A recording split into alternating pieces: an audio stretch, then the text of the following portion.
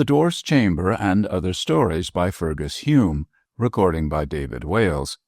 Story 1, The Dwarf's Chamber, Chapter 1, The Fiddler. Oh, twice I met with fairy folk, all in the cold moonshine. With them I skipped beneath the oak, and quaffed their fairy wine. But I have dreed my weird lang syne, because I sinned a deadly sin. They laid a curse on me and mine, and gifted me with dwarfish kin. The railway is responsible for the transmutation of sleepy villages into noisy manufacturing towns, of picturesque inns into gaudy hotels.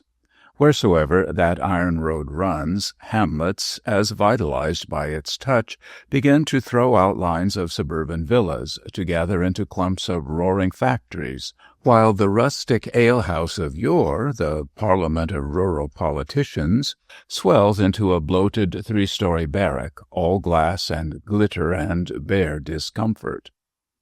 The portly host doffs his apron for the smart vulgarities of a publican, and trim Phyllis, changing sex and attractiveness, shrinks to a lean, black-coated, white-cravated scarecrow, avaricious of tips and servile in demeanor. This may be progress, but it is neither beauty nor comfort, and in stirring up medieval sloth to modern activity, laudable though the task may be, the utilitarian spirit of the age is apt to overlook the claims of eye and soul to lovely sights and artistic suggestiveness.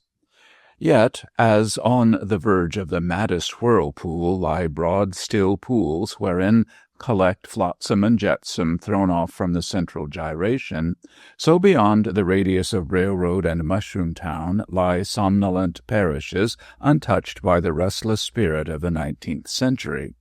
Here may be found the pleasant hamlets of old time, huddled in a confusion of picturesque houses round the square-towered church, grey and solemn.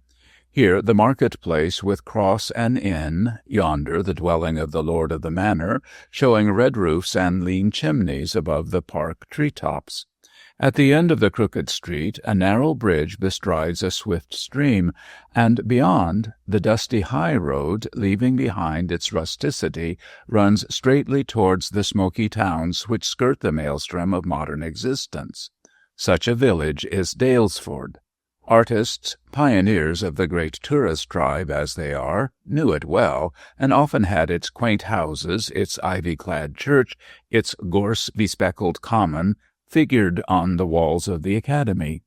So sleepy, so peaceful, so idle it was, that here, if anywhere, Thomson might have built his pleasant castle of indolence. Buried in fertile pasture lands 30 miles from the nearest railway, Daylesford was lamentably lethargic, and heard, as in a dream, the tumult of the century roaring far away. Notwithstanding its proximity to the high road, it did not seem to recognize that it was its bounden duty to increase its houses, to multiply its population. Not a single dwelling had been erected there for the last half-century, and its rural population was limited still to 300 souls, inclusive of the surrounding farms, as in the Middle Ages. No battles had been fought in its vicinity, no great man had sprung from its inhabitants, no industry of lace or cloth or straw-weaving was peculiar to the place. In a word, Daylesford was, to all useful purposes, dead, and no artist in love with its somnolent beauty ever wished it to be alive. Against the high road near the bridge stood the Lanro Arms, a quaint little hostel dating from the days of the Stuarts, and now presided over by Mistress Sally Ballard. She, a comfortable old spinster, round and rosy as an apple, was dubbed mistress out of courtesy to her age and respectability. A famous housewife was Mistress Sally, learned in pickling and baking and brewing, and her inn was scrupulously clean and eminently comfortable. Here one slept in low-ceilinged rooms with diamond-paned casements, wherein were set pots of mignonette and balsam. Here the sheets smelt of lavender, and the breakfast-table was set forth with freshly caught trout, rich cream, and the sweetest of home-made bread. 3 maidservants and an ostler formed the staff of this unpretentious hostel, and these Mistress Sally governed with a rod of iron. But she was a kindly creature, and her rule was beneficent. Hither in the evening came labourer and farmer to taste the ale for which the Lelanro Arms was famous. They sat in high-backed settles with their tankards before them, and discussed such scraps of news as came from the outside world until it struck 10, when Mistress Sally, with many a laugh and jest, bundled them out, so that they might not infringe the respectability of her house by keeping midnight hours. The parish clerk, the verger, the steward from Lelanro Manor, even the parson himself, knew that mellow tap-room and the smack of the home brew. Painters in search of the picturesque stayed at the hostel of Mistress Sally and sketched its whitewashed front, its high red roof, the twisted stack of chimneys, and those rustic casements opening on to the village green. Once a lean and hungry poet came, who abode a week in the best bedroom, and then decamped without paying his bill, save in the following jingle. O Mistress Sally, ask me not in kingly gold to pay my shot, for I have fallen on evil times. But lest you should be harsh and wild with one who is the Muse's child, I pay my debt in lordly rhymes. Over which sufficiently bad verses Mistress Sally laughed till the tears bestreaked her ruddy cheeks, and framing the lordly rhymes, she had them hung up in the bar parlour. Had the lean poet appeared again, he would no doubt have been permitted to pay a second bill in the like coin. I'm sorry for the poor creature and his bits of verse, said Mistress Sally, with a large-hearted geniality. At the sunset hour she stood under the porch, looking across the green to where the bridge spanned the stream. Already in twos and threes, with uncouth salutations, the customers of the Lelanro Arms were passing within, and from the windows of the tap-room glimmered the flame of the early lighted lamps. Shrill-voiced children played round the old stone cross, but Mistress Sally, heedless of their noisy pranks, stared at the gables of the distant manor-house as they loomed menacingly against the clear evening sky. She had been a still-room maid in the service of the Lelanros, and, as was natural, took a deep interest in the family. What she was thinking of it is impossible to say, but she pursed her lips and wrinkled her brow in a manner which, to those who knew her, betokened unpleasant thoughts. "Better if you were burnt down," murmured the landlady, apostrophizing the distant mansion. "The fairy curse is on you and yours, though none know it but me. This somewhat recondite speech, which hinted at family secrets, was interrupted by a merry whistle. Across the bridge stepped a tall stripling, with the tune of Garryowen on his lips, and straightly he bore down on Mistress Sally, who had already smoothed her brow to a hospitable smile. That amiable greeting took a yet more approving twist as she saw before her as handsome a young man as ever had crossed the threshold of her inn. Mistress Sally was no acidulated spinster to scorn the male sex on the sour grape principle, and in her own heart she secretly admired a strapping lad with a well-looking face. She had no fault to find on this score with the newcomer. He was over the middle height, with a well-knit figure, an aristocratic and rather haughty countenance, but there lurked a twinkle in his dark eyes which did away with the reserve impressed on lip and brow.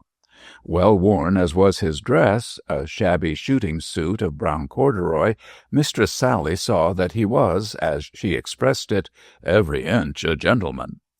And notwithstanding the bundle on a stick over his shoulder and the fiddle under his arm, she acted on her first impression and addressed him accordingly.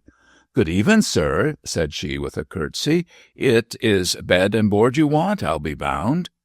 "You're right there, ma'am," replied the wayfarer, taking his seat on a bench and placing bundle and fiddle beside him.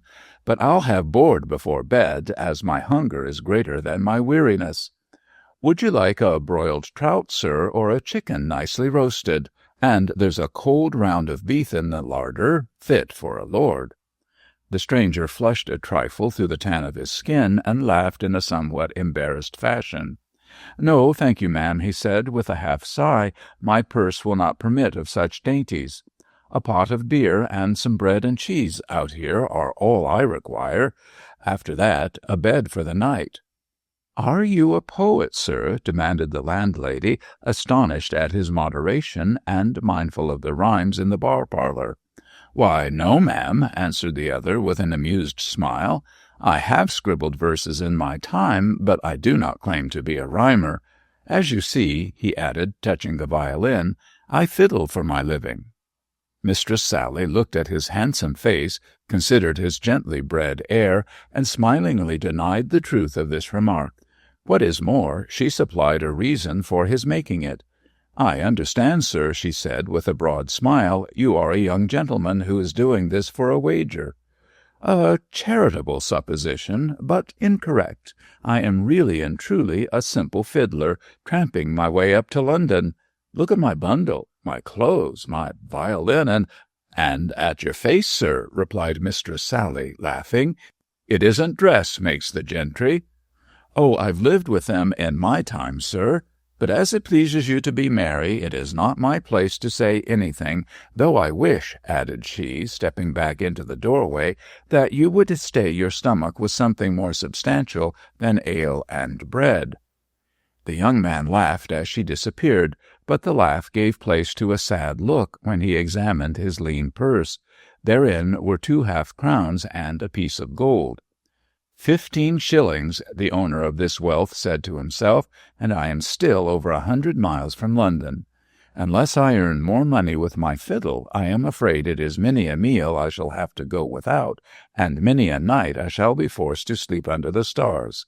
Well, who cares? I am young and healthy, and after all there is something pleasant in this bohemianism. He spoke in a refined manner, and his speech and accent betrayed education. That so apparently gently nurtured a young gentleman should be tramping the country had puzzled more heads than Mistress Sally's. In spite of his denials, the rustics persisted in attributing his ragged attire and fiddling propensities to eccentricity, and they firmly believed that he had plenty of gold on his person, wherewith to ride in a coach and dress in gay raiment, were he so minded. At every turn this greatness was thrust upon him, till he grew weary of insisting upon his poverty and humble birth. "That old lady is as sceptical as the rest," said he, reclining full length on the bench to rest his weary limbs. "She thinks also that I am a lord in disguise. Well, who knows? It may be so, though I am ignorant of birth and title and wealth. He added, catching sight of the sign, "that is a queer picture." One of the numerous artists who visited the inn had painted the sign, discharging his bill, as had the poet, by means of his art. The scene depicted was a stormy sea, whereon tossed a cockle-shell boat. This held 3 figures, a lady with outstretched arms standing up in the stern, a dead man lying in the bows, and midway a rower toiling at the oars. In the distance a lurid sunset flamed behind the gaunt towers of a castle. Beneath this mysterious picture was written, "The Lelanro Arms," and 4 lines of verse which could not be deciphered by the fiddler owing to the gathering darkness. It was an odd picture to swing before a village inn, and required explanation. His attention was drawn from the sign by the reappearance of the landlady with his supper, to which she had added a small meat pie. Seeing him colour at the sight of this addition, Mistress Sally hastily disclaimed any wish to offend. "Be sure," said she in a kindly tone, "a lad like you needs good food after a long walk. You must eat well for health's sake, sir." "Very good, ma'am, but if I can't pay for my appetite—" "Why, then you can give us a tune on your fiddle. I dearly love a country dance, Mr. "Warwick, ma'am, Algernon Warwick," said the stranger, smiling at her simple craft, "and I'll give you a tune with pleasure when I finish my supper." This he did, greatly to the delight of the taproom topers and the children on the green. No great hand at holding her tongue, Mistress Sally had already hinted her impression that the fiddler was a gentleman on the tramp out of sheer love for adventure, and every one was agog with excitement to hear what tunes this lord in disguise, for some foolishly imagined as much, could draw from the strings. Warwick proved to be a veritable magician of the bow, a strolling Orpheus, and moved their heartstrings by the magic of his melodies. How that fiddle talked and cried and laughed and trilled, only those who were present could tell. Mistress Sally nodded benignly on the porch and tapped her foot to the air of Chloe, Come Kiss Me, or sighed when she heard the sad melody Jenny flouted Jessamy. Then again he played brisk country dances, to which the delighted children footed it merrily. Anon he changed to a minor key, so mournful that the wine-bibbers within shook their grizzled heads over their cups, and finished with a wild Hungarian dance which stung slow bucolic brains to unaccustomed excitement. "A brave fiddler," said Mistress Sally, when he laid by bow and instrument, "and mind ye, a gentleman born, or I'm no true woman." Chapter 2. A Family Legend. The Daylesford folk had a reputation for credulity, and certainly deserved it in this instance. Pleased with the fiddling and looks and pleasant manner of Warwick, they were disposed to believe implicitly in any tale he chose to tell them. He, knowing the value of silence, held his peace, and let Mistress Sally say what she would, and as the foolish woman was firmly convinced in her own mind of his gentility, she soon promulgated this belief amongst the rustics. By dawn a fine crop of stories had sprung up round the personality of the tramp, and the gossips told one another that he assuredly must be an eccentric young nobleman in disguise. For the nonce the golden age was come again, and the Olympians walked familiarly among mortals. Mistress Sally, whose naturally shrewd wits had been sharpened by contact with town-bred servants, did not go so far as to dub her guest a lord. Nevertheless, she saw in him a man of birth. That he fiddled round the countryside was no bar to this belief, as she well knew that gentlefolk were eccentric, and, not unnaturally, wearying of their grandeur, condescended at times to mix with the common herd. Hence, hopeful that Warwick would confess his freak before he left the Lelanro Arms, she gave him a bedroom far beyond his purse, and the next morning set before him as excellent a meal as could be cooked. Warwick, who had descended in the expectation of a repetition of the bread and ale supper, expostulated vainly against this hospitality being thrust upon him. "I can't pay for these dainties, ma'am," said he, when the landlady pressed him to take a seat at the well-spread table. "I have only 15 shillings and a fiddle in the world." "No doubt, sir," replied Mistress Sally, nodding meaningly, "but if you wanted a score of pounds at a pinch, I dare say your friends in London—" "I have no friends in London. I have no friends in the world. Why will you persist in ascribing to me a greatness which I do not possess? If I eat your goodies and don't pay for them, you'll have me put in the stocks for a vagabond." "Lord forbid, Mr. Warwick," said the startled Sally. "Sit down and eat, sir. If you can't pay, it won't ruin me, and after all, you're too young a lad to go tramping on an empty stomach. Eat well, sir, and pay your bill with a tune on your fiddle. I've had worse payments in my time," finished she, thinking of the poet's rhymes, which were certainly less congenial to her than the heart-stirring strains of the violin. "Well, ma'am," said Warwick, taking his seat, "I accept your offer, but never did I expect to meet with such kindness in the world. I might starve in London before anyone would give me a crust of bread." "Dear heart," cried Mistress Sally, patting her breast, "what wicked people! Why not stay here a week, sir, and fiddle to the lads and lasses? They'll give you a trifle for your work, I'll be bound, and the bill at the Lelanro Arms won't drain your purse, I promise you." "It's very kind of you, dame, but I must push on at once. There is somebody waiting for me in London who may do me a good turn, although," added he sadly, "I am by no means sure of his good will." "Your father, no doubt, sir." "I have no father, no mother. I am an orphan," responded the young man with a sigh. "But there," he added hastily, "let us talk of other things. My story is too common to be worth the telling." Thus balked of her curiosity, Mistress Sally swallowed her disappointment as best she could, and proceeded to retail the local news. Of this she was well informed, as the inn was a rural ear of Dionysius, into which was breathed all the scandal of the neighbourhood. "Lord Lelanro and his mistress Celia are up in London," said she. "He is the owner of the land hereabouts, and she is his granddaughter, a fair and kindly young lady." "Heiress of the estates, no doubt?"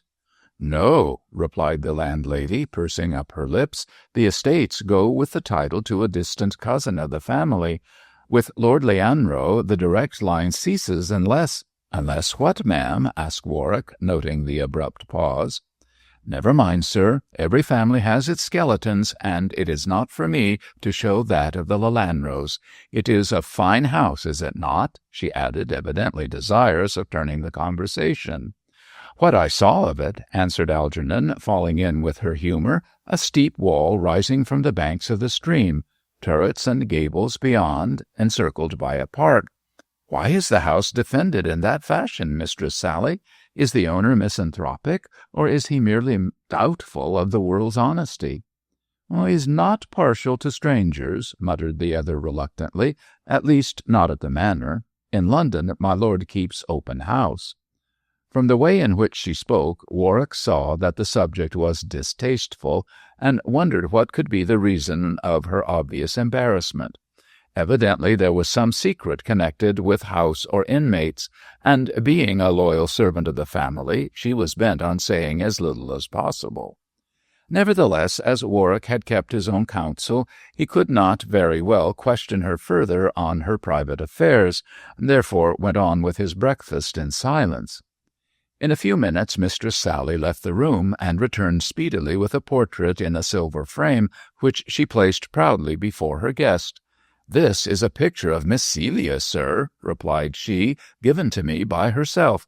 Isn't she a beauty, Mr. Warwick?"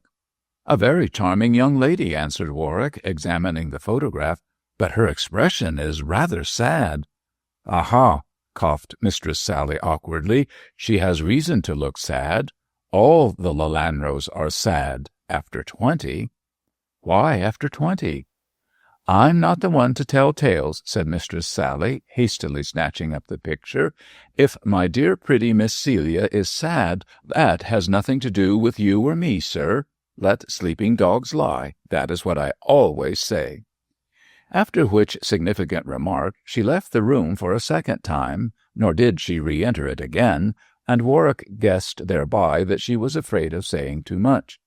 Indeed, her hints had already roused his curiosity, and he burned to know the meaning of this ambiguous talk. The sadness which came to the Lelanros when they reached the age of 20 years, the steep wall overhanging the swift stream, the remark anent the failure of the direct line with the unspoken reservation, all these things stimulated the desire of the young man to know more of the manor house and of the family who dwelt therein. However, his own immediate affairs soon withdrew his attention from such unnecessary matters. He weighed his lean purse, counted and recounted the 3 coins, and sighed to think that he must part with one of them for the discharge of his night's entertainment.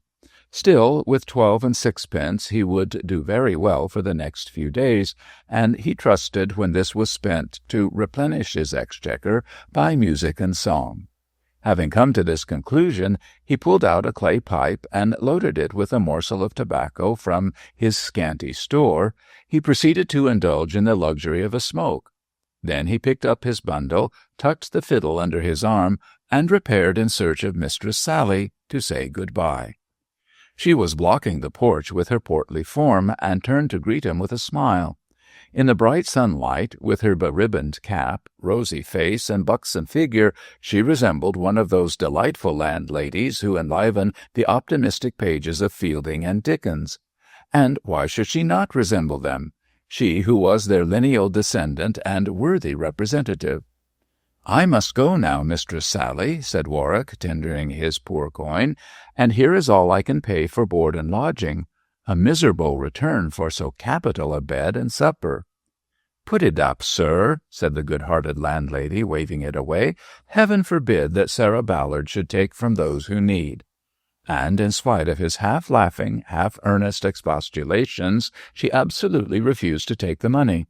Nay, more, she handed him a small parcel of provisions for his midday meal, with a rubicund smile of goodwill and kindly hospitality. "You'll be hungry at noon," said she, forcing this into his hand, "and here's a meat pie and bread and cheese and ale in there. And maybe, sir, you'll find a trifle of tobacco," she added with a shy smile. "I see you spoil those white teeth of yours by smoking." Warwick had never before experienced such kindness, and was so deeply moved that he hardly knew how to thank the hostess. However, he managed to stammer out a few words and shook her heartily by the hand, a salutation hardly relished by the buxom landlady, who would have turned her rosy cheek willingly to the lips of so handsome a traveller. "If ever I become that which you take me to be," said he earnestly, "you may be sure I shall return to thank you in other ways than mere words."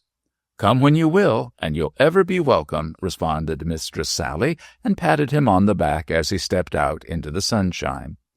The fiddler would have moved away at once, for it was already late in the morning, when, looking up to note the weather tokens of the cloud-dappled sky, he again caught sight of the queerly pictured sign creaking overhead. Curious to know the meaning of the representation, he asked Mistress Sally to afford him an explanation, which she did, nothing loath to retain him longer by her side. "That picture, sir," replied Mistress Sally with unconcealed pride, "was painted by a gentleman who is now great. I have been offered no end of money for it, Mr. Warwick, as his name is signed to it, and that makes it valuable." "But the meaning of the picture?" "Read the words, sir, and see what you make of them." Warwick mounted on the bench and had no difficulty in deciphering the following quatrain. "To those false lords my crown I gave, now they would have my head, I ween. Be leal, Andrew, for I, my knave, be leal, and row to save your queen." "Those words describe the picture," said Mistress Sally when he stepped down. "It is the beginning of the Lelanro family. On the other side of the sign, Mr. Warwick, you will see their arms, a boat on a sea with the motto, 'Be leal and row.'" "What is the story, ma'am?" asked Algernon, sitting down on the bench. "When the Queen of Scots fled from her enemies," said Mistress Sally, with the air of one repeating a lesson, "she came to the banks of a river, hard pressed by her false lords. One serving man had she with her, and urged a ferryman called Andrew, who dwelt on the banks, to put her and her serving man across to where her friends were gathered. The ferryman, hearing she was the queen, told her on his knees that he was known as Leal Andrew for his devotion to the house of Stuart, and gladly took her in his boat. Halfway across the stream, the false lords came to the bank and shouted to Leal Andrew that he should give up the fugitive queen. Her friends on the further side implored him to be no traitor to his lawful sovereign. Leal Andrew rowed hard to save the queen, but the serving man, a traitorous knave, tried to upset the ferry-boat so that the queen might fall into the power of her enemies. But Leal Andrew killed him and again took to the oars, whereat Mary of Scotland cried, punning on his name, "Be Leal Andrew still, be leal and row to save your queen." She was landed safely and was saved, so the Lelanros took her words for their motto and their name. How did they rise from ferrymen to lords? The son of the Queen, James of Scotland, rewarded Leal Andrew for his devotion, and gave to him and his descendants the estates of Daylesford, which they have held ever since. "I don't quite understand the punning motto," said Warwick in a perplexed tone. "The Queen said Leal and Row, which was a pun on his name Leal Andrew, made by altering E into O in the last syllable. The family now spell the name Lelanro as you see it there." "Oh, a very interesting legend," observed Warwick, once more rising to his feet. "I suppose you tell it to everyone, Mistress Sally? The Lelanros are a fortunate family." "Ah," sighed the landlady, "they have had bad luck to balance the good. If Leal Andrew brought a blessing, his son brought a curse, which still endures."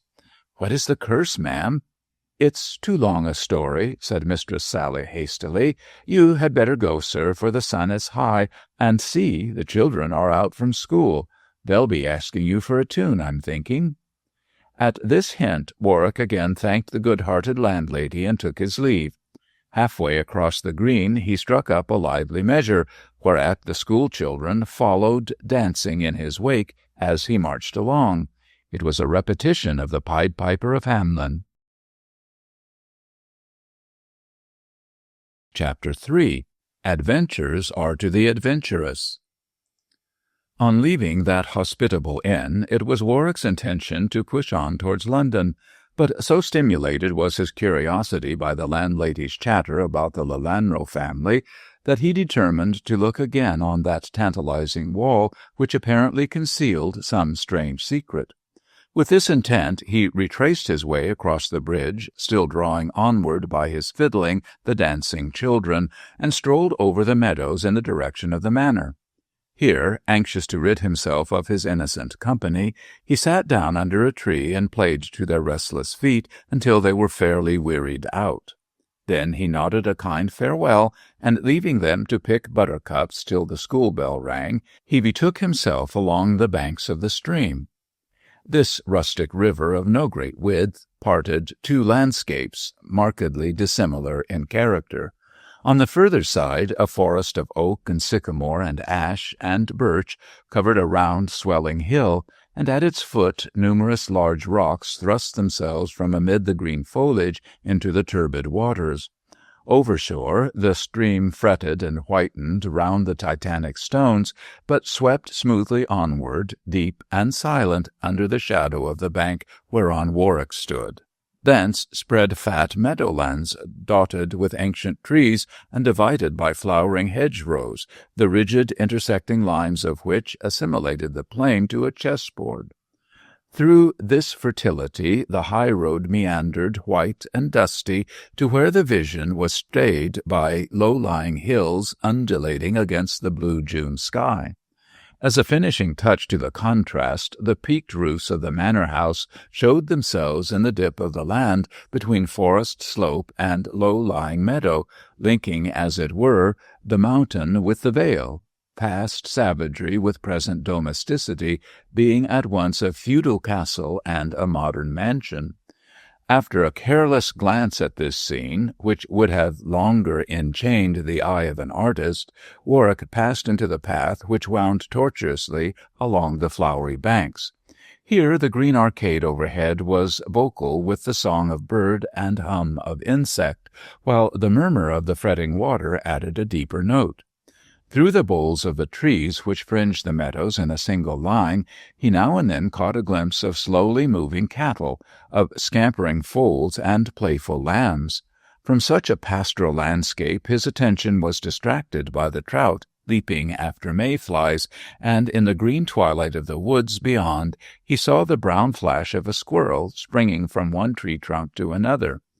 Across the stream flitted glittering dragonflies and droning bumblebees, while aloft swallows whirled hither and thither, and from the arching blue rained down the music of an invisible lark. The peaceful beauty of the whole stole imperceptibly into the heart of the wayfarer, and for the moment he questioned whether it would not be wiser to accept the offer of Mistress Sally and make music for the villagers than to tempt the blows of fate in far-off toiling, moiling London. Here I could be happy, thought he, leisurely strolling onward. No care, no trouble, no dread, only rest and comfort and infinite peace. Merely with a violin and an ambition to be a musician, it is madness to go to London, where I would be but a drop in the ocean. That man of whom my father spoke may not be disposed to help me, and then what should I do? I, with no friends, no money, with not even a name, a waif, a tramp, a bastard for aught I know, yet it would be ignoble to rest in my present ignorance of birth and position. At this stage of his musings the path rounded a curve of the river, and began to slope gently upward. The gables of the manor house were now close at hand, and Warwick, mounting the declivity, found himself able to command a fine view of the whole building. Surrounded on 3 sides by the woods, its mass lay directly on the verge of the stream, which here flowed ominously swift under a cyclopean wall. From the waters, sullen in their gloom, these gray stones, looking massive enough to resist cannon, rose abruptly for close on 20 feet. Not a loophole, not a window, not even a chink was to be seen in its stern front, and the whole length was draped with dark green ivy, which accentuated its forbidding appearance.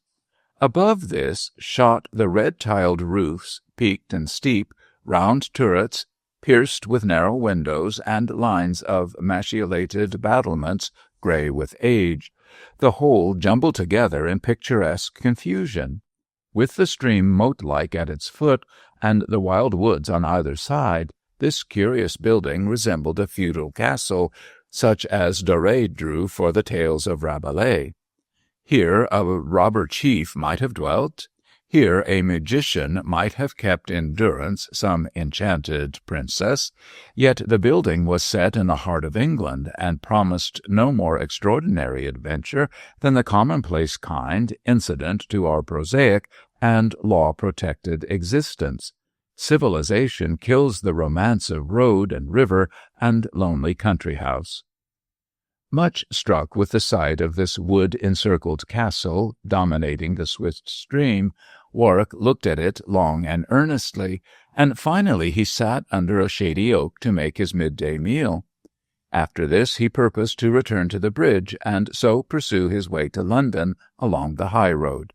Despite the romance of the place, which engendered dreams and set strange melodies floating through his brain, Warwick was too young and healthy to neglect the food provided by Mistress Sally. He finished the meat pie and the bottle of ale, reserving the bread and cheese for his supper. Then, throwing himself full length on the soft grass, he smoked luxuriously, and eyed wall and turret and gable through the blue clouds which rolled from his pipe. Seen through so misty a veil, the mansion became enchanted, and in the glamour of his dreaming brain it was less a common country house than a castle of faery. "I might be heir to a mansion like that," thought the romantic Warwick. "Everyone seems to take me for a gentleman, so why should I not be one? I was born in the humble booth of a fair, it is true, but my father could never discover his place of birth, and how can he expect me to learn it from this?" The reference was to a slip of paper which he took out of his pocket-book. Thereon was written a name and a date, the name Algernon, the date December 24, 1857. "My father said the secret would be solved by this," murmured the youth, "but though I have pored over it for hours, never have I been able to gain a hint of its meaning. It may be a cryptogram, a rebus, a cipher, a Chinese puzzle, for all I know, but a name and a date are poor material for a man to trace his progenitors." He replaced the precious paper which contained his future in the pocket-book, and, leaning his elbow on the grass, he continued to soliloquize aloud. "My father's friend in London may reveal the truth, but it is hardly likely. If he would not tell my father, he certainly will not tell me. Perhaps he cannot. But at all events I'll see this Ballard as soon as I set foot in London. Ballard," he added, starting up. "Why, that is the name of the kind landlady. I wonder if she is any connection of my town friend. What a fool I was not to inquire. However, it's not too late. I'll return for the night to the Lelanro Arms and question her closely." This suggestion of the Lelanro Arms turned his thoughts toward the family of that name, and to the hints given by Mistress Sally concerning a mystery connected with their mansion. 1,000 fancies haunted the imaginative brain of Warwick as he stared at the menacing wall, and he wondered greatly what mystery could be concealed behind it. Stories occurred to him of great families cursed with secrets engendered by the evil doings of former generations, secrets so terrible that they drove all cheerfulness from the heart and banished all smiles from the face. No one knew what these secrets might be, yet they tortured the heart of many a proud noble and long-descended squire, From what he had heard and seen, it would appear that the Lelanros concealed some such indefinable horror in house and heart, which blighted the existence of all who bore their name. Mistress Sally hinted as much, and the mighty wall, so out of keeping with the law-protected security of an English home, confirmed the hint. Dominated by the thought, Warwick no longer beheld in the mansion a castle of faery, but a blood-stained house, groaning under a curse. From the past came forth a power to render it infamous and desolate. No smile was on the lips of its lord, no stranger was admitted within its gates, and it loomed across the stream, deadly and sullen. Accursed to the inflamed fancy of this lad, as ever was the dwelling of Atreus. Blue was the sky above it, green were the woods around it, and limpid the stream that sparkled under the lichened wall. Yet to Warwick it scowled an abode of evil, a haunted mansion of crime and desolation. In the bright sunshine he shivered at the thought of what tales these hoary walls might tell, were they gifted with speech. To dispel so gloomy a mood, he hastily seized his violin and improvised a merry air, which was more in keeping with the glory of that summer day. The notes chased one another in airy flight, and trilled like a choir of birds. Into the musician's soul nature poured the suggestion of her fecund beauty, and under flying bow and lithe fingers the strains echoed through the warm air like the melodies of light-tripping fairies. It was no passionate love song, no melody begotten by the thought of human pain and grief, but an elfish carol, heartless and beautiful as nature herself. She was the inspirer, and passing from the soul of her interpreter to the instrument, she rendered herself audible in silver cascades of hurrying notes. The voice of the stream, the trill of the lark, sigh of wind, and rustle of leaves were all blent in the magic strain, which rose and fell fitfully with joyous gladness. In the interval of a brilliant passage, Warwick paused with a look of wonderment on his mobile face, for in the distance sounded a sweet voice, mocking the cadences of his instrument. Pure and silvery as the note of a bird, it rippled from over stream, and he became aware that someone was singing in emulation behind the ivy-clad wall. To test the truth of the echo, he hastily improvised a sparkling run and paused. The unseen singer took it up and executed the whole passage with faultless precision in clear-sounding notes.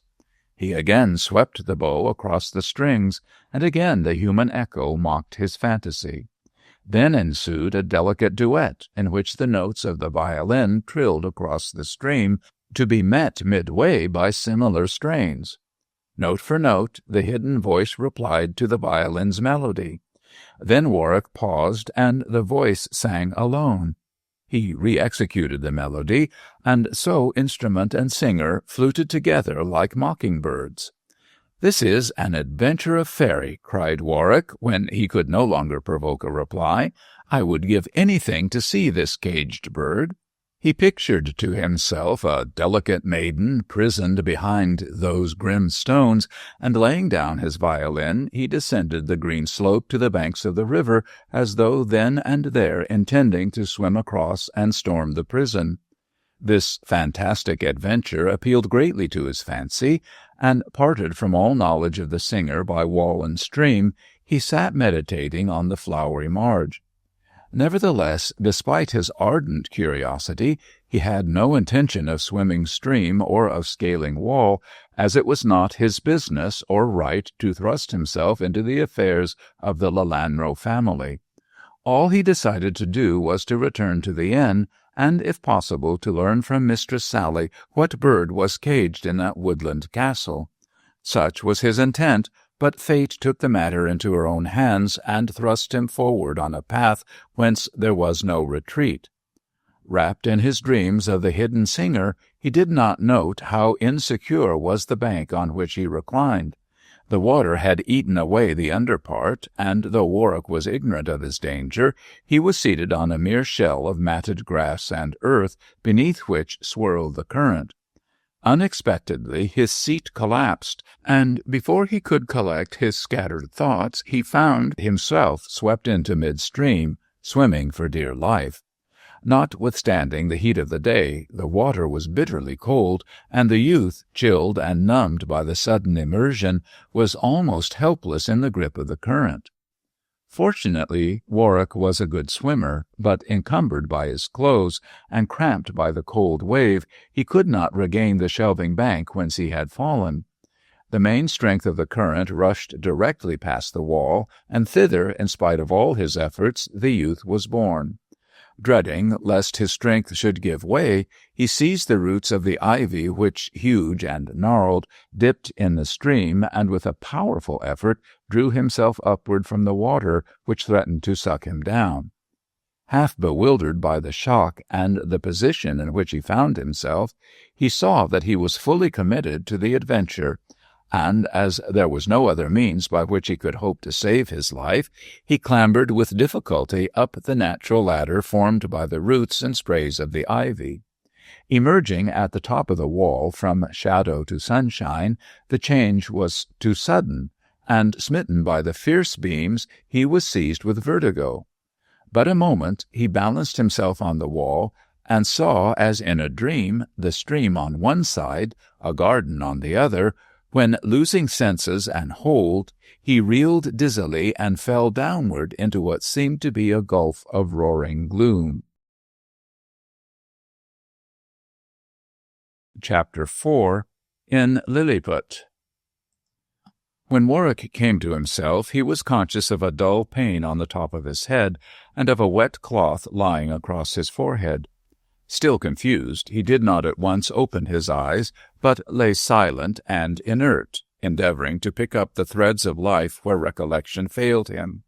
His soul, lately on an excursion into the unknown, whence it had brought back no report, reunited itself to the body with a sudden shock which thrilled his frame with pain and dread.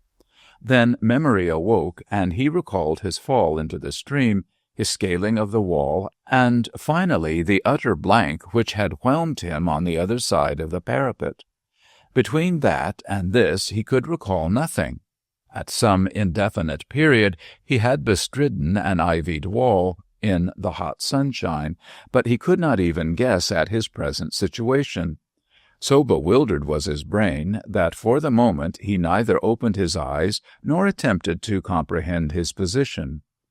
While thus lying dead and buried, as it seemed to him, for he had no feeling of contact with the actual world, a sweet voice began piping a song in low tones. It was the same singing he had evoked with his violin, but now shrilled delicately, as though the vocalist were afraid of rousing him from slumber. As in a dream, he heard the voice shape itself into song.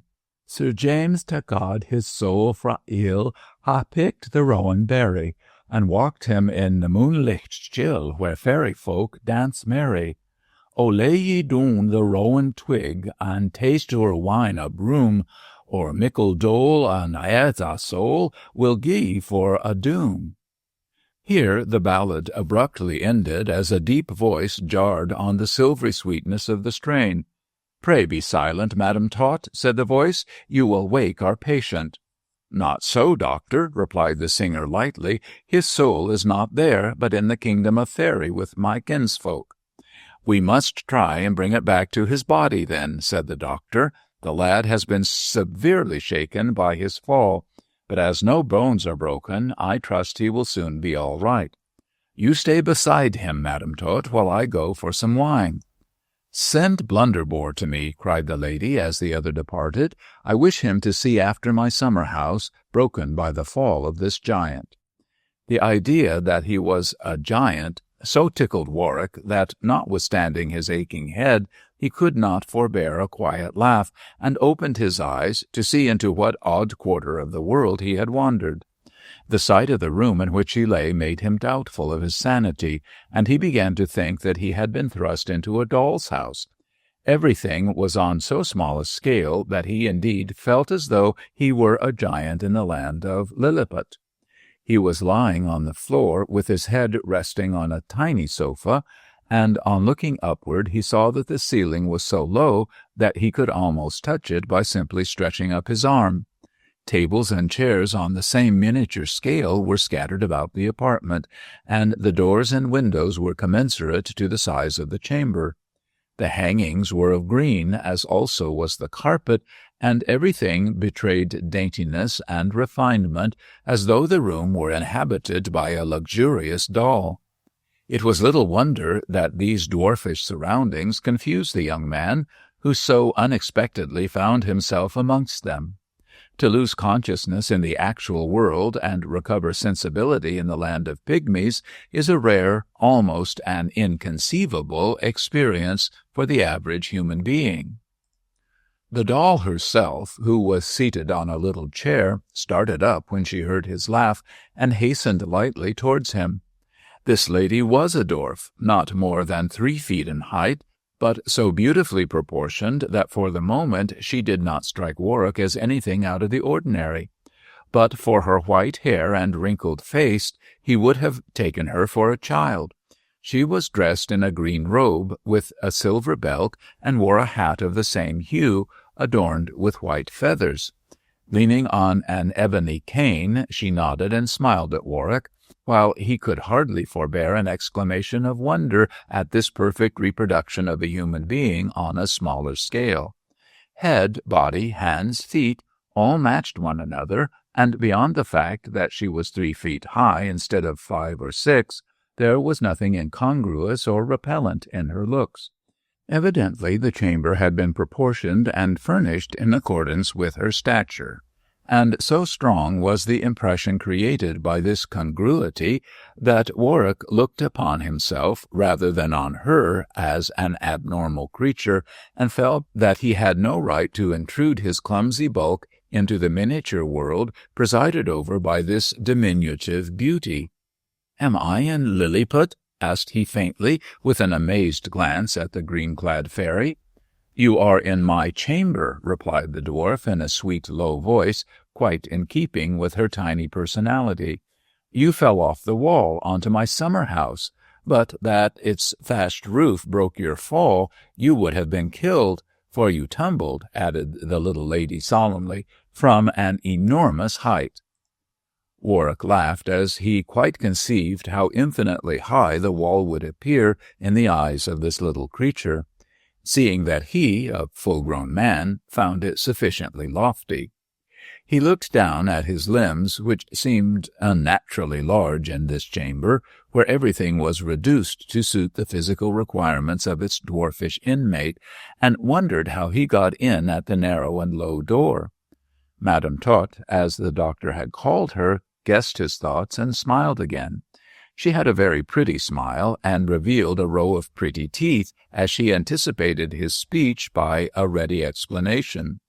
"Blunderbore found you, sir, and it was Blunderbore who put you into my room at my request." "Who is Blunderbore?" demanded Warwick, with a vague recollection of some nurse's story. "He is my guardian here," replied the lady in a dignified tone, "and I call him Blunderbore because he is so tall and strong. But his real name is Simon." "Is he coming in here? I heard you tell the doctor to send him." Madame Tot threw up her tiny hands and shrieked in a horrified manner. "My dear young man, Simon couldn't get inside that door. He's much over 6 feet in height. It was as much as we could do to get you in." "Why didn't you leave me in the garden, then?" "Because I wanted you in here," replied the dwarf in a peremptory tone. "You have surprised a secret, sir, and you shall not leave this place until the will of my brother is known." "But, Madame Tot," expostulated Warwick, remembering that she had been so addressed. "Madame Tot, you rude person!" shrieked the lady, stamping a tiny foot. "How dare you call me by that odious name? I am Miss Selina Lelanro." "And your brother?" "Is James, Lord Lelanro. You must call me Miss Lelanro. And now, sir, what were you doing on my wall? No evasions, no lies, no fictions," cried she sternly, "or I will order Blunderbore to throw you into the river again." Thus warned, Warwick was about to attempt an explanation when the door opened and a large head, framed in red hair and red whiskers, filled up the opening. The owner was evidently kneeling in the passage outside, and, unable by reason of his bulk to enter, adopted this mode of learning the commands of his dwarfish mistress. This apparition of a head belonged, as Warwick rightly guessed, to the redoubtable Simon, alias Blunderbore. "Oh, Blunderbore," said Miss Lelanro, tripping forward, "go and see after the roof of my summer-house at once." "Yes, Madam Tot." "Miss Lelanro, you oaf." "Yes, Miss Lelanro," replied the head submissively. "And what about the gentleman? Am I to throw him into the river again?" "You've been listening, I see, Blunderbore," said the dwarf disdainfully. "No, you are not to touch him. I shall attend to him with Dr. Price. But get the blue room ready, as he will stay there till Lord Lelanro returns." By this time Warwick guessed that he had surprised the secret of the Lelanros. Some hereditary taint in the blood produced at intervals a dwarf in the family, similar to the little being who now stood beside him. On account of their deformity, these poor creatures, suffering through no fault of their own, were shut up within the high wall, and the outside world was ignorant of their existence. Warwick recalled the hints of Mistress Sally, and he no longer wondered that a cloud rested on the faces of the Lelanro family. To have such abnormal creatures prisoned in their country house was quite sufficient to weigh on their spirits, and Warwick thought how many dwarfs, born to solitude and disgrace, had inhabited this tiny chamber. He expected that, alarmed at the secret being known to a stranger, the servants who attended on the dwarf would not let him depart without the sanction of Lord Lelanro, and foresaw that until the owner of the house returned from London, he would be obliged to regard himself as a prisoner. The gigantic Simon, evidently chosen to prevent such invasions of the dwarf's chamber, was quite powerful enough to keep him there by force, and, moreover, there was the doctor to be reckoned with. Warwick wondered what manner of a man he would prove to be, and mentally considered how his story would be received. At this moment the head of Blunderbore vanished in a magical manner, and Miss Lelanro tripped back to the side of her unexpected guest with a resolute look on her elfish face. "Now, sir," said she, with an imperious tap of her ebony cane, "what is your name?" "Algernon Warwick." "What are you, Mr. Warwick?" "A wandering fiddler." "Oh," cried the lady, "it was you, then, who played this morning?"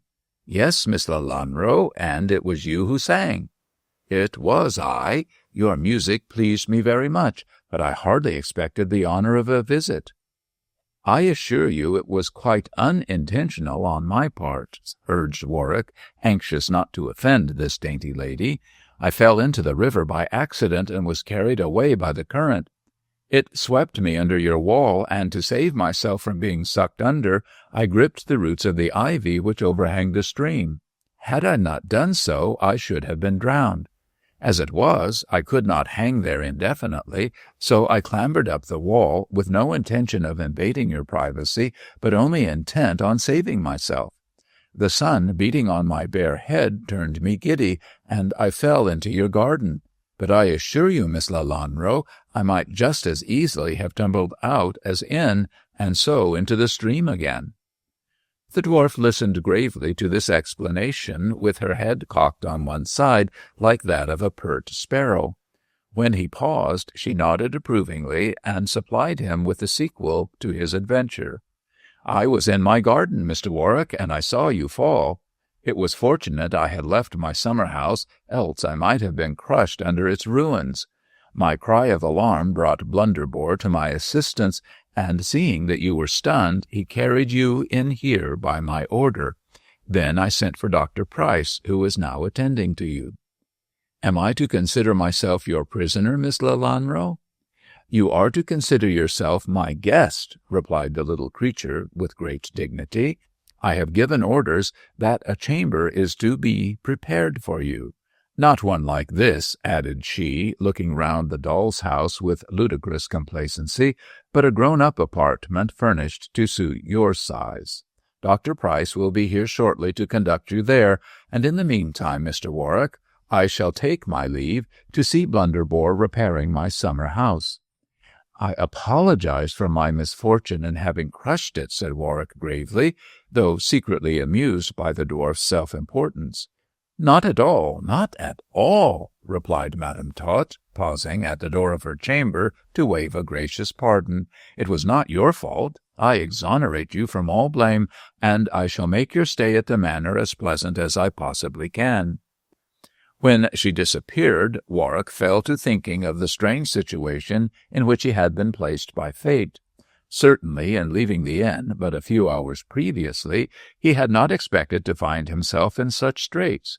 Here he was in the secret portion of the Lelanros house, in possession of a knowledge which they jealously concealed from the world, and he wondered how the head of the family would deal with one who innocently had unmasked the curse which was their hereditary burden. From these considerations, which were somewhat unsatisfactory, Warwick's thoughts reverted to his violin lying under the oak tree beyond the stream, and he resolved to ask Miss Lelanro to have it brought hither by Blunderbore. It would at least solace his captivity, and, moreover, as the dwarf was fond of music, he could hope to entertain her on occasions. At this point of his reflections, Dr. Price entered the room. Though not a dwarf, he was considerably under the stature of the average human being, and had no difficulty in penetrating into the chamber. A mild, benign face he owned, with kindly eyes and a white beard, yet he was so lacking in ordinary comeliness that he resembled some gnome king, the father of the dwarfish fairy in green. With slow steps he advanced towards Warwick and presented a glass of wine. "Drink this, Mr. Warwick," he said, placing it to the young man's lips, "and then come with me to your room." "You know my name, doctor." "Madame Tot has just told me your name and story," replied Price, stroking his beard. "Your entry here was purely accidental, yet none the less regrettable on that account. But we will talk of these things later on. Meanwhile, leave the chamber of Miss Lelanro and come to your own quarters. Your head still aches?" "Very badly, and I feel rather sick." "Aye, aye, a sleep will do you good. Bend your head, Mr. Warwick, and your shoulders also. Remember," added the doctor, smiling as he assisted the young man to leave the room, "you are in the kingdom of Lilliput." Whether it was a recurrence of his former vertigo, or that Price had put an opiate in the wine, Warwick did not clearly know, but at the door of the chamber his senses again left him, and his last recollection was of being picked up like a child by the gigantic Blunderbore. Chapter 5. The New Gulliver. Wiseacres, who are merely simpletons in disguise, are fond of declaring that romance is a thing of the past, although by so foolish an assertion they unwittingly nullify their claim to wisdom. Unable, by reason of their shallow understandings, to take in other than external evidence, they deem romance to appertain exclusively to courts of kings and picarooning expeditions, to require doublets and swords and masks, to necessitate haunted chamber, lonely castle, and picturesque inn, as though romance, which may be termed the miracle of circumstance, were not independent of wardrobe, scene, and conjunction of planets. Romance is as much with us today as ever it was with our forefathers, but less apparent to the eye, less insistent in thrusting itself athwart the current of daily life. It conceals itself under the mask of the commonplace. To him who seeks shall it be given. In the present instance, Algernon Warwick, by no means heroic in circumstance or requirement, found himself placed, almost against his will, in as romantic a situation as was ever conceived by poet or novelist. To say that a handsome youth, apparently a disguised noble, took shelter in a village inn, penetrated through a wild forest, and scaled the walls of a feudal castle to rescue an enchanted princess, is to treat the subject in the romance vein. To relate that a fiddling tramp slept in a wayside hotel trespassed on private property, and feloniously gained admission into a country house where he saw an undersized lady, is to tell the same story in plain words. Yet the one description is fitted for a fairy tale, while the other, similar in all respects, smacks of everyday life. In this way, when a story is related in plain prose, does your wiseacre refuse to credit it with the elements of romance? Nevertheless, romance it may be called. Warwick considered his adventure by the light of an imaginative brain, and far from scorning it as commonplace and prosaic, he adorned it with all the hues of fantasy.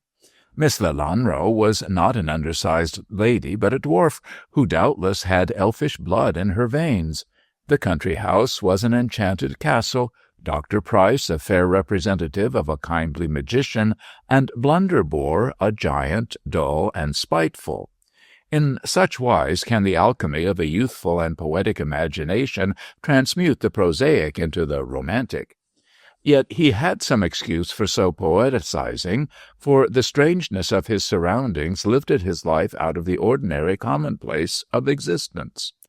The dwarfish lady was full of fancies concerning the reason of her tiny stature, and although Dr. Price, hardened man of science as he was, professed to explain the matter on physiological grounds, Warwick infinitely preferred the fantastic legend related by Madame Tot.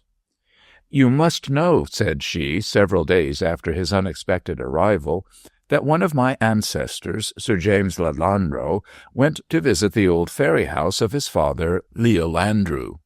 The hut was ruined and the boat gone, so unable to cross the river or to retrace his steps, Sir James wrapped himself in his mantle and lay down on the bare ground to sleep until morning.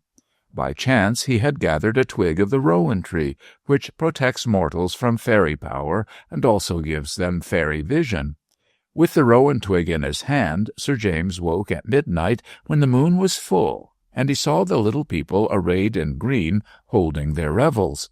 They danced and sang, and drank their wine of broom from goblets of gold fashioned by the gnomes. Not knowing that Sir James, by the magic of the rowan twig, could espy their solemnity, they paid no attention to his presence, but skipped merrily in the moonshine. Remembering the story of the Musgraves, one of whom thieved a crystal cup from the fairies, since called the Luck of Edenhall, which brought fortune to the family, Sir James thought he would steal a goblet also, so as to ensure a fair future to his race. With this idea he stretched out his hand and picked up a fairy cup lying on the grass. Then the little people knew that he saw them, and with furious gestures demanded back their golden goblet. Sir James refused to restore it, and as they were unable to harm him because of the rowan twig, the chief fairy pronounced a doom on him and his. "You have stolen our cup," said the fairy, "and for that we will steal a child from every generation of your family. It will be taken to fairyland, and we will leave in its place a changeling who will work woe to you and yours." With this speech the fairies vanished, and Sir James fell asleep. He awoke to find himself on the wet grass amid the ruins of Leolandro's hut, with the golden goblet firmly clutched in his right hand, and so took his departure from the spot. "Since then," said Madame Tot solemnly, "the little people have stolen a child from every generation of the Lelanros, and left in place of it a changeling. I am no Lelanro, Mr. Warwick, though I call myself one, for the real mortal is in fairyland, and I am the changeling." "You are then a fairy," said Warwick, smiling at the belief of the little creature. "A fairy without the power of one," gravely replied the dwarf in all good faith. "I am of fairy stature, I wear the livery of the little people, but my power is taken from me, and I shall work no spells till I return at the end of my mortal life to fairyland." "And what of the goblet which caused all this trouble? Does it still exist?" "No, a grandson of Sir James Lelanro sold it to supply the necessities of Charles Stuart when he was in need of money.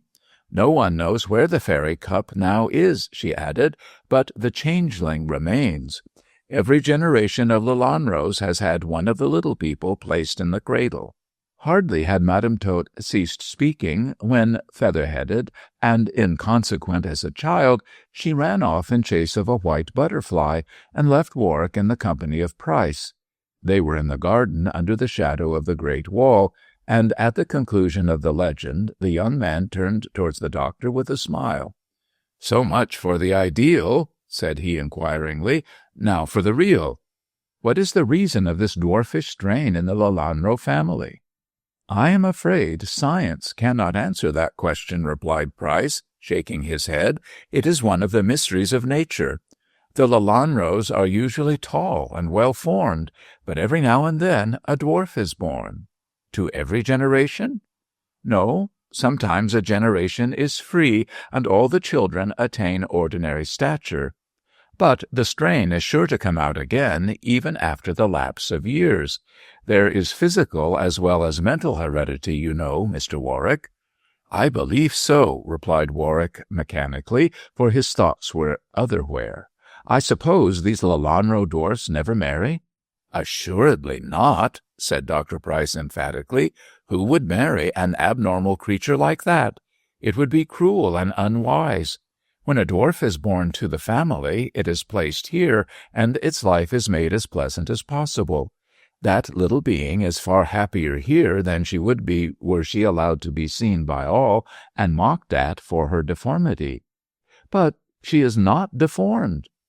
"Oh, not in the usual sense of the word," assented the doctor thoughtfully. "But her stature is against nature. Were she fully grown, she might be as hideous as Caliban, and yet be able to mix with her fellow creatures.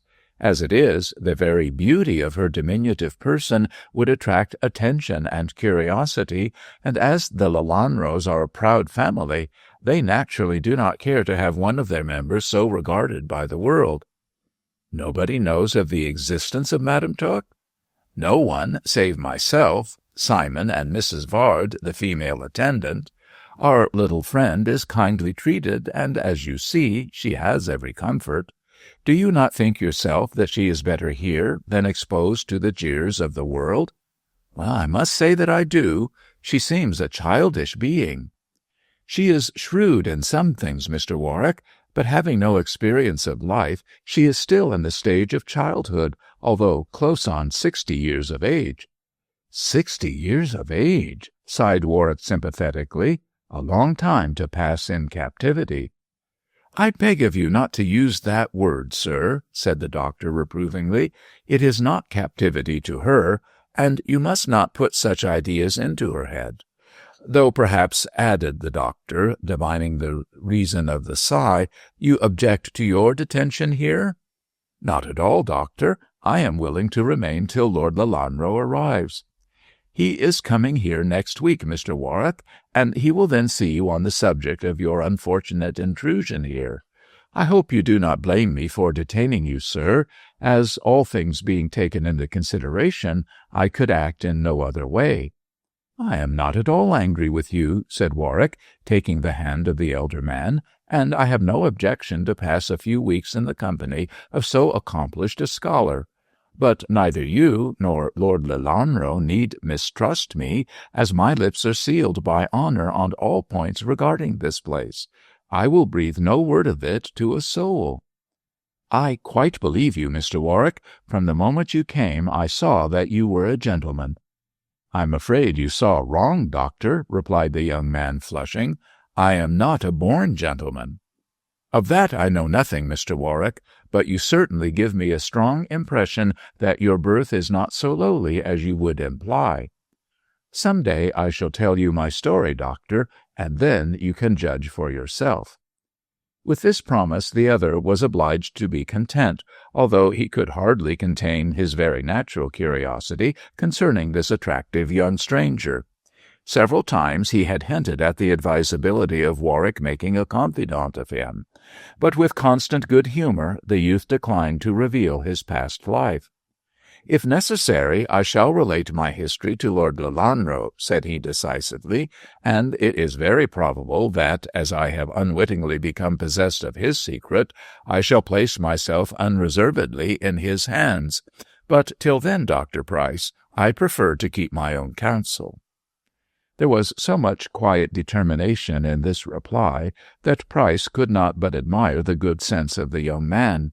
Notwithstanding Warwick's assertion of his humble birth, the doctor could not believe that one so refined in looks and manner could come of other than gentle blood.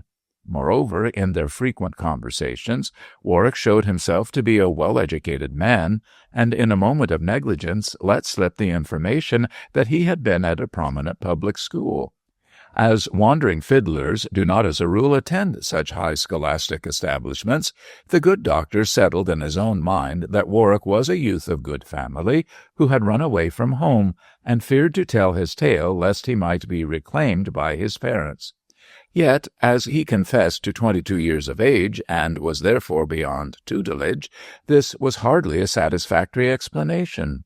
Nevertheless, in default of a better, it was accepted silently by Dr. Price.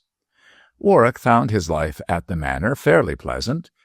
The domain of the Dwarfs was shut off from the rest of the house, and beyond the barrier so placed he was not permitted to go. The high wall along the river completely excluded strangers on that side, and heavy doors, stoutly barred, kept out prying servants from the interior of the mansion. Madame Tot, as she was usually called, had a suite of tiny apartments furnished commensurate to her size, but the rest of the wing appertaining to the enclosed dwelling was arranged for the accommodation of grown-up people. To Warwick was assigned a comfortable chamber, and he passed most of his time in the study of Dr. Price, or in the garden with Madame Tot for company. That garden amused and delighted Warwick. It was 3 acres in extent, and sloped gently from the house to the huge wall which overhung the river. Everything that art could do was done to make it a pleasant domain, but all was on a dwarfish scale, in keeping with the tiny stature of the mannequin. There were stunted trees of no great size, many low shrubs, and wide spaces of lawn, interspersed with brilliant flower-beds. Statues of white marble, fashioned like tiny dolls, stood on low pedestals. A miniature Venus smiled beside a shallow pool. A dwarfish Bacchus grasped an infinitesimal bunch of grapes, a pygmy Apollo bent a childish bow, and Hebe, less in stature than Madame Tot herself, proffered a doll's cup from her pedestal. The efforts of the designer of this miniature paradise had been directed towards a complete reduction of everything to a size in keeping with the tiny personality of the dwarf. Flowers, shrubs, trees, statues, summer-house, all were ideally small, and the high walls surrounding this pygmy paradise looked inconceivably high in comparison with the domain they enclosed. So rare a spectacle afforded Warwick no little pleasure. "Decidedly, I am in the kingdom of Lilliput," said he, on the first glimpse of this garden.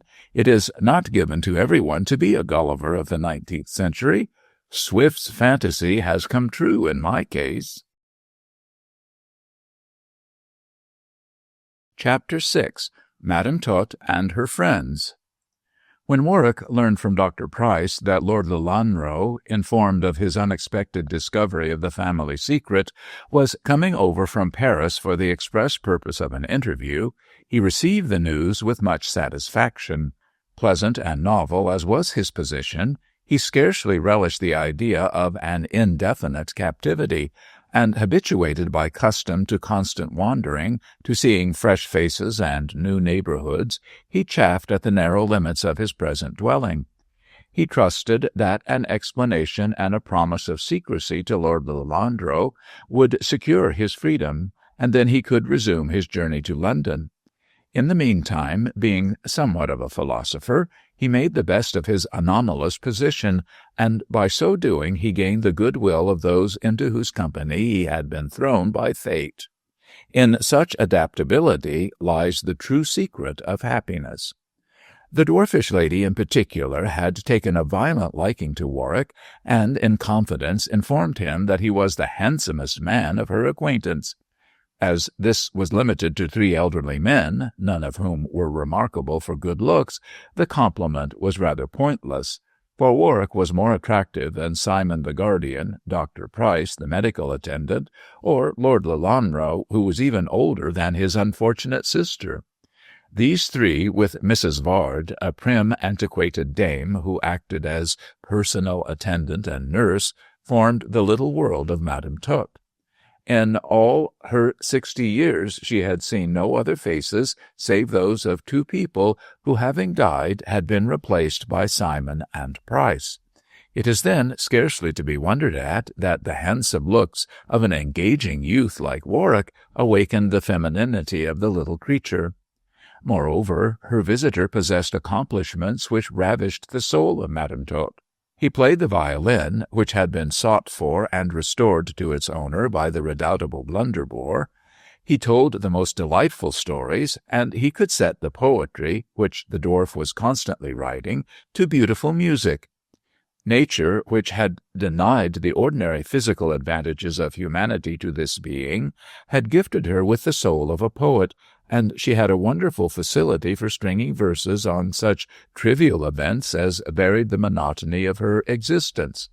Sometimes Warwick would suggest a theme, such as the fairies or the stream, and accompany her on his violin, while Madame Tot would improvise verses thereon, and, excited by music and inspiration, deliver them with the dramatic fury of a diminutive Rachel. But she required many fatiguing compliments at the conclusion of these displays, for she had a childish vanity sufficient to fit out a dozen full-grown human beings. She took it into her whimsical brain one morning that Warwick had not seen all the glories of her dwelling, and so sought him in Dr. Price's library for the purpose of showing him round the house. The young man, who had become very friendly with the old one, was discussing the laws of heredity in relation to the Lelanro dwarfs, a subject on which Price was enthusiastic, and being in the full tide of argument, he was unwilling to humor the whim of the little creature. Madame Tot saw this hesitation, and, a common occurrence with her, became fractious. "What, Mr. Warwick," she cried, with the shrill voice she affected when angered, "am I to be disobeyed in my own house, by my own servants, by my own guest? My dear Madame Tot, Not that name, I beg, sir. I am Miss Lelanro at the present." This hinted that Warwick was out of favour, for only when she stood on her dignity did the little lady insist on her rightful appellation. She paused before them, tapping her ebony crutch on the oaken floor like an enraged fairy godmother, and Dr. Price, who was fearful of the effect of such uncontrolled passions on her delicate frame, nodded to Warwick that he should accept the invitation, a hint which he reluctantly accepted. "Mr. Warwick will go with you, Miss Lelanro," said Price in a soothing tone. "We can finish our argument another time." "You shall finish it, sir, when I so choose," replied the angered fairy. "I wonder you are not afraid to offend me. Remember, I am a changeling, and if I could punish you very severely. There are certain friends of mine," finished she significantly, "who do what I ask them. It is as well, doctor, not to offend the good neighbors." Price did not dare to smile at this fantastic speech, but to soothe her injured dignity, he asked pardon, which was granted after some sulking. Then the doctor returned to his books, and Madame Tot, with great dignity, sailed out of the room with Warwick after her, like a mighty three-decker in the wake of a tugboat. He could not forbear a quiet smile at their contrast of bulk and stature. Delighted at gaining her ends, for she was very human in many ways, the little creature chatted pleasantly and made herself thoroughly agreeable, a thing which she did not always choose to do. Her moods were various and succeeded one another with inconsequent rapidity. Sometimes she would be a smiling angel, at other times sulk and pout like a naughty child, and not unfrequently she gave way to causeless passions of tears. This whimsical nature was condoned by those around as part of her affliction, and every care was taken to let her have her own way when possible. This constant fostering of her failings frequently brought out the worst of her traits, So provoking could she be that Warwick oftentimes wondered if, after all, she might not be kin to Robin Goodfellow, for she was as tricksy, as wayward, as inconsequent as Oberon's henchman. Yet, withal, the human side of her character, which she now displayed, was so engaging that the young man could not but pet her as he could an irresponsible child. Poor Madame Tot, so fanciful, so changeable, so lovable. "Dr. Price is a good creature," said she in a patronizing tone when they left the library, "but rather odd, rather odd. He holds views of which I by no means approve. You might not think it, Mr. Warwick, but he disbelieves in ghosts, fairies, witches, and goblins. Quite a skeptic, my dear, quite." "Has he been here long, Madame Tot?" 20 years, more or less. I had Dr. Golder for a medical attendant before him, but Golder died, and Price came.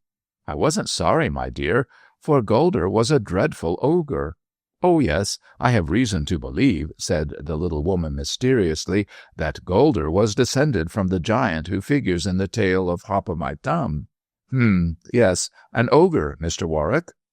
By this time they had arrived at an ordinary-sized door, terminating a narrow passage, and Madame Tot pointed upward to the handle. "Open it, please. I cannot reach so high. You are now about to see my ancestors, not the grown-up ones, but the little people, such as I am. My portrait has lately been added to the collection. Price, who is no mean artist, has reproduced my delicate looks in a masterly manner." It was the strangest picture gallery which Warwick had ever beheld. Of no great extent or height, nevertheless large enough for him to walk thereunder at ease, it was roofed with glass, and on either side were 5 portraits, life-size, of the Lelanro dwarfs.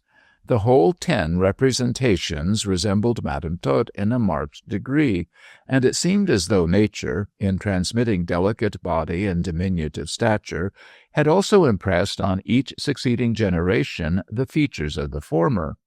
In trunk-hose, in farthingales, in wigs and hoops, powder and patches, brocaded coats, and red-heeled shoes, the dwarfs, male and female, were habited in the costumes of their various epochs, and all smiled weird and uncanny-looking out of their several frames.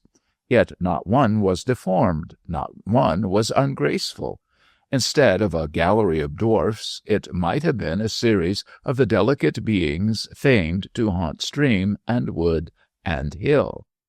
Madame Tot ran her cane along the pictures and rattled off the names and histories of her ancestors with great delight. It was noticeable that she termed none of them dwarfs, but characterized them by the suave term of little people. Andrew Lelanro, the son of Sir James who stole the goblet. He was the first of the little people, and here is his sister Margaret, who was quite a beauty. Malcolm on the left was a Jacobite, and would have fought for the exiled house of Stuart had he been tall enough. Of course you know, said Madame Tot, breaking off, that we have always been famous for our devotion to that unfortunate family. Yes, I have heard how your ancestor obtained his estates and name, replied Warwick gravely. Belial and Roe, said Madame Tot with great satisfaction, Lelanro. I am proud of belonging to so loyal, to so great a house.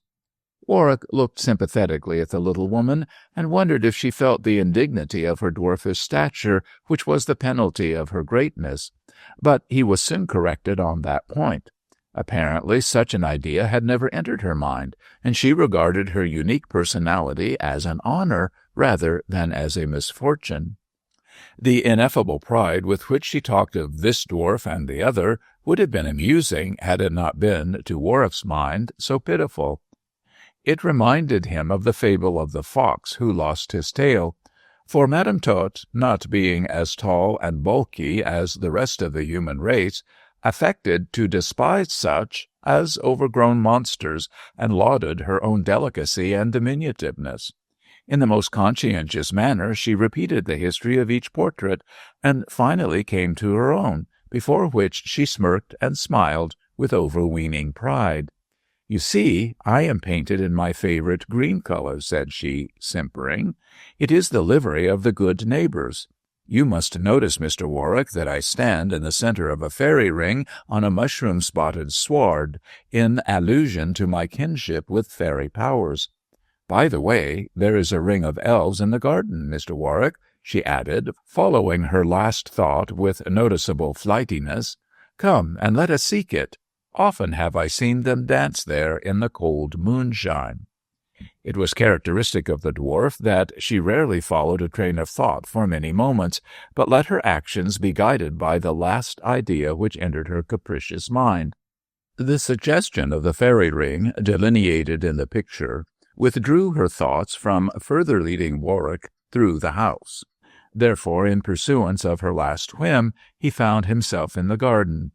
Here he looked down from his 5 feet odd on a miniature forest of shrubs and low bushes, amid which moved the little lady, chattering shrilly, as was her custom when excited.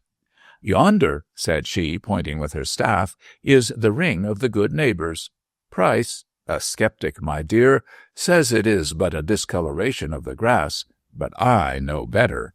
He has no rowan tree twig by which to see things as they are, but I, akin to the people of peace, have a clearer vision, and I can see that here my kinsfolk hold their solemnities." With this speech, made in all good faith, she showed Warwick a circular patch at the side of the lawn, and skipped round it in emulation of the fairies till she was out of breath. "I am old now, my dear," she said pathetically, "and cannot dance as I used to. But a little time, and the little people will carry me back to fairyland, where I shall see a great deal of company. I should like to take you with me, Mr. Warwick." "What, Madam Tot? Would you lead me captive thither like a second True Thomas?" But the dwarf's attention was already distracted by the sight of the gardener, who advanced towards them, towering over Warwick as much as the youth did over Madam Tot.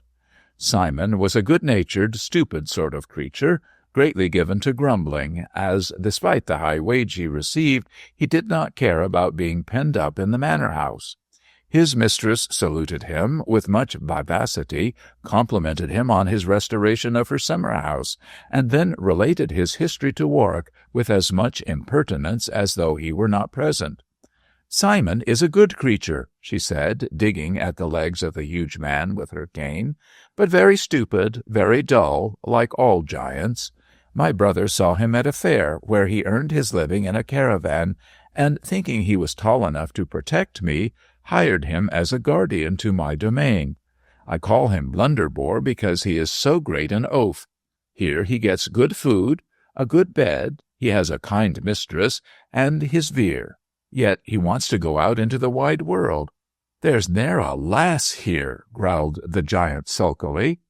"There, you see," snapped Madam Tot, prodding him with fresh vigor. "This Polyphemus is in love. He wants a wife.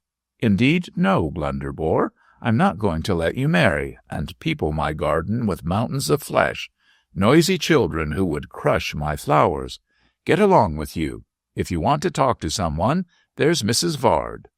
Blunderbore growled out something to the effect that Mrs. Vard was an old hag, then moved away to attend to his work, while Madam Tot, seizing her last idea, was all on the alert to see Mrs. Vard, and, followed by Warwick, she skipped up the path like a restless doll. At the door of the house they were met by the nurse, a motherly old creature with a kind, withered face and white hair. Immediately the dwarf rambled into a history of this last of the beings who populated her world. "My nurse, Mrs. Vard, is 80 years of age, Mr. Warwick. She was with me when I was born, and has been by my side ever since. I am only 60, quite a child beside her. I'm afraid she'll die soon," cried the dwarf, bursting into tears, "and then I shall be all alone." "Don't cry, my dear little one," said Mrs. Vard, picking her up as she would a child. "I'll last a long time yet."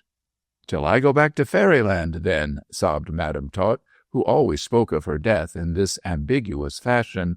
"But not before, not before.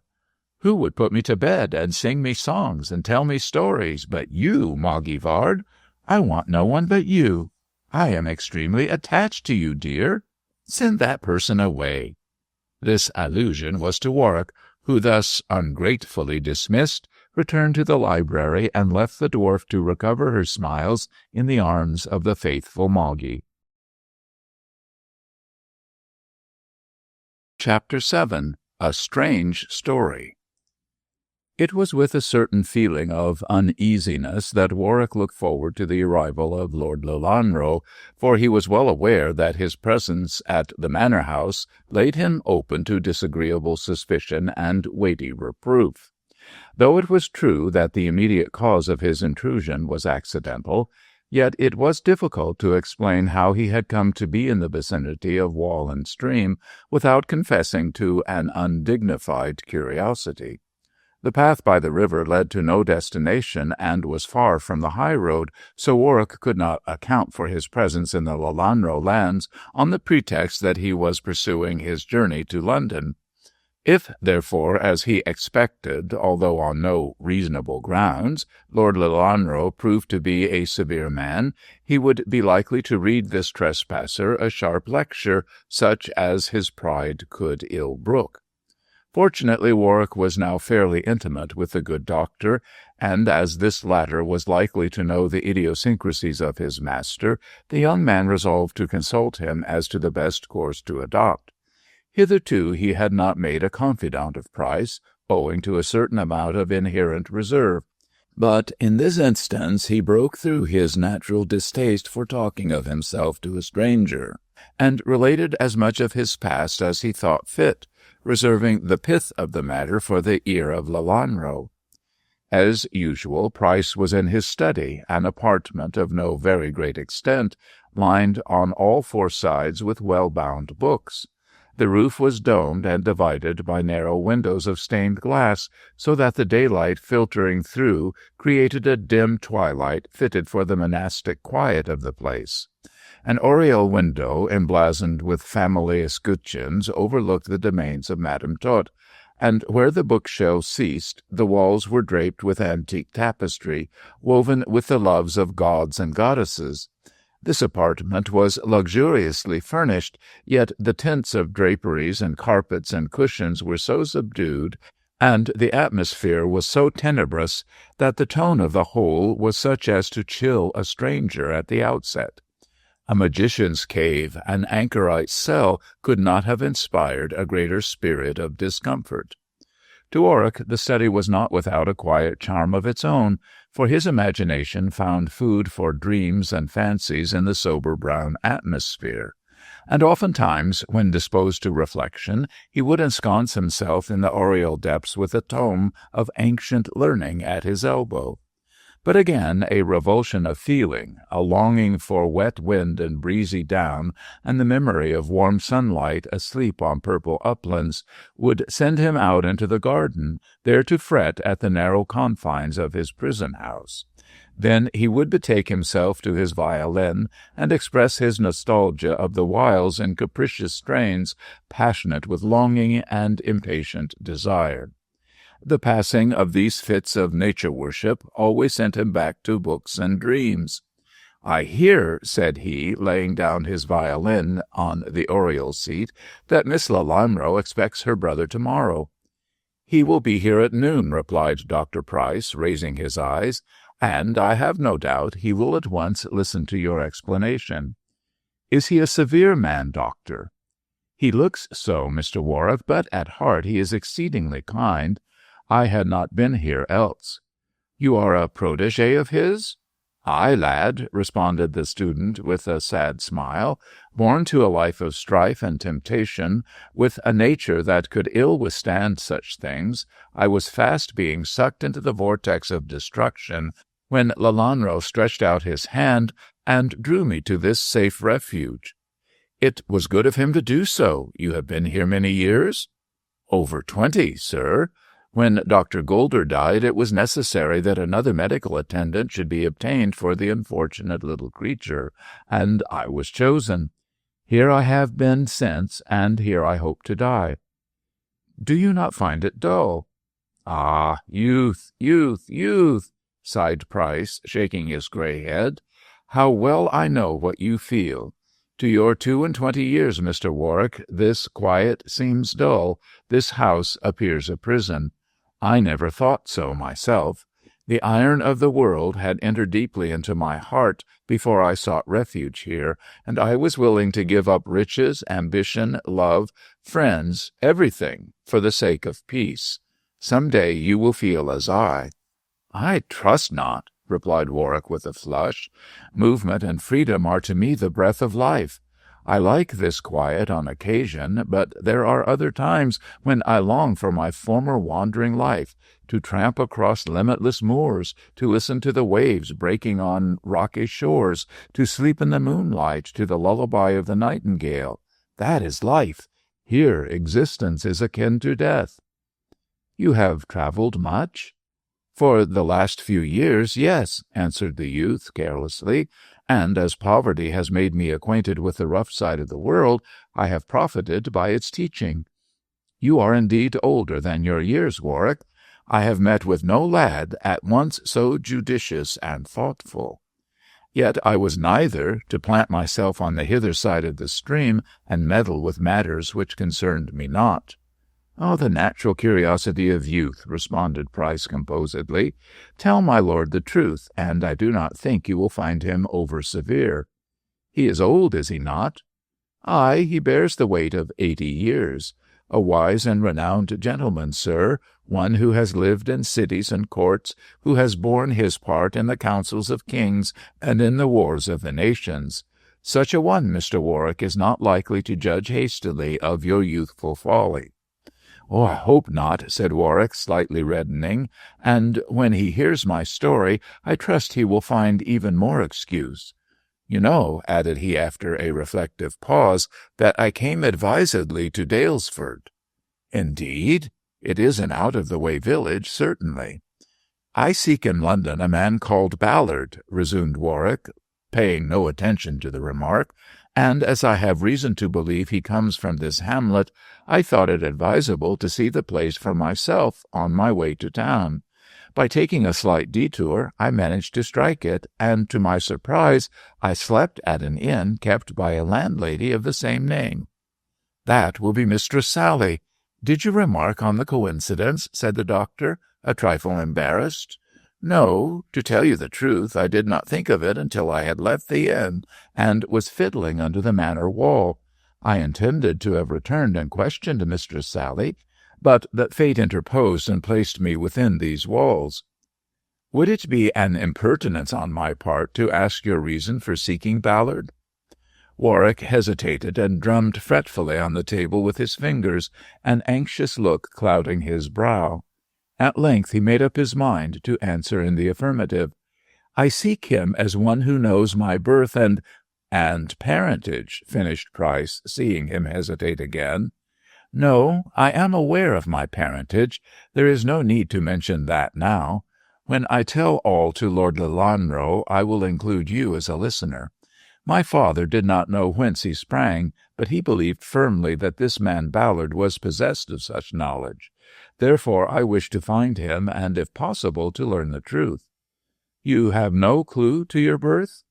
"Only this." Warwick placed before the student the paper inscribed with his name and the date of his father's birth. "You see, doctor, that bears the name Algernon and the date 24 December 1857. The name is that of my father, and the date, presumably, that of his birth, though, indeed, I have my doubts as to the latter being correct. Herein, said my father before he died, is concealed the mystery of our race and station." "A name, a date," said Price, examining this scanty clue. "I can make nothing of it. Wherever did your father obtain it?" "I cannot tell you that, for I don't know." It is a slight guide for so great a matter. You have tried to unravel it?" "Hundreds of times, but always without success." "You should give it to Madame Tot," said Price, smiling. "She is passionately devoted to charades and riddles and cryptograms. She, if anyone, will discover the solution of this. To my mind, the junction of letters and figures hints at a cryptogram, that is, added the student pedantically, a secret writing wherein the letters are purposely thrown into confusion in order to conceal a secret. I have thought so myself, replied Warwick, restoring the paper to his pocket-book, but it cannot be so, for as you can see for yourself, there is no confusion. Date and name are both intelligible enough, I think.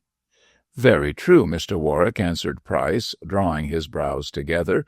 Nevertheless, in anagrams, for instance, a readable and intelligent sentence can be composed by transposing the letters of a name. In this case, it is not impossible that, by placing the letters of the name Algernon in a certain order, another name may be evolved, possibly that of the family to which you belong. However, I am no adept in such literary mysteries. Madame Tot is more likely to unriddle the puzzle than I. Good. I shall put Madame Tot's capabilities to the test. Nature often puts great wits in little heads. And now, Dr. Price, added Warwick hurriedly, I have told you so much of my story as suffices for the present. In return, let me hear of the Lelanro family, and especially of the head of the house, so that I may know how I stand. You say that Lord Lelanro is 80 years of age, and that he is lenient in his judgments? What more? He has a granddaughter. So said Mistress Sally, who showed me her portrait, a very charming young lady, with rather a sad expression. Ah, sighed Price, shaking his head, can you wonder that she is sad, knowing what we know of Madame Tot? Frankly speaking, I do wonder. There is nothing repulsive about the dwarfish lady that should make her relations shudder. And to speak frankly, Doctor, continued Warwick decisively, I see no need to shut up the little creature as though she were a monstrosity. The Lelanros do not like to own that they have such a freak in their family. They are very proud, Mr. Warwick. And very cruel. I think it is foolish to be sad on account of the pygmy and imprison her. Everyone has his own way of looking at things, responded the doctor dryly, and the Lelanros think these monstrous births a great infliction. Each member of the family is told of the secret when he or she reaches the age of 20, and as Miss Celia was informed of it this year, naturally she thinks a great deal about the matter, and looks sad on that account. Strange that a sensible human being should be so foolish. You do not seem to feel any repulsion at the sight of a dwarf. No, why should I? Answered Warwick frankly. Madame Tot is beautifully formed and is a most engaging little creature. Moreover, I have seen— But there, he added abruptly, you will hear my principal reason later on. What more of the Lelanro family? Mistress Sally tells me that when the present lord dies, his estates and title go to a distant relative. True enough, Mr. Warwick, the direct line ends with my patron. He had a son, a fine young man, who was killed in the hunting field many years ago. His widow afterwards gave birth to a posthumous child, to Miss Celia, and died also. Lord Lelanro was much affected at the death of his heir, and he was greatly grieved when the child proved to be a girl, knowing thereby that the title would pass to his distant relation. Why did he not marry again? Ah, that I cannot tell you, answered Price dubiously, but no doubt he has a reason for continuing a widower. Had he no other children but the son who died? The doctor looked oddly at Warwick as he asked this question, and did not answer for some few moments. When he did so, it was in an evasive manner which was in direct contrast to his ordinarily straightforward speech. There may have been others, Mr. Warwick, but if so, they died. I wonder if there were any dwarfs, muttered the young man to himself. Price rose from his chair with a frown and swung off sharply towards the window. Seeing that he was unwilling to speak further on the subject, Warwick forbore to make any comment on this silence, but nevertheless he reflected that here was another secret connected with this strange family. An odd idea had entered his brain, to which he hardly dared to give credence, yet there it stayed, and there it ripened to fruition many weeks later. The germ was planted that day in the study when Price so awkwardly evaded a plain answer to a plain question. "Mr. Warwick," said the doctor, coming towards him with the violin, "now that we have had our talk, play me a tune on this. If all other means fail to propitiate my lord, fiddle yourself into his good graces, for he is as fond of music as is his poor little sister yonder." Warwick mechanically placed the instrument under his chin and grasped the bow as he moved towards the open window. A breath of scented air, borne over the wall from the distant country, floated into the room and carried with it that imperative longing for fragrant meadows and dimpling streams which seized him at times. Filled with this nostalgia of the woods, he drew the bow across the strings, and forthwith there leaped out a silvery strain telling of his rustic desires.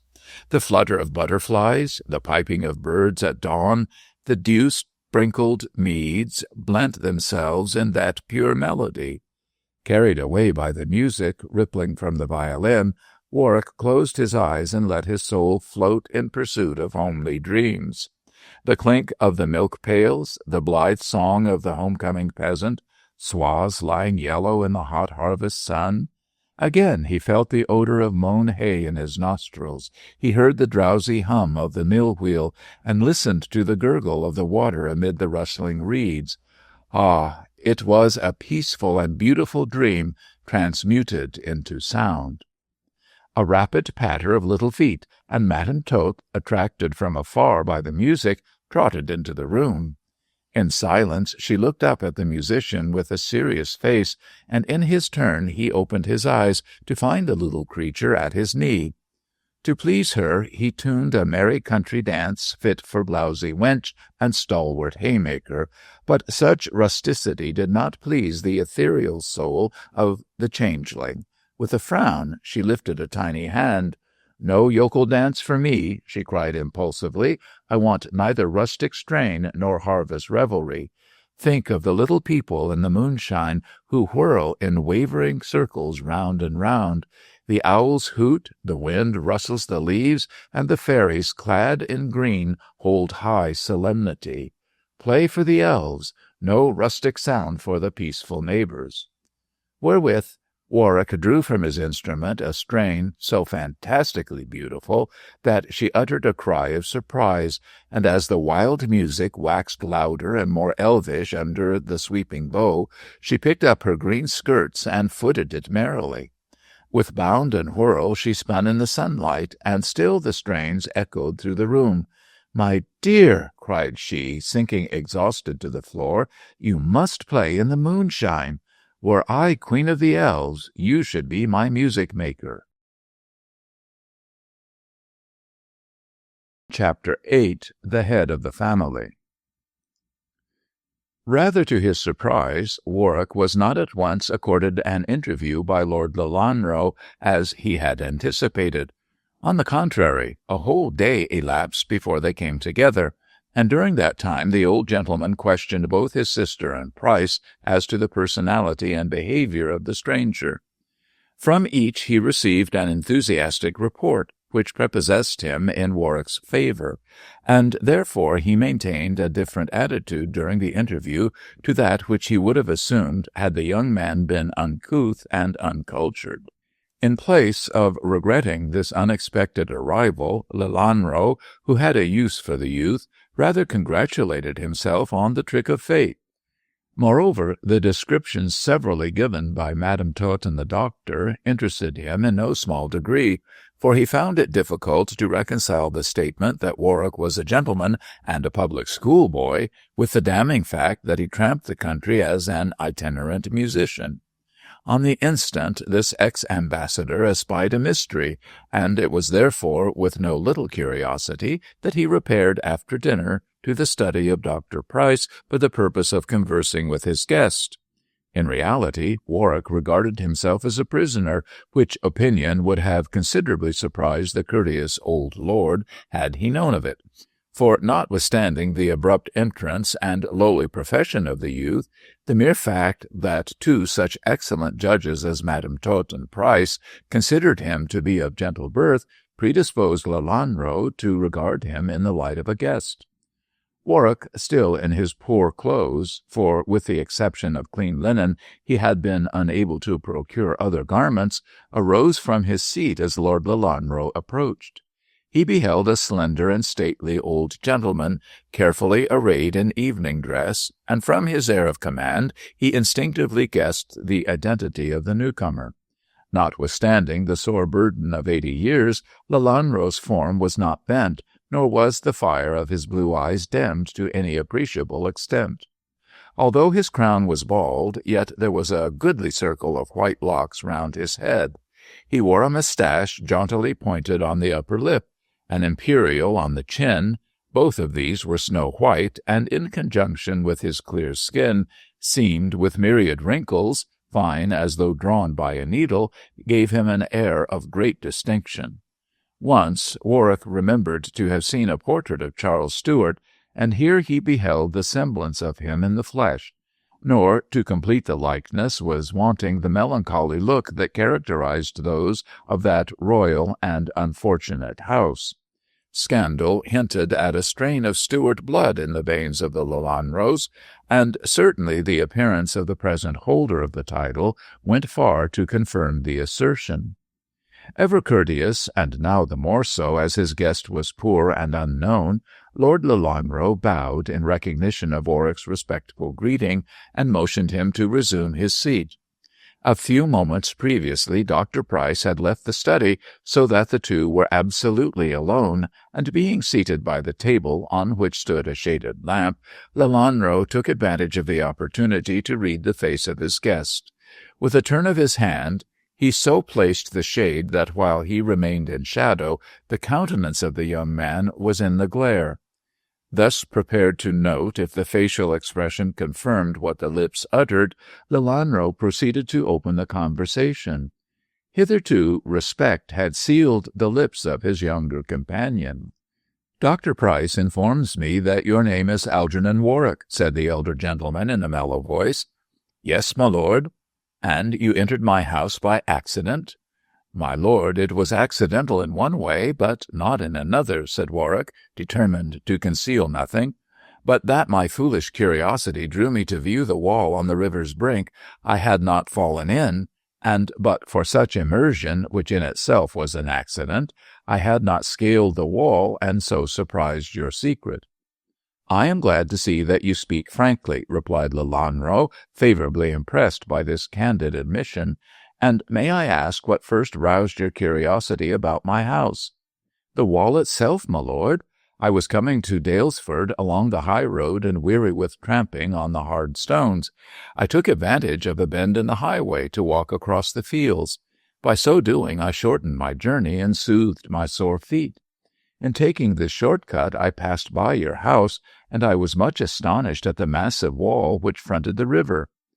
"You speak excellently, sir," said the old lord approvingly, "and I note you recognize the value of our English tongue. Proceed." "I stayed for the night at the Lelanro Arms, my lord, and there I heard some talk of your lordship's family." "Indeed! Mistress Sally lets her tongue run freely, then." "By no means, my lord," replied Warwick, distressed at the idea of inculpating the friendly landlady. "She said nothing." "But looked a great deal?" "My lord, though young in years, experience has taught me how to read faces. I do not say that she looked in any pointed fashion, but I noted her embarrassment when I mentioned the wall, and so my curiosity was revived concerning the purpose for which it was built." Lelanro looked vexed and eyed the young man keenly, for although these frank confessions disarmed his anger, he was nevertheless ill-pleased at the perspicuity of the youth. "I am glad all men are not so gifted," said he after a pause, "else words would be of no value to hide thought, for oftentimes face reveals what tongue would hide. But do you not think, Mr. Warwick, that your curiosity was unwarrantable?" "As to that, I can only throw myself on your lordship's mercy," replied the youth, with flushed cheek. For a moment or so Lelanro made no reply. He was pleased with the candor of the young man, and also with his ingenuous manner. Therefore, though ruffled at what he could not but regard as a meddlesome curiosity, he forgave the fault for the honesty of the speech.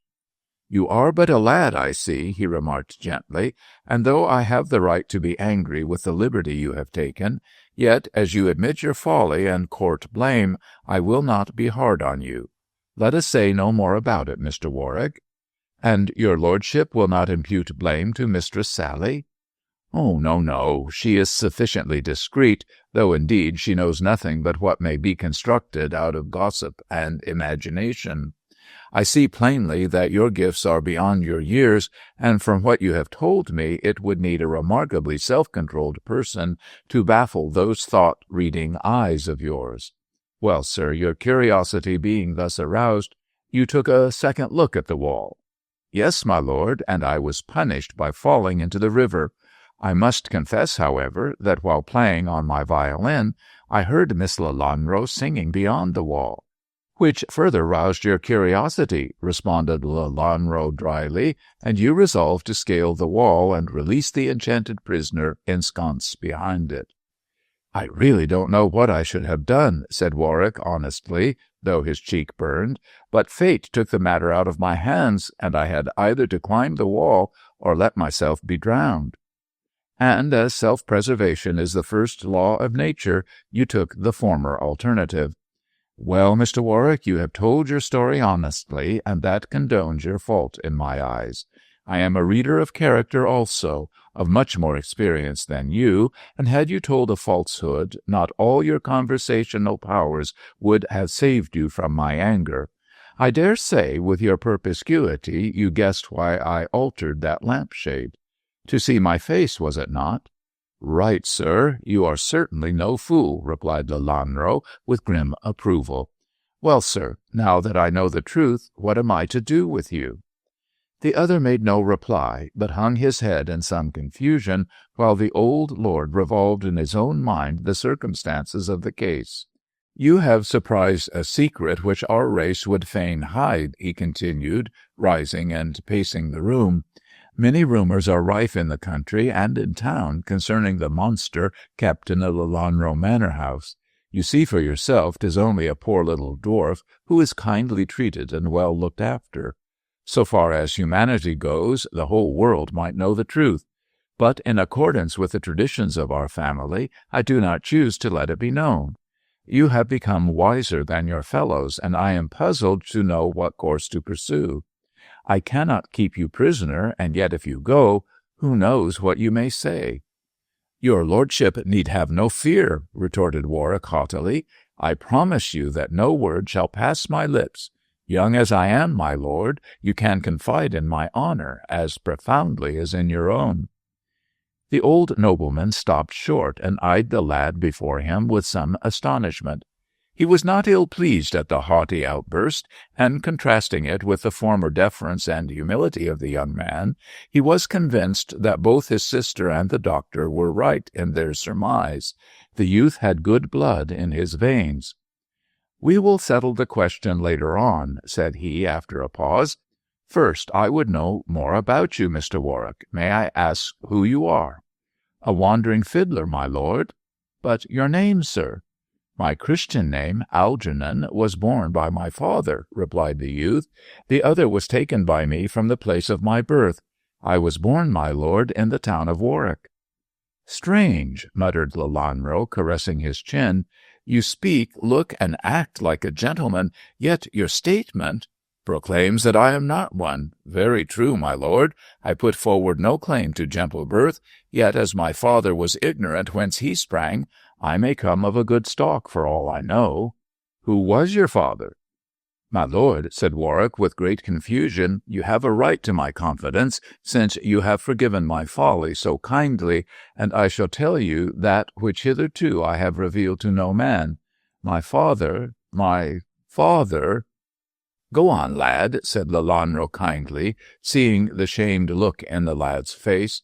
"Who was your father?" Warwick bit his lip and stammered out the words with an effort. "He was a dwarf, my lord." Astonished at so unexpected a reply, Lelanro turned pale and sank into his former seat with an ejaculation which even his self-control could not prevent. Soon his brow grew dark, and he frowned ominously at the young man. "You are mocking me, sir." "No, my lord, I swear it is the truth," responded Warwick with great emotion.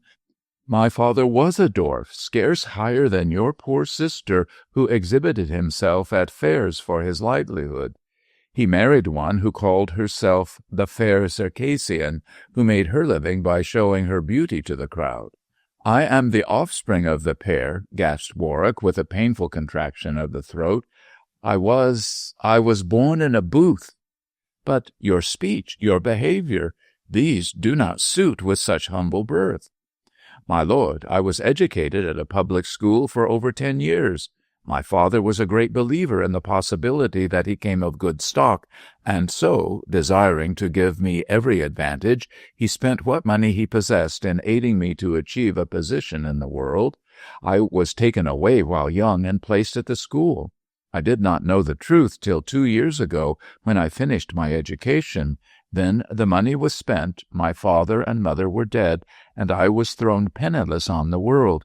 To support myself, I took up the profession of a strolling fiddler." Lelanro rested his chin on his hand and looked straight at Warwick. He saw perfectly well that the lad spoke truly, and was overcome with shame at having to make so humiliating a confession. Signing him to stand up, he looked at him long and earnestly, and found it difficult to believe that so well-grown and graceful a lad could own a dwarf for a father. A trifle beyond the ordinary stature, he was slender and well-made, and in looks and demeanor he showed himself to be one with gentle blood in his veins. "A strange confession," said Lelanro slowly. "Be seated, Mr. Warwick, and relate your story." Chapter 9. The Tale of a Nameless Man. Before Warwick could comply with the request of his host, Dr. Price quietly entered the room, but seeing the pair in deep conversation, he hesitated to come forward lest he should prove to be the inconvenient third. Noting his doubtful attitude, Lelanro addressed himself with marked courtesy to his young companion. "I trust, Mr. Warwick, you will have no objection to the presence of Dr. Price," said he deliberately. "He is completely in my confidence, and anything you may say is as safe with him as with me." "Not only have I no objection, my lord, but a promise made by me to Dr. Price some days ago entitles him to hear all I have to say." Thus authorized, Price bowed and seated himself at Warwick's elbow, when, without further preamble, the young man proceeded to narrate the story of his early years. "As I said before, my lord," began Warwick, directing his conversation more particularly to Lelanro, "my father was a dwarf, and exhibited himself at fairs and merrymakings under the management of a man who called himself Autolycus. That appellation, as you may guess, was taken from a drama of Shakespeare's, and was doubtless chosen on account of its applicability to the profession of him who assumed it. Autolycus he called himself, and so he was known throughout the Midlands, where he usually travelled with his show. This was a collection of freaks, such as are to be found at every fair, and the booth wherein these unfortunates were exhibited was a miserable, though ingenious structure, which could be taken to pieces and put together at will. With this, Autolycus travelled from fair to fair, and made, if not a fortune, at least a comfortable competency. He was a stout, asthmatic man who constantly wore a dirty white overcoat and a cravat of crimson worsted, but in spite of his rough exterior, he had a kindly heart, and it is to him that I owe my education." "He paid for it, I suppose, Mr. Warwick?" "No, my lord, but seeing that I was a lad of intelligence, he suggested to my father that I should be sent to a public school, which accordingly was done. But this is anticipating," said Warwick hastily, "as I had not told you of my father's marriage." "The show of Autolycus," resumed Warwick after a pause, "consisted of a fat woman, a thin man, my father, Algernon the dwarf, the fair Circassian, who afterwards became my mother, and a double-headed nightingale. These, with a woolly horse and a mermaid, proved sufficiently attractive to the gaping rustics, and drew many a hardly earned penny from their pockets. You smile, my lord, at my recital of so queer a company, but notwithstanding their physical defects, they were a kindly folk, and amongst them I spent a happy infancy and childhood. Your pardon, Mr. Warwick, observed Lelanro gently. I did indeed smile, but it was at the idea of a lad of your parts beginning existence amid such humble surroundings. But for my education I might have partaken also of their lot, replied Warwick, with a deprecating smile.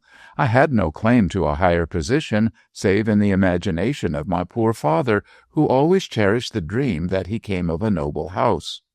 Lelanro and Price exchanged glances, and the former opened his mouth as if to question the young man, but, altering his mind, he made no remark, and signed to him to continue his tale. Ignorant of this by-play, Warwick, whose eyes were fixed on the ground, resumed his speech in a low tone. My father was a dwarf, similar in all respects to Miss Lelanro. Of the same stature he was, like her, beautifully formed and very handsome in appearance.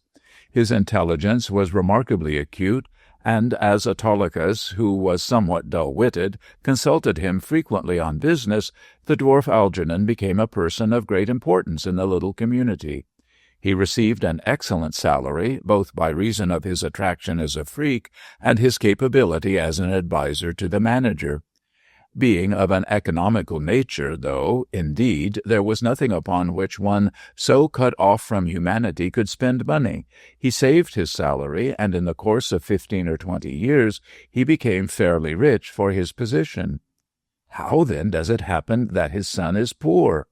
The accumulation of those years was spent on my education, Lord Lelanro, and furthermore my mother, who was fond of dress, squandered a great deal of the hoard in decking herself out in silks and satins and jewelry.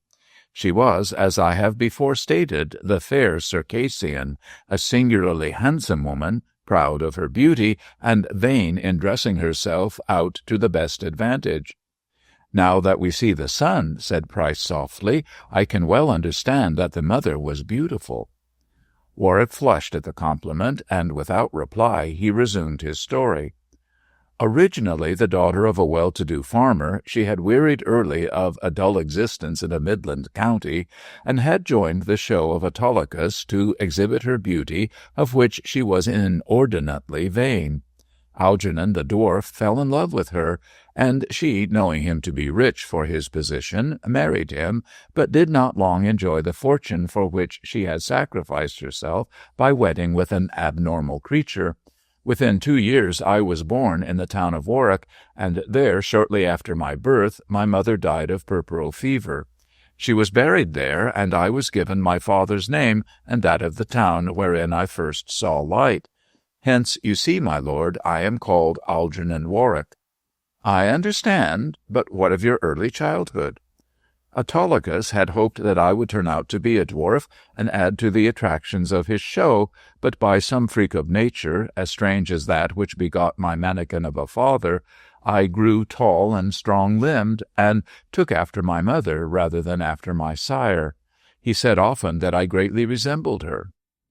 As Warwick made this remark with a sigh, Lelanro requested him to bend nearer the lamp, and when he did so, examined his face long and earnestly. Warwick was rather embarrassed by this scrutiny, and was relieved when the old lord waved him back to his former position.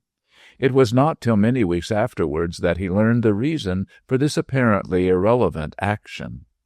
My childhood was passed amongst the freaks, he continued hastily, and there I learned to play the violin, and to all appearances I was doomed to lead no other life than that of a minstrel to the show. But Autolycus was, as I have said, a shrewd and kindly creature, and seeing that I was quick and intelligent, he suggested to my father that I should be given a chance of improving my condition by being educated at a public school. Algernon, the dwarf, eagerly grasped at the idea, and by the aid of a gentleman of Reading, who had been attracted by his clever brain, he succeeded in placing me at the Bedford Grammar School. In the town of Bunyan, I spent 10 years of my life without seeing my father. No one knew that I was the son of a dwarf, and even at the age of 10 years, I had sufficient discretion to keep silence on that point. Indeed, as the years passed, I almost forgot the strange circumstances of my early life, and looked upon them as the fantasy of a dream. Only when I was summoned to the deathbed of my father at the age of 20 did I recognize that the dream was a sad reality. "Your father died 2 years ago, then," said Lelanro thoughtfully, "for if I do not forget, you told me you were now 22 years of age."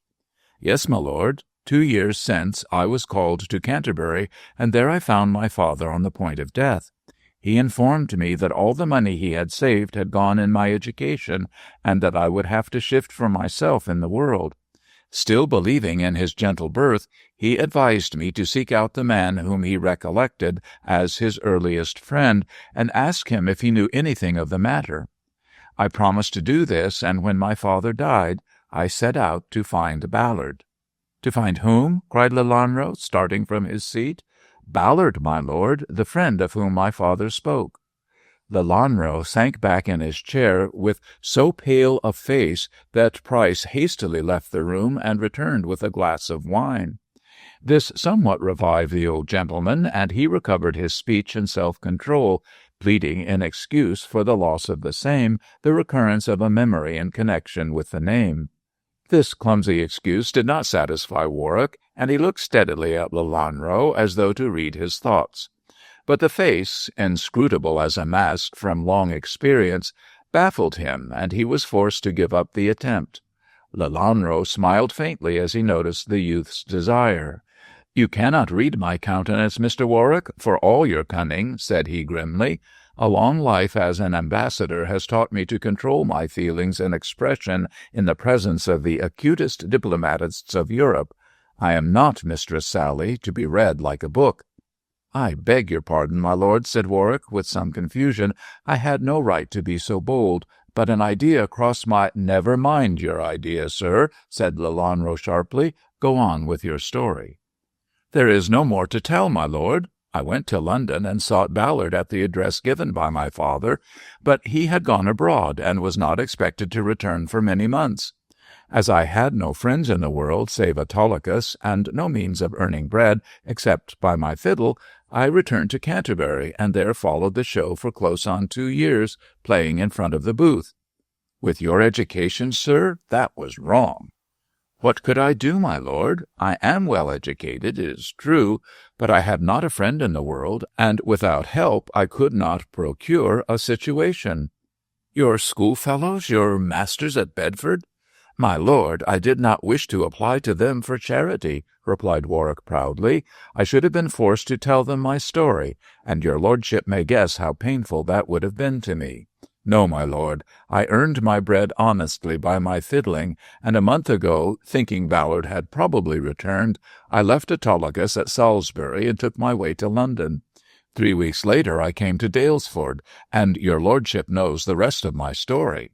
"It is a strange story, a very remarkable tale," said Lelanro, who was again on his feet, pacing the study. "And you had no means whereby to discover whence your father came?" "Only this paper with the name Algernon and the date of his birth. I may add that from what I know of my own age, the date is wrong by a decade." "Give it to me, sir." It seemed to Warwick that while his host examined the paper, Dr. Price watched him somewhat anxiously, and appeared to be relieved when it was returned without comment. "What do you think of the story, doctor?" asked Lelanro abruptly. "I agree with your lordship that it is a remarkable tale," answered Price diplomatically. "It may prove to be still more remarkable for all we know," muttered Lelanro thoughtfully. He resumed his walk, while Warwick, wondering what would be the termination of this strange interview, waited mutely to be addressed. Twice or thrice Lelanro paused beside him, and then walked to the other end of the room, considering, as was evident from his thoughtful expression, what would be the wisest course to take under the circumstances. "You are well educated, you say, Mr. Warwick?" he demanded abruptly. "I think I may say so, my lord," replied the youth modestly. What is your opinion, Price? He is excellently educated, my lord, as I have had the opportunity of observing within the last 3 weeks. A good classical scholar, well read in English, conversant with the French tongue and literature, and fairly good in mathematics. He writes a good hand, Price? Clear and legible, my lord. Well, Mr. Warwick, he added, turning to the expectant youth, you say you have no friend in the world? Not one, save Autolycus. And I presume you are not averse to earning a decent wage? I would be thankful to do so, my lord. Well, Mr. Warwick, I have taken a great fancy to you, said Lelanro genially. You have told a straightforward and direct story, and you seem to be a lad of good moral principles. Now, I require a secretary. Would you be willing to undertake the duties? If they are not beyond me, my lord, I should be honored, replied Warwick, hardly crediting his good fortune. Oh, a lad of your parts will find them easy, Mr. Warwick. I shall treat you as one of the family and introduce you to my granddaughter, Miss Lelanro. You must see about clothes and such-like things. Tomorrow I shall speak of your wages and duties. And of course, Mr. Warwick, from this moment you are free to go where you will. I need not request your silence on a certain subject. I shall not open my mouth on it, my lord. Good. I see that I can rely on your discretion. But do not neglect my poor sister, Mr. Warwick. She has few pleasures, poor little soul, and your music is a great delight to her. Now, good night, sir. Tomorrow we will speak further of these matters. Good night again. I am delighted at having made your acquaintance. With this kindly speech, Lelanro shook Warwick heartily by the hand, and forthwith left the apartment. Overcome by the thought of his good fortune, Warwick looked after his retiring benefactor with humid eyes, and at length turned towards Dr. Price, who was watching him keenly. "Doctor," he said in a trembling voice, you do not know what such kindness means to a vagabond like me. I hope I may in some measure repay such uncalled-for generosity." "I am sure you will, my dear lad," replied Price, patting him kindly on the shoulder. "From what I have seen of you, no one better deserves good fortune. It lies in your own hands to make or mar. See that you make a good use of it." "I trust I shall," exclaimed Warwick fervently. "But why is Lord Lelanro so kind to a stranger?" Dr. Price looked oddly at him and replied with great conviction, qualified by a certain reserve. "My dear Mr. Warwick, as I said before, Lord Lelanro is one who never acts without a reason. Depend upon it, he has an excellent motive for making you his secretary and in treating you as one of the family. Now, go and sleep on your good luck." Chapter 10. Celia.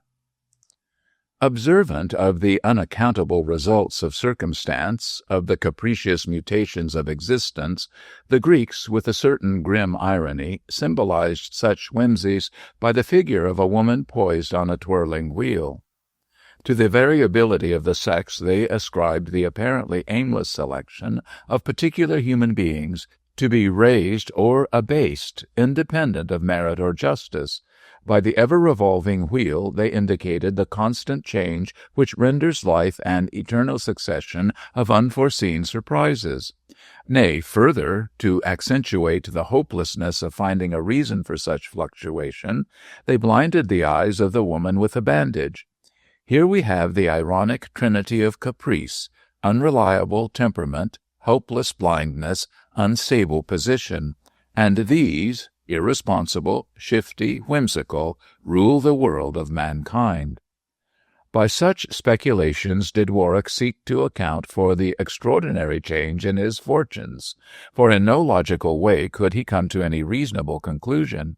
He had arrived at Dalesford a fiddling tramp, nameless, friendless, penniless. Through the indulgence of an unwarrantable curiosity, he had narrowly escaped death by drowning, and he had intruded himself where he was not wanted.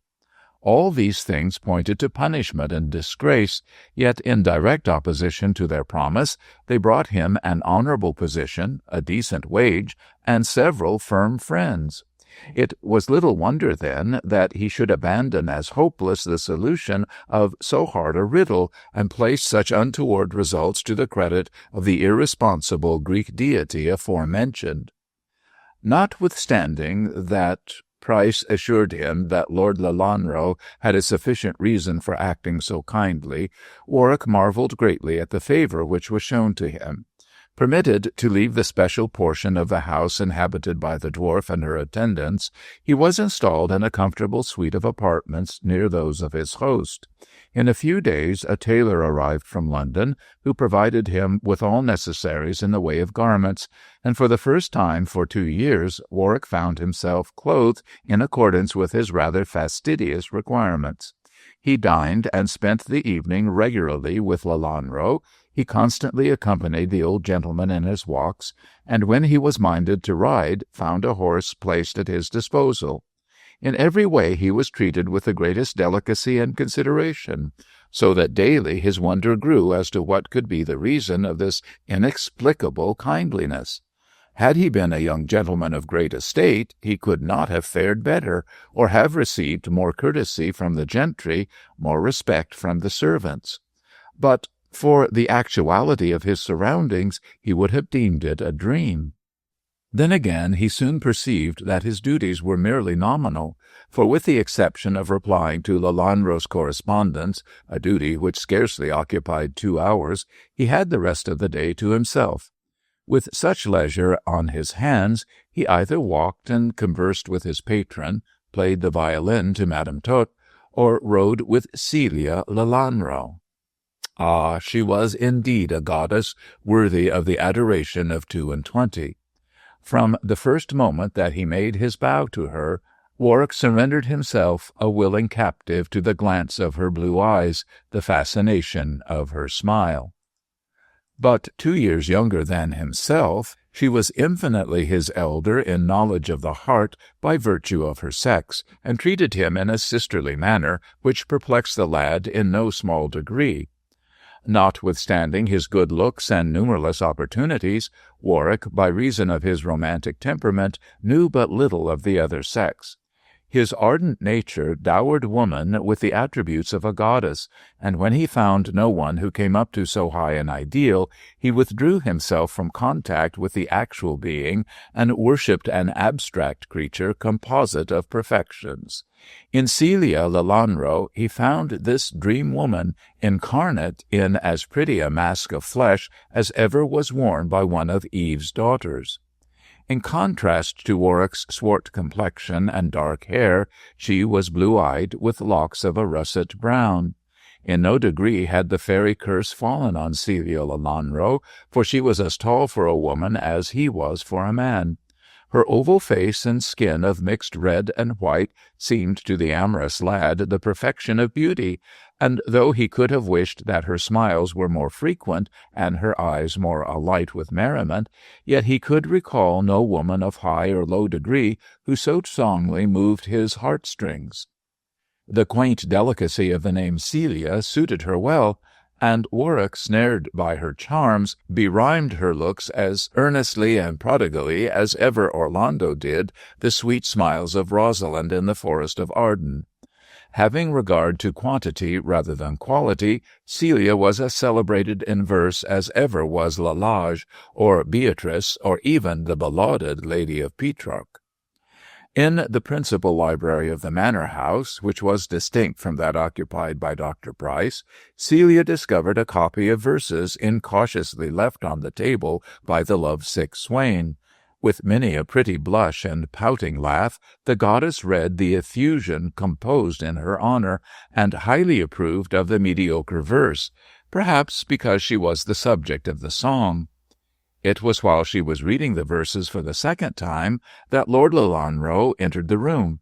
Seeing her smiles, he stepped softly behind her and caught a glimpse of the poem. "What have we here, child? Some amatory nonsense?" said he genially, "and in the handwriting of Mr. Warwick." "Oh, grandpapa," replied Celia in some confusion, "it is merely a copy of verses I found on your table. They are addressed to Celia. I think," added Miss Lelanro, laughing, "that your new secretary is a poet." and a musician, and a lover, if these rhymes speak from the heart. You must not encourage him in such folly, child." Celia was too astonished to reply immediately. She knew her grandfather to be one of the proudest of men, and that he should jest on so distasteful a subject surprised her not a little. And indeed she was slightly angered at the presumption that she would condescend to encourage a penniless dependent in such folly. "I assure you, sir, that I never gave the matter a thought," she answered, with curling lip. "I regard Mr. Warwick as I do the other servants." "You speak harshly, Celia," returned her grandfather in a vexed tone. "Mr. Warwick has good blood in his veins, and with his talents he may rise to great things." "I hope he may, but as to his good blood I am not so certain. By his own confession he is a wandering musician." "By his own confession he does not know who he is, child. I wish I could find out, for I assure you I am deeply interested in his welfare." With some emotion he walked to the window and looked out on the park, which rolled a sea of green almost to the verge of the terrace. The sky, delicately blue, was dappled with summer clouds, and in the distance the square grey tower of Daylesford Church bulked above the undulating line of the trees. The sight of so fair a heritage suggested to Lelanro's mind the bitter thought that it must pass soon from his direct line into the hands of an unloved relative. Unless, he muttered anxiously. "Unless what, grandpapa?" asked Celia, rather astonished at this unusual perturbation. "What are you talking of?" "Oh, nothing, child, nothing. I was thinking of matters pertaining to the welfare of our family. By the way, Celia," he added, smoothing the frown from his brow, "I received a letter from Edgar Wynyard, who asked me if he may come down here for a few weeks. What do you say?" "What can I say?" said Miss Lelanro, arching her eyebrows. "It is for you to decide." "In this instance I should prefer your opinion, child. You cannot be ignorant of Edgar's reason for wishing to pay this visit." "I do not pretend to be ignorant, grandpapa. But as I have rejected him twice, I think he should have more dignity than to persist in paying his addresses." "Yet he is young and handsome, Celia." "He is a bore," retorted the angry young lady, "in spite of his good birth and kinship with the Lelanros. He is a clodhopper who only cares for dogs and horses. Tony Lumpkin and Bob Acres in one. Mr. Warwick is worth a dozen of such as he." "Yet Mr. Warwick is my dependent," said her grandfather, with faint sarcasm. "But a gentleman for all that." "You denied that a few minutes ago, Celia. But let us not talk of my secretary. It is your cousin with whom we have to do. I shall invite him to the manor." "He'll persecute me, then," replied Celia crossly. "Surely you do not wish me to marry him." "I leave that to yourself," replied Lelandro delicately, "but remember that at my death Edgar becomes Lord Lelanro and enters into possession of our estates. You cannot but be aware of the advantage of listening to his suit." "I wouldn't marry him if he were King of England," retorted Miss Lelanro decisively. "Ask him if you will, but don't expect me to encourage him. Heir to our estates indeed. Oh, dear, I wish I'd been born a boy." "It would have been better, certainly," replied the old lord, thinking of his dead son. "With your poor father died the chance of keeping the title and estates in the direct line. Now they must go to Edgar, unworthy though he be, unless—" "Unless what, grandpapa? That is the second time you have used the word." "Never mind, child. Leave me for a time, and ask Mr. Warwick to come here." Celia, with great disdain, was about to refuse this commission when Warwick unexpectedly entered the room. Thereupon she swept out of the apartment, and in passing flashed on him so indignant a glance that, struck to the heart, he turned pale. At their last meeting she had been particularly kind, and not having offended her in the interval, he was greatly perplexed and pained by this sudden change of front. Accustomed, however, to bridle his feelings, he merely bowed as she passed through the door, and advanced gravely to where Lelanro was seated at his desk. "I was just wishing to see you, Mr. Warwick," said the old gentleman kindly, "to tell you that my kinsman and heir, Mr. Edgar Wynyard, is coming to stay with us next week. I hope you and he will be friends." Warwick bowed without speaking, and marvelled again that Lelanro should show such consideration for one who was but a dependent on his charity. He had little time for reflection, however, as the next remark made by his patron turned his thoughts in another direction. "We have often talked of your early life within the last few weeks, Mr. Warwick," said Lord Lelanro reflectively, "and I have several times been on the point of asking you if you know the address of Autolycus." "I can learn easily, my lord. He makes Canterbury his headquarters, and a letter addressed there will find him. Does your lordship wish to see him?" "I do, for reasons which I need not communicate to you at present. Will you therefore be kind enough to ask him to call here and grant me a personal interview?" "Certainly, my lord," replied Warwick, wondering at the oddity of the request. "Shall I write at once?" "If you please, Mr. Warwick, and I should take it as a favour if you would post the letter yourself in the Daylesford office. I have a reason for not wishing it to pass through the hands of the servants." "I will attend to it at once," answered the secretary, and forthwith left the room with a puzzled look on his face. Lelanro gazed after him in silence, and not until the door was closed did he speak.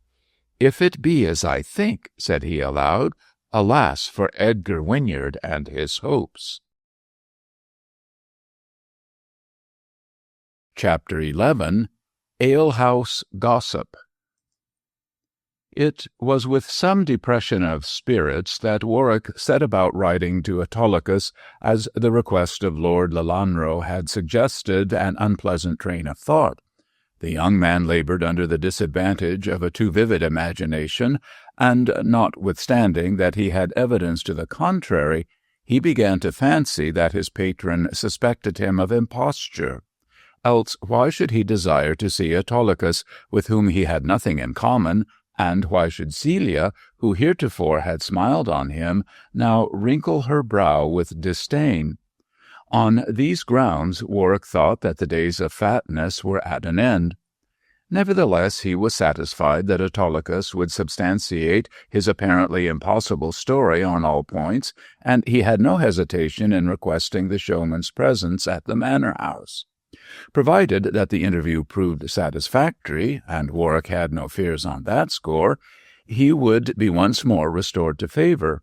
The silly fellow never for a moment reflected that Lelanro was as kindly as ever, for the single frown of Celia had caused him to look on all else with a jaundiced vision. But then he was a lover, and as such was hardly responsible. That Warwick, who did not lack sense, should surrender himself so entirely to Celia within the short space of 3 weeks may seem strange to those who believe that love is a comfortable feeling born of lengthy companionship. But such sober folk are wrong in their estimate, which reduces love to a mere domestic liking. Were it so, Romeo had never loved Juliet, Antony had never been thrall to Cleopatra, Paris had left Sparta unaccompanied by Helen. For love, the true love, grows like a Jonah's gourd in a single night, and of such complexion was the passion of Warwick for the disdainful Celia. A single glance of her eyes had laid him low at her feet, and there he struggled, a helpless captive to her charms. Love o'erleaps all obstacles, regards as nothing the barriers of caste, the landmarks of wealth. So Warwick, under the influence of the divinity, already cherished a mad hope that some day he might marry his angel. He was not yet satisfied that she returned his devotion. He was aware of his unsatisfactory position, of his lack of worldly gear, and the precarious nature of his employment. Yet, with the vivid imagination of 22, already he saw himself her husband. He had by this time reached the stage of calling Celia her, as though she were the only woman in the world. Now he was informed by Lelanro that a kinsman was coming on the scene, doubtless some handsome London spark who would win the heart of Celia, and not regard him, poor dependent as he was, even as a rival. Bitterly did Warwick blame himself that he had not sought out Ballard and learned what he could of his birth and position. Should he prove to be heir to a great name or to a wealthy estate, he might hope to oppose equal worldly advantages to this interloping Edgar.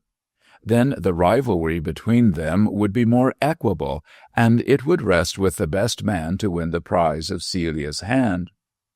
When, therefore, Warwick posted the letter to Autolycus, he repaired to the Lelanro Arms with the intention of questioning Mistress Sally concerning her namesake in London. She might be some connection, and if so, she would know probably if he had returned from abroad. Nay more, if she were kin to Ballard of London, it was not unreasonable to suppose that she might know somewhat of his secrets, and thus afford Warwick the information he needed. All this, however, was vague, and Warwick halted before the hospitable inn without any clear plan of action in his head. In the porch stood Mistress Sally, as fair and fat as ever, with cherry-coloured ribbons to her cap, and a broad smile of welcome on her rosy face. Already the news had reached Daylesford that my lord's new secretary was none other than the handsome fiddler, and Mistress Sally curtsied to the ground to show her reverence for Warwick's newly acquired gentility. "I am pleased to see you again, sir," said she, ushering him into a bright little parlour. "Will you not try the ale you liked so on your last visit?" "Surely, dame," answered Warwick, taking a seat. "It was for a chat and a tankard of that very ale that I came hither. I have not forgotten your kindness, Mistress Sally." "Ah, now," cried the gratified landlady, "dear heart, you were as welcome to bit and sup as the flowers in May.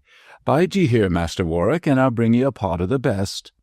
She bustled out of the room, swelling visibly with pride at being so honoured, and Warwick, left to himself, leaned out of the casement, looking across the village green at the quaint stone cross. It was but 2 months since he had last beheld it, yet within those 8 weeks what changes had taken place in his fortunes! Then he had been a penniless tramp with no prospects. Now he had an assured position and a chance of gaining name and fortune, and, it may be, should matters continue thus prosperous, a charming and high-born wife. From the window he turned to the mantel-shelf, drawn thither by that silver-framed portrait which had excited his curiosity on a former occasion. There she smiled, sweet and fair, a very angel in a white dress.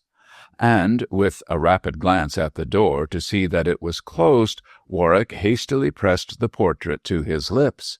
As he could not kiss the original, there was at least some pleasure in caressing the counterfeit. He had just time to replace the picture in its former position when buxom Mistress Sally re-entered with ale and victuals. "A bite of bread and cheese, sir," said she, setting down the tray. "'Tis a long walk to the great house, and you a growing lad." "Don't you think it is time I stopped growing at 22, ma'am? Sit down, Mistress Sally, and while I eat, you talk. I remember we so divided the labour at our last meeting."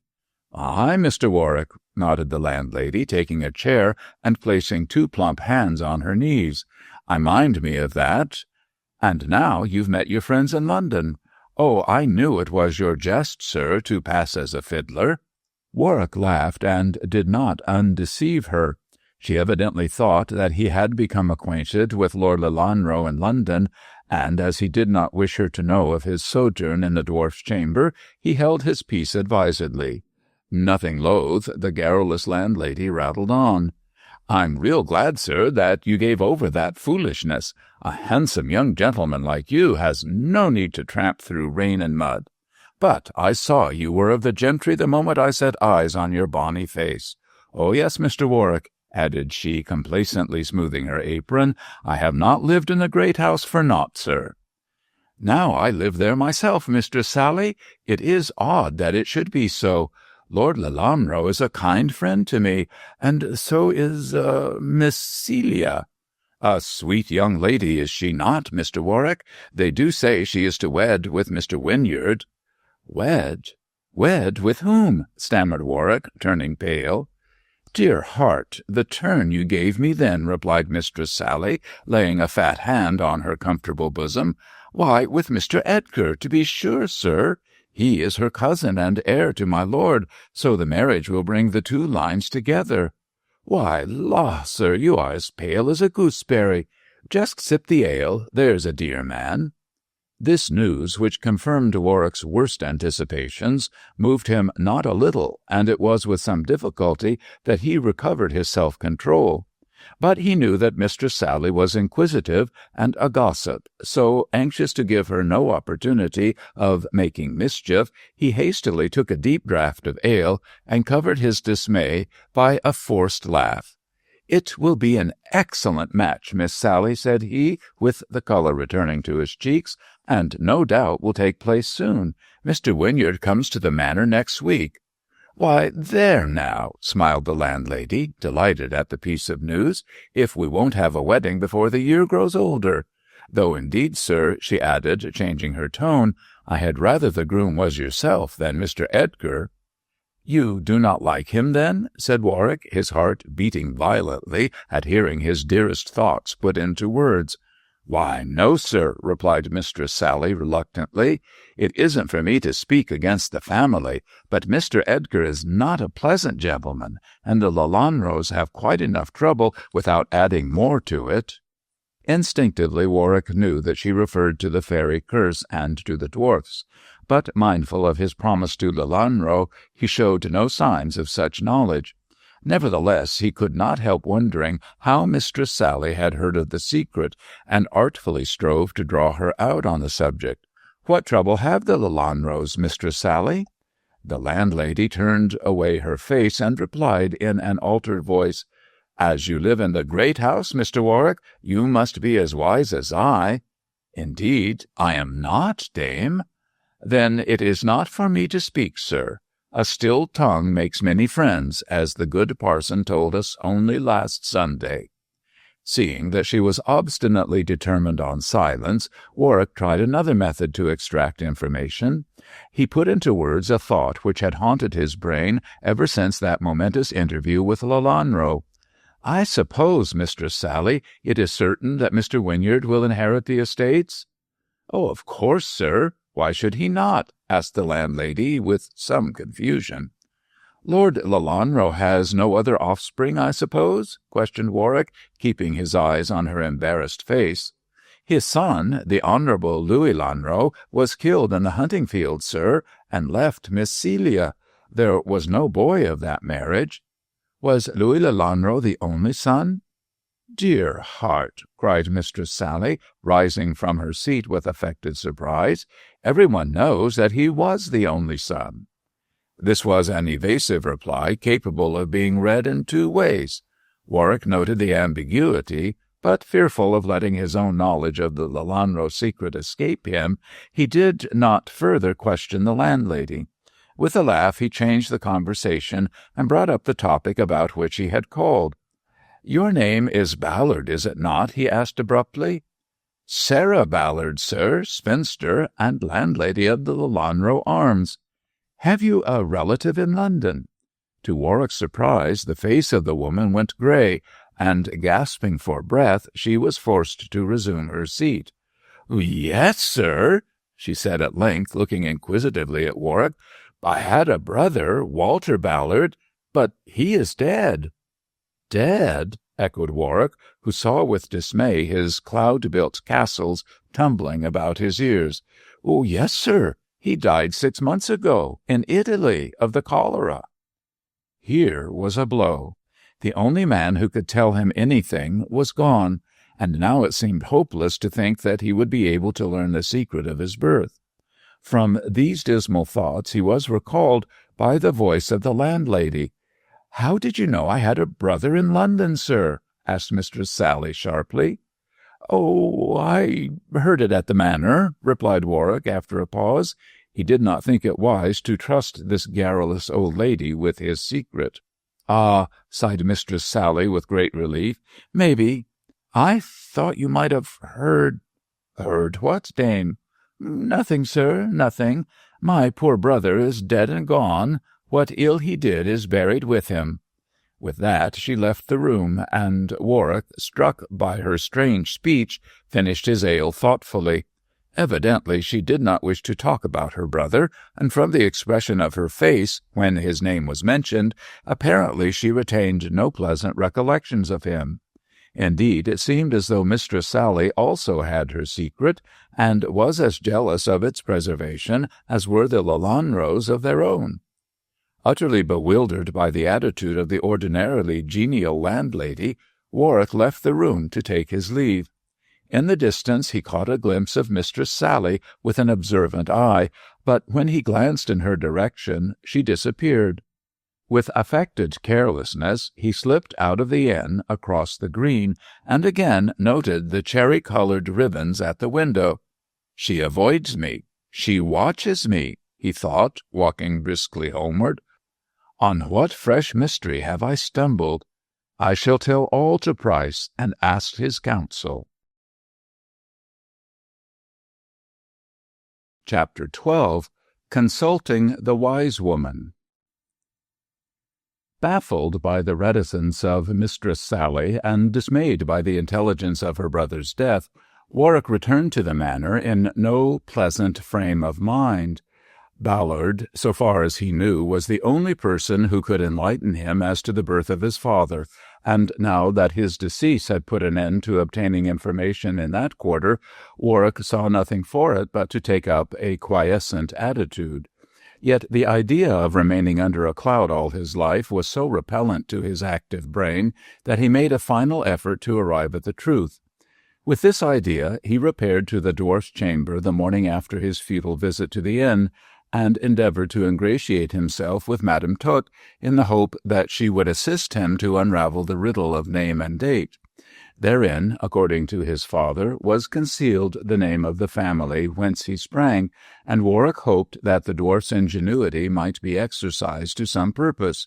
She alone could aid him at this juncture. Rather to his surprise, Madame Tot received him with cold dignity, and declared plainly that he had neglected her of late. Her grandniece Celia was in the garden also, for Madame Tot had left her room to sun herself as was her custom, and to Celia did the little lady address her observations, though the gist of them was directed at Warwick. "You see, my love," said the malicious little creature, "I am of no consequence now. A certain person can dispense with the company of one who nursed him back to health and strength."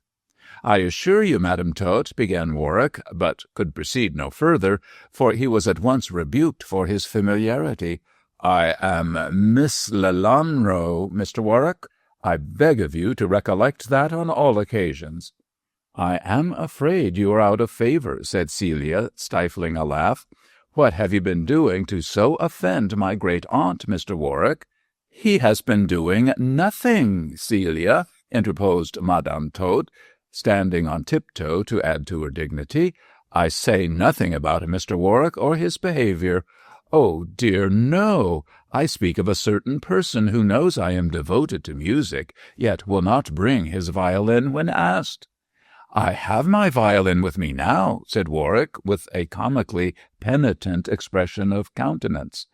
"If a certain person will play on that violin," continued the dwarf, still ignoring her guest, "I may be induced to overlook his rudeness. Otherwise," she added with a frown, "I shall instruct my kinsfolk, the people of peace, to pinch him black and blue, and run pins into the tender parts of his body." "Cruel, cruel aunt!" laughed Celia, when Warwick ran off to get his violin, so as to avert so terrible a doom. "Why would you hurt the poor young man?" My dear, it is necessary to teach him his place. I am afraid your grandfather spoils him. Remember, love, he is one of the common people." "Why, aunt, you said yourself he was a gentleman," replied Celia with a sudden blush. "Of course, my love, his bearing is not plebeian. Still, we know nothing of him or his." "He doesn't know himself," sighed Miss Lelanro rather regretfully. "I wish he did." Evidently she had quite forgotten the late conversation with her grandfather, or perhaps she wished to make amends for her late disdainful behavior. To speak the truth, Celia was beginning to find that thoughts of Warwick were oftener in her mind than they had any right to be. In vain she took herself to task for such folly, and reminded herself of the difference between a young lady of rank and an unknown foundling. Love, already firmly established in the citadel of her heart, was not to be driven out by such feeble means, and with secret dismay Celia felt that in the end she would be forced to surrender to this rapidly increasing passion. It was at present a struggle between love and pride, in which the latter was now in the ascendant. But Celia, with some qualms, admitted to herself that possibly the final victory would rest with the former. When Warwick returned, he found his charming mistress reclining on the grass before the summer-house. Therein sat Madame Tot, like a little jade god in her green dress, looking stiff and rigid, with bent brows and pursed-up lips. Not a glance did she vouchsafe to the offending Warwick, but at his approach she observed haughtily to Celia that a certain person could play if he were so minded.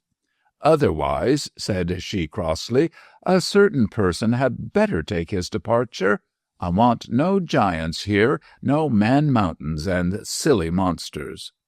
Evidently the spirit of perversity was instigating Madame Tot to evil on this particular morning, so Warwick, as the David to her Saul, endeavored to charm it away with music. Leaning against the trunk of an elm, for his weight would have crushed the fragile summer-house, he drew the bow across the strings and improvised as his fancy directed. Celia, under the shade of her parasol, reclined on the grass, looking with pensive face and white dress like a snowdrop amid the surrounding green. She was an accomplished musician herself, and had heard many famous violinists, yet for delicacy of execution and power of the melodic faculty she was inclined to award the palm of preeminence to this unknown fiddler. The inclination of her heart may have had something to do with this generous recognition of an unknown talent. With his swarthy face and dark eyes, Warwick was singularly Italian in appearance, but Celia likened him in her own mind to the second Charles, albeit his features were less harsh than those of the Merry Monarch. But he had the Stuart melancholy impressed on his face, and the Stuart grace inherent in his every action. A singularly poetic figure he looked, dreaming over his violin in the bright sunshine. Celia confessed to herself that he was the most charming young man she had yet seen, and then frowned at so weak a confession, even though it was but a mental one. All she knew of the youth whose looks and deferential gallantry so strangely stirred her heart was that he had penetrated by accident into the seclusion of her dwarfish great-aunt's domain, and that her grandfather, fearful lest the secret might become common property, had kept him under his eye by making him his secretary. She was ignorant that Warwick's father was a dwarf who had been on show in a booth, and quite believed that he was the son of some gentleman and had run away from school or college in an excess of high spirits. Such a belief tended rather to elevate his character in her eyes, for Celia dearly loved a bold and independent spirit, such as this secretary seemed to possess. Moreover, he excelled all the well-born young gentlemen she had met in appearance, in talent, and in dignity. No wonder, then, in taking so romantic and girlish a view of his personality, she prepared a fertile ground for the upspringing of the flower of love. And all this time the music rippled and ebbed in the still air, with changeful melody and fitful brilliancy. Madame Tot, her displeasure somewhat abated, now relaxed the rigidity of her features, and with a tiny cheek on tiny hand, sat looking at the sweeping bow. Celia, her eyes on the daisied sward, mused and dreamed herself into a dangerous frame of mind.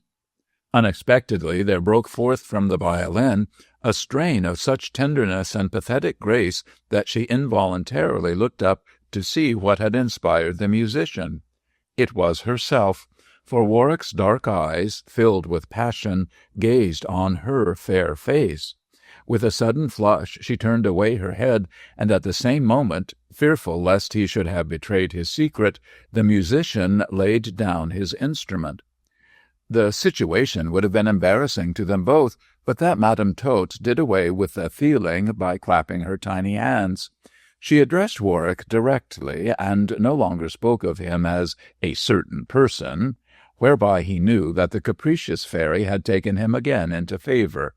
"Charming, charming!" cried the little creature, emerging from her summer house like a green butterfly from its chrysalis. "You have certainly been trained in the court band of Oberon.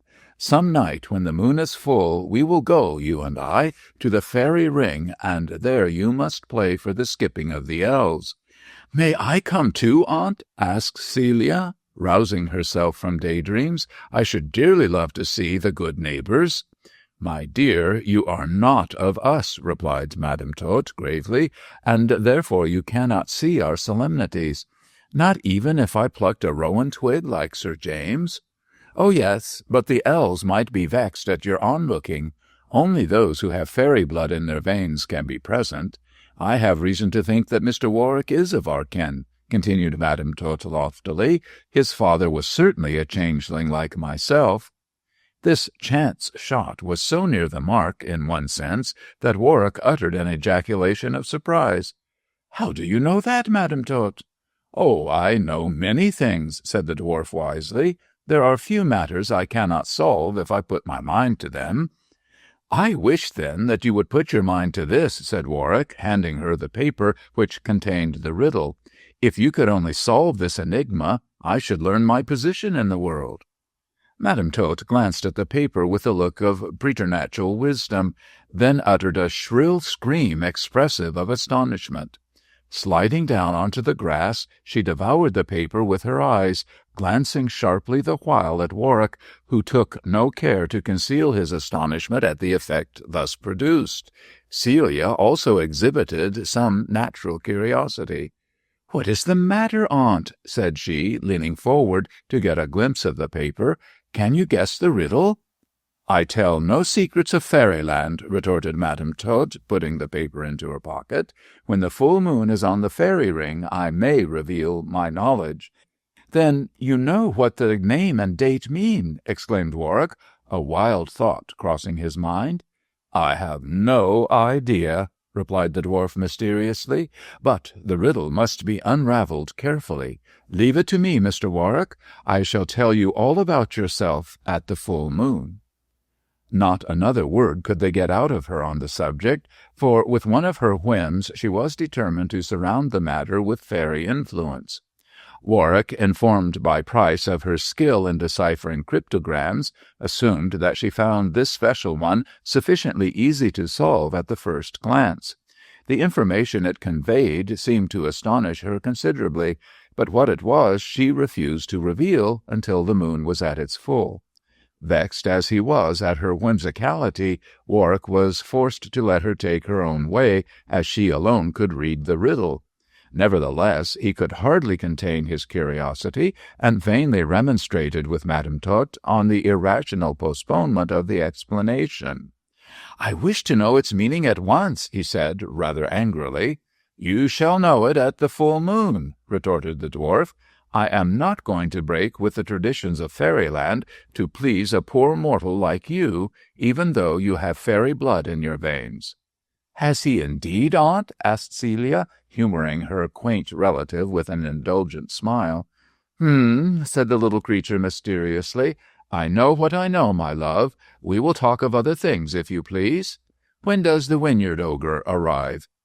"Next week, aunt," answered Cecilia, by no means delighted at the turn thus given to the conversation. "I hope you will be pleased to see him." "Indeed, no, Celia. A horrid, bold, swearing creature who laughs at my delicate figure. To think that he should inherit the Lelanro estates," sighed Madame Tot, with an angry rap of her cane. "Oh, if only my poor fairy nephew had lived!" "You mean my father," suggested Celia, holding out her hand for Warwick's assistance to enable her to rise. "No, I did not, my child. He was a mortal like yourself, not a changeling like me and my fairy nephew." "Ah, that changeling returned to fairyland in a few years," added Madame Tot sadly, "and left me to drag on a weary existence here. Summoned on particular business by Oberon, no doubt." Warwick's heart beat violently as she made this speech, and the vague fancy which had been in his brain of late now began to assume a definite shape. Emotion prevented his immediate speech, and he was glad when Celia asked the question he wished to have put himself. "I thought my father was an only child, aunt." Madame Tot looked at Celia with her sharp little eyes, and shook her head to intimate that she would say nothing more. Celia pressed the question, whereupon she became querulous. "I am tired. Carry me into my house," she said crossly, and this Celia was obliged to do. Taking the little creature in her arms, she walked up the garden with a kind nod to Warwick. He leaned against the tree-trunk, almost overwhelmed by the flood of light which had broken on the darkness of his understanding. "A fairy nephew," he muttered, picking up his violin. Without doubt Celia's father had a brother, and that brother was a dwarf. "A dwarf," he repeated after a pause. "Ah, now I feel that I am on firm ground. I will see what Dr. Price can tell me on the subject." Though not in the way he expected, the young man had learned from the dwarf news of vital importance to his future. Chapter 13. Dr. Price is Mysterious. Not until the evening did Warwick find an opportunity of conversing with the doctor, for on the plea of requiring his assistance to arrange some papers, Lord Lelanro kept him by his side for the greater part of the afternoon. It seemed to the youth as though his patron desired to acquaint himself with every turn of his character, to test his knowledge in every way, and to note his bearing on all occasions. With inquisitive persistence he questioned the young man of his early life, of his school training, of his ideas regarding the duties of landowners, and, in fact, he ended by nearly exhausting Warwick's patience as well as his knowledge. Nevertheless, his gratitude for constant favors enabled him to bear amiably the trying senility of the old lord, and then, dismissed finally, he received many handsome compliments on his good humor and education. "I am glad to see that you have a respect for your elders, Mr. Warwick," said Lelanro, with great satisfaction. "Believe me, you will lose nothing by submitting blindly to my guidance. You have not yet heard from Autolycus?" he asked abruptly. "No, my lord. I expect a letter tomorrow."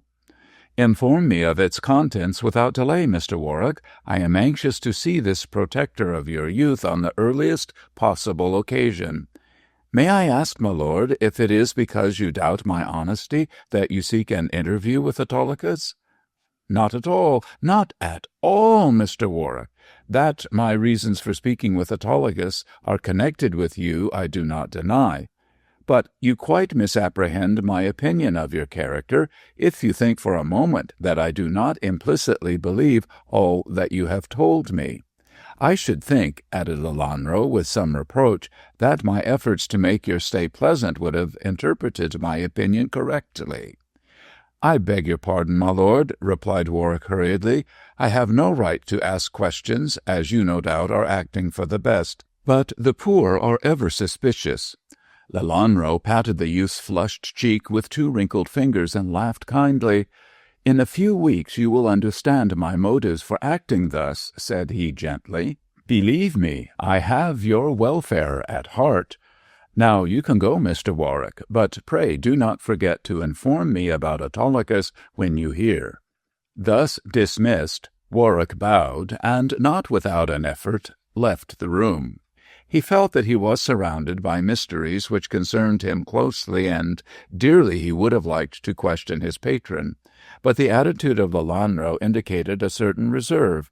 So Warwick, bridling his curiosity for the moment, sought the society of Madame Tot, and fiddled away his thoughts till dinner-time. During the meal, Lelanro discussed politics, and strove to interest Warwick in the intricacies of statecraft. The attempt was idle, as Celia being near him, the amorous young man had more ear for her musical laugh and frivolous talk than for all the wisdom of eld. When love is in the heart, ambition is out of the mind. After dinner, Warwick, tearing himself away from the too pleasant society of Celia, hastened to the study of Dr. Price. On the threshold a new surprise awaited him, for hardly had he reached the door when it opened suddenly and the buxom form of Miss Sally appeared. She was as surprised to see him as he was to set eyes on her at so late an hour, in so unexpected a position. "Dear heart," said Mistress Sally, patting her ample bosom with a fat hand, "how you startled me, sir! I have just been to see good Dr. Price to ask him about my health, which, Mr. Warwick," concluded the rosy-cheeked landlady, with an affected sigh, "is none of the best, I do assure you, sir." Warwick laughed at the palpable untruth, but nevertheless, having no reasonable excuse to express his disbelief, he said a few kind words and entered the study. Mistress Sally saw the door close and gazed on it for a few moments with a bewildered expression. "If it should be so," muttered the landlady to herself, "I shall believe Walter Ballard to have been more fool than knave." After which enigmatic sentence she proceeded to the housekeeper's room for an hour's gossip before returning to her snug inn. As was afterwards observed by the housekeeper, Mistress Sally was singularly distraught during their cosy conversation. Meanwhile, Warwick was seated near the desk, talking to Dr. Price, and trying to elicit from that astute individual the reason for Mistress Sally's unexpected visit. The attempt proved a failure, for Price was disinclined to make a confidant of his visitor, and so carefully avoided giving the least information that Warwick naturally felt a trifle hurt. "I do not know why you should withhold your confidence, doctor," said he, biting his lip. "You may be sure that I have a sufficient reason for asking these questions." "I may have a sufficient reason for declining an answer, for all you know," replied Price dryly. "But if you inform me of your motive, I may be less reticent. Now, I'll be bound, Mr. Warwick," continued the doctor, bending forward, "that of late you have been building castles in the air." "I do not deny it," said the young man, reddening.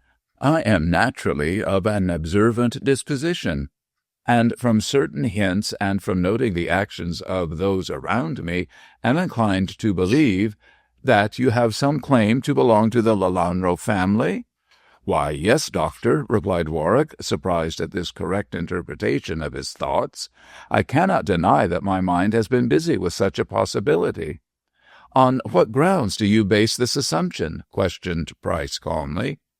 "I hardly know how to answer that question. I have really only a vague belief without much foundation. You know my story, Price."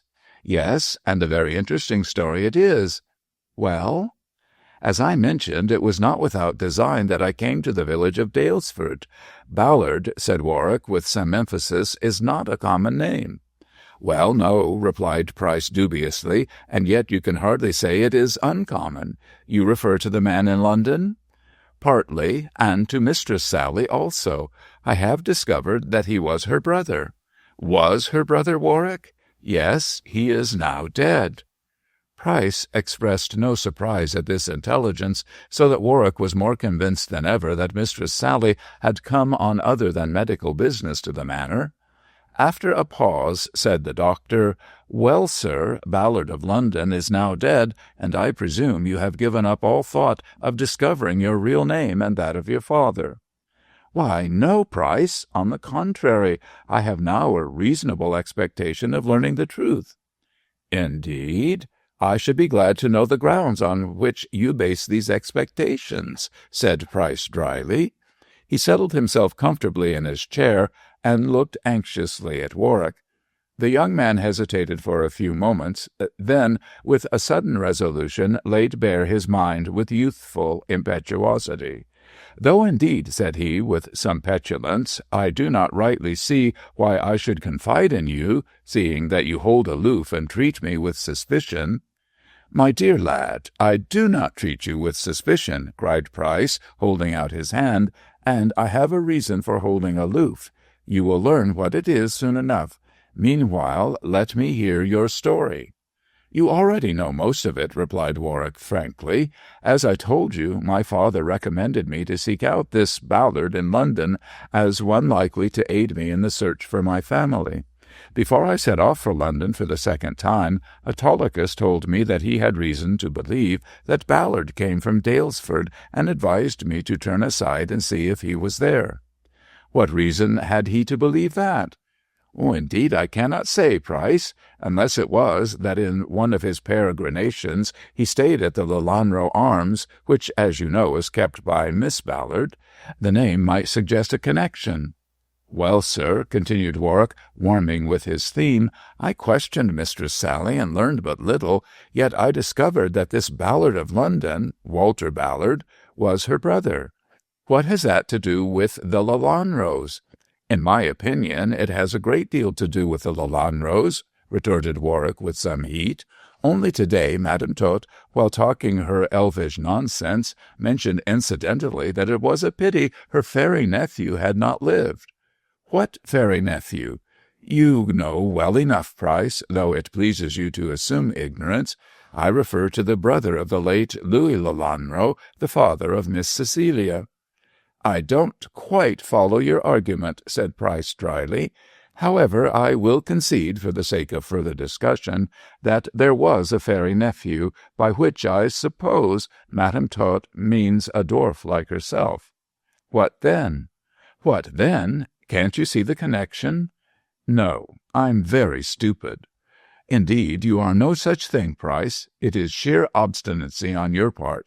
However, I shall explain my belief. A dwarf was born to Lelanro, and, unwilling to incarcerate another inmate in the secret chamber, he took means to rid himself of the unfortunate mannikin. I believe that this Ballard was given the dwarf to get rid of. Ballard took the poor creature away, and I verily believe sold him to Autolycus, who—" "I see," interrupted Price quietly. "You think that your father, the dwarf, was the son of Lord Lelanro, and that you are the cousin of Miss Celia and the heir to the title and estates. I congratulate you on your imagination, Mr. Warwick." "Do you find the idea so very ridiculous?" demanded Warwick angrily. "I confess I do not.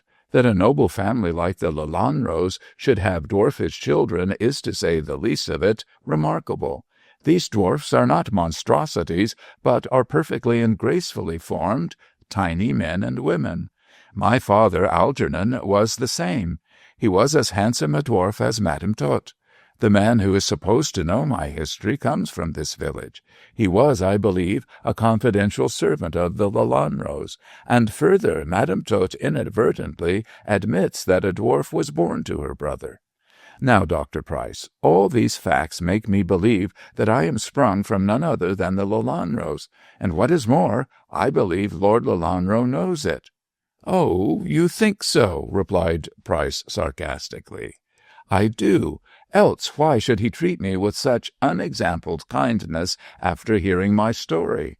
I showed him the paper bearing the date of my father's birth, and if Madame Tot is to be believed, he must have known that he had a dwarf child born that year.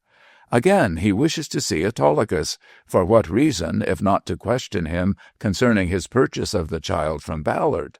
With these facts, and they are facts, to go on, can you wonder at my belief that I am really a Lelanro?"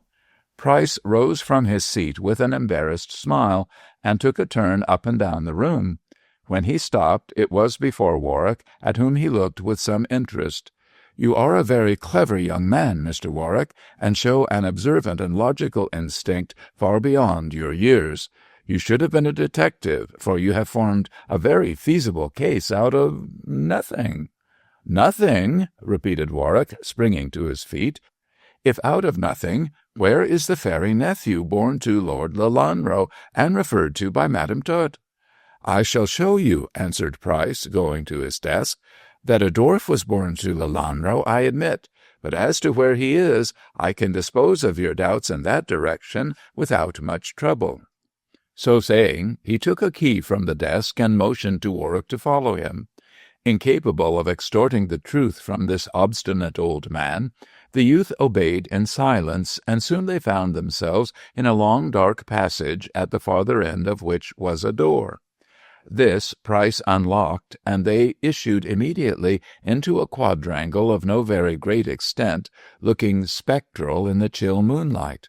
Here and there on the greensward rose tiny headstones, glimmering whitely in the cold shine, and Warwick had no need to be informed by Price's next remark as to where he was. "This, Mr. Warwick," said the doctor gravely, "is the burial ground of the Lelanro dwarfs.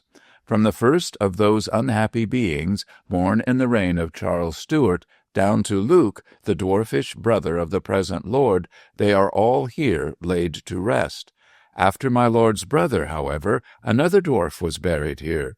You shall see his grave." He led the way to the end of the quadrangle and stopped before a small swell of earth, at the head of which sparkled a white marble stone. In the bright moonlight Warwick could plainly decipher the inscription, and fell on his knees the better to discern it. "You see," said Price quietly, "that it is erected to the memory of Albert Lelanro, born in 1847 and died in 1848. Here, Mr. Warwick, lies the dwarfish son of my lord, through whom you would connect yourself with the Lelanro family." Warwick covered his face with his hands. The downfall of his hopes was complete. Chapter 14. The Heir. Some days after that enlightening visit to the dwarf cemetery, Warwick entered the library of Lord Lelanro to find his patron in close conversation with a stranger. This gentleman, young and prepossessing in appearance, he rightly guessed to be Mr. Wynyard, the kinsman and heir of the old nobleman. Conversant with the fact that he was also a suitor for the hand of Celia, it was difficult for Warwick to rid his mind of a certain unfounded prejudice, and to rightly judge the newcomer. No man, however broad-minded he may be, is sufficiently generous to look impartially on his rival's mental qualifications and physical advantages. Warwick was only human, after all, and naturally enough he was not ready to admit in Wynyard's bearing and speech any superiority to his own. Strictly speaking, the advantage lay with himself, for he possessed an aristocracy of looks which was absent in his rival. Well-born though Wynyard assuredly was, yet there must have been some plebeian strain in his family, for in appearance and conversation and thought a certain coarseness was apparent, which could not fail to be repellent to one so fastidious as Lelanro. Wynyard seemed aware of the barrier between them, for he was ill at ease in the presence of his kinsman, although by assuming a bluff, frank air he tried to hide his obvious nervousness. Warwick, who was preternaturally sharp in divining character, had little difficulty in arriving at the conclusion that of all men Edgar Wynyard would be the type most obnoxious to his patron. Outwardly the man was sufficiently well-looking. His figure, though bulky, was good and not burdened with superfluous flesh. His head, well set on his broad shoulders, was covered with crisp yellow hair, and he owned a pair of apparently frank blue eyes, rather belied by the sullen expression of a thin-lipped mouth. Yet, as this latter defect was hidden under a drooping moustache of a straw color, many people, misled by unabashed eyes and bluff manners, assumed Wynyard to be a rough, genial creature, a trifle unpolished, but honest to the core. Those who held this opinion invariably changed it on further acquaintance. That he was what is known as a horsey man could be guessed from his attire, which, though sufficiently subdued for good breeding, betrayed in an indefinable way the tastes of him who elected to wear it.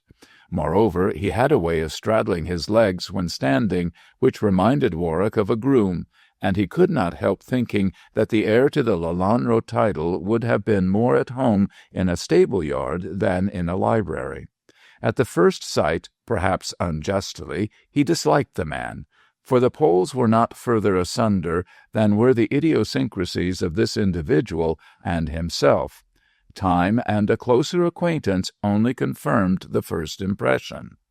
Come in, Mr. Warwick," said Lelanro with an air of relief. "Do you wish to see me?" "My lord, this letter from Autolycus," replied Warwick, placing it in the hand of his patron. Lelanro seized it eagerly, but with instinctive courtesy introduced the young men to one another before looking at it, although he was most anxious to lose no time in making himself master of the contents. "Edgar, this is my new secretary, Mr. Warwick," said he, laying his hand on the youth's shoulder, "and this, Mr. Warwick, is my kinsman, Mr. Wynyard, who will give us the pleasure of his company for a week or so. You will excuse me if I leave you to improve your acquaintance, as I wish to read this letter." So saying, he withdrew to the window of the library, where the light fell strongest, and adjusting his pince-nez, carefully scanned the letter. Left to their own devices, the rivals looked at one another, and by their stiff bearing intimated that the introduction was a pleasure to neither. Warwick quietly bowed and waited for the visitor to speak, which he did almost immediately in a most offensive manner. "So you are my cousin's new secretary," said he, looking Warwick up and down, as though he were a horse. "He is always picking up some new protégé. In 9 cases out of 10, his swans turn out geese." "I trust I may prove the 10th, Mr. Wynyard," replied Warwick, chafing at this speech. "I would indeed be ungrateful did I not repay Lord Lelanro's kindness by all the means at my command." "Can you ride?" "I think so. Lord Lelanro has kindly placed a horse at my disposal." "The deuce he has!" retorted Wynyard, and turned insolently away with a muttered remark about a beggar on horseback. Warwick caught the drift, though not the exact words, and clenched his hands to prevent himself speaking. For the moment he was sorely inclined to retort sharply, but fortunately Lord Lelanro called him to his side before he lost all command of his feelings. "I see by this letter that Autolycus is coming here next week," said Lelanro, who looked pleased. "I am obliged to him for his promptitude." "Who is Autolycus?" asked Edgar, with a yawn. "A person whom I desire to see on business," answered Lelanro, annoyed at his kinsman's want of tact. "I think you will find Celia in the garden, Edgar." "Thanks, I'll see if she'll come out riding with me. I suppose your secretary has to attend to his duties." "Mr. Warwick will stay with me, Edgar. I have a few words to say to him touching this letter." Warwick bowed and retreated to a distant corner of the library, where he did his best to control his anger at the insolent tone of Wynyard. Marking his discomposure and easily recognizing the cause, Lelanro tapped his cousin on the shoulder as he was stepping out to the terrace. "I hope you will be friends with Warwick," said he politely. "He is a young gentleman of great promise, and no mean intellectual acquirements." "I don't care for making friends of servants, Lord Lelanro." "Mr. Warwick is not a servant," retorted the old lord loftily. "He is as well born as you or I." "That may be," replied Edgar, nettled by the reproof, "but he seems far too independent for his position." "I do not think so," said Lelanro dryly, "and I am the best judge of such things. I would advise you to be friendly with him, Edgar. It may be to your advantage in the future." Wynyard walked slowly along the terrace with these significant words ringing in his ears. He could not understand their meaning, as, confident of his heirship to the Lelanro estates, he saw no reason why the friendship of a penniless dependent should be advantageous to him.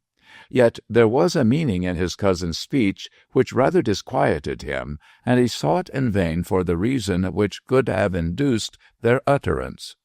At what conclusion he would have arrived is impossible to say, but for the moment his cogitations were put an end to by the glimpse he caught of his cousin. She was walking across the lawn, clad in a white dress suited to the heat of the day, and smiled under a pink sunshade which imparted a rosy hue to her delicate complexion. "How do you do, Edgar?" said she, holding out her hand. "I am glad to see you, cousin. You are looking well." "I'm as well as a man can be who has lost some thousands of late," replied the young man moodily. "I thought I'd come down here to retrench a bit." "Oh," said Miss Lelanro, raising her eyebrows. "Then you did not come to see me. You know I'd go to the end of the world to see you, Celia." "I am sure of that, Edgar, if a horse race did not detain you. How do you think my grandfather is looking?" "Oh, he's in capital health. I believe he'll live forever." "I hope and trust he will," retorted Celia, with a flash of her bright eyes. "You seem to grudge him a long life." Edgar did indeed grudge him a long life, as he was anxious to enjoy the title and finger the revenues of the estates as speedily as possible. But, brutal as he was, shame made him protest against the construction placed on his speech by his quick-witted cousin. "Indeed, I do not," he protested good-humoredly. "I hope he'll live to the age of Methuselah. By the way, who is this young cub whom he calls his secretary?" "Mr. Warwick is not a young cub, Edgar, but a very charming young gentleman. He has been my grandfather's secretary for over a month, and we all like him very much."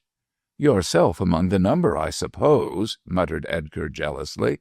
"Of course. Why should I not?" "He's too good-looking for a secretary." "I don't think so. I can't bear ugly people, or cross people," added Celia, with a swift glance at the scowl on her cousin's face. "Come, Edgar, do not let us quarrel on the first day of your arrival." "I have no wish to quarrel, Celia. You know that your slightest wish is law to me." "Indeed? Then it is my wish that you behave in a friendly fashion to Mr. Warwick." "Why should I? He is an insolent young beggar." "I am sorry to hear it. And his insolence consists in what?" "Oh, it's not what he says," fumed Edgar. "The fellow is civil enough, but he looks in such a high and mighty manner that there is no bearing him. One glance is enough for me. I shall never like him." "Well, then, I like him." "I see that," said Edgar sharply, "and that is one of my reasons for objecting to his presence in the house."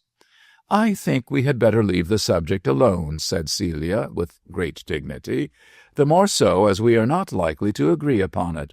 Let us converse on other matters. Madame Tot, for instance, have you seen her?" "No, nor do I want to. The frightful little monster." Clearly Wynyard was in too bad a temper to measure his words, so Celia, who had experienced his rough humor on former occasions, was in no mood to put up with a repetition. She therefore withdrew herself from his society. "You will be better by yourself, Edgar," said she, turning her back on the discomfited young man, "and though you despise Mr. Warwick as a servant, you could do worse than take a lesson in breeding from him." With profuse apologies, Edgar tried to detain her, but Celia, who was not easily moved when she had once made up her mind, refused to remain longer in his company, and walked haughtily away. "Confound the fellow," growled Wynyard, looking after the retreating form. "He seems to have bewitched them all.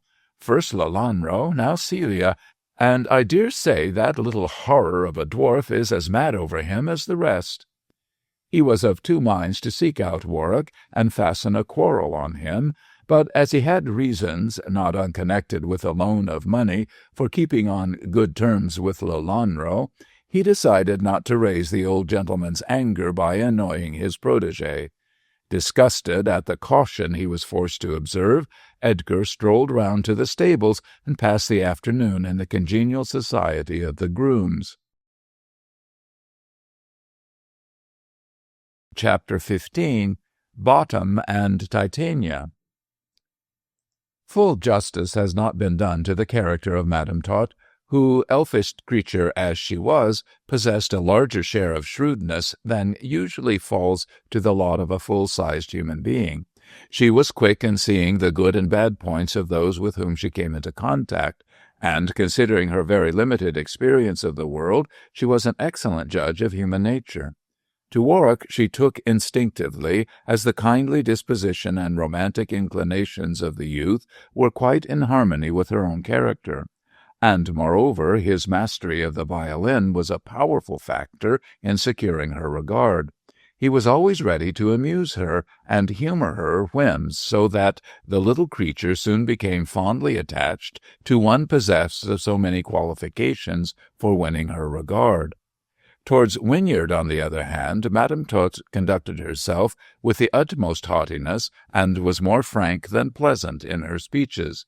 The mere idea that he was to succeed her brother and become master of the manor house threw her into fits of anger which incapacitated her for days. The little woman was highly neurotic, and trifles which would have hardly disturbed a strong-nerved person roused her to frenzy.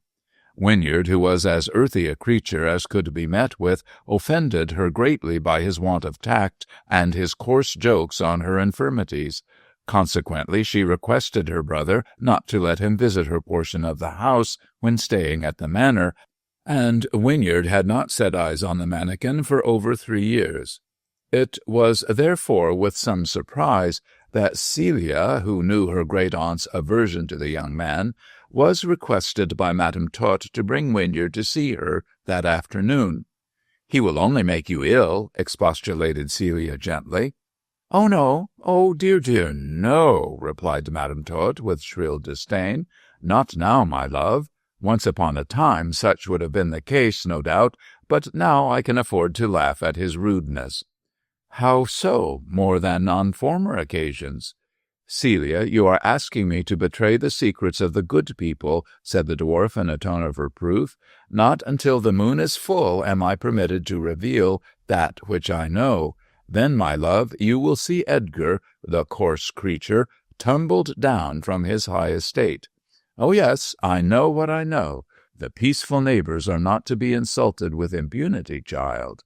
Out of all this jargon Celia could extract no sense, and as Madame Tot declined to be more explicit, she was forced to depart in search of Edgar in a very puzzled frame of mind.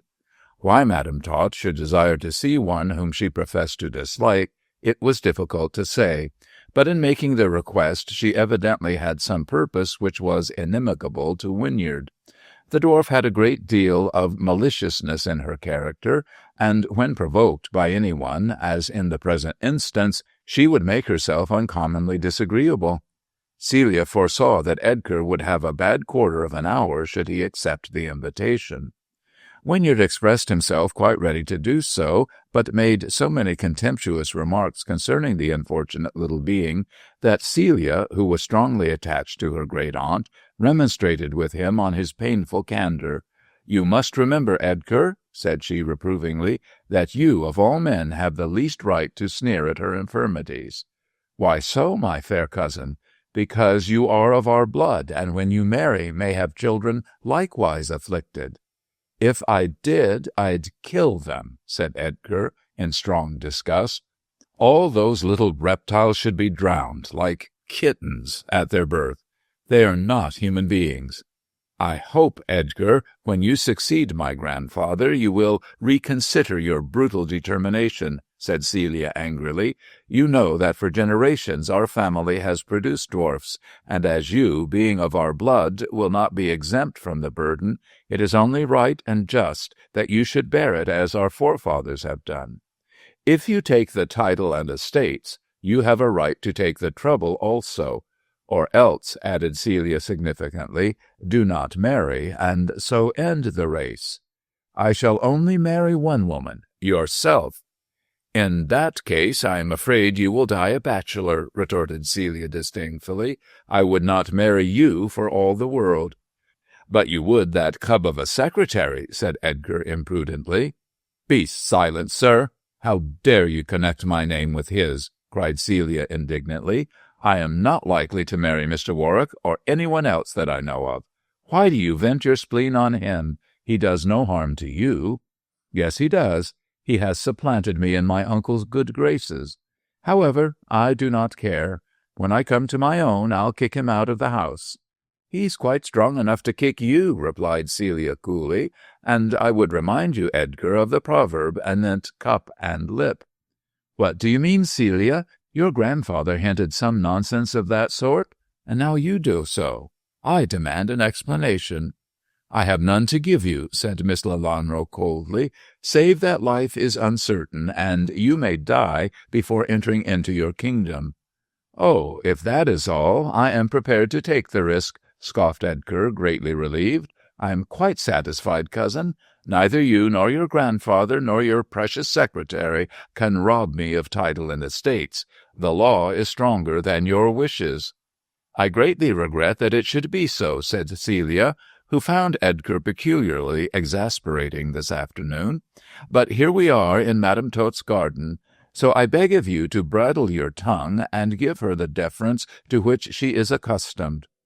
"Bah! Infernal nonsense!" growled Edgar, following his cousin towards the summer-house. "Deference to a little monster like that!" Discarding for a time her favorite green color, Madame Tot was arrayed in a long garment of bright yellow, and wore on her white hair a pointed hat such as is affected by the Welsh peasantry.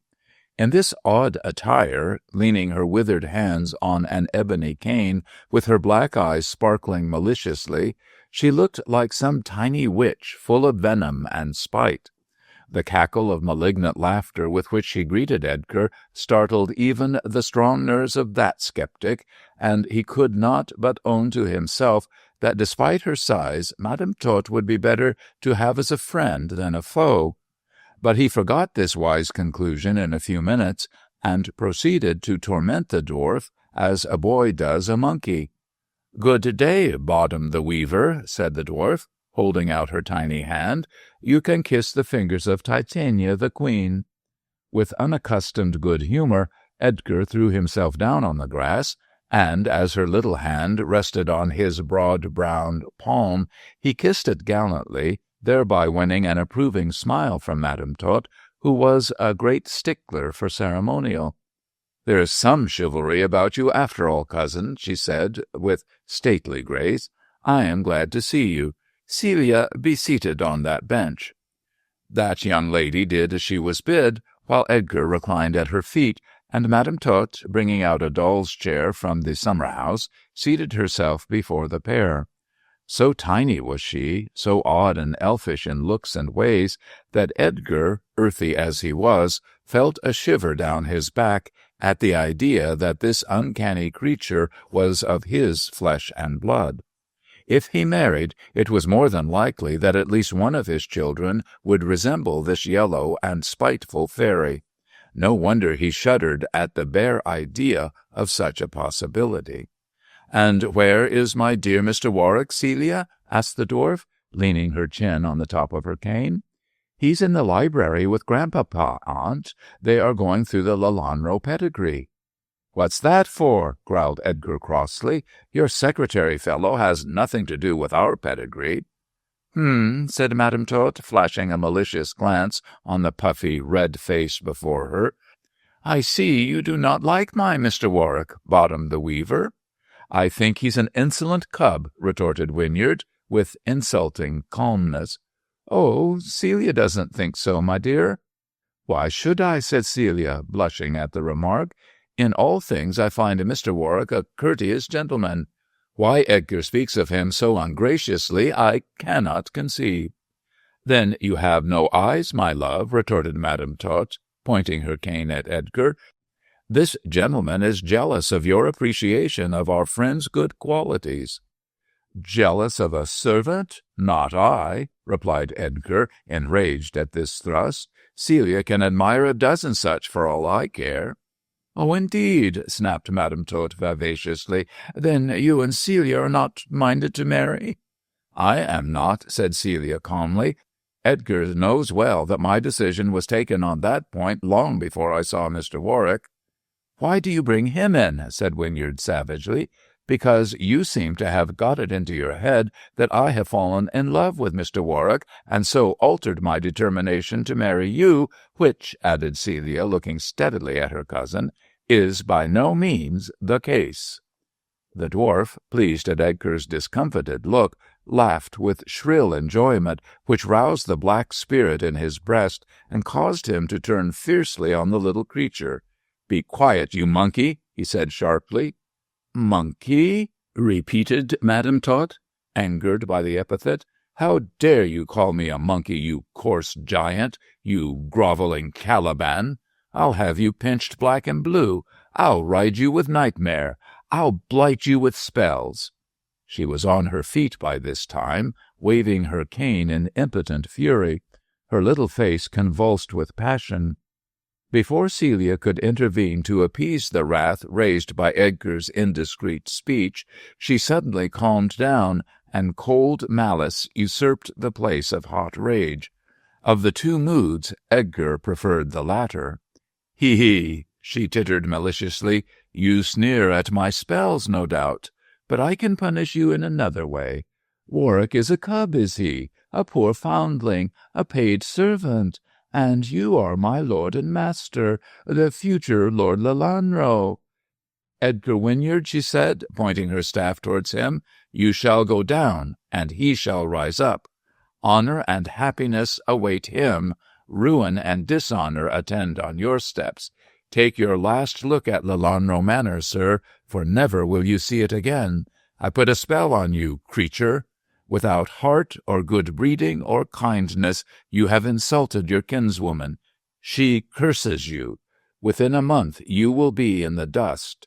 There you will stay till a suicide's grave receives your dishonored clay." Edgar shrank from the glittering eyes and hurried speech of the dwarf, but before he could summon up sufficient courage to reply, she darted into the summer-house and closed the door. No words or entreaties of Celia could draw her forth, and Edgar was unwillingly compelled to retire with the unenviable feeling that he had behaved in a singularly ill-bred fashion. "I advise you to behave yourself," said Celia, as they left the garden, "and speaking candidly, I think you have acted in a most abominable manner." "She provoked me." "You shouldn't let yourself be provoked," retorted Celia sharply. "A poor little creature like that can do you no harm." "I'm not so sure of that," muttered Edgar uneasily. "What the deuce does she mean by her hints?"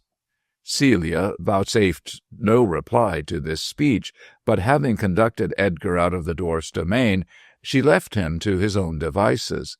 Indignant with his conduct, she disliked the idea of remaining in his company, and so Edgar found himself alone. As is usual with such natures, he blamed everyone but himself. "It is Warwick's doing," he thought angrily, biting his nails. "There is some mystery about that intruder which is inimical to myself. I don't like Madame Tot's hints, the horrible little witch." It will be noted that much as Wynyard affected to despise his dwarfish kinswoman, he was in reality afraid of her malice, and inclined to gift her with a power harming him which, so far as he knew, she did not possess. His conscience made a coward of him. Chapter 16. Love's Young Dream. At the age of 20, Celia Lelanro should certainly have known better than to fall in love with her grandfather's dependent within the space of a few weeks. That Warwick should be in the same plight was scarcely to be wondered at, even though he had the advantage of her in age by 2 years. In affairs of the heart, women are always older than men, and Celia, by all the traditions of her sex, should have kept her feelings more under control. In place of such restraint, she let her passion have its way, and finally found herself hopelessly devoted to the young man. Only when it was too late did she recognize that her future happiness depended on a life companionship with Warwick. The presence of Edgar Wynyard, in place of retarding, hastened the catastrophe, for the contrast between the two aspirants to her favor was greatly to the advantage of the secretary.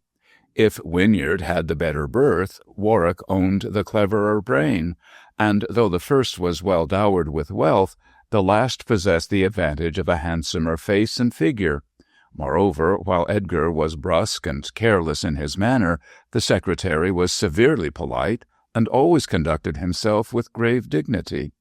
No doubt, from daily association with Lord Lelanro, Warwick unconsciously imitated his stately reserve, but it was certain that, as the days passed by, Celia saw in him an increasing likeness to her grandfather. If appearance went for anything, Warwick was much more the aristocrat than his more fortunately placed rival. Trained by her grandfather, Celia admired his school of old-fashioned politeness, and seeing it reproduced in Warwick, softened by a certain youthful vivacity, she could not help comparing him to the disadvantage of the free and easy Edgar. That young man was loud and assertive in demeanor, swaggered about the place in an offensively bumptious manner, and frankly regarded the female sex as indisputably inferior to his noble self. Celia had never liked him overmuch, but now that his lack of chivalry was accentuated by the neighborhood of the courteous Warwick, she grew positively to hate him.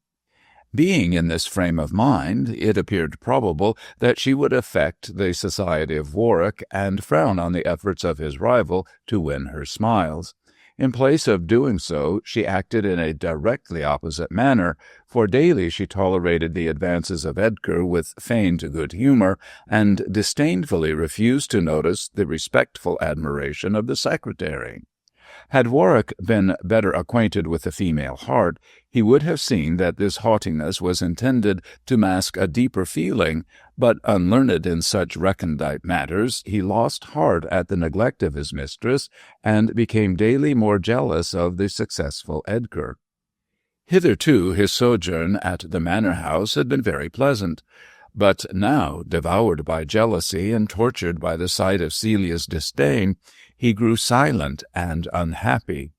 To all appearance he might as well wish for the moon as for the smiles of Miss Lelanro, and therefore he tried vainly to school his heart into acceptance of the inevitable.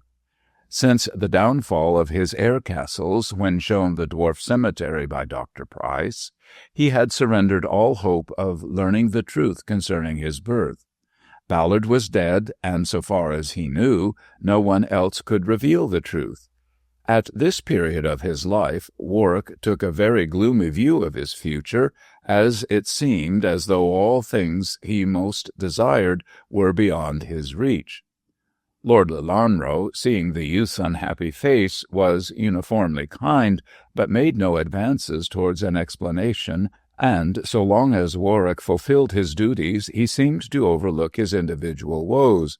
Exasperated by the indifference of his patron, by the neglect of Celia, and the studied insolence of Edgar, who lost no opportunity of making himself disagreeable, Warwick resolved to end the matter by giving up a position which was one of constant pain. The only thing which withheld him from doing so without further delay was the thought of Madame Tot, who he knew would sadly miss him and his music. Nevertheless, he was half determined to take his leave and carry out his original intention of going to London. But first he resolved to speak with the dwarf, of whose shrewd brain he had a great opinion, and learn, if possible, the reason of Celia's coldness. Another reason which induced him to interview the little lady was that she had not yet resolved the riddle which he had submitted to her, or if she had done so, the solution had not yet been placed before him. Failing Ballard, who was dead, and his fancy of kinship with the Lelanros, which had been proved false by Price, there only remained the chance of his descent being explained by that name and date. Much as he hoped that the truth might be learned thereby, Warwick feared there was but a slender chance of matters being set right in so frivolous a fashion. Algernon, 24 December, 1857. Who could make anything of such solemn trifling? Madame Tot received him in her own special doll's house, where he had revived from his swoon on that eventful morning. With a dexterity begotten by constant practice, Warwick went down on his hands and knees and wriggled himself gingerly through the low door. His bulk took up the most part of the room, and Madame Tot hastily cleared the tiny chairs and tables out of the way, lest they should be crushed by this colossus. Owing to the narrow limits of the chamber, as compared with ordinary rooms, surrounded by the miniature furniture placed beside the tiny dwarf, whose near presence accentuated his size, Warwick seemed abnormally large, and lay stretched on the carpet with his head resting on the sofa, like Gulliver in the largest temple of Lilliput. In this instance truth was stranger than fiction. "Well, Man Mountain," cried Madam Tot, who was well acquainted with the romance of the great Dean. "Why have you sought me in my bower? The garden is better for you, sir." "I wish to speak to you particularly, Madam Tot." "If it is about your riddle, Mr. Warwick, I do not intend to tell you of it till the moon shines full on the fairy ring. That will be next week." "Have you read the riddle?" asked Warwick eagerly. "Of course I have," retorted the dwarf disdainfully. "It required but little skill to make it out." "Yet what sense can you make out of a name and date?" "Aha! That is my secret. It makes sense sure enough, as you will learn in 6 days." "Why not tell me now?" "I have my reasons, Man Mountain," retorted Madam Tot sharply. "Why do you wish to upset my plans?" "Because I am going away." "Going away?" cried the little creature, with shrill dismay. "Why? Has anyone been treating you badly?" "No, that is, no one in particular," stammered Warwick, feeling himself at a disadvantage. "But I think I have stayed long enough at the manor. It is time I went out into the world to seek my fortune." "Your fortune is not in the world, sir. It is here," replied Madam Tot, nodding her head wisely. "Do not seek in far lands what you may find on your own doorstep." Here she added with a sudden start, "It is Edgar Wynyard you complain of." "Indeed, no, Madam Tot. I am not the man to let myself be upset by a boorish manner." "He is a boor," assented the dwarf smartly. "A real Bottom the Weaver. I've told him so several times, but the creature hasn't read A Midsummer Night's Dream and cannot see the application." "So it's not Bottom," pursued Madam Tot reflectively. "Is it Blunderbore or Price?" "Neither." "Ah, do you mean to say that my brother—" "I say nothing about Lord Lelanro," interrupted Warwick hastily. "He is kindness itself. But I have my reasons for wishing to go, and if you will kindly tell me the riddle, I will make my arrangements and take my departure." "Indeed, you will do no such thing," retorted Madam Tot angrily. "Here you are, and here you shall stay. Don't be impatient, sir. Wait and hope. All will come right, and in a way you little dream of." "What do you mean?" "Oh, I know what I mean. I saw my brother the other day, and we talked you over. Well over," said she emphatically. "He is satisfied, and so am I. Fate has great things in store for you." "Alas, had she only one thing in store for me, I should be content," sighed Warwick regretfully. Madam Tot cocked her head on one side with a roguish look in her bright eyes, and then, clapping her tiny hands, burst into an elvish laugh. "Prithee, why so pale, fond lover?" quoted she gleefully. "Oh, so my great niece has been wringing your heart." I didn't say so, Madam Tot." "Man Mountain, I am no fool.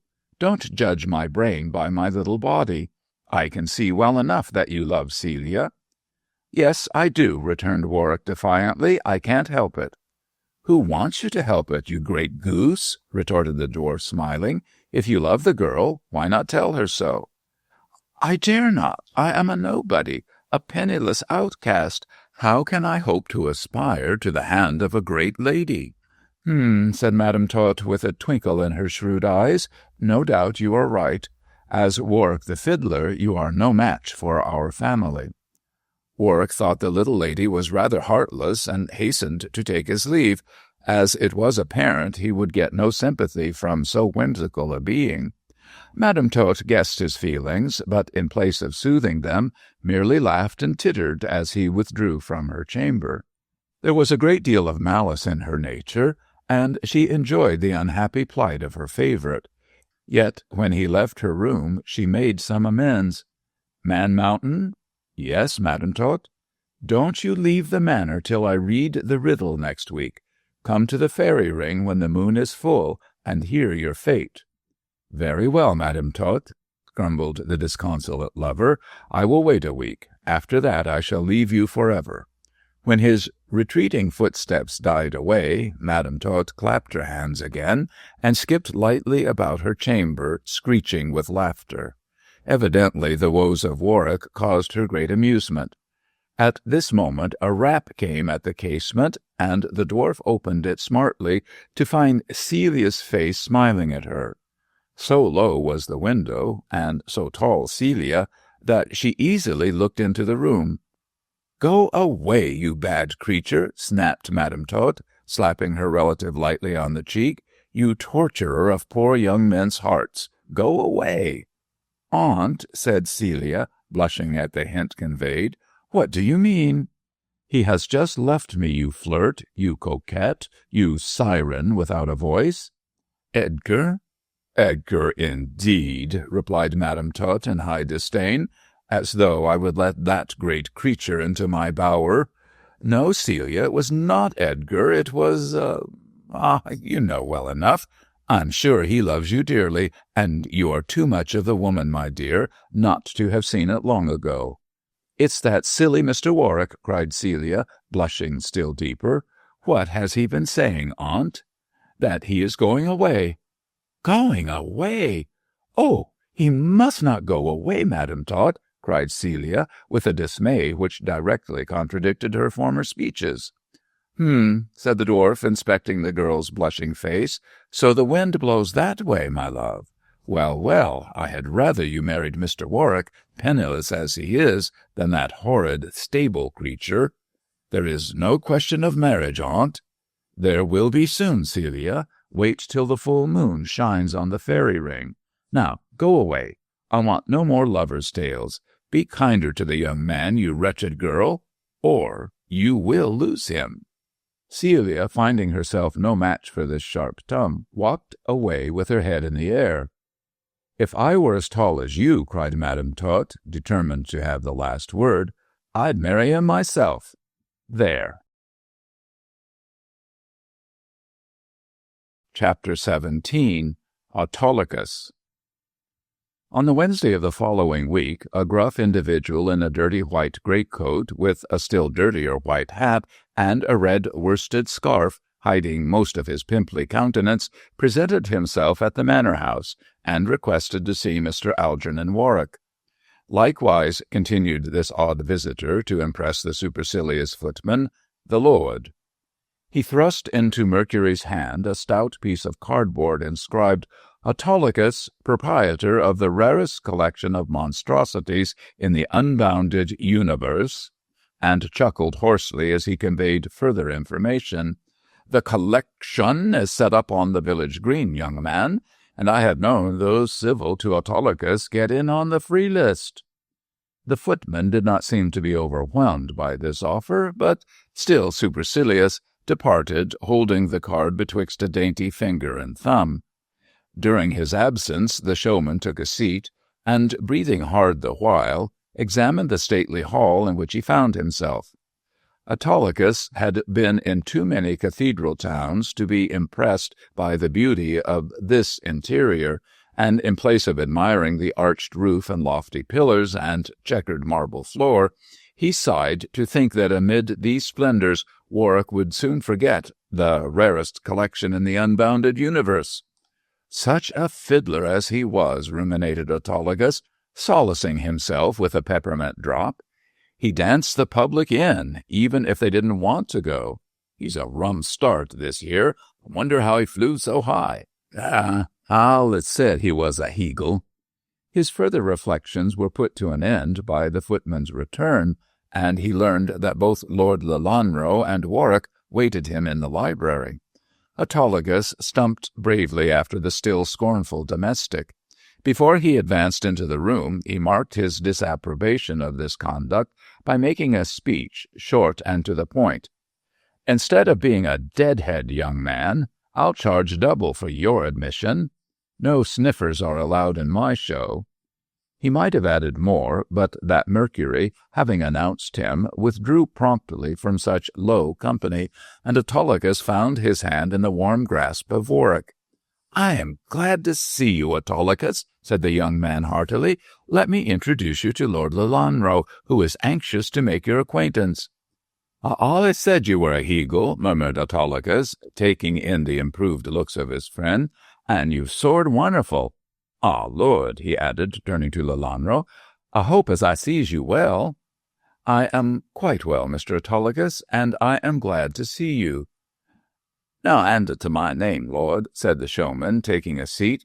I got it out of a play of Mr. Shakespeare's you may have heard on. There was no Mr. there, so I don't hold to tacking it on here. Well, Algernon Warwick, you have growed, he added, turning to the youth. Why, you could make a dozen of your parent, that is— Here Autolycus closed his mouth and winked mysteriously at Warwick to know if he could speak openly. The secretary soon reassured him on that point. Lord Lelanro knows all my story, Autolycus, he said quickly. I told him of my father the dwarf and of your kindness to me. Oh, that wasn't much, Algernon. I couldn't see a bright lad like you sink when 'twas your nature to soar. A heagle, I said, always a heagle. Well, Lord, I've come with the whole show. It's down at the village under charge of the missus. I must go and see my old friend, Mrs. Gus. Mrs. Gus, repeated Lelanro, wondering why the wife's name was different to that of the husband. Your better half, Autolycus? She thinks herself the better whole, growled the showman, who was evidently under petticoat government. My name, Lord, is Gus, but I call myself professionally Autolycus. She, well known to the public as the Bodine Sylph, now answers to the private name of Mrs. Gus. I understand, said Lelanro, smiling. Mr. Warwick, I think you may go down to the village and renew your acquaintance with Mrs. Gus. I wish to speak with this gentleman alone. Certainly, my lord, answered Warwick, wondering what could be the reason of all this mystery. I will go at once. And pray, Mr. Warwick, request Dr. Price to give me the pleasure of his company, pursued Lelanro, accompanying his secretary to the door. I will give you my reasons in a few days, he added in a lower tone, noting the young man's wonder. You can trust me, Mr. Warwick. I should be ungrateful if I did not, replied Warwick, taking the hand held out to him. I leave myself in your hands. When the door closed behind him, Lelanro returned to his seat and looked with some interest on Autolycus, who, unused to high society, strove to hide his confusion by another peppermint drop. You wonder, no doubt, why I have sent for you, Autolycus, said Lelanro slowly, but the fact is, Mr. Warwick arrived at my house some time ago, and as I have taken a great fancy to him, I made him my secretary. A heagle, Lord, that's what he is. Mr. Warwick told me his story, pursued Lelanro, smiling at the remark, and I notice that there is a mystery connected with his birth. Before Autolycus could remark on this speech, Price entered the room, and having been duly presented to the showman, took a seat beside Lelanro to assist at extracting information regarding Warwick. I should like you to tell us, Autolycus, said Lelanro, when the introduction was over, what you know of Mr. Warwick. Autolycus wiped his countenance with a red bandana handkerchief and looked sharply at the two men before him. In spite of his eccentricities, he was no fool, and liked Warwick too well to make any revelation which, for all he knew, might be hurtful to his future. First, Lord and Doctor, said the showman, placing a stumpy forefinger in the palm of his left hand, I'd like to know your game. The reply to this leading question required some consideration.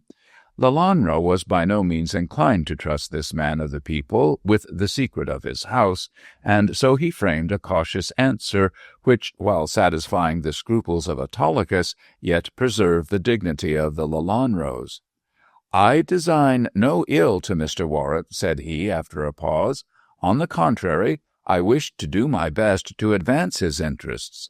But you must be aware, Autolycus, since it pleases you to be called so, that unless I know all about the youth, I cannot hope to assist him as I should wish. That's fair enough, Lord, answered Autolycus, revolving this reply.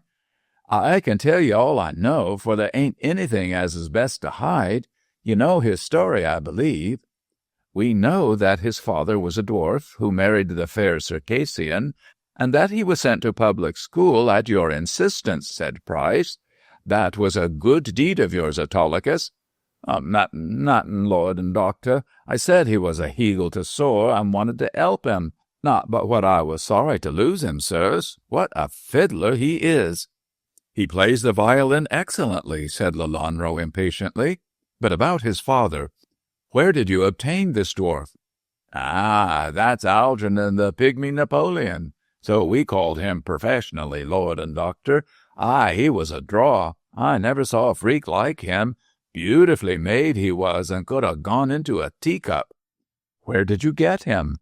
"I got him," repeated Autolycus slowly, "from a man called Ballard. But where he got him, I don't know." Price and Lelanro looked at one another and seemed to approve of this speech. "In what year did you receive this dwarf from Ballard?" asked Lelanro anxiously. "It was in 1849, replied Autolycus, scratching his head. "Leastway, I think so, 'cause I lost money at Rochester that year, and the next Algernon pulled it back for me. Ah, lord and doctor, he was a draw, that Pygmy Napoleon." "Warwick has a paper given him by his father," said Price, "in which the date of his birth—" "Of whose birth, doctor? Algernon 1 or Algernon 2? "The first, the father. This paper says he was born in 1857, so that being the case, you couldn't have received him in 1849, before he was born." "Oh, that's nothing, sir," said Autolycus contemptuously. "The Pygmy Napoleon, you must know, gentlemen, was always thinking himself a great person and descended from crowned heads. He believed in that paper, which he said came from Ballard, who sometimes came to see how he was. But it didn't mean much. He said that the figures and the letters of the name Algernon, which was his own, would prove his rank, but he never could find out the meaning, and the Ballard wouldn't tell him. From what I know," added Autolycus emphatically, "he was born in 1846, for I got him in 1849, and he was then 3 years old. To be sure, I ain't certain of his real age. He might have been 2 when I got him. These dwarfs are so misleading from their smallness." "Then how do you account for the 11 years' difference inscribed on that paper?" asked Lelanro. "It was a riddle, sir. Leastways Ballard said so, and I guess he altered the figures from 4 to 5 to suit the finding out of it." Lord Lelanro nodded to imply that the explanation satisfied him, and made 2 or 3 memoranda on a slip of paper. Then he asked another question. "Did this man Ballard give you any explanation as to how he came by the dwarf?" "No, he didn't," retorted the showman gruffly. "It was as deep as a well, and told me to mind my own business. He had a share in Algernon." "A share?" "Yes, lord. I gave him so much on the takings, for the Pygmy Napoleon was a great draw with the public. Now he's dead, and the rest of the show don't attract like he did. I wish Ballard could have got me another dwarf like him. I'd give him the same price, I would." "Don't talk like that, man," said Lelanro, who looked rather pale. "I don't want to hear these details." Autolycus, rather wondering at this unaccountable agitation, took another peppermint drop, and being wise in his generation, held his peace.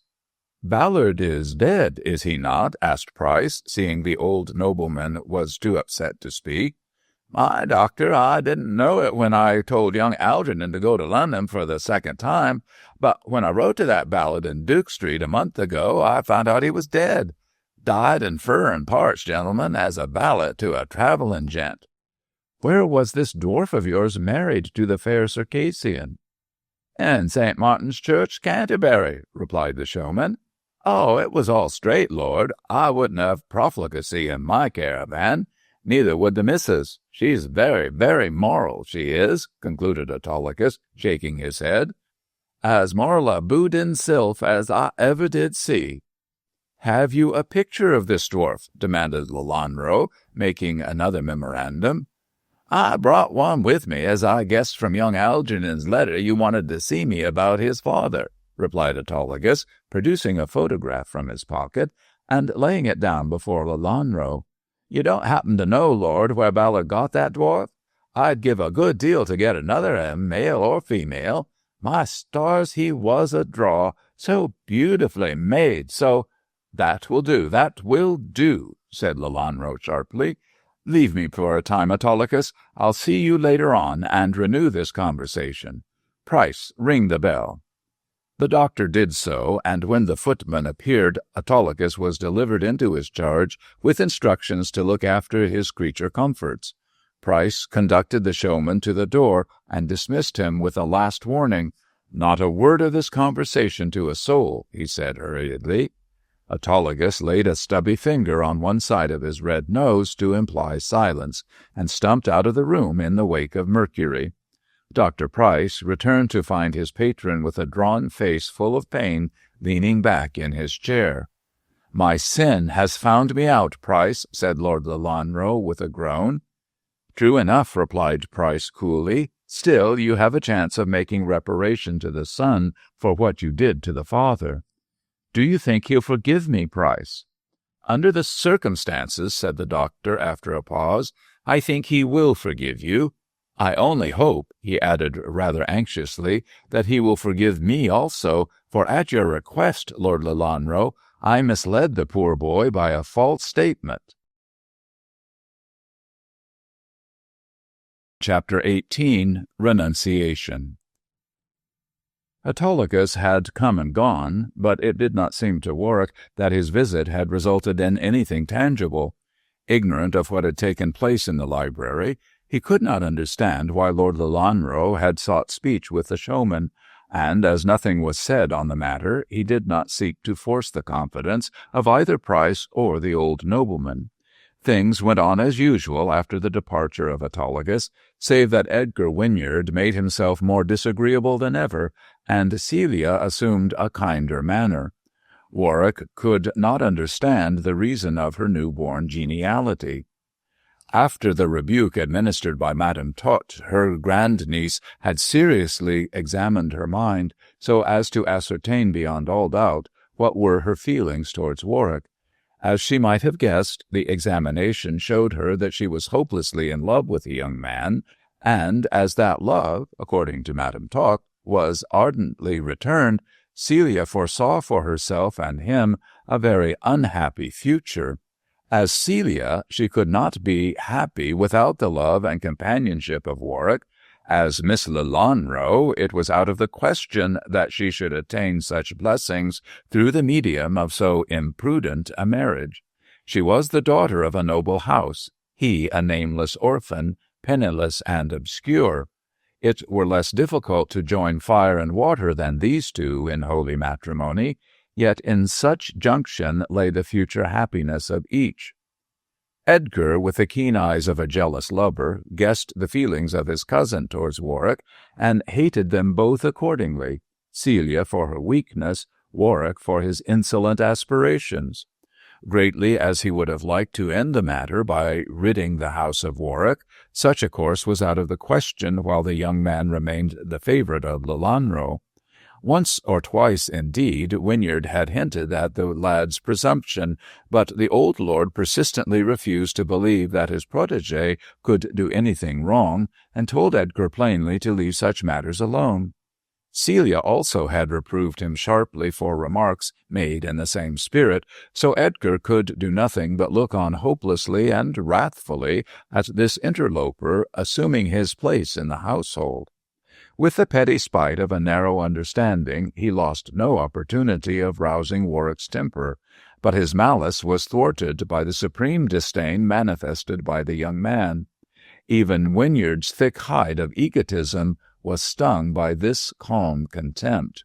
Though Warwick held his own bravely, and strove by masking his emotions to keep things smooth, yet he was very unhappy, and thinking Celia was beyond his reach, he resolved to end his folly by absenting himself from her presence. It was truly the desire of the moth for the star, but in this instance the star had stooped of late to the lowly sphere of the moth, and it was this point that most troubled the unhappy lover. As an honourable man, he could not win clandestinely the love of his patron's granddaughter.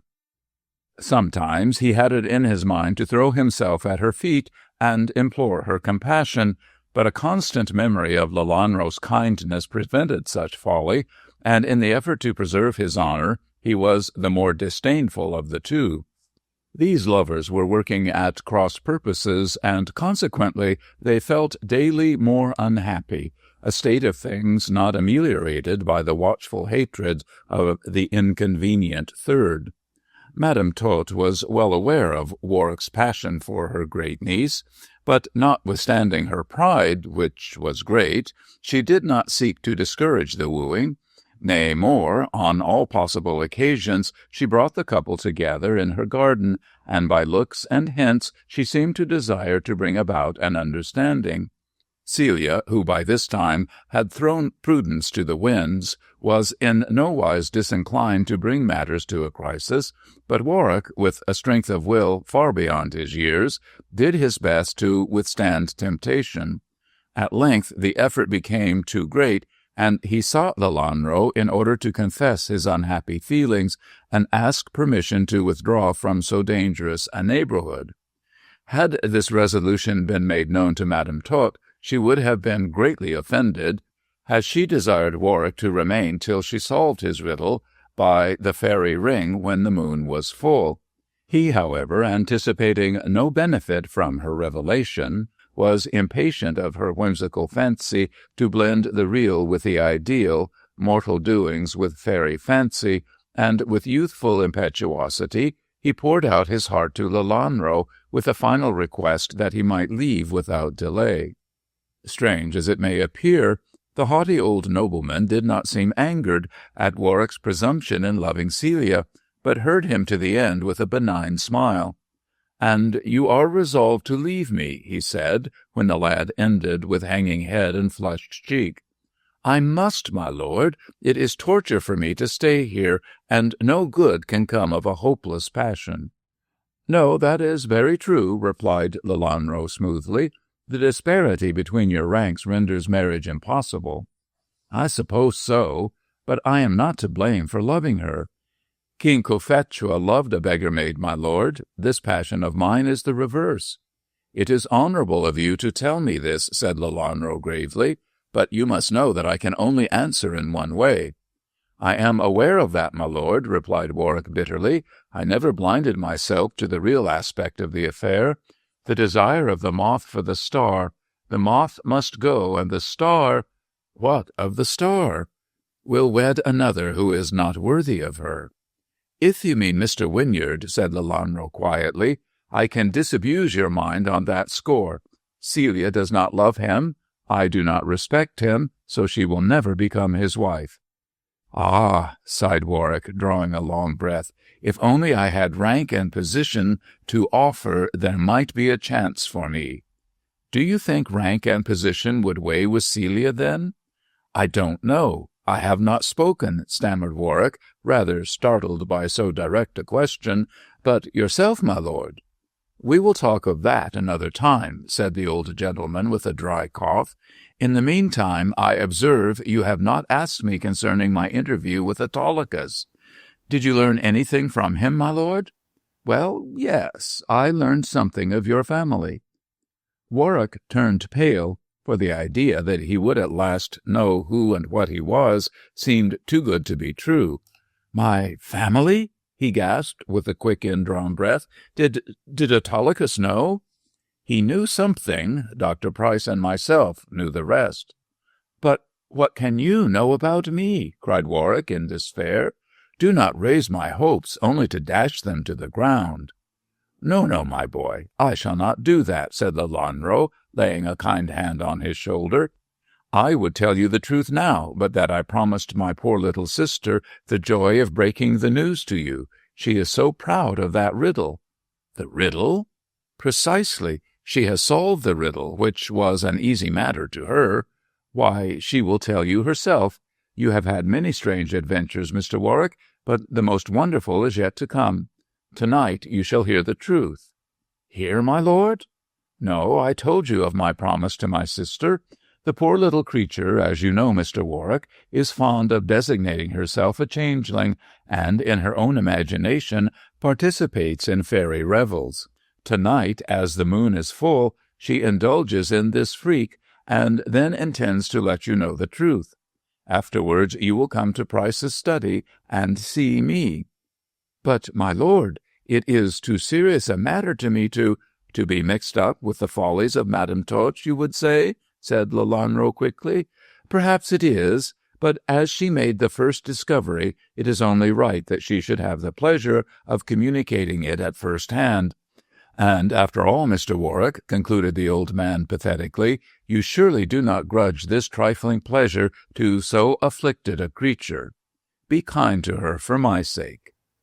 "Let it be as you will, my lord," said Warwick, taking the hand held out to him. "I am quite agreeable to be informed as Madame Toche pleases, but when I know the truth, will I stay or go?" "I shall leave that to you, sir," said Lelanro, smiling. "It depends on yourself." "Or on Miss Lelanro," hinted Warwick, with a daring which astonished himself.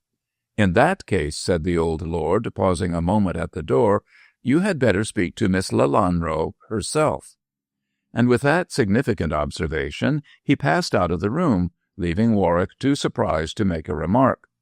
Left alone, he sank into a chair and strove to collect his scattered senses, which the concluding speech of Lelanro had dispersed to the four winds of heaven. That so proud a man as his patron should actually encourage him to woo Celia seemed inexplicable. The only solution lay in the fact that Lelanro must be satisfied that the race whence he sprang was equal to his own. Again, Warwick thought of the possibility of his father being one of the Lelanro dwarfs and himself heir to the estates, but this idea vanished when he thought of the tiny grave with the date on the headstone. In the face of such evidence, all chance of his hopes proving true was at an end, and he reluctantly dismissed the thought that he was a Lelanro. Yet if the grave was strong evidence on the one side, the fact that his father had been a dwarf was strong evidence on the other, for it was impossible that so curious a circumstance could be a mere coincidence. Warwick at length grew so bewildered that he did not know what to think, and decided to leave the matter to time. "Whether I be a Lelanro or not," said he hopefully, "from what my lord says, I am certainly of sufficiently good birth to aspire to the hand of Celia. That is sufficient for me, and I ask no more of Providence." Chapter 19. Fairy Music. That same evening Wynyard, undeterred by the memory of former refusals, proposed to Cecilia for the third time. Aware of his pertinacious disposition, and having some inkling of his intention, she had hitherto managed to evade an interview. But now, finding herself alone with him in the drawing-room after dinner, she submitted to her fate. Yet had not Edgar been blinded by self-conceit, he might have guessed what would be the result of his ill-advised application.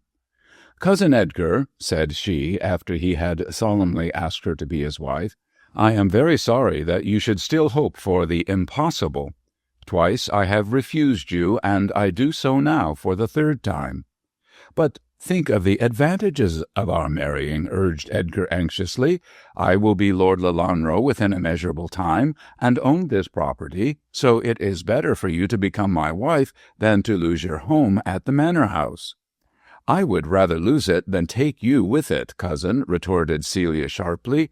"I wish to marry no one at present, least of all you." "But I love you, Celia." "I am sorry to hear it. For once and for all, I refuse to become your wife." Edgar, tracing in this contemptuous refusal the influence of Warwick, lost his temper, and made thoughtless remarks about Celia and the secretary, which roused her wrath.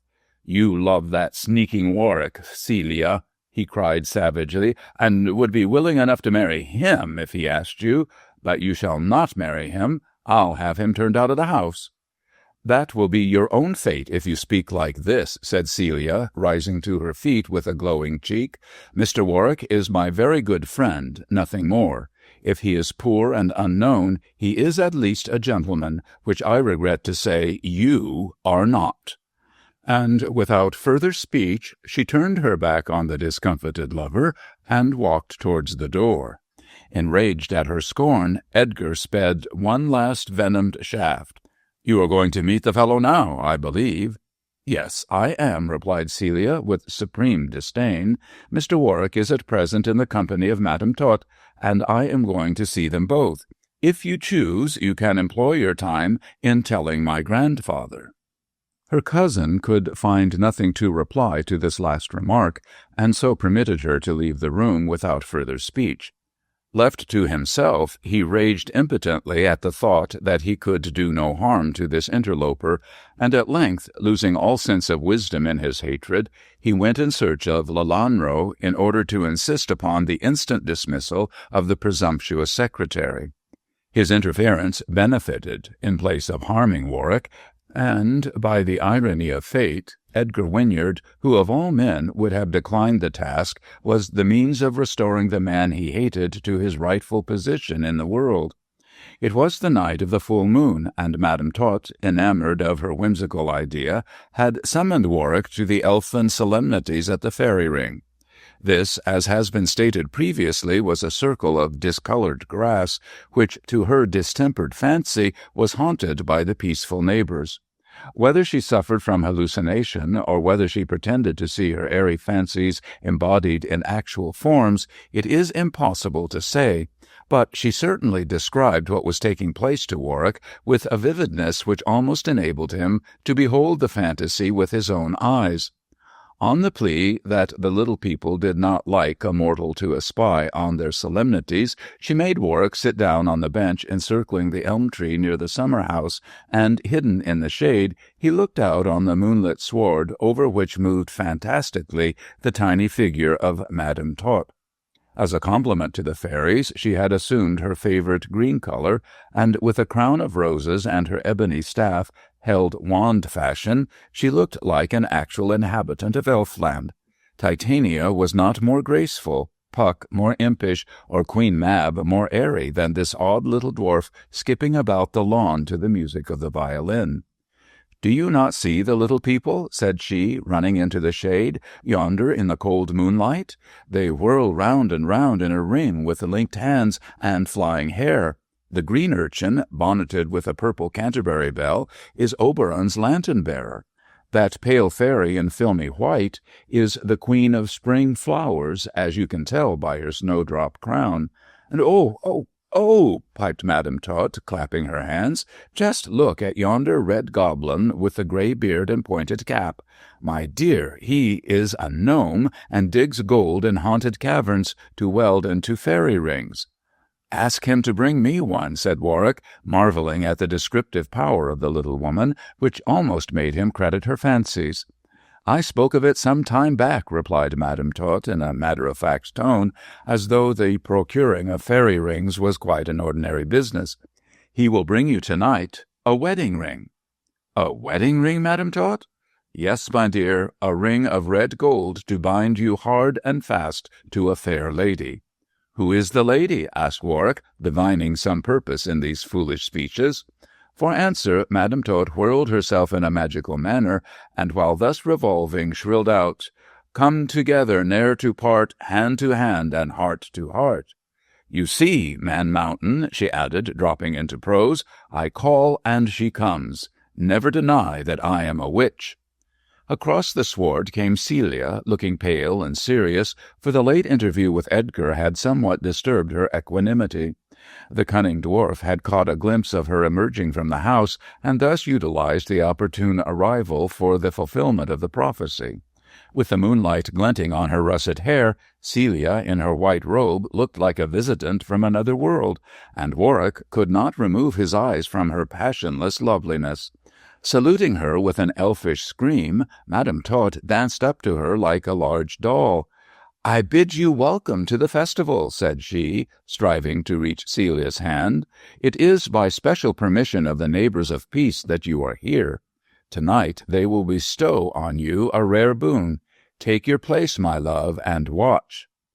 With due solemnity she conducted Celia to the bench, and intimated that she should sit beside Warwick. Rather confused by the request, Celia obeyed in silence, and was glad to think that the shadows hid the blushes she felt rising hotly to her cheeks.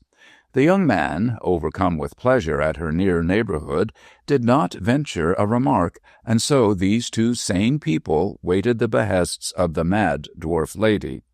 "Play!" cried Madame Tot, raising her hand. "I dance with my shadow." Warwick swept the bow across the strings, and a ripple of notes gushed forth.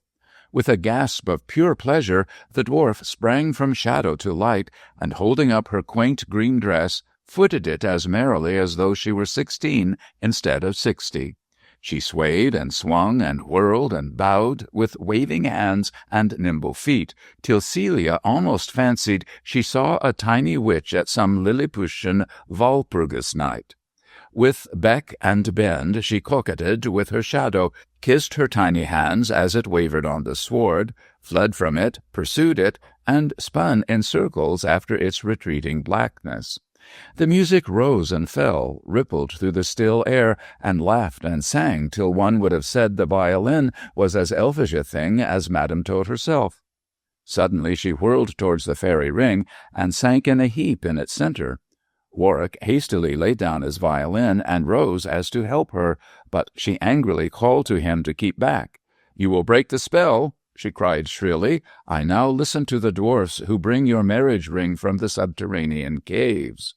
So speaking, she laid her ear to the turf, while Warwick and Celia, in the deep shadow of the tree, looked at one another, bubbling with silent laughter. The oddity of the whole situation appealed to the romantic side of their natures, but knowing the irritable nature of Madame Tot, they did not dare to show disrespect by giving vent to their secret feelings of amusement. "Do you think she sees anything really?" asked Celia in a low whisper. "She may have hallucinations," replied Warwick in the same tone, "and I think her imagination is vivid enough to conjure up all the elves of England. Poor little thing!" he sighed sympathetically. "It is a harmless pleasure in which she indulges." "You seem very fond of Madame Tot, Mr. Warwick." "She is a quaint, lovable little creature," he answered softly. "I will be sorry to leave her." "But you are not going," said Celia with dismay. "I must. As soon as I learn the meaning of the riddle, I go," replied the young man firmly. "It is better for my peace of mind." But think how I shall miss you," gasped Celia imprudently. Whether it was the influence of the moonlight, the music, or the whole fantasy of the scene, Warwick did not know, but almost without thinking he enclosed Celia's hands in his warm clasp. "Would you miss me, Miss Lelanro, Celia?" "Can you ask me that?" she replied reproachfully. "I would miss you more than anyone in the world." "But, Celia, I am poor and unknown. Oh, it's impossible. I dare not." "Then you do not love me?" "I do love you, fondly, passionately, but Oh, Celia, have mercy on my folly." He slid off the bench to the ground and looked up to her with enamored eyes. She, having passed the Rubicon, forgot that she was Miss Lelanro and he a servitor of her grandfather. She forgot social laws, social barriers, and only feeling in her own heart that she loved him above all men, bent down and kissed him softly on the forehead. "Do you mean it?" he asked, hardly able to believe that his goddess had stooped from her sphere. "Do you wish me to kiss you again, to prove that I do?" she replied, smiling through the gloom. "I do mean it. I love you." "And I... He rose to his feet, unable to articulate another word, and clasped her in his arms. In the warm gloom, heart beating on heart, lips laid to lips, they forgot the barrier of caste and prejudice. It fell, they came together, and knew that they loved, they adored each other. Youth and beauty and passion proved too strong for social laws. Rash, foolish as it was, the knowledge had come to them in its full strength. They loved. An elvish titter made them spring apart, and they looked down to see Madame Tot close beside them. But no frown was on her face, and instead of appearing to be angry, she expressed her pleasure loudly.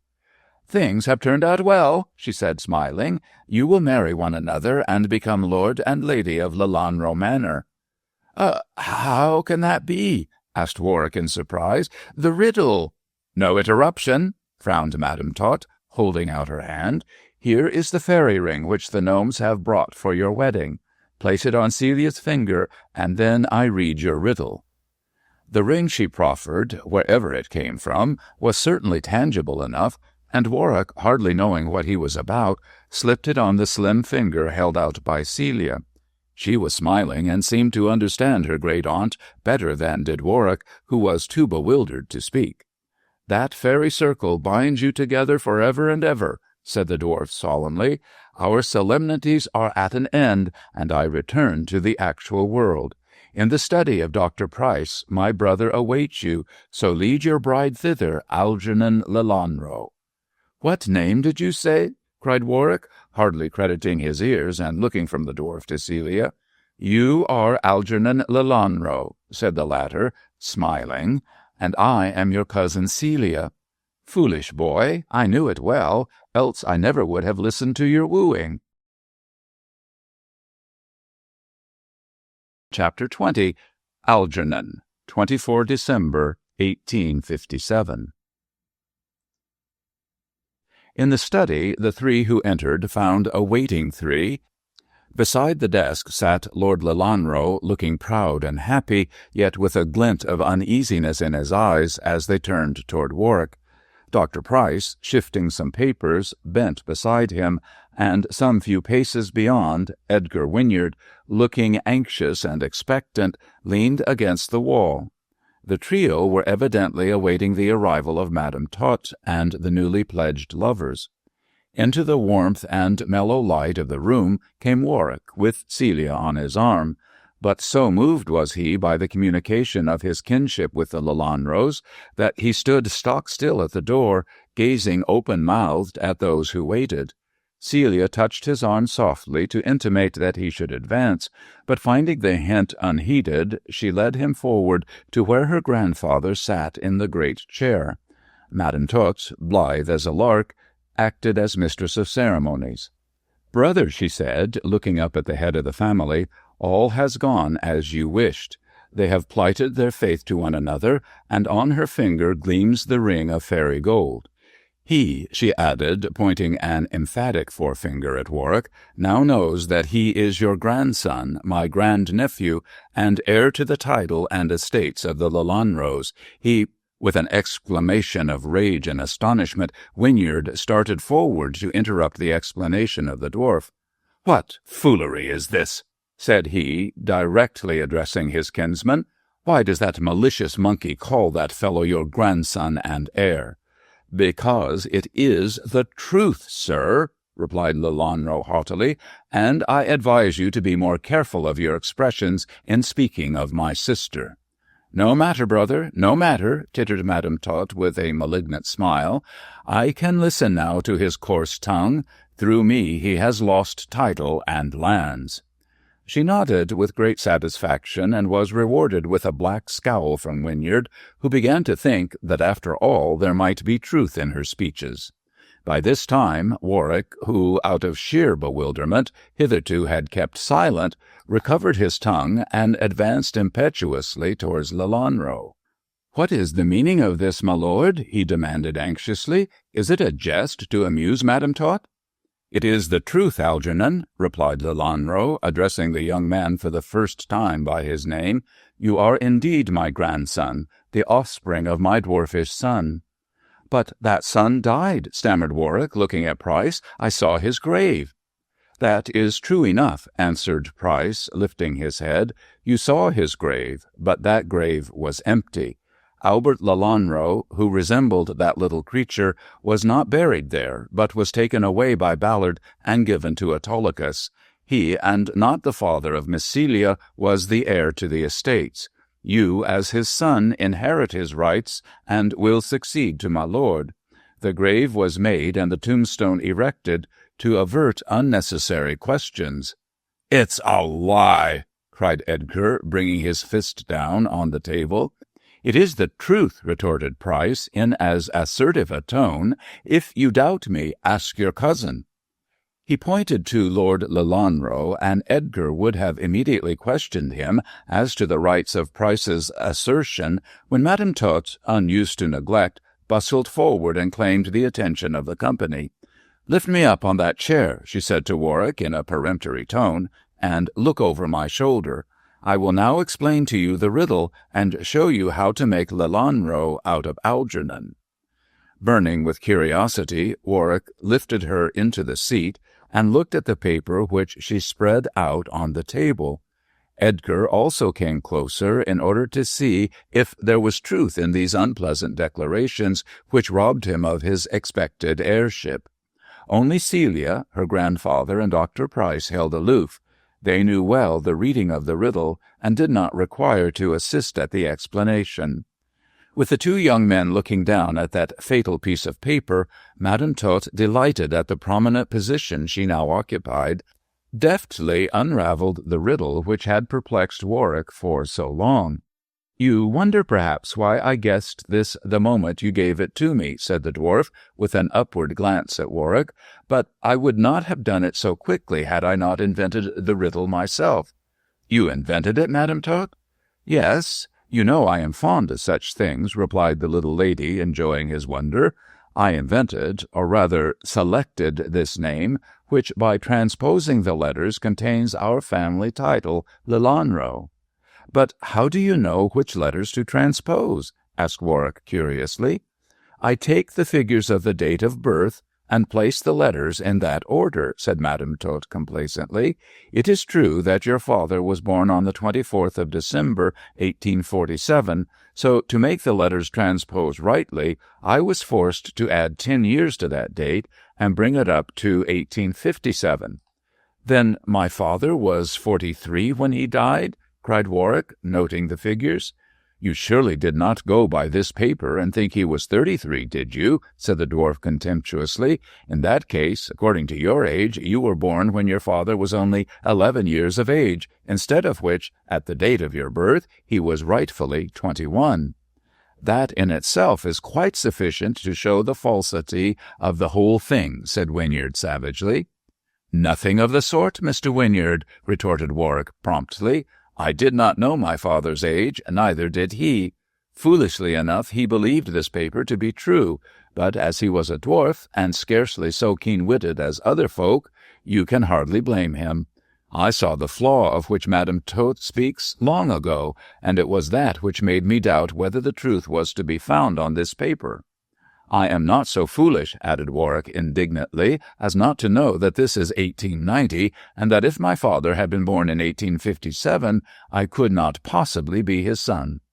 "Well, you see the explanation," said Madame Tot quickly. "Your father was born in 1847, and you when he was 21 years of age."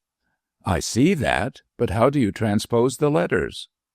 Madame Tot placed before him a piece of paper, on which was written the name Algernon and the date 24 December, 1857. "Read that as Algernon 24/12/1857, she said, substituting the 12th month for December. "Now run all the figures together without division, and they read 24121,857. Now, Mr. Warwick, how many numbers are there?" "8. "Good. And how many letters are there in the name Algernon?" "8. "Good. And in the name Lelanro, going by the old way of spelling it?" "8. "Quite right," said Madame Tot, delighted at the way in which he followed her explanation. "Now I apply the figures to the letters. The first number is 2. What is the second letter of the name Algernon?" "L." "Yes. The second figure is 4. What is the fourth letter of the name?" "E." "There you are, Mr. Warwick, L-E. Now, the first letter A, the second again L, the first once more A, the eighth N, the fifth R, and the seventh O. Now, what does the whole spell?" "Lelanro." "Of course, which is the old spelling of our name, Lelanro," cried Madame Tot, clapping her hands. "I invented the name Algernon out of it by adding 10 years to the birth, as you see. Ballard found the paper in my chamber, and I have no doubt he gave it to your father, quite ignorant of the hidden meaning." Warwick could not sufficiently admire the ingenuity of the dwarf, and complimented her highly, at which she was much gratified. Then it was true that his name was Lelanro, and that he was the grandson of his patron. With a flush of joy overspreading his face, he advanced towards his grandfather and held out his hand. "I am grateful, sir, that you have restored to me my name and rank," he said in a voice of emotion, "but I can never be sufficiently grateful for your kindness when I was a poor and unknown wanderer." "I do not believe a word of all this rubbish," broke out Wynyard, before Lord Lelanro could reply, "and I shall not submit to be robbed of my rights in this manner. I shall go to law over it." "You will do no such thing, sir," retorted the old lord in a stern tone, which quelled the fiery anger of the young man. "This is a family matter, and must be settled here. Not a word must be breathed outside these walls." "Why so?" demanded Edgar insolently. "Because the father of that lad was a dwarf," said Lelanro, pointing to Warwick. "Do you think for a moment that I will let you take this matter before the House of Lords and permit the secret of our family to be known? Never. You will abandon all claims to my title and estate, and receive instead a yearly income to be fixed by me." "And if I refuse?" "You dare not refuse," replied Lelanro in a dangerously quiet tone. "If you did question the rights of your cousin and shame our family by betraying the secret of the dwarf's chamber, you would gain nothing but beggary. The proofs which make Algernon Warwick the heir are too strong to be controverted. Show him the papers, Price, and let him decide at once what course he intends to take." Edgar turned sullenly towards Price, who spread out the papers for his inspection. "The first," said he, "is a certificate of the birth of Albert Lelanro, a dwarf, given by my predecessor, Dr. Golder, in 1847. The next, a confession by Walter Ballard, stating that he took the dwarf from here by order of my lord, and disposed of him to one George Gus, a showman commonly known as Autolycus. The third is a statement by Autolycus, stating that he received the dwarf Albert Lelanro from Ballard, and called him Algernon from that paper so often referred to. Here is also the certificate of Albert Lelanro's marriage at the Church of St. Martin in Canterbury with Emily Marby, commonly known as the Fair Circassian. Again, the certificate of birth date, 1868, of Algernon Lelanro, now known as Algernon Warwick, and finally an affidavit sworn by Autolycus that Algernon Warwick is the son of the dwarf Albert Lelanro. You will see, Mr. Wynyard, that not a link is missing, and that our friend Warwick is really and truly the grandson of your kinsman, Lord Lelanro." Wynyard could not deny that the proofs were plain enough, and stood sullenly looking at his successful rival. Madame Tot clapped her hands with glee at the solution of the mystery, which had perplexed Warwick for so long, and then the latter spoke. "How is it that Ballard took away my father from this place?" he said, looking at Lord Lelanro with eager curiosity. The old man flushed with shame, and he hung his head before the gaze of his grandson. "That was my fault," he said in a low voice, "and one for which I must ask your pardon. Albert, your father, was my eldest son, but when he was pronounced a dwarf, I could not bear the idea that he should succeed to the title and estates which were rightfully his, nor did I think it wise that he should be kept in the dwarf's chamber, lest he should be discovered by accident, and in after years, on learning the truth, might insist on his rights. I therefore gave him to Ballard to take away, and this was done. I did not intend to lose sight of him, but Ballard disappeared, and I could not trace him. Then my second son, Celia's father, was born, and I thought myself sure of a successor. But he was killed, and my sin was brought home to me, for then there was no one but Edgar to inherit. I tried to find out what had become of the dwarf Albert, but could not discover a trace of him. Then you appeared opportunely, and when you told your story, I thought that the dwarf father you mentioned might be my son. Aided by Price, I went to work and learned all you have heard, but the truth might have remained undiscovered had not the landlady of the Lelanro Arms brought to Dr. Price her brother's confession." That was why Mistress Sally was in this study on that night. Yes, said Dr. Price, taking up the story. She did not guess the truth, being in ignorance of your story. But the question you put to her on that day made her fearful of keeping the confession of her brother any longer, so she brought it to me. It was then that Lord Lelanro and myself knew that you were none other than the heir. But you told me that Albert Lelanro was dead, said Warwick reproachfully. Yes, at the request of Lord Lelanro, said Price rather shamefacedly. You must forgive me for that. I did not want you to know the truth till I had proved you, said Lelanro quickly. Had you been a boor, an untutored clown, I might have held my peace. But when I saw you so clever, so well-bred, so handsome, in a word, so well-fitted to be my heir, I determined to reinstate you in your rightful position. I have erred, Algernon, he added, looking steadily at his grandson, but it was for the honor of the family, and you must forgive me. Warwick held out his hand, too delighted at his good fortune to bear malice at such a moment. I do forgive you, and Price also, he said heartily. I would indeed be ungrateful did I withhold forgiveness after all your kindness to me. The old lord took the lad's hand and placed it in that of Celia. This, perhaps, will seal your forgiveness, he said with a smile.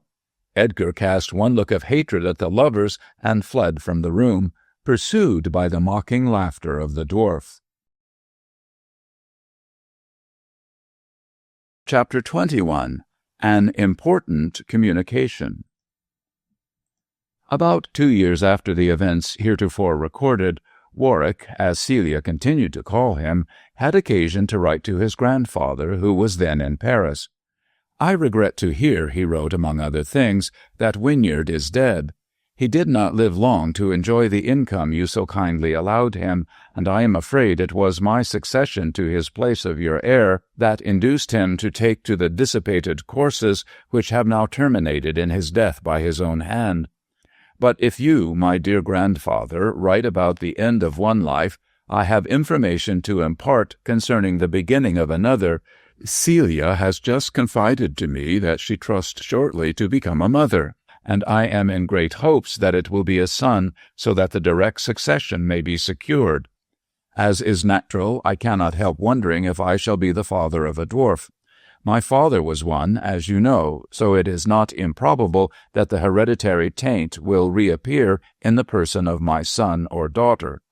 I trust that this will not be so, and that it may be many a long day before the dwarf's chamber is provided with another tenant.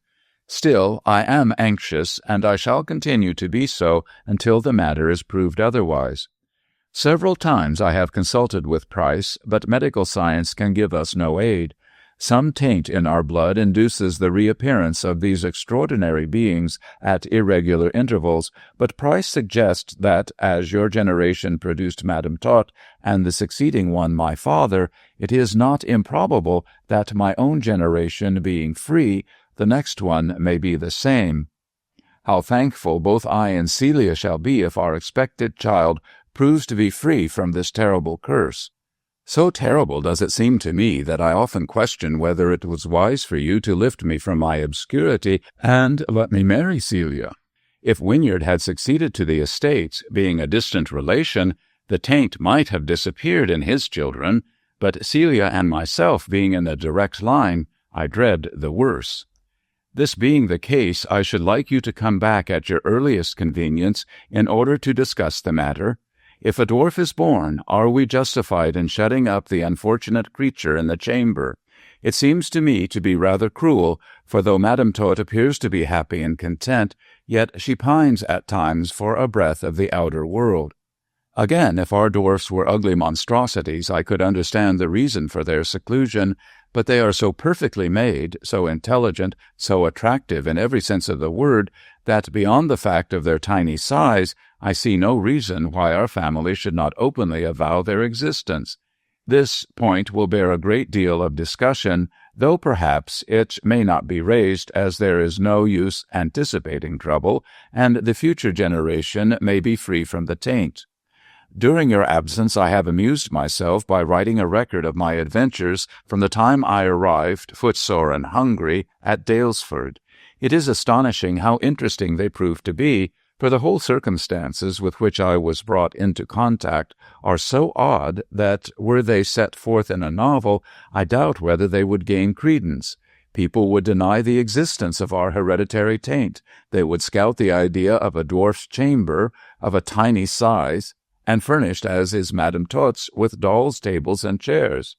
No doubt they would laugh to scorn her fanciful ideas regarding fairies and gnomes and ascribe them to insanity.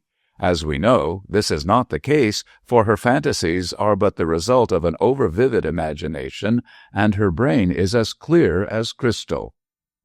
Mistress Sally remains as ever my very good friend, and I rarely ride past the Lelanro Arms without pausing for a tankard of her famous ale and a few minutes' gossip.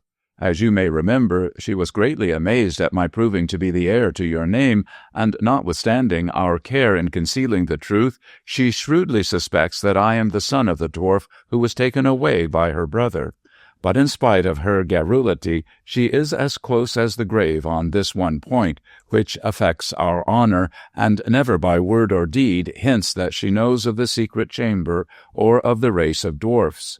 I have often talked to Madame Todd about that ingenious puzzle which she constructed out of our name. Had she only been able to do so without altering the date of birth, I might have discovered the truth sooner.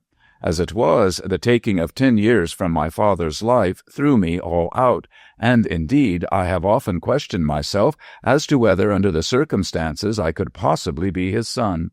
Of course, the adding of 10 years proves that I was born when he was 21 instead of at the absurd age of 11, so I am now fully convinced to the contrary. Yet had not Madame Tot been present at that important interview to explain her alteration of the date, grave complications might have arisen concerning my identity. She is just the same good little creature, as full of fancies and fairy ideas as ever. I play my violin often to her, and then she is happy, while it is ridiculous, the care the tiny creature takes of Celia, who towers above her. She passes most of her days in the summer-house, for she is much less inclined to join in the fairy revels than aforetime. There I found her yesterday weeping bitterly, and after some persuasion, she confided to me the cause of her trouble. "I had hoped," she said mysteriously, "that Oberon would have sent you and Cecilia a fairy changeling like myself so as to make you happy, but he will not do so. Yesterday the little red gnome told me that the king of fairy had decided to leave the human child and not replace it by a fairy infant. So your child will grow into a man-mountain like yourself, and I, who hoped for a fairy playfellow, will be left desolate." Though this was but a fantasy of her brain, I was secretly glad to hear it, and I trust that her prophecy may come true. Indeed, she says that when she dies, the dwarf's chamber will be shut up, for Oberon, irritated at the way in which you sent your son out of the house, had decided to give no more changelings to the Lelanro family. Nay, more, he will signify his intention by taking back again to fairyland the charmed cup which Sir James Lelanro stole from the little people. But Madame Tot seems to have forgotten that the cup is not now in the possession of our family. With such fancies does Madame Tot beguile her weary days, and I am afraid she will not live long. How happy would I be could I think she was likely to be the last dwarf of our family, but I am by no means hopeful. Both from a fairy and scientific point of view, we are ignorant of the matter, and it must be left in the hands of Providence. And now, my dear grandfather, I trust you will return soon and see me about these matters. Celia and Madame Tot send their dear love, and I remain as ever your dutiful and affectionate grandson, Algernon Lelanro. Story 2. Miss Jonathan. Chapter 1. The United States has succeeded in creating a unique type of female beauty. Such causes as climatic influence, mixture of race, social developments on the dollar basis, and the equality of the sexes have resulted in the formation of that charming being, the American girl. The tree of liberty planted by George Washington in lieu of the cherry tree he cut down has borne the blossom of Miss Jonathan. She is indigenous to the soil of Manhattan, Boston, and the city of the capital, and may be called the new Eve of a special race of the distaff order. Her Adam is selected by preference from the English peerage, aut Caesar, aut nullus. The apparent fragility of Miss Jonathan conceals a constitution of iron. Her frothy conversation hides acute intellect. She can dance all night, ride, walk, swim, play, and flirt all day without dimming the brilliancy of her coloring or dulling the edge of her wit. Enhancing her piquant beauty by perfect costumes, she invariably contrives to interest the other sex by the charm of her manner. Her sole defect is a liability to neurosis, which entails premature old age, but this very defect in many cases is the cause of her preternatural brilliancy. Take her for all in all, she is a smart angel. No other collocation of words can express Miss Jonathan. This description in the abstract is a characterization of Mattie Kierman in the concrete. She was a typical American girl, and as attractive a specimen as could be found. Her beauty was great, her charm of manner greater, her astucity of character greatest of all. A very April was she for smiles and tears and unexpected changes of temperament. Like a bee, she could sting with glances and words. Like a bee, she could make honey, the honey of conversation and charm. These two qualities she exercised impartially, and by tossing men betwixt such extremes in shuttlecock fashion, she managed to secure a horde of distracted lovers. Can you wonder at her success? The female composite of oppositional qualities is always attractive to the male. By the rapidity with which she can pass from one phase to the other, from sweetness to acidity, from frowns to smiles, she keeps him in a constant state of alarm and fearful pleasure. He woos danger, as it were, at the cannon's mouth. A careless word ignites the powder, and his hopes, his pleasures, and his comfortable assurance are shattered on the instant. He has scarce time to contemplate one side of her character before she presents him with another. So Cleopatra had chained the fickle Antony. Novelty never stales, nor do surprises weary. At Newport, Mrs. Scheveningen took upon herself to read Mattie a lecture. This matron was 35 years of age, experienced in social observances, and in the intricacies of the masculine character. She had not experimented with Mr. Scheveningen's heart 15 years before without knowing something of the organ. Her learning instructed her how far she could advance into the enemy's camp without cutting off her retreat. In plain English, she knew how to manipulate the characters of men when rendered workable by love. This notable information she imparted to Mattie. The maid, wise in the conceit of 20 years, did not take kindly to the instruction. "It's not that I mind your flirting," said Mrs. Scheveningen frankly. "There's no harm in that, though it is playing with fire. Men can look after themselves, and their hearts are tough enough where their vanity is concerned. But if you mean business, you must be careful. Now, there's Silas Winter, who—" "I don't want to marry him," interrupted Mattie, pursing up her lips. "He's a dude. I don't like dudes. They're so dreadfully like women. Dress and scent and lisp and vanity. How can you advise me to marry such a creature? He is rich, you wretched girl, and you have no money." "I have enough to live on," replied Mattie carelessly. "You don't suppose I'd marry your winter creature for a home? You must marry for something." "Then I'll marry for love." "Sentiment," groaned Mrs. Scheveningen, lifting her hands, "and your face is your fortune. You ought to marry a rich man." "Do you call Silas Winter a man?" said Mattie scornfully. "I don't." "My dear, he is rich, and he loves you." "There's always two to a bargain," rejoined Miss Kierman calmly. "I'm not rich, and I don't love him.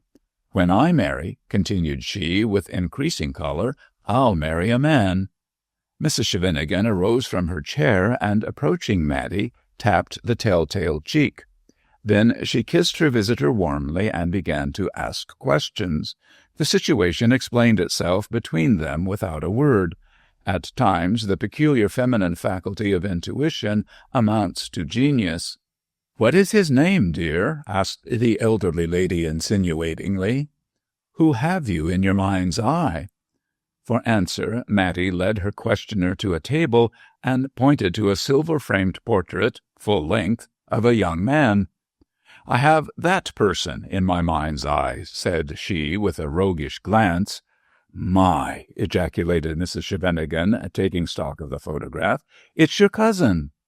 "It is my cousin, Leonard Conway, of the Firs, Kent, England," asserted Mattie, nodding her head. "I'm in love with him. Hasn't he a noble brow? Isn't his figure like that of the dying gladiator? And his face, my dear, perfect. Do you think he and Silas belong in the same species? I don't. Or else the monkey has not yet merged in the man. Silas is only the missing link so far." After she had digested these enthusiasms, Mrs. Scheveningen returned to her seat and entered a protest against them. It took her some time to recover her breath for the purpose. "Mattie Kierman, you can't be in love with a man whom you've never seen." "Why not? There's no law against it." "Why, he may be a fool." "Not with that brow." "No doubt he has a bad temper." "With that mouth? Impossible." "Very likely he isn't a marrying man." Mattie looked at her piquant face in the mirror, was satisfied with the reflection, and smiled. "So long as he isn't married, that's all right," said she, touching a little curl on her forehead. She was a young lady with an excellent opinion of her charms. "You conceited little thing," laughed Mrs. Scheveningen. "Do you think you can make him fall in love with you?" "I'll try, anyhow. That is, if I like him. All your objections are fair enough. I shouldn't fall in love with a phantom, but as I'm going over to England this fall, I'll see my phantom in the flesh. If I find him desirable, I'll see if he is a St. Anthony, which he isn't with those eyes." Mrs. Scheveningen began to laugh. Something struck her as excessively ridiculous, but what it was Mattie could not conceive, and she was curious accordingly. She shook her friend in pretended anger, then kissed and coaxed her, and used innumerable arts to learn the cause of such laughter. In the end, Mrs. Scheveningen wiped her eyes of their merry tears and produced a letter. This she shook at Mattie in playful warning. "If you will share the fate of Bluebeard's wife, you shall know all," said she solemnly. "I have Leonard Conway's private opinion of you in this letter." "How can he have an opinion of me when he doesn't know me and hasn't set eyes on me? And how can you know his private opinion when he's an absolute stranger to you?" "That is easily explained," replied Mrs. Scheveningen, opening the letter. "When I heard that you were going over to the Firs this fall, I wrote to Minnie Dawson and asked her about the Conways." "I could have saved you the trouble," retorted Mattie disdainfully. "They are our cousins 100 times removed. A Conway settled here about the time of the Revolution.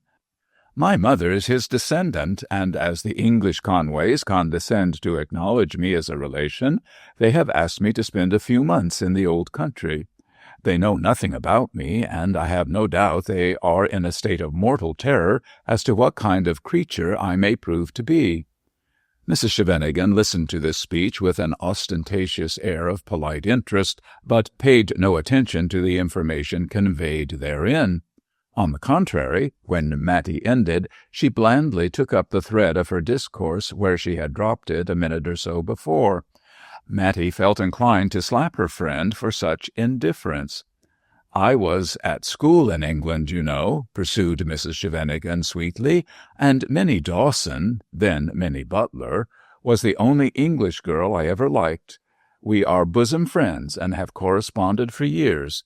She knows Leonard Conway intimately, so to post you up in all his idiosyncrasies, I wrote for a detailed report of his character. Here is Minnie's reply." "I'm all attention," said Mattie with a faint show of curiosity. She really desired to know something of this unknown cousin. "You ask me about Leonard Conway," read Mrs. Scheveningen, holding the letter close to her nose. "He is handsome, rich, talented, and, I am afraid, a trifle priggish." Give me the American translation of the last word. A prig, said the reader thoughtfully, is a person who thinks himself perfection and who ostentatiously reveals his thoughts. A prig is an intellectual Pharisee. I have met creatures of that type, remarked Mrs. Kierman. Bang, bang. I have met creatures of that type, remarked Miss Kierman. New York is full of them. What a nasty person your Minnie is, to say that my cousin is priggish. I don't believe it. Minnie also says that Mr. Conway told her that you were coming and what he thought you would be like. Mr. Conway has doubtless created a monster after the fashion of Frankenstein. So I think, said Mrs. Scheveningen vivaciously.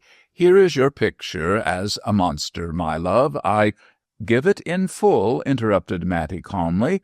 I don't mind how uncomplimentary it is. I'll punish him some day. Mr. Conway told me that his cousin, Miss Kierman, is coming over, resumed Mrs. Scheveningen, picking up her letter, and that he rather dreaded her coming. He is so ignorant of American girls, my dear, that he fancies the girl of fiction to be a true representation of the girl of reality. She will no doubt use American slang, he said, referring to his cousin, and smoke cigarettes and flirt with a strong accent. No doubt she will hunt for a title and purchase a peerage with her money. I strove to assure him, but he persisted in considering his cousin as a girl like Fuchsia Leach in Ouida's novel. As a rule, he is reticent, and only our long friendship would have caused him to speak freely. As Miss Kierman is a friend of yours, I am sure she is not what Mr. Conway's fancy paints her. But these are his opinions. I am afraid he is prejudiced against American girls. Mattie made no comment on this letter for the moment, but walked slowly towards the window with a smile on her lips. Then she turned to Mrs. Scheveningen with a flush on her face. I guess I'll make him sit up all around for that, she said, with a strong American accent. Mattie, don't speak in that horrid Yankee manner, said Mrs. Scheveningen in dismay. It is the kind of way in which he expects you to talk. That's a fact, anyway, replied Mattie, still affecting the American girl of fiction. What he expects, that he shall have. I'll be the Fuchsia Leach of real life. I'll talk slang with an accent. I'll dress like an angel and get round freely. Cigarettes I'll smoke, though I hate them. My cousin shall see me just as his fancy paints me.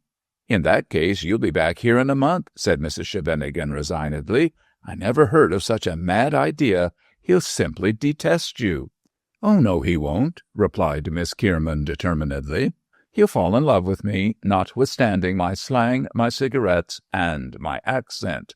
Then I'll show myself in my true colors and refuse to marry him. You'll never gain him by showing the worst side of yourself, Mattie. I'll try, at all events, my turquoise brooch against your ruby ring that I succeed. No, I shan't encourage such mad folly. You're afraid. I am not afraid.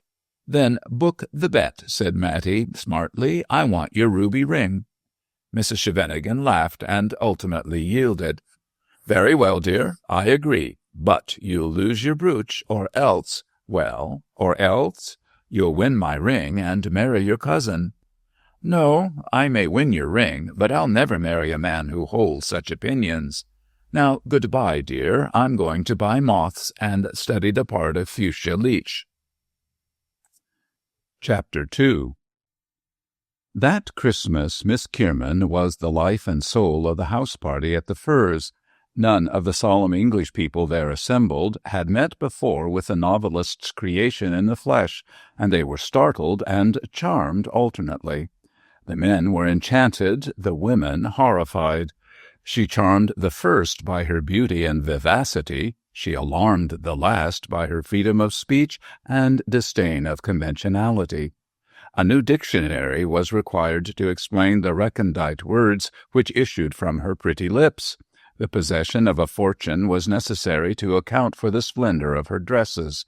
Perhaps Mrs. Scheveningen could have explained this last, as she had financed Mattie to a considerable extent. But Mrs. Scheveningen was in New York, and in default of enlightenment, the house party credited Mattie with a large income. Such fictitious wealth added to her charm. Leonard Conway was half pleased, half vexed with his cousin. It was gratifying to his perspicuity to see that he had not been mistaken in his estimate of her character, appearance, demeanor, and behavior. It was irritating that one so utterly at variance with his ideal of female excellence should be so attractive. Despite his 30 years, and knowledge of the world, and high standard as to what qualities were requisite for a wife, Leonard found himself strongly drawn towards this scatterbrained creature who satisfied him on no point, yet attracted him on all. To his mind, she was the feminine counterpart of the contradictory man in Martial's epigram. He explained this after his own fashion to Mrs. Conway. "I don't like her, and yet I do like her, mother," he said one day when Mattie had been particularly aggravating. "She sets my teeth on edge with her slang one minute, and charms me in spite of myself the next." "She is full of contradictory qualities," replied Mrs. Conway, who always agreed with her idol Leonard. "I never met with the species before, so I can't classify her," said Leonard in a vexed tone. "She puts me in mind of Heine's Sphinx. Her mouth caresses, her claws wound." "Oh, Leonard!" "Don't be shocked, mother. I only speak figuratively. You wouldn't like her for a daughter-in-law, I suppose?" he added, looking up suddenly. "No, I certainly would not," answered his mother decisively. "She would not make you happy." "Oh, yes, she would, for a minute, and the next put me out of temper. But you need not be afraid, mother. My head can look after my heart." "I wish you would marry Isabella Montrey," said Mrs. Conway plaintively. "She's such a thoroughly good girl." "And such a thoroughly dull girl," retorted Conway. "No, thank you, mother. I don't want to go to the other extreme. If I could only find the happy medium between Mattie and Miss Montrey, I should discover an ideal wife. The vivacity and beauty of the one would go excellently with the pure English and good breeding of the other, but I am not likely to find such a combination," he finished with a sigh. In point of fact, he was more attracted by Mattie than he chose to acknowledge, even to himself. She filled a void in his life, if not in a satisfactory manner, at least in a way which showed him that he would never be happy without her. On the other hand, he could never be happy with her. Altogether, the situation was unsatisfactory. He wished she would depart, and he hoped she would remain. He sought her society one day, and resolutely avoided her the next. It was most perplexing. "I wish she would marry Kendrick and go away," he groaned in bitterness of spirit. "Those sorts of girls always want a title. Kendrick would just suit her, and yet who could wish her tied to such an idiot?" This was unjust. Lord Kendrick was shallow, but by no means an idiot. He was not cultured, and he held his own in all outdoor sports. He could shoot, fish, ride, and row admirably. Moreover, his skill at billiards was undeniable, and he could dance exceedingly well.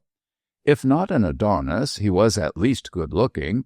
If not a Chesterfield, he possessed an average amount of good breeding, and his title and fortune covered the multitude of his sins. That evening Mattie spoke about him to her cousin. She could hardly fail to see that both men were in love with her. Therefore she played off one against the other in her usual fashion. The comedy amused her greatly. There was a ball taking place at the Firs. From far and near the provincials came to partake of Conway's hospitality. He was greatly liked and respected in his county, and had in him the making of a future Lord Lieutenant. Looking at the brilliant throng of his friends in the ballroom, and knowing how popular he was with them all, confident in the possession of money, health, good looks, and youth, he should have been supremely happy. Yet he was the reverse at this moment, for Mattie was playing off her witcheries at his elbow. Alternately she shocked and charmed him. One moment he could have kissed her, the next he felt a mad desire to shake her thoroughly. Mattie guessed the duality of his feelings, and perversely accentuated her assumed manner. She impaled her victim on a pin and watched him writhe with complacent satisfaction. Sweet is revenge, especially to women. Who dare deny Byron's knowledge of the sex? Lord Kendrick's spry in the leg line, I guess, she said, watching the energetic revolutions of her title lover. He's as lively as a woodchuck. Oh, he certainly puts his heart into his work, replied Leonard coldly, but to dance with one woman and to look at another at the same time is hardly likely to be successful. That's a fact, anyhow. He's been sharp-shooting at me all night. Do you like him? Some. He's real sweet, and I love him hard. I can't say much for your taste, said Leonard, taking advantage of his cousinship to be rude. He felt that the remark was abominable, but Mattie exasperated him so much that he could not help putting his thoughts into words. She guessed that his observation was wrung from him against his will, and only laughed at his petulance. Had Silas Winter spoken so, she would never have forgiven him, but it suited the requirements of her comedy to allow Leonard free speech. Therefore she joined smartly in the same strain. I guess you don't like my taste or anything else American. I beg your pardon. I was rude. You know I like you, Cousin Mattie. Miss Kierman measured off an inch on her fan to illustrate her next remark. You don't cotton to me that much, said she solemnly. I'm not your style, Cousin Leonard. Can I get you any refreshment? Said Leonard, determined not to be drawn into an argument. I'm pretty crowded, but I can squeeze another ice. Leonard winced. Her slang grated on his ears. Mattie saw his repugnance to her imagery and smiled behind her fan. Unfortunately, it was transparent, and Leonard saw the smile. What are you laughing at? He asked, as they elbowed their way to the supper-room.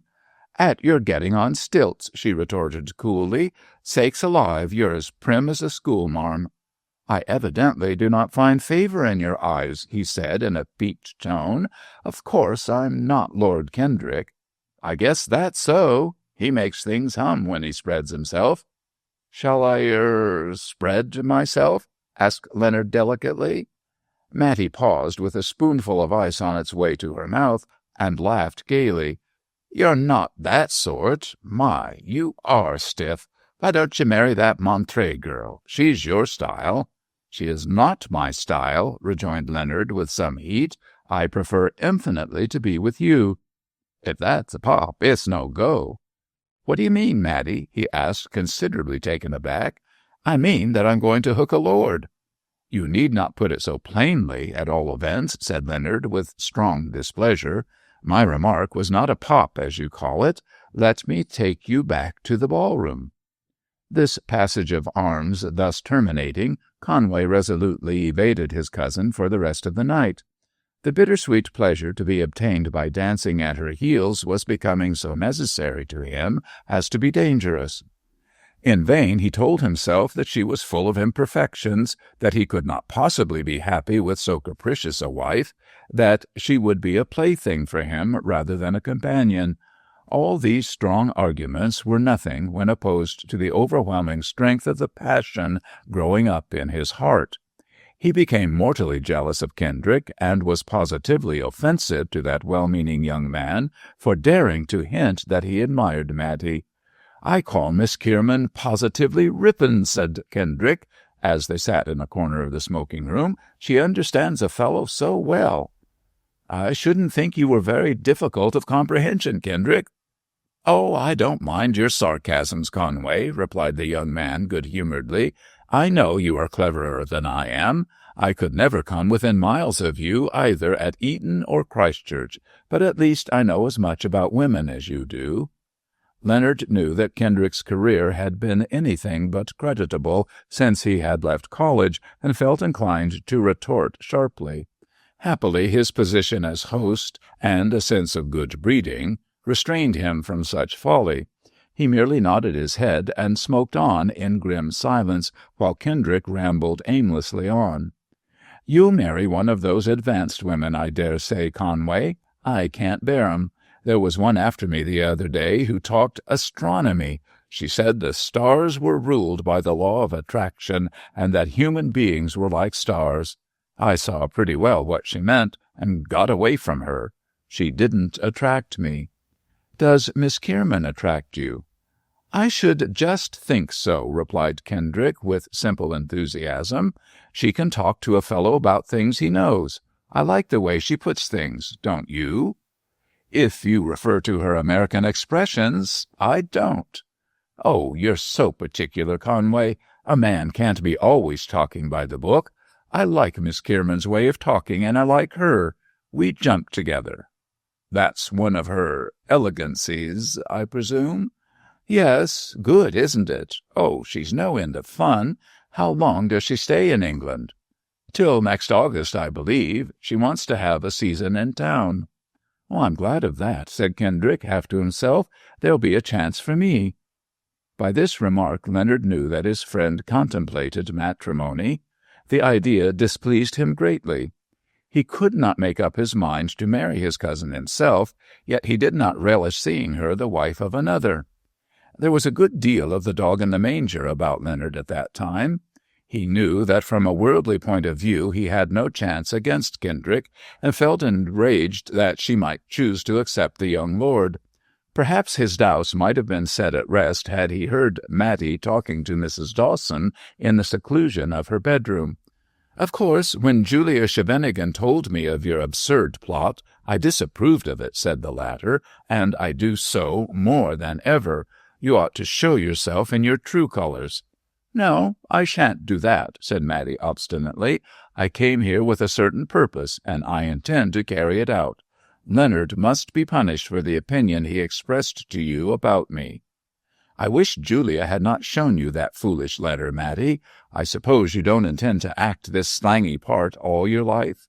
Certainly not. When I make Leonard propose to me, slang and all, I'll tell the truth. He'll never propose to you in such a character. Oh, yes, he will. He's on the high road to a proposal now. So is Lord Kendrick, said Mrs. Dawson mischievously. He has a title, and— I wouldn't marry him for 50 titles, interrupted Mattie fiercely. He's very nice and kind, but oh, so dull. Leonard is worth a dozen of him. I believe you love your cousin. Mattie made no reply, but pushed Mrs. Dawson out of the room. The remark was a true one, but she was not going to strike her colors by confessing it to be so.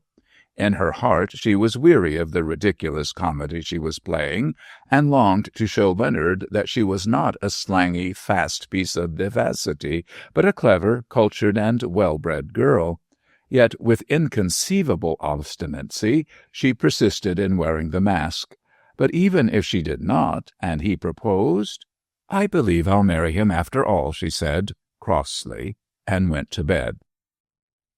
Chapter 3. The next season Mattie carried the Stars and Stripes triumphantly through Belgravia and Mayfair. Mrs. Conway was astonished and somewhat dismayed by the social success of the young lady whom she had undertaken to chaperone. Of a quiet and retiring disposition, she was overwhelmed by her sudden access of popularity as the guardian of Mattie. Dozens of young men besieged her for introductions to the American heiress, and her visiting list doubled itself during her stay in town. Miss Jonathan, as some wit christened Mattie, was decidedly the queen of the hour. Wherever she went, she was surrounded by a court of admirers who repeated her sayings and basked in the sunshine of her smiles. The triumphs of New York were repeated in London on a larger scale. Mattie bore her honors with saucy dignity and had, as she termed it in her choice vernacular, a real good time. I've caught on in the old country, she wrote rapturously to Mrs. Scheveningen. It's just too lovely for anything. I believe it is within the limits of probability that I can become a peeress. Dukes are expensive articles and beyond my purse, but there is a certain Lord Kendrick who wants to marry me. He hasn't spoken yet, but you know how easy it is to tell when a man's in that state of mind. He is always by my side, and smiles and looks silly when I glance at him. The other one does nothing but scowl. You know whom I mean. He is in a great rage with me, which promises well for my little scheme. I am certain he also is on the marrying tack.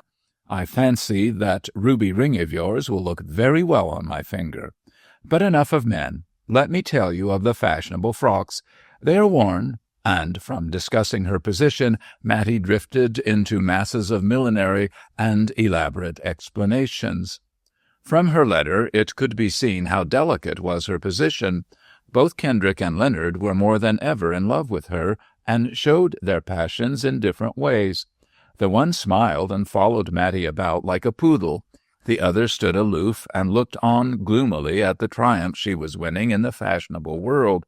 Many a time did Mattie wish to tell him all, and so put an end to the embarrassing situation. But her foolish pride stood in the way of her doing so. Long ago she had confessed to Mrs. Dawson that she loved Leonard, but she declined to take that lady's advice, which was short and to the point. "Explain, and marry him," said Mrs. Dawson wisely. "How can I, when he won't propose?" replied Mattie tearfully. "He keeps away from me as though I had the plague." "He won't propose so long as he thinks you are what you show yourself to be. Display your true colors, my dear, and you will become Mrs. Conway in a remarkably short space of time." "No, I won't let him triumph over me in that way." "Then give up all idea of your cousin and marry Lord Kendrick," said Mrs. Dawson tartly. She was seriously angry at Mattie's perversity in keeping up the deception. Leonard was a great favorite with her, and she could not bear to see him so unhappy when a single word on the part of Mattie would have put things in proper light. But that she had promised Mattie to keep silent, she would have told him herself of the comedy his cousin was playing. This, however, she could not do, and she found relief in scolding Mattie for her folly. Meanwhile, Miss Jonathan pursued her triumphant way, attended by the smiling Kendrick and the scowling Leonard. "I shall be real mad at going back to New York City," said Mattie to her cousin at the last garden party of the season, "but it's very necessary that I should recross the herring pond." "I think that matter rests entirely with yourself," replied Leonard significantly. With a sudden access of color, Mattie looked up at his face, but she saw that his eyes were fixed on Kendrick, who hovered round Mrs. Conway some distance off. The mistake annoyed her immensely. "I guess you're too deep for me," she said, in pretended grievance. "You do not usually find me so. Permit me to recall your remark that you intended to marry a title. I think you are within reasonable distance of realizing your ambition. Now, if "I guess Lord Kendrick can do his own courtin' without you chippin' in," said Mattie dryly. "I have no wish to do so, I assure you." "How you do get on stilts, Cousin Leonard! How you do tease me, Cousin Mattie!" They looked at each other and smiled. Had they only been left alone at that moment, it is probable they would have come to an understanding. But fate, desirous of protracting the misconception, sent Kendrick to interrupt them. He had been eyeing them jealously for some time, and found comfort in the thought that they were quarreling as usual.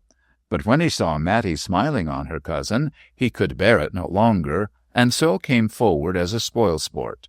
Mattie laughed at the sulky expression of his face. "I guess you've lost $1 and picked up a cent," said she smartly. "You do look cross." "Oh, I am quite amiable, I assure you," replied Kendrick, with elaborate courtesy. "Shucks," said Mattie disdainfully. "I can see without glasses some." Leonard looked at the pair with a reflective eye. So far as he could see, Mattie had quite made up her mind to be Lady Kendrick. The idea of losing her made him wrathful. Notwithstanding her accent, her slang, her freedom, her want of repose, and of many feminine traits which he valued highly, he was deeply in love with her. There was something about Mattie which he could not understand. At times she forgot to play her part in the comedy, and on such occasions Leonard had been charmed and fascinated beyond all expression. A chance word, a sudden glance, a womanly action, all these betrayed a deeper nature hidden under the frivolity of her exterior. But such words were rare, and just when he began to wax sympathetic, she would flash back into the wayward society beauty, all sparkle and surface brilliance. Then he was puzzled and angered. "She's like a diamond," he thought, strolling away and leaving her with Kendrick, "as brilliant and as hard. Mr. Conway, come and sit by me. I wish to speak with you." He turned and saw Mrs. Dawson tapping a chair with the ferrule of her parasol. Knowing she was a sympathetic soul, to whom he could freely confide his troubles, he accepted her invitation readily. "I hope you are amused with this entertainment," said he in a conventional manner. "I am more amused with that entertainment," answered Mrs. Dawson, glancing towards Mattie and her attendant cavalier. "Are you? I am not." "You would be more than human if you were, Mr. Conway." "What do you mean?" "Am I blind? Am I a fool?" said Mrs. Dawson impatiently. "Or are you an ostrich burying your head in the sand under the delusion that no one can see you?" "I understand," replied Leonard after a pause, "but I did not know that my passion was so patent to all the world." "Am I all the world?" "Well, you are a representative." "Why don't you marry her?" asked Mrs. Dawson abruptly. Leonard reddened, pulled his moustache, and answered, "She won't have me." "Put her to the test." "I have no chance against Kendrick," replied Conway savagely. "I haven't a title. Besides, much as I admire my cousin, she— "Oh, I know all about that," said Mrs. Dawson, cutting him short. "She falls short of your standard of feminine excellence. I remember the picture you painted of her last year, and how you expressed your detestation of the American girl. Well, she is, as you see, faulty but charming. Yet, if you are in love with her, don't let Kendrick carry her off. Marry her yourself. But let me tell you a parable, Mr. Conway. A certain man picked up a glittering stone. Said he, 'It glitters and glitters, but it's only a piece of glass after all, and not worth keeping.' Then he threw it away, and it was picked up by his neighbor. The neighbor did not throw it away, but examined it carefully. Then said he, 'Lo, it is not glass, but a diamond, worth a king's ransom.'" "Well?" "Well," replied Mrs. Dawson with supreme disdain, "cannot you read my riddle? Are you going to throw away the diamond because you believe it but worthless glass? Take my advice, Mr. Conway," she added earnestly. "Be the second man of my parable." When Leonard returned home that evening, he thought long and deeply over Mrs. Dawson's allegory. It seemed to hint at some mystery connected with Mattie, of which she was cognizant. He felt inclined to propose to Mattie, and take the chances of her being the costly diamond or the worthless piece of glass, but he dreaded lest she should prove to be the latter rather than the former. His mother called him into her boudoir before she retired that evening. She was radiant. "Lord Kendrick asked me if he could speak to Mattie tomorrow afternoon," she said, smiling at her son. "Does he intend to propose?" asked Leonard, with an odd feeling in his breast. "Of course he does. It will be a brilliant match for Mattie." "Will she accept him, mother?" "My dear, she would be mad to refuse," answered Mrs. Conway impressively. "Lord Kendrick is young, handsome, titled, and wealthy. What more can a girl want?" Leonard muttered something unintelligible and left the room as quickly as possible. The news dismayed him greatly. He was on the point of then and there seeking Mattie with the intention of asking her to become his wife. Two circumstances restrained him. The one was that Mattie had gone to rest, the other that it would not be fair to Kendrick. Conway thought of Mrs. Dawson's parable again, and made up his mind what course to adopt. "If she accepts Kendrick, I'll go on a shooting trip to Africa," he decided. "But if she refuses him— he drew a long breath. "If she refuses him, I'll see if Mattie is the diamond or the piece of glass." Next day he saw nothing of his cousin, as he resolutely kept away from home.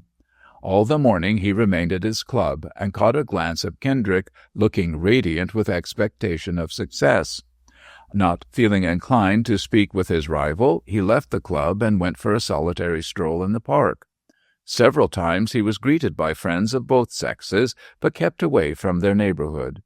He worried himself with thoughts of Kendrick's success and Mattie's triumph in becoming a peeress.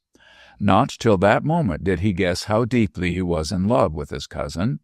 Notwithstanding her many deficiencies, he would gladly have made her his wife, but so far as he saw, it was too late to think of such a thing.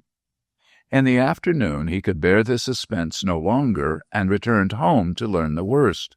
It was now close on 5 o'clock, and Kendrick must have learned his fate. Leonard entered the house with an assumption of calmness he was far from feeling.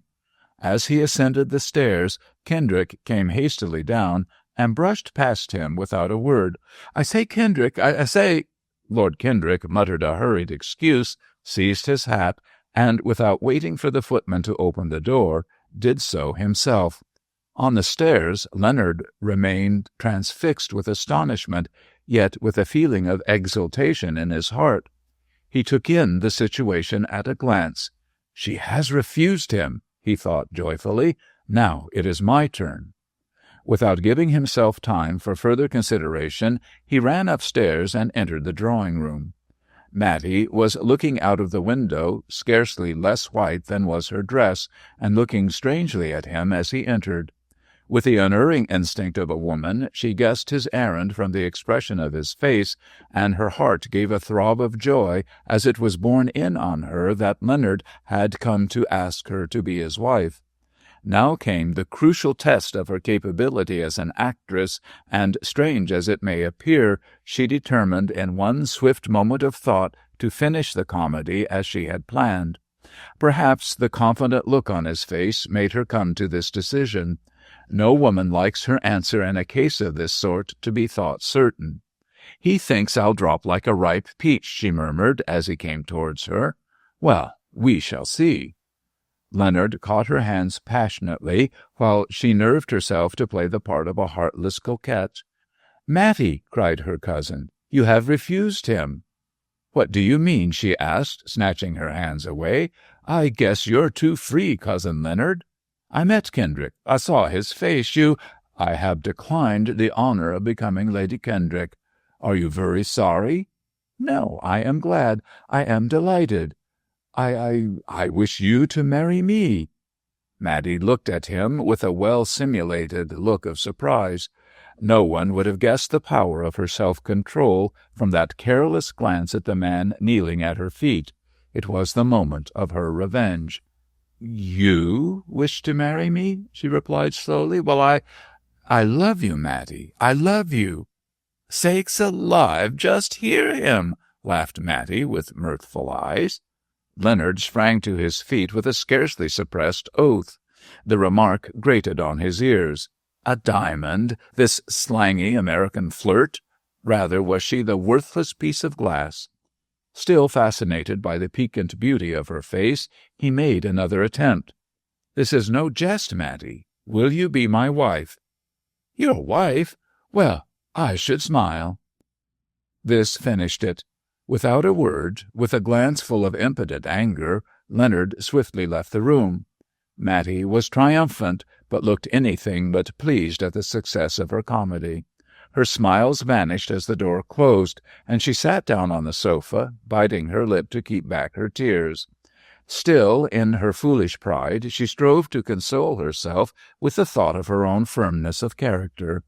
"I said I would bring him to my feet, in spite of slang and eccentricity," she muttered defiantly, "and I have done so. He is punished for the way in which he spoke, and I'm quite satisfied.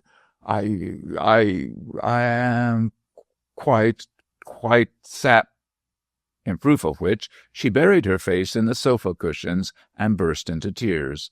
She was hardly a minute in this humiliating position when she felt two strong arms lift her up.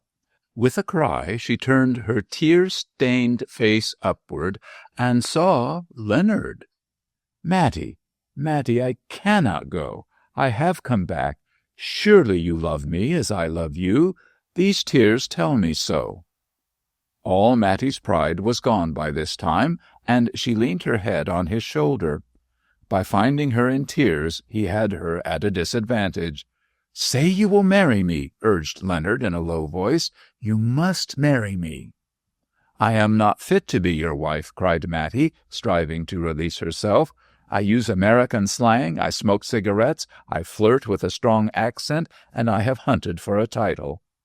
Leonard looked at her in amazement. She spoke good English, with hardly any transatlantic accent, and, moreover, she repeated almost word for word his opinion of American girls. "Mrs. Dawson has been telling you my foolish speech regarding you," he said gravely. "No. I saw a letter she wrote to Mrs. Scheveningen about me. Your fancy portrait was so ridiculous that I determined to punish you by realizing it." "Oh!" cried Leonard, a sudden light breaking in upon him. "Then you have been playing a part?" "Yes, to punish you," said Mattie, laughing in spite of tears and anger. "Well, I am sufficiently punished. But now that you have finished your comedy, perhaps you will condescend to accept me as your husband. True comedies always end in marriage." "But I talk slang." "You don't at present." "I smoke cigarettes." "You only did that out of bravado." "True enough," said Mattie ruefully. "I can't bear smoking. But you forget I hunted for a title." "And let it go when you caught it," replied Leonard, smiling. "Come, Mattie, we have been at cross purposes long enough. I was anxious to marry the false Mattie. I am still more anxious to marry the real one. Will you be my wife?" Mattie looked up into his face with a smile, and her answer may be guessed from the text of the cablegram she sent next day to Mrs. Scheveningen in New York. "Send me your ruby ring, and expect a piece of my wedding cake." Story 3. The Dead Man's Diamonds. 1. All things considering, I scarcely think that my uncle acted in strict accordance with his religious principles. As a man, as an injured husband, doubtless, he had, broadly speaking, some excuse for his conduct, but seeing that he was a clergyman, and rector of Polwheel, Cornwall, he should have forgiven his enemies, and not have discounted his chances of salvation by plotting crime on, as one may say, his deathbed. But the Tregarthens were never famous for meekness of spirit, and after all he gave the guilty pair at least one chance of escape, which they did not take. Had they done so, this story would not have been written, nor would I have been so well-to-do as I am. They were his divorced wife Lillian, and Jack Wesley, the man who had brought about the intervention of the law. I cannot hold Uncle Tregarthen entirely blameless in the matter, for he should have known better than to have married, at 60 years of age, a girl whom he knew to be in love with her cousin. If Wesley had not been poor, Squire Lawton would not have objected to the match, but a briefless barrister and a pauper spinster, the idea was madness. Lawton only acted within his fatherly rights, and wisely, when he forbade the cousins to see or even to think of each other. These prohibitions, however, were of no avail, for Wesley, in defiance of paternal wrath, took up his quarters in the village, and gained occasional glimpses of Lillian. They corresponded also by letter, making use of an aged oak on the borders of Lawton Park as an intermedium of communication. Into a hole in the trunk, a disused tit's nest, Wesley would slip a note, and next day return for the answer, which invariably awaited him in this strange post office. Occasional glimpses, still more occasional conversations, and continual letters went on for 6 months between this Juliet and her Romeo, until the squire, discovering love's roguery, ended the romance by marrying Lillian to Mark Tregarthen, rector and eccentric. The harsh-featured and whimsical old man was not attractive to the 19-year-old girl, and Lillian, although she did not dare to disobey her father, bitterly resented the match. Her married life was unhappy and short, for, unable to agree with her aged husband, impatient of his eccentric habits and domineering ways, she fled to London, and there sought the protection of her lover. Uncle Tregarthen obtained a divorce, after which he refused to mention the name of his disgraced wife, but retiring into his misanthropic self, he became daily more odd in his conduct. These things happened 10 years before I became personally acquainted with Uncle Tregarthen, so I repeat them from hearsay. In the sequel, I took an active part, as will be seen hereafter. Uncle Tregarthen was my mother's brother, but she had long since ceased to see or even to correspond with him.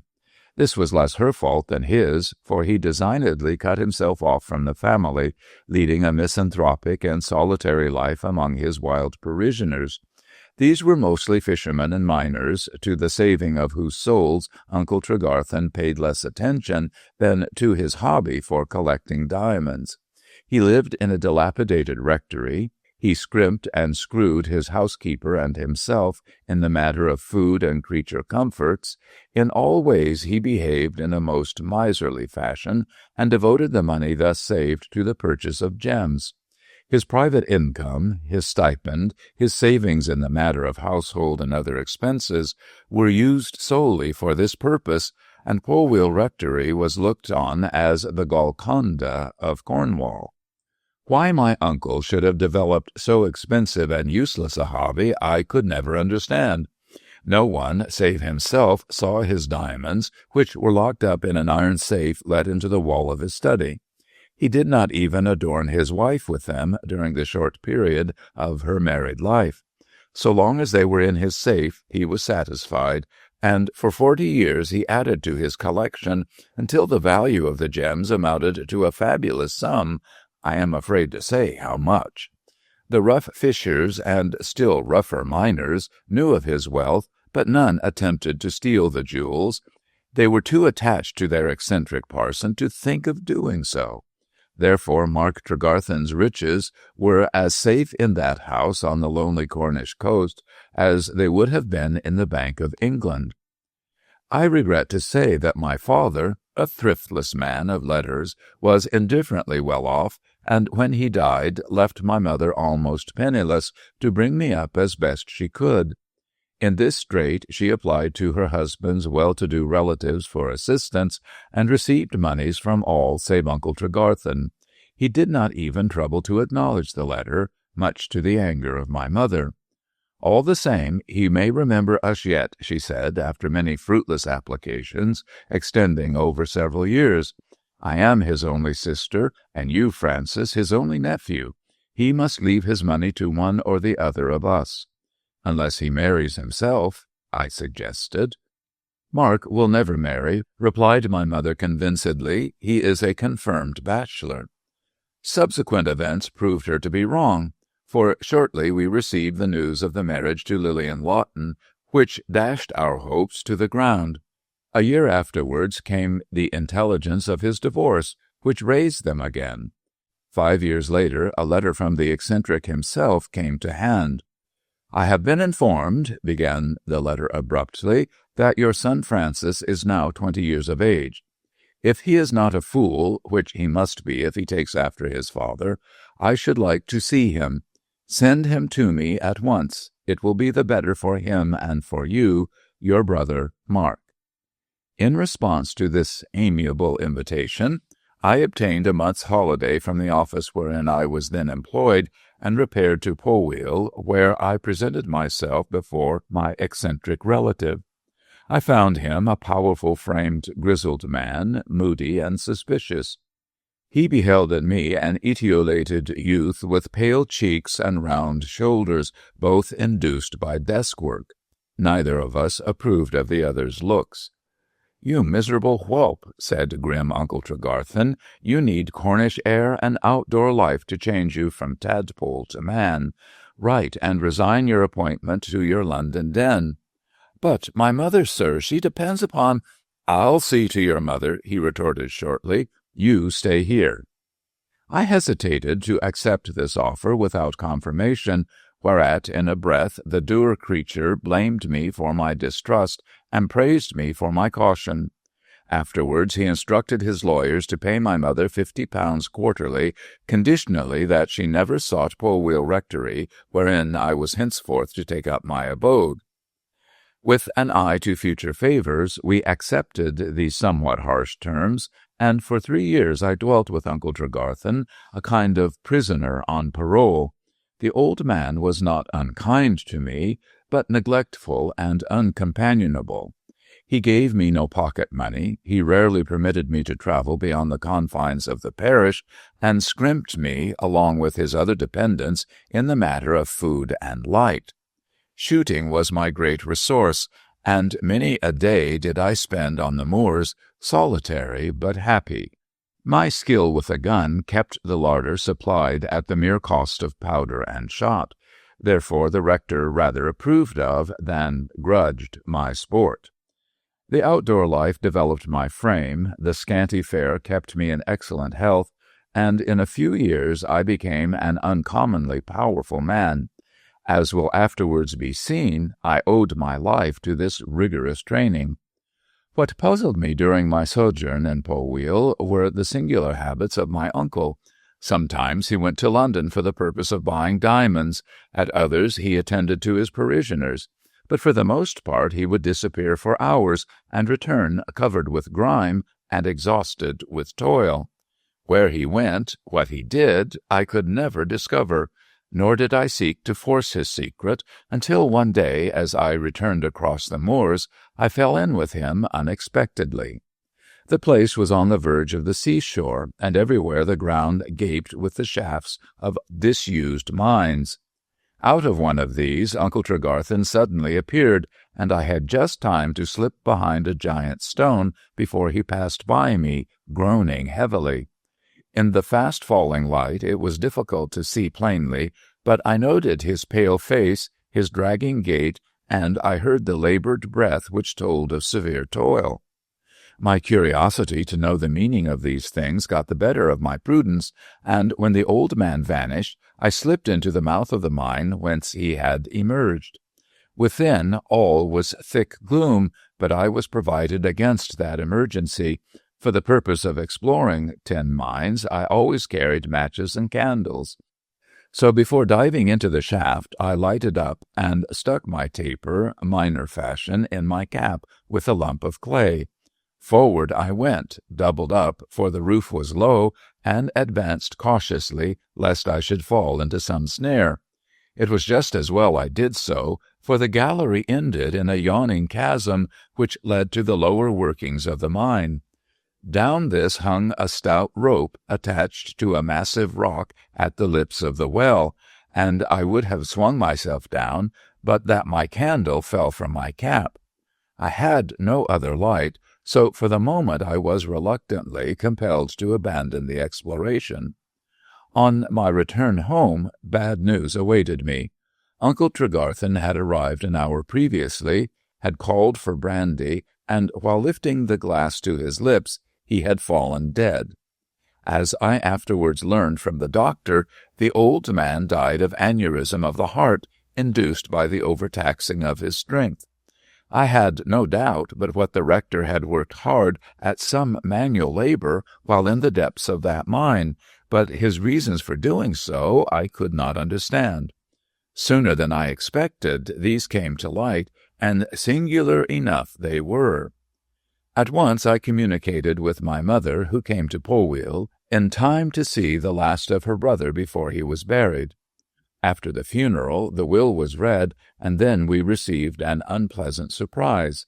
I had always looked on myself as the heir to the rector's jewels, but to my dismay the diamonds were left to the divorced wife Lillian and her lover. Failing their acceptance of the same, the gems were to become my property. As if they would refuse, lamented my mother. There must be £50,000 worth, Francis, and to leave them to that wicked woman. Can't we upset the will? I'm sure your uncle was mad. I don't think so, Mother. He was eccentric, but not mad. The will is likely to stand the test of the law, so the only thing for us to do is to communicate with Mr. and Mrs. Wesley. I have already done so, said the lawyer. They will be here this week. Why were they not present at the reading of the will? I asked sharply. Because they were abroad and could not come earlier. I am sorry for you, Mr. Carson, but you are young and will soon make your way in the world.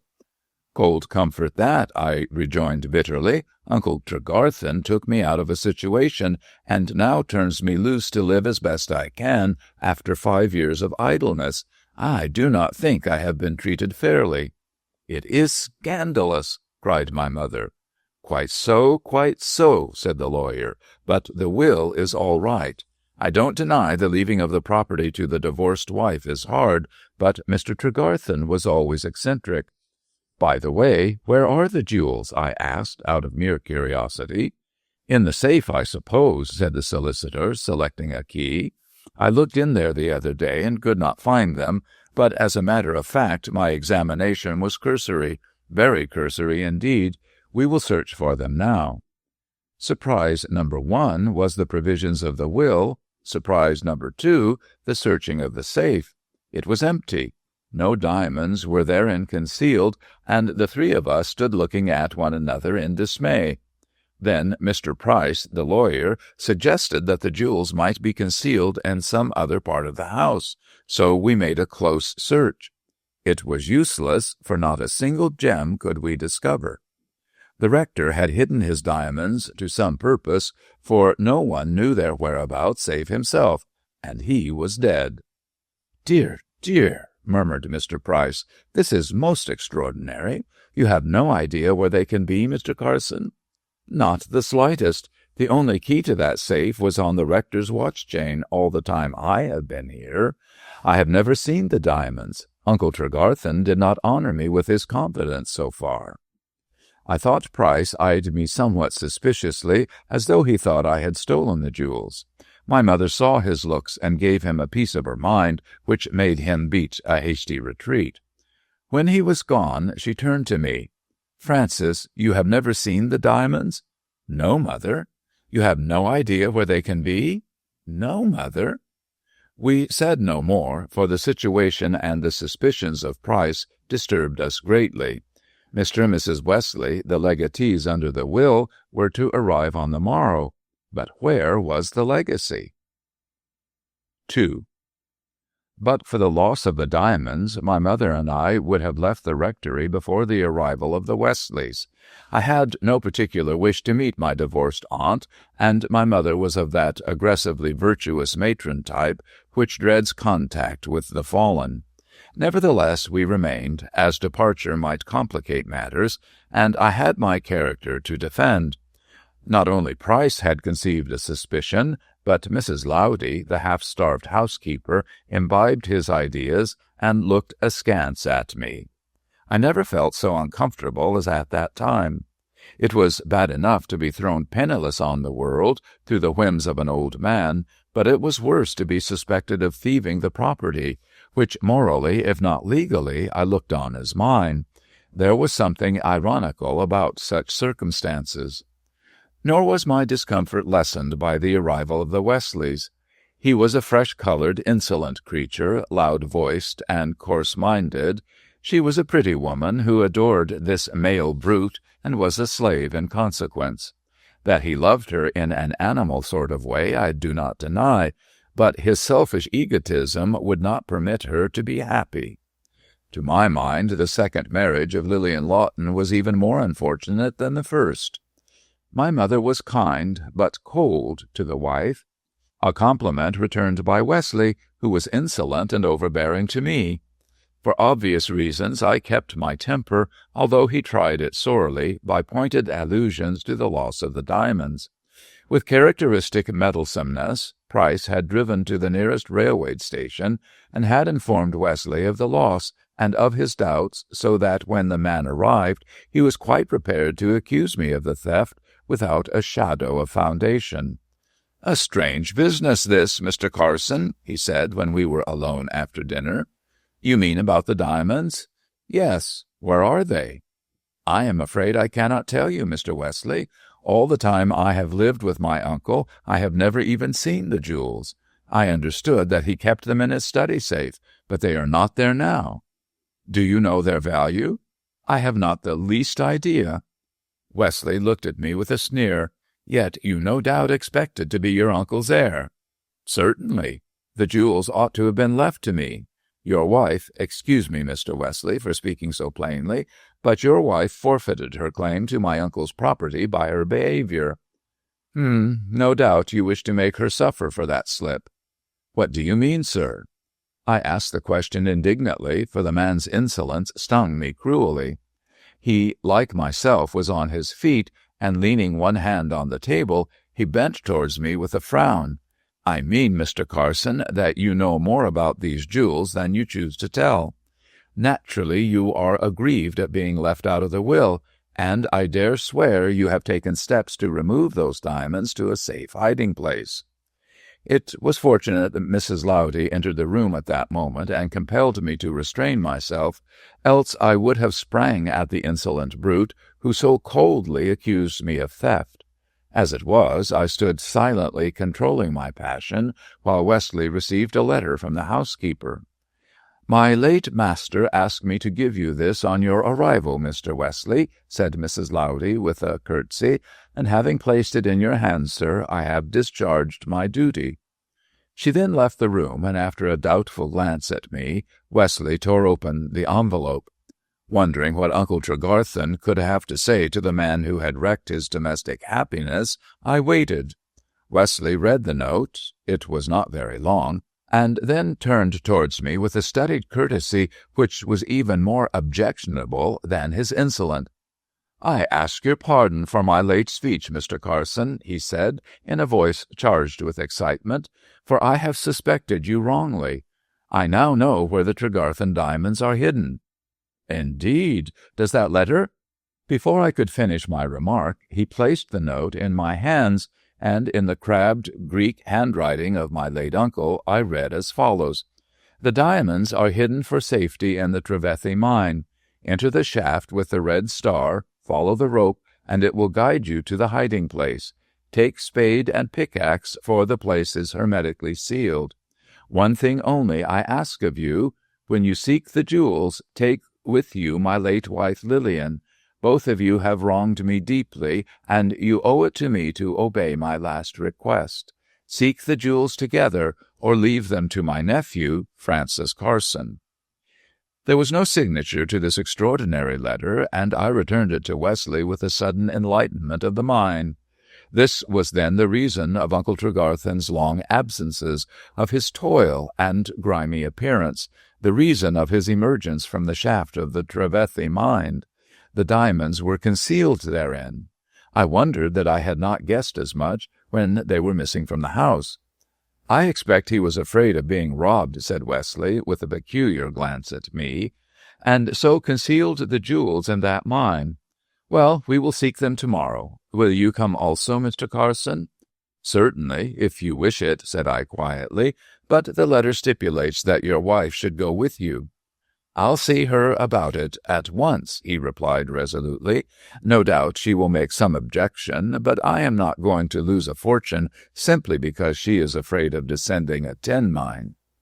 As Wesley anticipated, his wife was by no means willing to descend into the depths of the Trevethey mine. She appeared apprehensive lest the letter of the dead man should conceal some sinister design, and indeed I had my doubts on the matter also.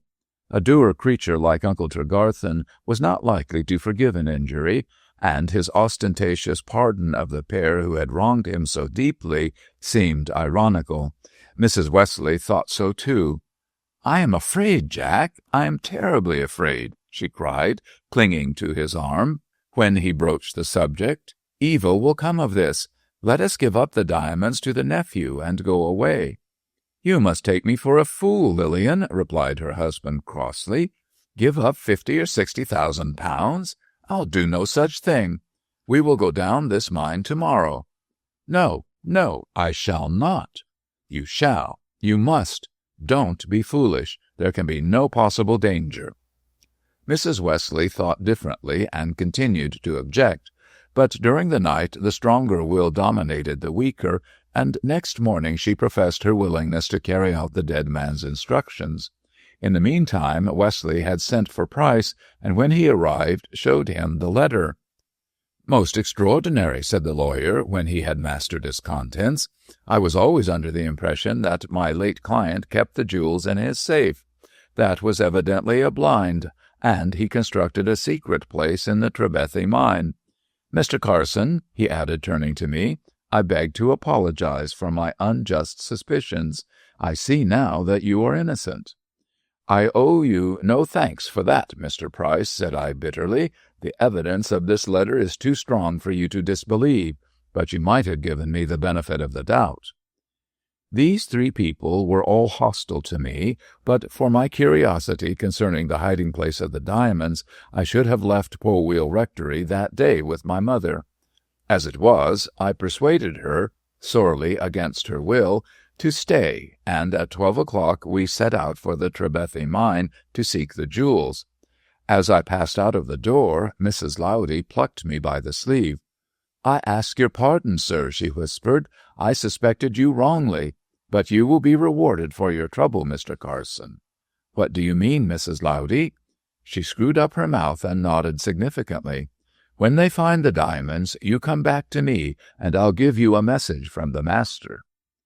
Before I could ask for an explanation, she vanished into the house and shut the door, while I ran on to join the party, now some distance ahead. I began to be suspicious of the motives of my dead uncle. He had left a letter for Wesley and a message for me, and I suspected that blindly we were carrying out some design dangerous to some, if not to all, of us. So strongly was this borne on us that I determined to dissuade Wesley from descending the shaft. There was no difficulty in finding the main entrance to the Trevethy mine. It was the same whence I had seen the old man emerge on the day of his death, and to distinguish it from the other gaping mouths, a splotch of red paint was rubbed on the grey stone face. Under the bright blue sky, on the verge of the rugged shore, we stood, a party of 5, looking at the yawning mine down which we had to descend to recover the jewels. Wesley, as instructed by the letter, had brought a pickaxe and shovel with him, and with these over his shoulder he prepared to step into the mouth. Lillian, with a sudden access of terror, drew back and flung herself into the arms of my mother. "I can't, Jack, I daren't," she wailed fearfully. "There is danger. I am sure there is danger." "Rot!" cried Wesley, seizing her roughly by the hand. "You must come. I don't wish to lose the jewels for your scruples. Come on." "I think Mrs. Wesley is right," I interposed. "I feel sure that Uncle Tregarthen has some sinister design in this." "Bah!" sneered Wesley. "You want the jewels for yourself." Price took a pinch of snuff and looked doubtfully at me. "It might be as you say, Mr. Carson," he remarked. "I never yet knew your uncle to forgive his enemies." Don't go," said my mother, drawing back Lillian. "Let the diamonds be." "You want them for your son," scoffed Wesley, "but they are mine by right, and I mean to have them. Come, Lillian." She shuddered and gave one despairing glance around at the sky, sun, and sea. Then, dominated by her husband's will, she followed him into the tunnel, leaving the 3 of us looking at one another. "You are afraid to go, I see," said Price, with a jeering look at me. "No," I answered, "I intend to see this out. I suspect something is wrong, but if Wesley does not keep his eyes open, I shall." Silencing my mother's objections with a kiss, I slipped into the gallery after Jack Wesley and his wife, and in a few minutes I found myself standing with them on the lips of the hole which led into the bowels of the mine. The 3 of us were now fully committed to the adventure. Would that we had foreseen the end, and had retired while there was yet time. 3. The situation was enough to try the nerves of a stronger woman than Mrs. Wesley, and she leaned against the sides of the tunnel, faint with terror. Seeing this, her husband administered a sup of brandy from his traveling flask, and so braced her up for the adventure. She became as anxious as he to find the jewels, and professed her willingness to descend into the shaft, whence she had shrunk some minutes before. Taking advantage of this sudden access of courage, Wesley made ready for the descent. "It will be awkward for you to scramble down by this rope," he said, kneeling on the edge of the shaft. "Hello, here's a rope ladder. That's capital. Lillian, I shall go down first. You follow me, and then if Mr. Carson chooses to come, he can do so." "Mr. Carson does choose to come," I said sharply, "but how are you going to lower this pickaxe and spade?" "By this rope, of course," replied Wesley, drawing up the cord which swung by the rope ladder. "See, I'll tie them to the end and lower them so. The shaft is not so deep as I thought." We heard the clink of the iron as axe and spade clashed at the bottom of the shaft. Afterwards, with a reassuring word to his wife, Wesley cautiously descended the rope ladder, and, bending over the yawning mouth, I could see the candle fastened in his cap, twinkling star-like in the thick gloom. After the elapse of some minutes, he apparently reached the ground, for we heard him shout faintly and felt the guiding rope violently shaken. "Now, Mrs. Wesley, it is your turn," said I, and as she started nervously back, I added encouragingly, "Do not be afraid. I will tie the end of this rope to your waist, and you will thus be supported while descending the ladder." With an effort she consented, and pulling the rope up, I bound the end round her waist. Then she swung herself fearfully onto the shaking ladder, and I let the cord play out slowly through my hands as she clambered down. In a few minutes she accomplished the descent also, and like glowworms the candlelights glimmered at the bottom of the shaft. Without hesitation I gripped the rope, and, making no use of the ladder, I precipitated myself into the abyss. Accustomed as I was to cliff climbing, it was easy work for me to descend, and shortly I found myself standing beside the pale wife and the anxious husband in the bowels of the earth. By this time the effect of the spirit had died out in Mrs. Wesley, and in the wavering light of the candles her face showed curiously pale. Notwithstanding her awe of Wesley, I believe she would have fled, but that it was now too late to retreat. Her husband, with flushed face and bright eyes, paid little attention to her agitation, but he groped about for the rope which, as mentioned in Uncle Tregarthen's letter, would guide him to the place where the jewels were hidden. "Here it is," he cried in an exulting tone, picking it up from the side of the gallery. "Carson, look after my wife and follow me." Little as I liked her, I was sorry for the poor woman. She gripped my hand with the courage of despair, and we hurried along the gallery after Jack Wesley. The tunnel proceeded in a horizontal direction for some distance until it stopped short at another chasm, down which depended a rope ladder. Our descent was accomplished in the same manner as before, and again we walked on. I judged that by this time we were under the sea, so that the adventure was even more perilous than we had deemed it.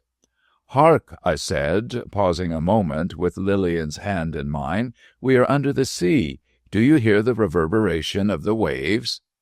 We all listened intently and heard distinctly the rumble of the waters overhead, the grating of the rocks grinding along the bed of the sea, and the drowsy swell of the waves seething on the rugged beach. By the lights of the candles we could see that the rocks within which we were entombed were quite dry, and here and there a glint of light was struck from the veins of ore threading the sides of the tunnel. The air was thick and muggy, so that we could hardly breathe. "Oh, Jack, I am afraid, moaned Lillian in wide-eyed terror. "Let us go back." "What? After coming so far?" "Not if I know it," was his response, and he seized his wife as she sank on the rocky floor. "Get up and come along, you fool." Passive in his hands from sheer terror, she permitted herself to be led forward, and after 5 minutes we emerged on a kind of platform, beyond which opened a huge vaulted chamber. The rope descended here, and Wesley looked over to find the expected ladder. There was none. "I must scramble down as best I can," he grumbled, slinging axe and spade over his shoulder. "You can wait here, Lillian, with Carson." "Shall I help you?" I asked as he gripped the rope. "No, thank you," was his sneering retort. I would rather find the jewels alone. I don't trust you, my friend." Indignation held me silent, and I busied myself attending to Mrs. Wesley, while her husband dropped into the darkness. The precipice proved of no great height, for we saw his light suddenly steady as he touched ground 10 feet below. "The rope runs to the right," he called up, and then we saw the glimmer of his candle moving athwart the gloom. A shout of joy announced that he had reached the end of his journey, and had found the treasury place. "The old man has bricked up the hole," he shouted. "It's about 4 feet square, but I'll soon have this wall down. It runs all along the side of the vault." A moment afterwards the blows of the pickaxe echoed in the vault, and Lillian, on her hands and knees, peered into the gloom, watching the dancing light as her husband moved his head with every stroke. For a few minutes he plied the pickaxe, then rose a cry of fear, the light went out, and we heard the roar of many waters. Lillian shrieked aloud. "Help! Help! Carson! Lillian!" cried Wesley in muffled tones. "I have let in the sea! I have—" The waters broke down the brickwork which ran along the side of the vault, and surged tempestuously into the hollow. They gripped Wesley in their strength and dashed him against the rocky sides. He gave one shriek, echoed by Lillian, and then all was still, save the roaring of the rapidly rising waters. "Mrs. Wesley, let me save you," I cried, seizing her in my arms. "No, no, my husband! Ah!" she screamed, as a dark body borne on the turbid waters swept under the feeble glimmer of our candles. "Jack! Jack!" Before I could tighten my grip on her, before I could guess her purpose, she tore herself from my arms and hurled herself into the black pool, now streaked and marbled with white foam. I heard her cry as she was swept into the darkness, and I staggered back under the force of the incoming flood, which now was up to my knees. I could save neither him nor her. I was in danger of losing my own life, and in an agony of fear I turned and raced for safety along the lower gallery.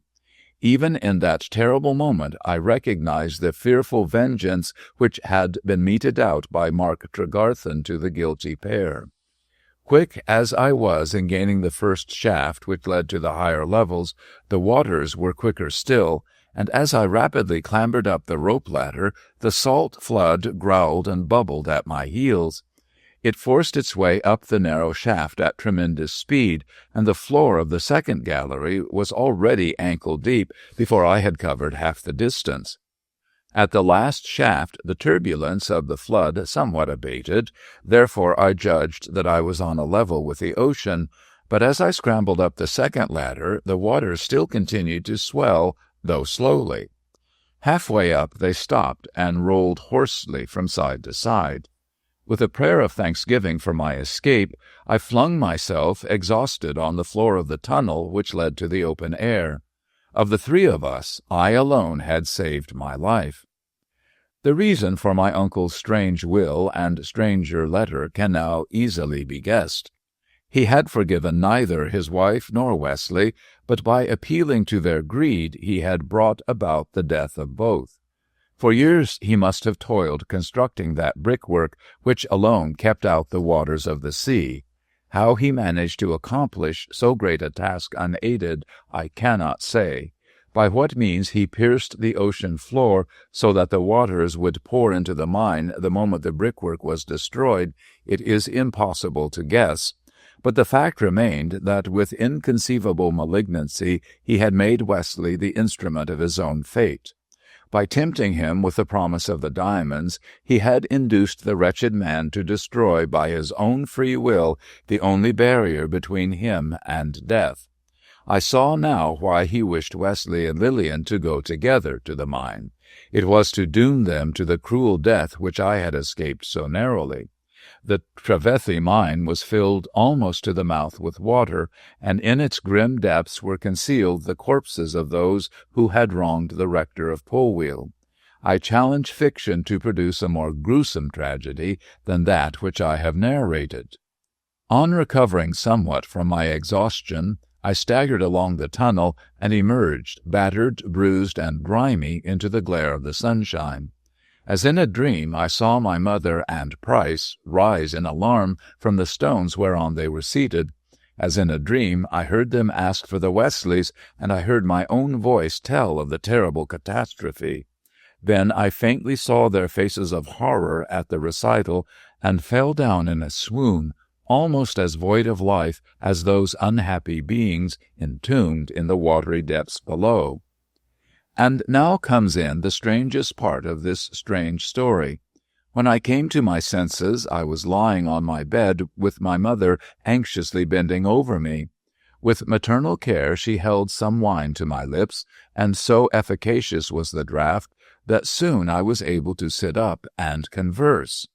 "You have been unconscious for over 2 hours," said my mother in response to my inquiries. "We carried you here, and then Price with some men went back to see if the Wesleys could be rescued." "Impossible, mother. They were both drowned before I escaped from the mine. I should have been drowned also, but that I made use of my speed and my strength. What a terrible vengeance Uncle Tregarthen prepared for those unhappy people." "Terrible indeed, Francis, but I always knew that my brother was vindictive, although I did not think he would have sinned so wickedly on his dying bed. Lillian is gone, Wesley is gone, and the diamonds, they are gone also." "I am not so sure of that," said my mother significantly, producing a letter from her pocket. "Mrs. Lowdy, who has followed Mr. Price to the mine, gave me this for you. It is from your uncle." I opened the letter and read it aloud without further delay. The contents astonished us both. "Nephew Francis," began the letter in my uncle's well-known handwriting, "when you receive this letter, I hope my guilty wife and her lover will be dead. I have given them one chance of escape by appealing to their moral feelings as to whether they deserve my money or not. If they can conquer their greed and refrain from descending into the Trevithy mine, doubtless they are alive still. If, on the other hand, they have been shameless enough to claim the property of one whom they have wronged cruelly, well, you know what has occurred. For years I have brooded over my vengeance. For years I have toiled to build a slight wall against the sea which threatened to flood the mine. How I discovered the danger, how I accomplished the work, there is no need to say.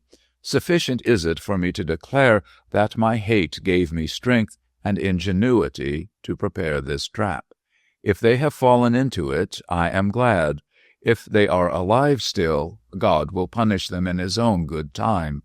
In any case, the diamonds are yours. I did not hide them in the Trevithy mine. That was but a lure to accomplish my vengeance.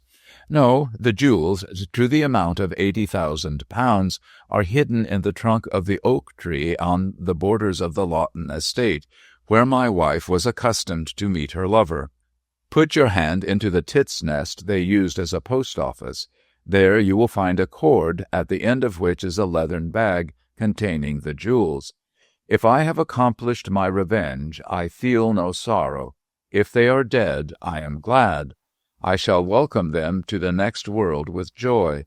They sought wealth, they found death. Bless you, my boy, and curse them. Mark Tregarthen. There is no more to be said.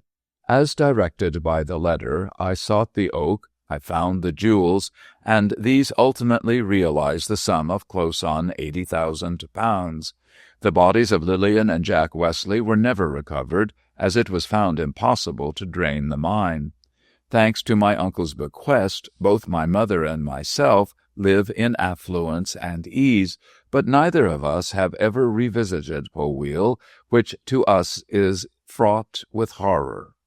The horrible story of my uncle's vengeance is still related at winter firesides, and no legend is so popular or so firmly believed as that of the dead man's diamonds. Story 4. The Tale of the Turquoise Skull. Part 1. This story has been told by 3 different men. Each has embellished it according to his fancy and constituted himself the hero. I object to these egotistical pilferers, for I am alone entitled to tell in the first person the tale of the turquoise skull. Should anyone question my right to this principal role, I can point out that the forefinger of my left hand is missing. That loss substantiates my statement. I should like to know if these other three storytellers lack the forefingers of their left hands. If not, they stand convicted of plagiarism. When Harry Carstone and I went to the USA on a shooting excursion, we intended to strike for the Rockies. It was by no deliberate design that we found ourselves at Zacatecas. By a series of accidents which need not be set forth here, we drifted aimlessly southward. From New York we traveled to New Orleans, thence took ship to Veracruz, and as a natural consequence we terminated our journey in Mexico City. And here we should have remained, had not fate, by her favorite device of feminine influence, lured us, or rather one of us, to Zacatecas. If Harry had not followed Lola Tepeaca from capital to province, he might now be alive. As it was, he left Mexico City for Zacatecas, where he found Lola, the turquoise skull, and a grave. I came out of the affair with my life and the loss of a finger. To save Harry, I would have willingly given the whole hand, but it was not to be, and although I punished Lola for her evil deeds, such reprisal was but poor compensation for the death of my college chum. Ostensibly, we sought Zacatecas in the mining interest, but I gave up my time to sightseeing, and Harry spent most of his with Lola. Only once did I accompany him to her dwelling. Then, seeing that I was an inconvenient third, I went no more. As for Lola, she usually smoked cigarettes in a grass hammock swung on the azotea, while Harry sat at her feet and talked. I guessed what formed the gist of these conversations from my friend's flushed face and sparkling eyes at their conclusion, and judging that such trifling was unwholesome, I ventured a remonstrance, which he promptly resented. Experience should have taught me the futility of interfering. "You can't marry the girl," said I impatiently. "She is half Indian and wholly diabolical." Harry drew his brows together, as was his habit when annoyed. I remembered that sign of temper at Eton when he went up for punishment. Still, he answered temperately enough, "I know she is a half-caste, but she is not the other thing." "Isn't she, though? If ever I saw evil in a woman's eyes—" "You need say no more, Frank," he interrupted hotly. "It is shabby to speak ill of a woman behind her back." "I will say it to her face if you like, Harry. Believe me, she is no good, and she will certainly get you into trouble." "I can take care of myself. I am no fool." "You are a man, at all events," I retorted, "and all men are fools where a woman is concerned. Do you intend to present Lady Carstone with a half-caste daughter-in-law?" "That is neither here nor there," said he sulkily, and turned on his heel to intimate that my interference was uncalled for. Later on he left the hotel to call on his Venus Pandemus. Having been thus rewarded for my mediation, I walked to the Casa de la Estrella to visit Fray Benito. He was a Dominican monk of archaeological tastes, with whom I had foregathered shortly after my arrival at Zacatecas. His monastery, named after the Star of Bethlehem, was a peaceful old dwelling, with courts and corridors, a wonderful chapel, and an extensive library. When Fray Benito was not praying in the chapel, he was reading in the library, and here I found him wrestling with the crabbed Latin of a priestly author. Our friendship was based on a common love for archaeology, but as Harry's taste did not lie in that direction, he sought neither monastery nor monk, and although I had observed casually that I had a companion, I had not thought it necessary to inform the holy monk of the existence of Lola. It was only after my fruitless appeal to Harry that I mentioned the name of the half-caste siren to the Dominican. As a popular confessor in Zacatecas, he was likely to know something of the lady, and a little timely knowledge of her peculiarities might enable me to rescue Harry from her toils. This, then, was the main reason for my visit, and after a few words of courtesy, I introduced the subject. The pious horror with which Fray Benito received the name of Lola served only to confirm my fears. "What is this you tell me, Don Francisco?" said he severely. "Have you been led astray by this daughter of evil?" "No, reverend sir, I speak in the interest of my friend, who is now in her toils." "God help him," said the monk, crossing himself. "She will lure him to death, as she has lured others. Demon, succuba, would that the Holy Office were still in existence to burn thee to ashes."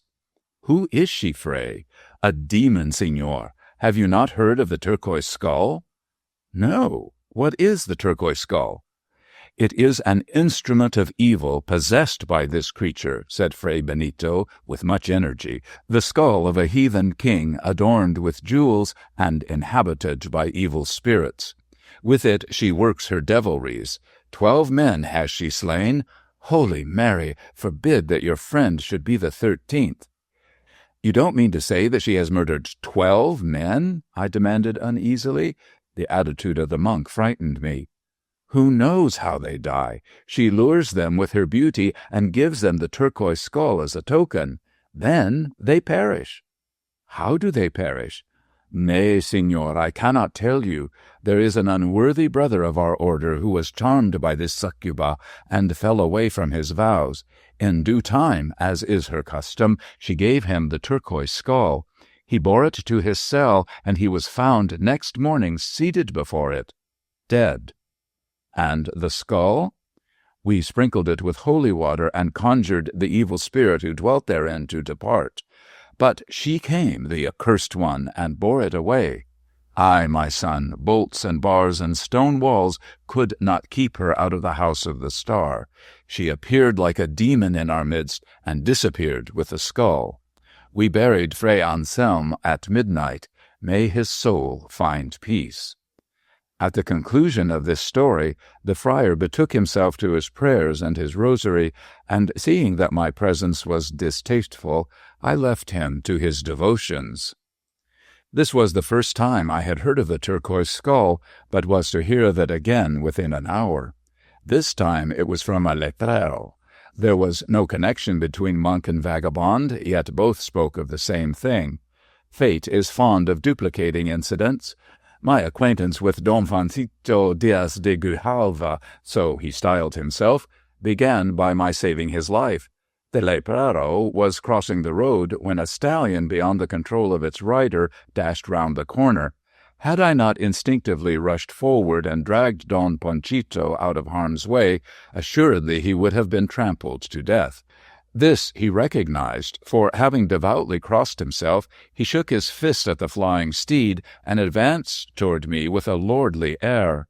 "I lay myself at your illustrious feet, signor," said he in the stately Spanish tongue. "You are my preserver. All I have is yours." The gift was no princely one, for his whole wardrobe would have been purchased for half a crown. His skin was as ingrained with dirt as were his clothes. Beyond a pair of leathern breeches, a ragged shirt, and a cloak, he wore nothing worth mentioning, save a tattered sombrero, which he held in his hand during our interview. With his evil eyes, his shining teeth, and his long matted hair, he appeared to be anything but a desirable acquaintance. But in no wise conscious of his defects, he rolled a cigarette and straddled impudently before me. A finer specimen of the jailbird I never beheld, and as I was in no way desirous of continuing the acquaintance, I muttered some acknowledgment of his words and turned to go. This, however, he would not permit.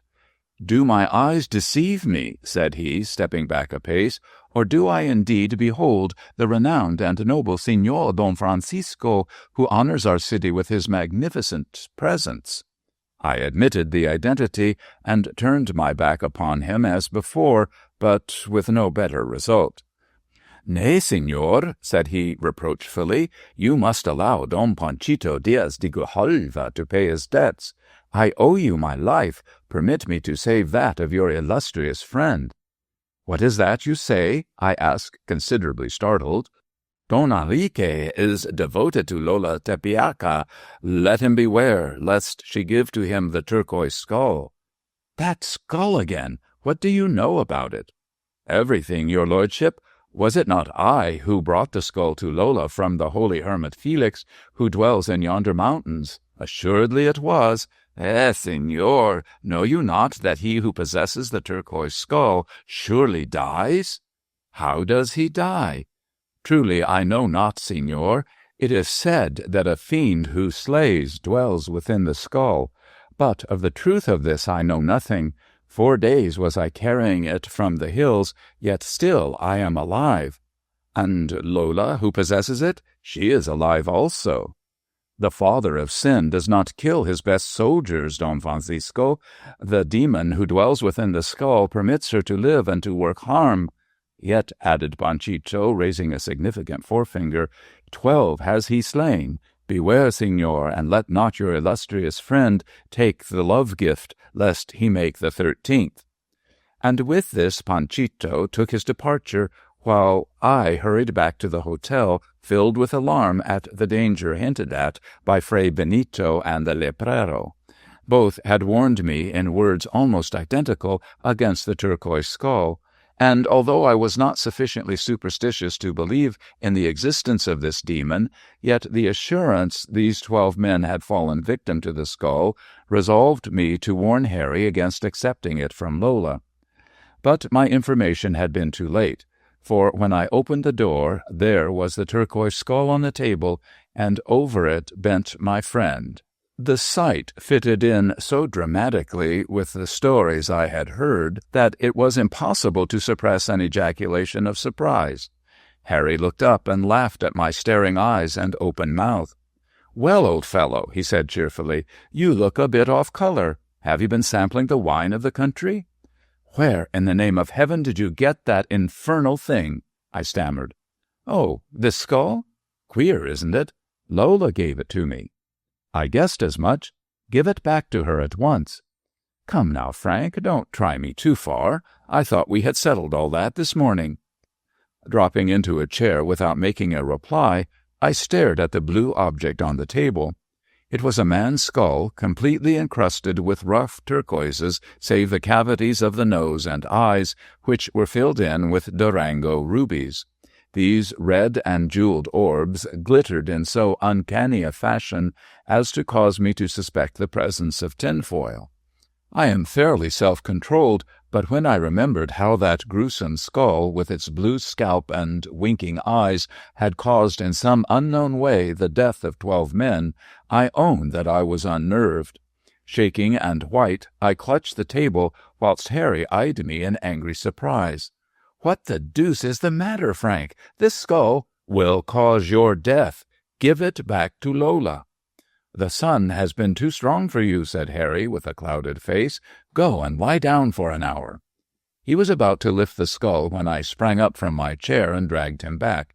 "Don't touch it, Harry. Fray Benito says—" "Oh, so that old monk has been gossiping to you about Lola, has he? When I said that you knew him, she told me how he hated her." "Did she mention how this turquoise skull brought about the death of a priest?" "No, nor would I have believed it if she had. How can this dead thing kill any man?"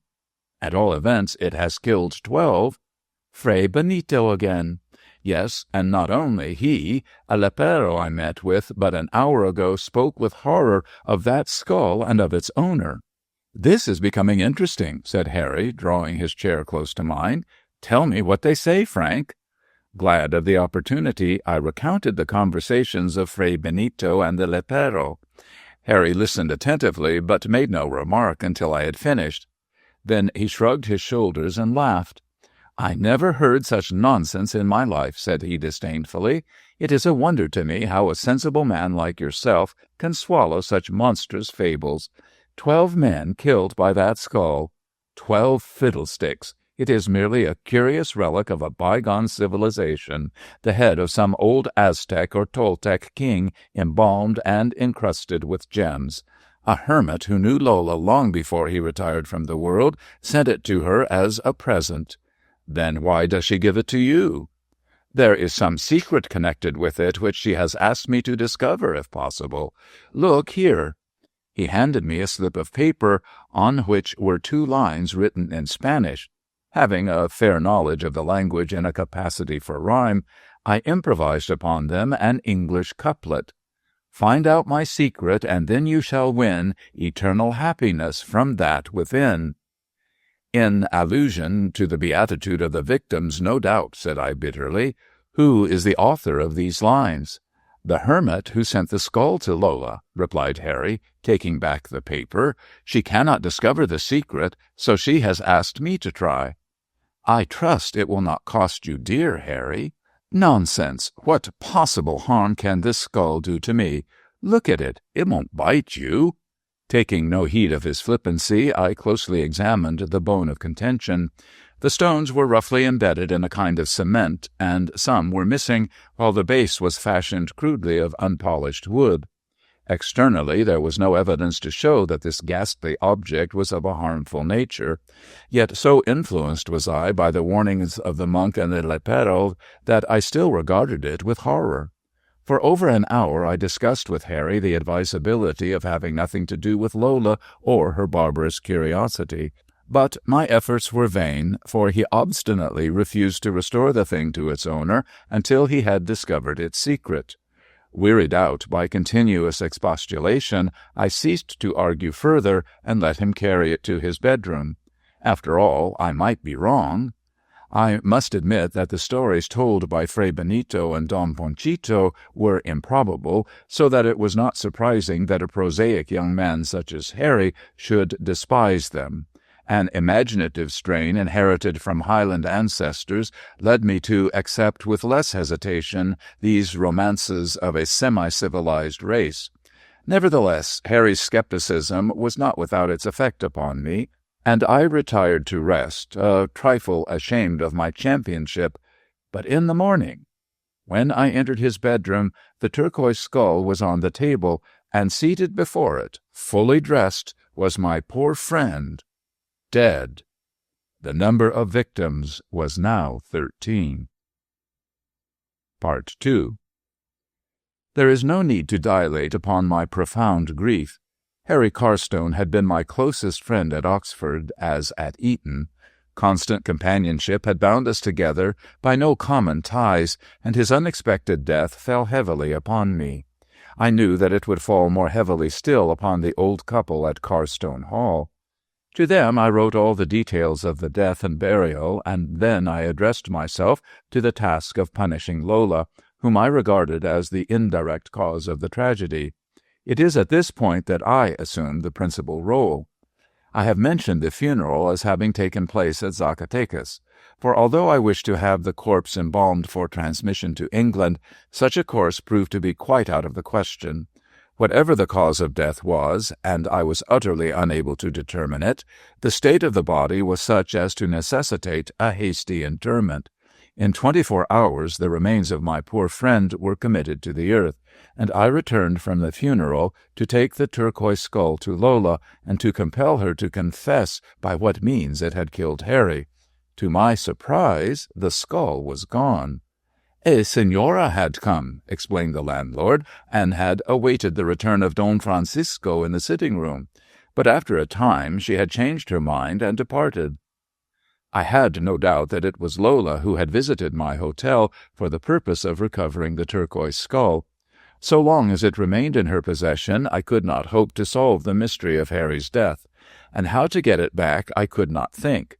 That the woman would dare to approach the scene of her crime angered me greatly, and confirmed my determination to remain for retributive justice. In turn, Fray Benito and the lepero commiserated with me, but I took neither into my confidence. The first, a religious recluse, could be of no possible assistance, whilst I more than suspected the other of having an understanding with her whom I designed to punish. Above all, was it important that I should regain possession of this turquoise skull. If I could arrive at the secret hinted at in the couplet, I might succeed in discovering the cause of the 13 deaths, and so bring Lola within the clutches of the law. If legal measures proved unavailing, I intended myself to mete out justice. She had killed Harry, and I would kill her. This savage resolve, entirely foreign to my nature, was the result of the terrible tragedy of the previous week. In some way I was determined to avenge the death of my friend. Informed by Panchito that it was Lola's invariable custom to request her lovers to solve the secret of the skull, I hoped, by becoming one of these, to secure the instrument of her crimes. Ignorant as I was of the way in which the thing accomplished its mission, there was the chance that I too might lose my life. But such a contingency did not deter me from prosecuting my design. With great care I might come off harmless, and even did I not, I hoped before dying to destroy the skull so that its list of victims should terminate with my death. Thus prepared for good or evil, I called upon Lola, whom I found in the garden in a grass hammock with her usual accessories of fan and cigarette. She exhibited no signs of confusion or fear, but with an audacity which revolted me, she openly lamented the death of Harry. An accident, she termed it, as though she did not know full well the hideous truth. "Alas, signor, that I should have given Don Enrique the turquoise shell," she cried with feigned sorrow, "but I knew not that it would cause his death." "Yet you had experience to go upon, signora." Lola closed her fan with a snap, and became alive to the situation. "What say you, Don Francisco? Those 12 friends of yours who—" "Who died," said Lola, unfurling her fan with unnecessary violence. "And what of that? Am I responsible for their deaths? Truly, no. Why should I slay those who love me? Oh, yes, signor, I know well that Fray Benito has been talking. Succuba, sorceress, demon, those are the words ever on his lips when he speaks of me. True enough, that turquoise skull has gained for you no enviable reputation, and therefore it is only a skull, but one that kills.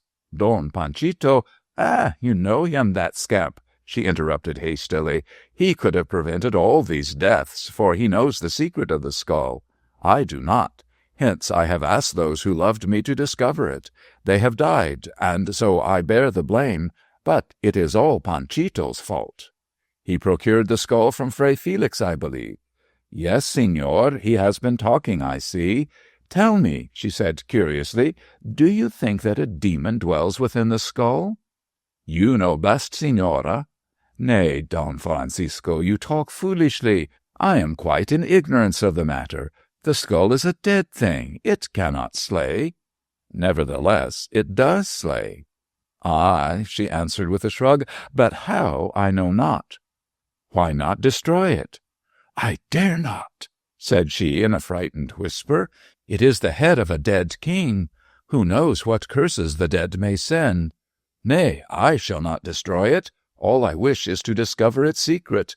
But alas, I cannot, and they who to aid me have sought this knowledge have perished."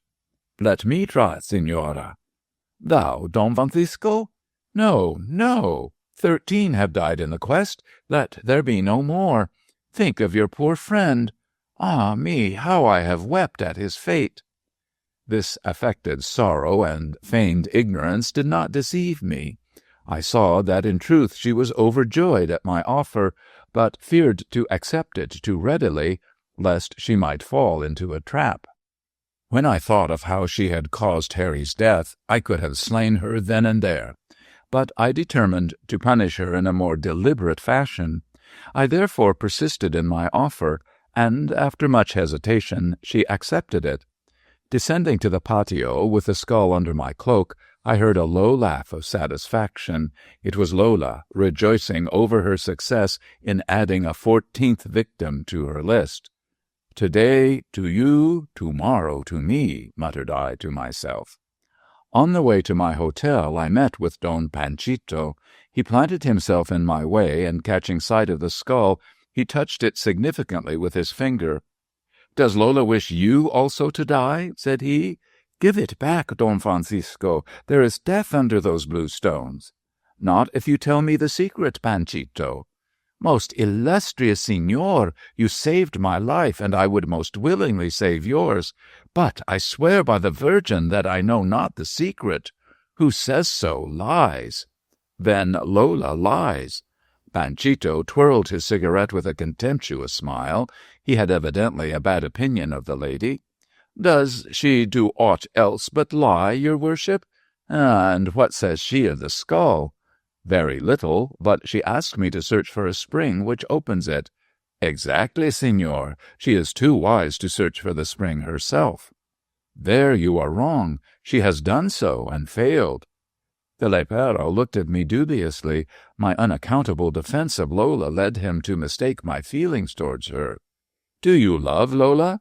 "Nay, Panchito, I abhor the witch. I take this skull to learn its secret. I hope to punish her for slaying my friend." "Good. Did I know the secret, the knowledge would be yours.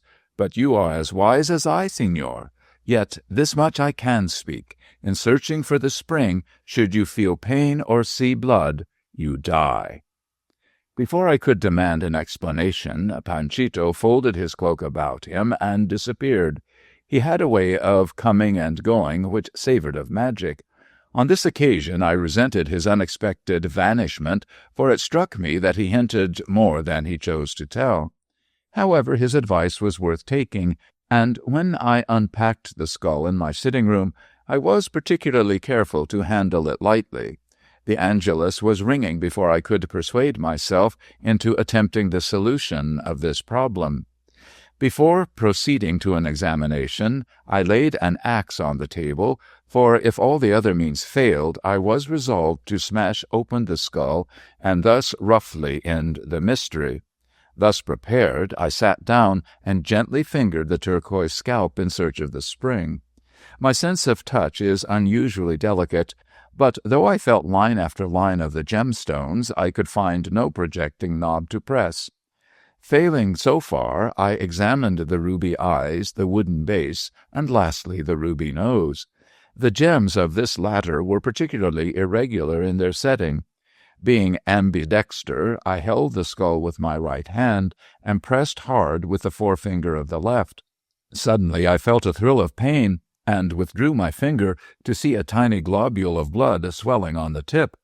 In an instant I remembered Panchito's warning. It explained itself. Blood poisoning. That very instant I chopped off my forefinger with the axe before the venom had time to pass the middle joint, and with my maimed hand wrapped in a handkerchief, I raced out of the hotel in search of a doctor. When I returned, white with pain and loss of blood, I found the room occupied. Lola, frowning and surprised, stood looking at the severed finger on the table. She had come to survey my body and to recover the skull.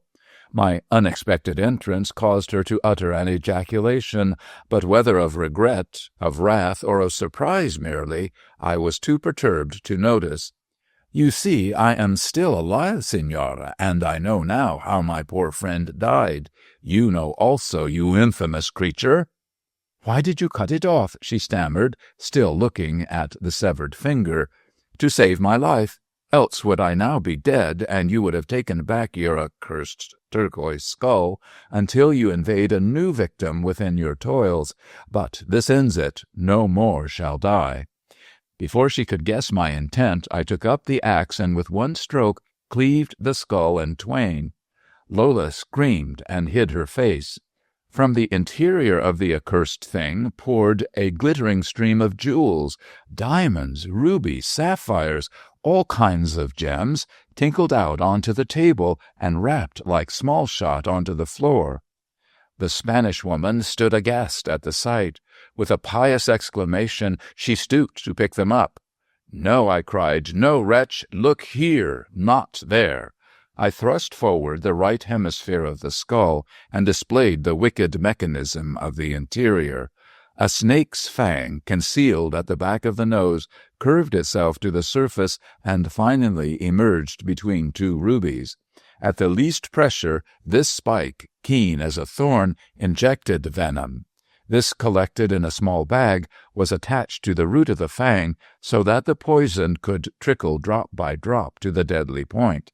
Never was there so ingeniously fiendish an invention, and I wondered what devil could have designed it.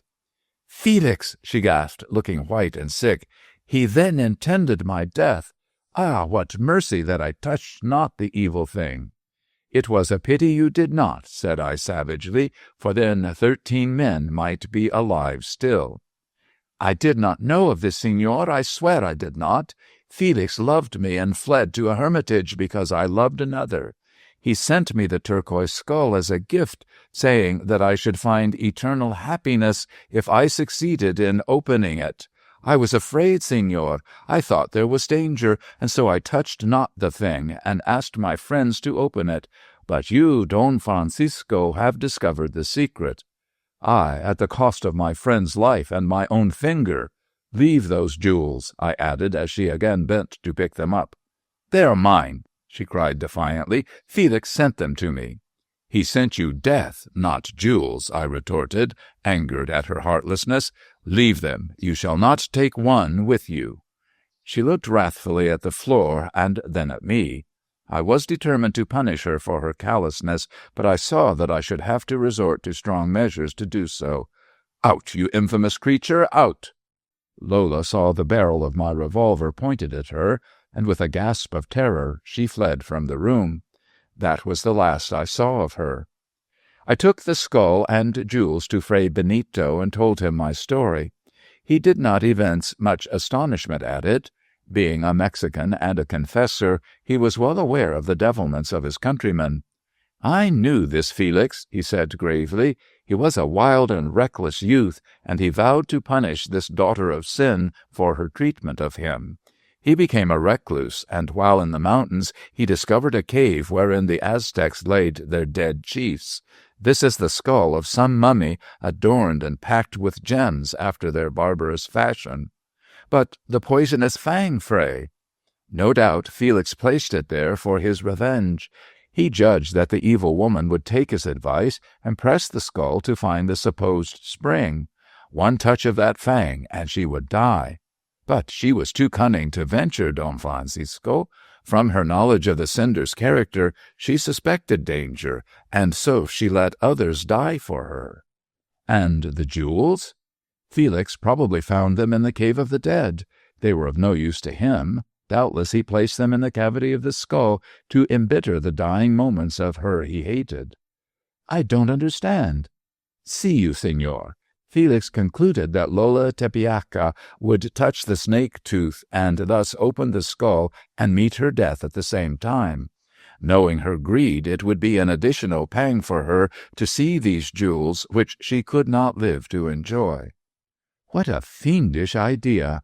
Ay, my son, human nature is very wicked. Do you intend to keep the jewels? No, I answered with a shudder. They would constantly remind me of my poor friend's death. You can make what use of them you please, father, yet I shall keep a few with which to reward Panchito, without whose warning I had now been dead. Fray Benito accepted the gift, and now Our Lady of the Star possesses a fine necklace of variegated gems, which is the wonder of all visitors. They would wonder still more did they but know the history attached to it. I could do nothing to punish Lola further than depriving her of the jewels. The Mexican lawyer to whom I submitted the case assured me that the evidence was too indefinite to prove her guilty. On moral grounds, she surely merited death, but legally speaking she was as assuredly innocent, so she escaped with her life. I often wonder whether she went to the cave of Felix to cajole him into giving her fresh gems. If she did, I have no doubt he killed her. A man capable of inventing such a death-trap as the turquoise skull would not hesitate to do what it had failed to accomplish. Once again I heard of Lola. It was from Don Panchito, who accompanied me to the railway station on the day I left Zacatecas. It is just as well you are going, Signor, said he significantly. Lola is wild at the loss of the turquoise skull and its jewels. She asked me to knife you, but I refused. Did you not save my life, and have you not given me precious stones? Still, Signor, others may not feel as I do, and the cursed woman may cause you to lose your life as well as your finger. I quite believed it. A woman who could doom 13 men to death for the gratification of her curiosity would not stick at putting the 14th out of the way. I have often regretted I did not shoot her at our last interview, and so rid the world of a demon. But if she is in existence, the turquoise skull is not. Neither is the forefinger of my left hand. Story 5. The Greenstone God and the Stockbroker. As a rule, the average detective gets twice the credit he deserves. I am not talking of the novelist's miracle-monger, but of the flesh-and-blood reality who is liable to err and who frequently proves such liability. You can take it as certain that a detective who sets down a clean run and no hitch as entirely due to his astucity is young in years and still younger in experience. Older men, who have been bamboozled 100 times by the craft of criminality, recognize the influence of chance to make or mar. There you have it. 9 times out of 10, chance does more in clinching a case than all the dexterity and mother wit of the man in charge. The exception must be engineered by an infallible apostle. Such a one is unknown to me, out of print. This opinion, based rather on collective experience than on any one episode, can be substantiated by several incontrovertible facts. In this instance, one will suffice. Therefore, I take the Brixton case to illustrate chance as a factor in human affairs.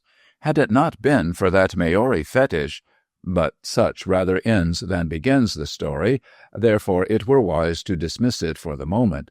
Yet that piece of greenstone hanged a person mentioned hereafter. When Mr. and Mrs. Paul Vincent set up housekeeping at Ulster Lodge, they were regarded as decided acquisitions to Brixton society. She, pretty and musical; he, smart in looks, moderately well off, and an excellent tennis player.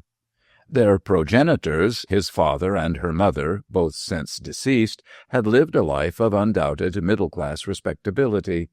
The halo thereof still environed their children, who were, in consequence of such inherited grace and their own individualisms, much sought out by genteel Brixtonians.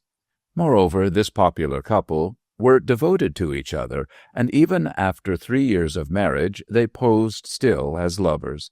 This was as it should be, and by admiring friends and relations, the Vincents were regarded as paragons of matrimonial perfection. Vincent was a stockbroker, therefore he passed most of his time in the city. Judge, then, of the commotion when pretty Mrs. Vincent was discovered in the study, stabbed to the heart. So aimless a crime were scarce imaginable. She had many friends, no known enemies, yet she came to this tragic end. Closer examination revealed that the escritoire had been broken into, and Mr. Vincent declared himself the poorer by £200. Primarily, therefore, robbery was the sole object, but by reason of Mrs. Vincent's interference, the thief had been converted into a murderer. So excellently had the assassin chosen his time that such choice argued a close acquaintance with the domestic economy of Ulster Lodge. The husband was detained in town till midnight. The servants, cook and housemaid, on leave to attend wedding festivities, were absent till 11 o'clock. Mrs. Vincent, therefore, was absolutely alone in the house for 6 hours, during which period the crime had been committed. The servants discovered the body of their unfortunate mistress and raised the alarm at once. Later on, Vincent arrived to find his wife dead, his house in possession of the police, and the 2 servants in hysterics. For that night nothing could be done. But at dawn a move was made towards elucidating the mystery. At this point I came into the story. Instructed at 9 o'clock to take charge of the case, by 10 I was on the spot, noting details and collecting evidence. Beyond removal of the body, nothing had been disturbed, and the study was in precisely the same condition as when the crime was discovered. I examined carefully the apartment, and afterwards interrogated the cook, the housemaid, and lastly the master of the house. The result gave me slight hope of securing the assassin. The room, a fair-sized one looking out onto a lawn between house and road, was furnished in cheap bachelor fashion. An old-fashioned desk placed at right angles to the window, a round table reaching nigh the sill, 2 armchairs, 3 of the ordinary cane-seated kind, and on the mantelpiece an arrangement of pipes, pistols, boxing gloves, and foils. One of these latter was missing. A single glimpse showed how terrible a struggle had taken place before the murderer had overpowered his victim. The tablecloth lay disorderly on the floor, 2 of the lighter chairs were overturned, and the desk, with several drawers open, was hacked about considerably. No key was in the door lock, which faced the escritoire, and the window snick was fastened securely. Further search resulted in the following discoveries. 1. A hatchet used for chopping wood, found near the desk. 2. A foil with the button broken off, lying under the table. 3. A greenstone idol, edged under the fender. The cook, defiantly courageous by reason of brandy, declared that she had left the house at 4 o'clock on the previous day and had returned close on 11. The back door, to her surprise, was open. With the housemaid, she went to inform her mistress of this fact, and found the body lying midway between door and fireplace.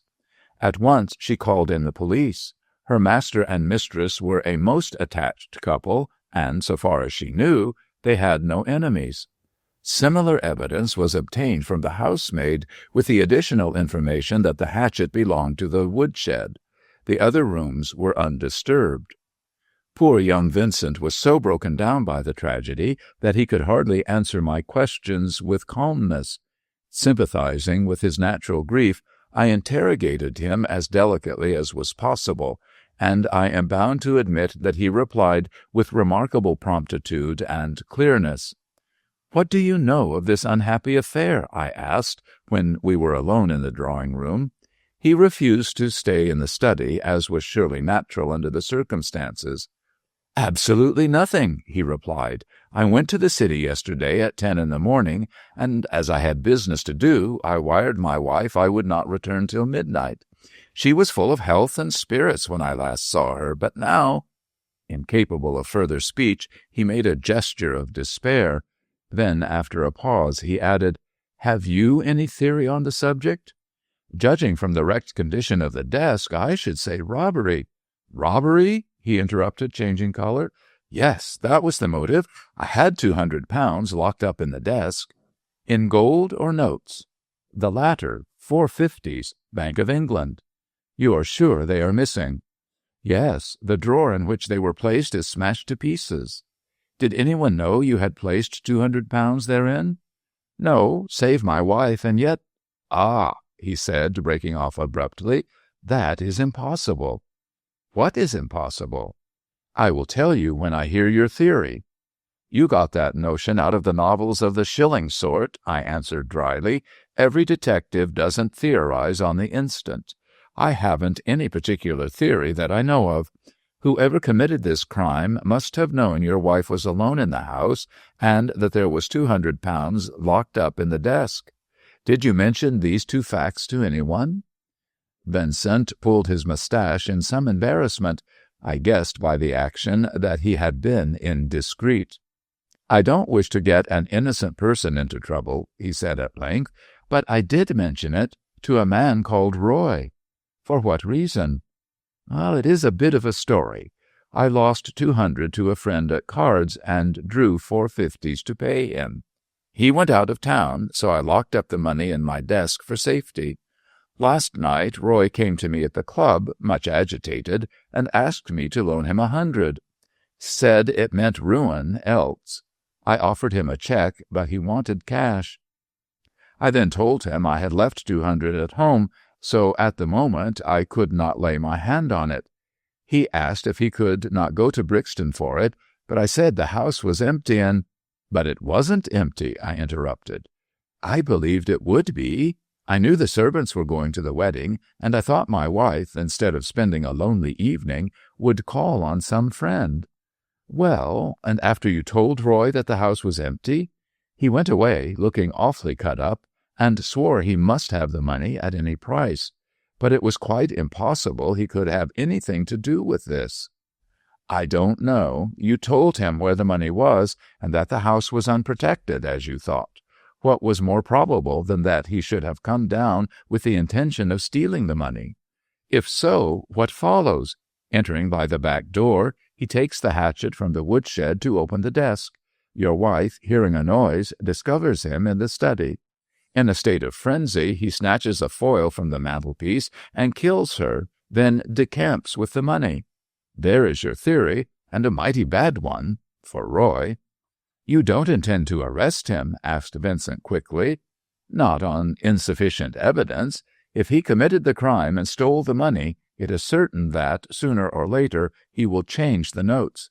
Now, if I had the numbers— Well, here are the numbers, said Vincent, producing his pocketbook. I always take the numbers of such large notes. But surely, he added as I copied them down, surely you don't think Roy guilty?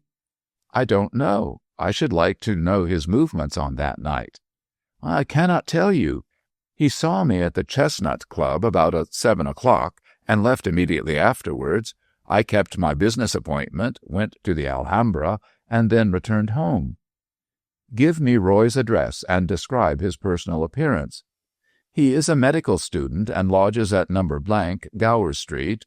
Tall, fair-haired, a good-looking young fellow. And his dress last night?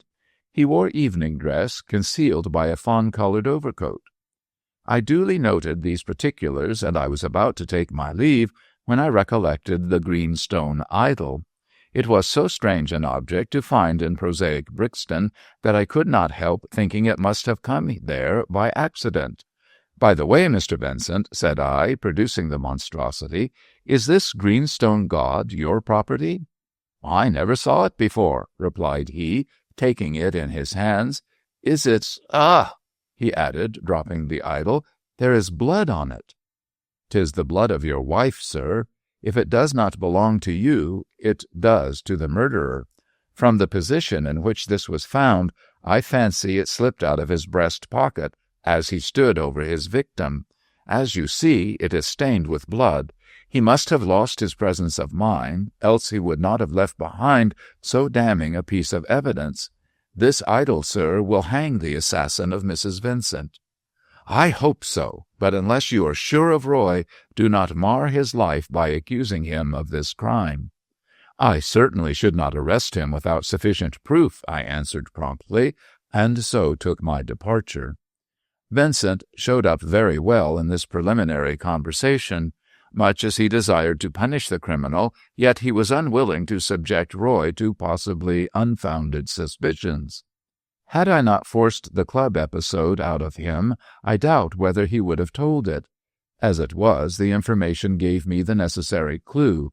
Roy alone knew that the notes were in the escritoire, and imagined, owing to the mistake of Vincent, that the house was empty. Determined to have the money at any price, his own words, he intended but robbery, till the unexpected appearance of Mrs. Vincent merged the lesser in the greater crime. My first step was to advise the bank that 4 50-pound notes, numbered so-and-so, were stolen, and that the thief or his deputy would probably change them within a reasonable period. I did not say a word about the crime, and kept all special details out of the newspapers, for as the murderer would probably read up the reports so as to shape his course by the action of the police, I judged it wiser that he should know as little as possible. Those minute press notices do more harm than good. They gratify the morbid appetite of the public and put the criminal on his guard. Thereby the police work in the dark, but he, thanks to the posting up of special reporters, knows the doings of the law and baffles it accordingly. The greenstone idol worried me considerably. I wanted to know how it had got into the study of Ulster Lodge. When I knew that, I could nail my man, but there was considerable difficulty to overcome before such knowledge was available. Now, a curiosity of this kind is not a common object in this country. A man who owns one must have come from New Zealand, or have obtained it from a New Zealand friend. He could not have picked it up in London. If he did, he would not carry it constantly about with him. It was therefore my idea that the murderer had received the idol from a friend on the day of the crime. That friend, to possess such an idol, must have been in communication with New Zealand. The chain of thought is somewhat complicated, but it began with curiosity about the idol and ended in my looking up the list of steamers going to the Antipodes. Then I carried out a little design which need not be mentioned at this moment. In due time it will fit in with the hanging of Mrs. Vincent's assassin. Meanwhile I followed up the clue of the banknotes and left the greenstone idol to evolve its own destiny. Thus I had 2 strings in my bow. The crime was committed on the 20th of June, and on the 23rd, 2 50-pound notes with numbers corresponding to those stolen were paid into the Bank of England. I was astonished at the little care exercised by the criminal in concealing his crime, but still more so when I learned that the money had been banked by a very respectable solicitor. Furnished with the address, I called on this gentleman. Mr. Maudsley received me politely, and he had no hesitation in telling me how the notes had come into his possession. I did not state my primary reason for the inquiry. "I hope there is no trouble about these notes," said he when I explained my errand. "I have had sufficient already."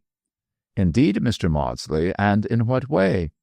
For answer he touched the bell, and when it was answered, "Ask Mr. Ford to step this way," he said.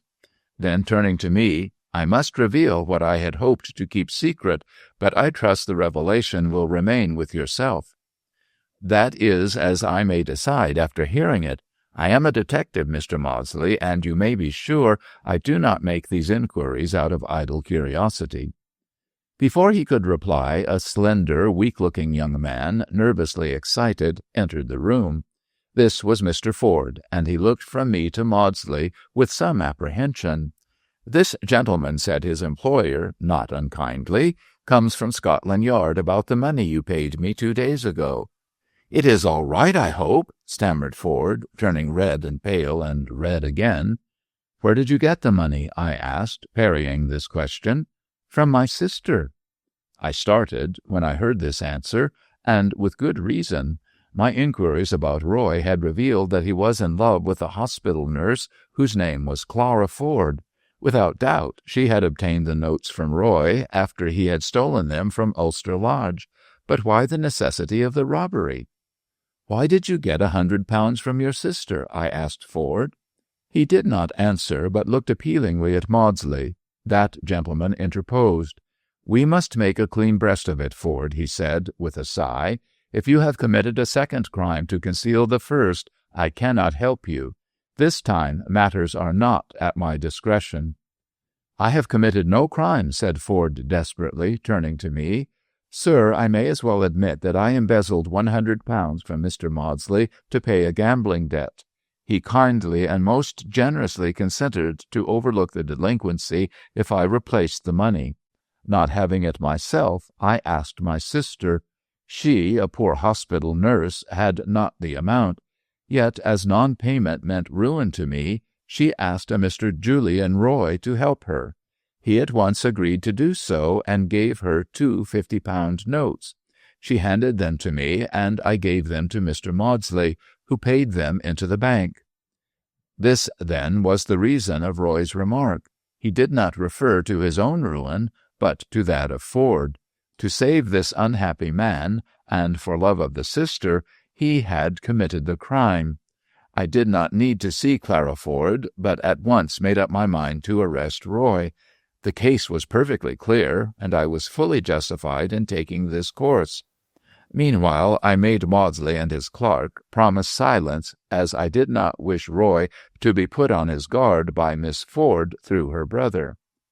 "Gentlemen," I said, after a few moments' pause, "I cannot at present explain my reasons for asking these questions, as it would take too long, and I have no time to lose. Keep silent about this interview until tomorrow, and by that time you shall know all." "Has Ford got into fresh trouble?" asked Maudsley anxiously. "No, but someone else has." "My sister," began Ford faintly, when I interrupted him at once. "Your sister is all right, Mr. Ford. Pray trust in my discretion. No harm shall come to her or to you, if I can help it, but above all, be silent." This they readily promised, and I returned to Scotland Yard, quite satisfied that Roy would get no warning. The evidence was so clear that I could not doubt the guilt of Roy. Else how had he come in possession of the notes? Already there was sufficient proof to hang him, yet I'd hoped to clench the certainty by proving his ownership of the greenstone idol. It did not belong to Vincent or to his dead wife, yet someone must have brought it into the study. Why not Roy, who to all appearances had committed the crime, the more so as the image was splashed with the victim's blood? There was no difficulty in obtaining a warrant, and with this I went off to Gower Street. Roy loudly protested his innocence. He denied all knowledge of the crime and of the idol. I expected the denial, but I was astonished at the defense he put forth. It was very ingenious, but so manifestly absurd that it did not shake my belief in his guilt. I let him talk himself out, which perhaps was wrong, but he would not be silent, and then I took him off in a cab. "I swear I did not commit the crime," he said passionately. "No one was more astonished than I at the news of Mrs. Vincent's death." "Yet you were at Ulster Lodge on the night in question." "I admit it," he replied frankly. "Were I guilty, I would not do so, but I was there at the request of Vincent." "I must remind you that all you say now will be used in evidence against you." "I don't care. I must defend myself. I asked Vincent for £100, and—" "Of course you did, to give to Miss Ford." "How do you know that?" he asked sharply.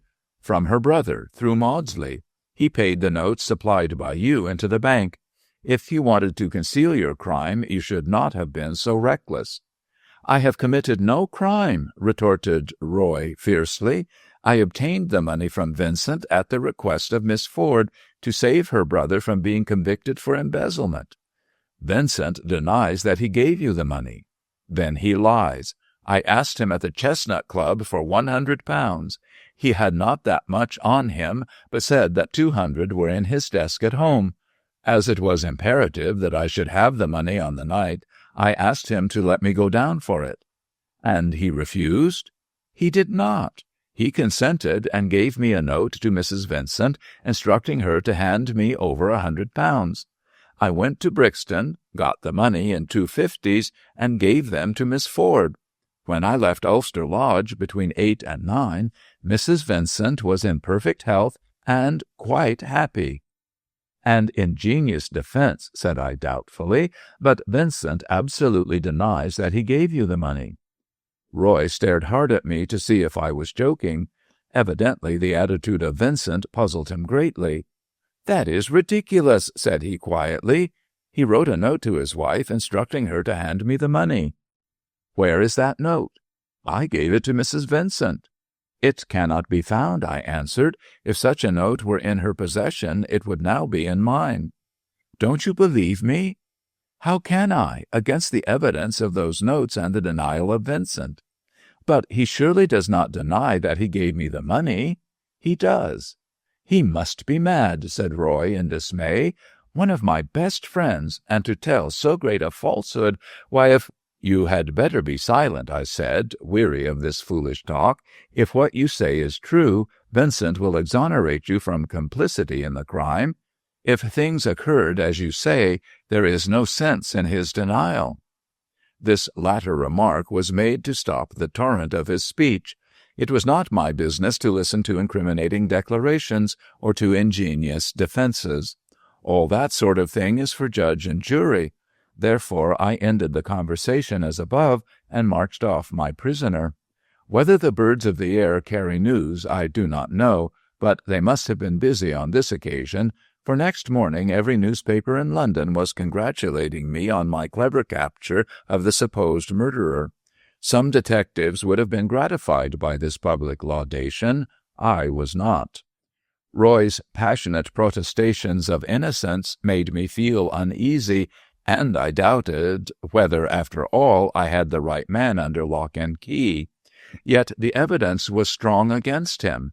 He admitted having been with Mrs. Vincent on the fatal night. He admitted possession of 2 £50 notes. His only defense was the letter of the stockbroker, and this was missing, if indeed it had ever been written. Vincent was terribly upset by the arrest of Roy. He liked the young man, and he had believed in his innocence so far as was possible. But in the face of such strong evidence, he was forced to believe him guilty. Yet he blamed himself severely that he had not lent the money, and so averted the catastrophe. "I had no idea that the matter was of such moment," he said to me, "else I would have gone down to Brixton myself and had given him the money. Then his frenzy would have spared my wife, and himself a death on the scaffold. What do you think of his defense?" "It is wholly untrue. I did not write a note, nor did I tell him to go to Brixton. Why should I, when I fully believed no one was in the house?" "It was a pity you did not go home, Mr. Vincent, instead of to the Alhambra." "It was a mistake," he assented, "but I had no idea Roy would attempt the robbery. Besides, I was under engagement to go to the theatre with my friend, Dr. Monson." "Do you think that idol belongs to Roy?" "I can't say. I never saw it in his possession." "Why?" "Because I firmly believe that if Roy had not the idol in his pocket on that fatal night, he is innocent." "Oh, you look astonished, but the man who murdered your wife owns that idol." The morning after this conversation, a lady called at Scotland Yard and asked to see me concerning the Brixton case. Fortunately, I was then in the neighborhood, and guessing who she was, I afforded her the interview she sought. When all left the room, she raised her veil, and I saw before me a noble-looking woman, somewhat resembling Mr. Maudsley's clerk. Yet, by some contradiction of nature, her face was the more virile of the two. "You are Miss Ford," I said, guessing her identity. "I am Clara Ford," she answered quietly. "I have come to see you about Mr. Roy." "I am afraid nothing can be done to save him." "Something must be done," she said passionately. "We are engaged to be married, and all a woman can do to save her lover I will do. Do you believe him to be guilty?" "In the face of such evidence, Miss Ford." "I don't care what evidence is against him," she retorted. "He is as innocent of the crime as I am. Do you think that a man fresh from the committal of a crime would place the money won by that crime in the hands of the woman he professes to love? I tell you he is innocent." "Mr. Vincent doesn't think so." "Mr. Vincent," said Miss Ford with a scornful emphasis. "Oh, yes, I quite believe he would think Julian guilty." "Surely not, if it were possible to think otherwise. He is, or rather was, a staunch friend to Mr. Roy." "So staunch that he tried to break off the match between us. Listen to me, sir. I have told no one before, but I tell you now. Mr. Vincent is a villain. He pretended to be the friend of Julian, and yet he dared to make proposals to me, dishonorable proposals for which I could have struck him. He, a married man, a pretended friend, wished me to leave Julian and fly with him." "Surely you are mistaken, Miss Ford. Mr. Vincent was most devoted to his wife." "He did not care at all for his wife," she replied steadily. "He was in love with me. To save Julian annoyance, I did not tell him of the insults offered to me by Mr. Vincent. Now that Julian is in trouble by an unfortunate mistake, Mr. Vincent is delighted." "It is impossible. I assure you Vincent is very sorry to—" "You do not believe me," she said, interrupting. "Very well, I shall give you proof of the truth. Come to my brother's rooms at Bloomsbury. I shall send for Mr. Vincent, and if you are concealed, you shall hear from his own lips how glad he is that my lover and his wife are removed from the path of his dishonorable passion." "I will come, Miss Ford, but I think you are mistaken in Vincent." "You shall see," she replied coldly. Then, with a sudden change of tone, "Is there no way of saving Julian? I am sure that he is innocent. Appearances are against him, but it was not he who committed the crime. Is there no way, no way?" Moved by her earnest appeal, I produced the greenstone idol and told her all I had done in connection with it. She listened eagerly and readily grasped at the hope thus held out to her of saving Roy. When in possession of all the facts, she considered in silence for some 2 minutes. At the end of that time, she drew down her veil and prepared to take her departure.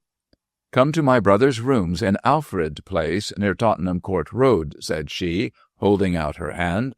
"I promise you that there you shall see Mr. Vincent in his true character. Good-bye till Monday at 3 o'clock. From the color of her face and the bright light in her eye, I guessed that she had some scheme in her head for the saving of Roy. I think myself clever, but after that interview at Alfred's Place, I declare I am but a fool compared to this woman. She put 2 and 2 together, ferreted out unguessed-of evidence, and finally produced the most wonderful result. When she left me, at this moment, the greenstone idol was in her pocket. With that she hoped to prove the innocence of her lover and the guilt of another person. It was the cleverest thing I ever saw in my life. The inquest on the body of Mrs. Vincent resulted in a verdict of wilful murder against some person or persons unknown. Then she was buried, and all London waited for the trial of Roy. He was brought up, charged with the crime, reserved his defense, and in due course he was committed for trial. Meantime, I called on Miss Ford at the appointed time and found her alone. "Mr. Vincent will be here shortly," she said calmly. "I see Julian is committed for trial." "And he has reserved his defense." "I shall defend him," said she, with a strange look in her face. "I am not afraid for him now. He saved my unhappy brother. I shall save him." "Have you discovered anything?" "I have discovered a good deal." "Hush! That is Mr. Vincent," she added as a cab drew up to the door. "Hide yourself behind this curtain, and do not appear until I give you the signal." Wondering what she was about to do, I concealed myself as directed. The next moment Vincent was in the room, and then ensued one of the strangest of scenes. She received him coldly and motioned him to a seat. Vincent was nervous, but she might have been a stone, so little emotion did she display. "I have sent for you, Mr. Vincent," she said, "to ask for your help in releasing Julian." "How can I help you?" he answered in amazement. "Willingly would I do so, but it is out of my power." "I don't think it is." "I assure you, Clara," he began eagerly, when she cut him short. "Yes, call me Clara. Say that you love me. Lie like all men, and yet refuse to do what I wish." "I am not going to help Julian to marry you," declared he sullenly. "You know that I love you. I love you dearly. I wish to marry you. Is not that declaration rather soon after the death of your wife? My wife is gone, poor soul. Let her rest. Yet you loved her?" "I never loved her," he said, rising to his feet. "I love you. From the first moment I saw you, I loved you. My wife is dead. Julian Roy is in prison on a charge of murdering her. With these obstacles removed, there is no reason why we should not marry." "If I marry you," she said slowly, "will you help Julian to refute this charge?" "I cannot. The evidence is too strong against him." "You know that he is innocent, Mr. Vincent." "I do not. I believe that he murdered my wife." "You believe that he murdered your wife," she reiterated, coming a step closer and holding out the greenstone idol. "Do you believe that he dropped this in the study when his hand struck the fatal blow?" "I don't know," he said coolly, glancing at the idol. "I never saw it before." "Think again, Mr. Vincent, think again. Who was it that went to the Alhambra at 8 o'clock with Dr. Monson, and met there the captain of a New Zealand steamer with whom he was acquainted?" "It was I," said Vincent defiantly. "And what of that?" "This," she said in a loud voice. "This captain gave you the greenstone idol at the Alhambra, and you placed it in your breast pocket. Shortly afterwards you followed to Brixton the man whose death you had plotted. You repaired to your house, killed your unhappy wife, who received you in all innocence, took the balance of the money, hacked the desk, and then dropped by accident this idol which convicts you of the crime." During this speech she advanced step by step towards the wretched man, who, pale and anguished, retreated before her fury. He came right to my hiding place and almost fell into my arms. I had heard enough to convince me of his guilt, and the next moment I was struggling with him. "It is a lie," he said hoarsely, trying to escape. "It is true," said I, pinning him down. "From my soul I believe you to be guilty." During the fight his pocketbook fell on the floor, and the papers therein were scattered. Miss Ford picked up one spotted with blood. "The proof," she said, holding it before us, "the proof that Julian spoke the truth. There is the letter written by you which authorized your unhappy wife to give him £100. Vincent saw that all was against him and gave in without further struggle, like the craven he was. "Fate is too strong for me," he said, when I snapped the handcuffs on his wrists. "I admit the crime. It was for love of you that I did it. I hated my wife, who was a drag on me, and I hated Roy, who loved you. In one sweep I thought to rid myself of both. His application for the money put the chance into my hand. I went to Brixton, found that my wife had given the money as directed, and then I killed her with the foil snatched from the wall, smashed the desk and overturned the chair to favor an idea of the robbery, and then I left the house.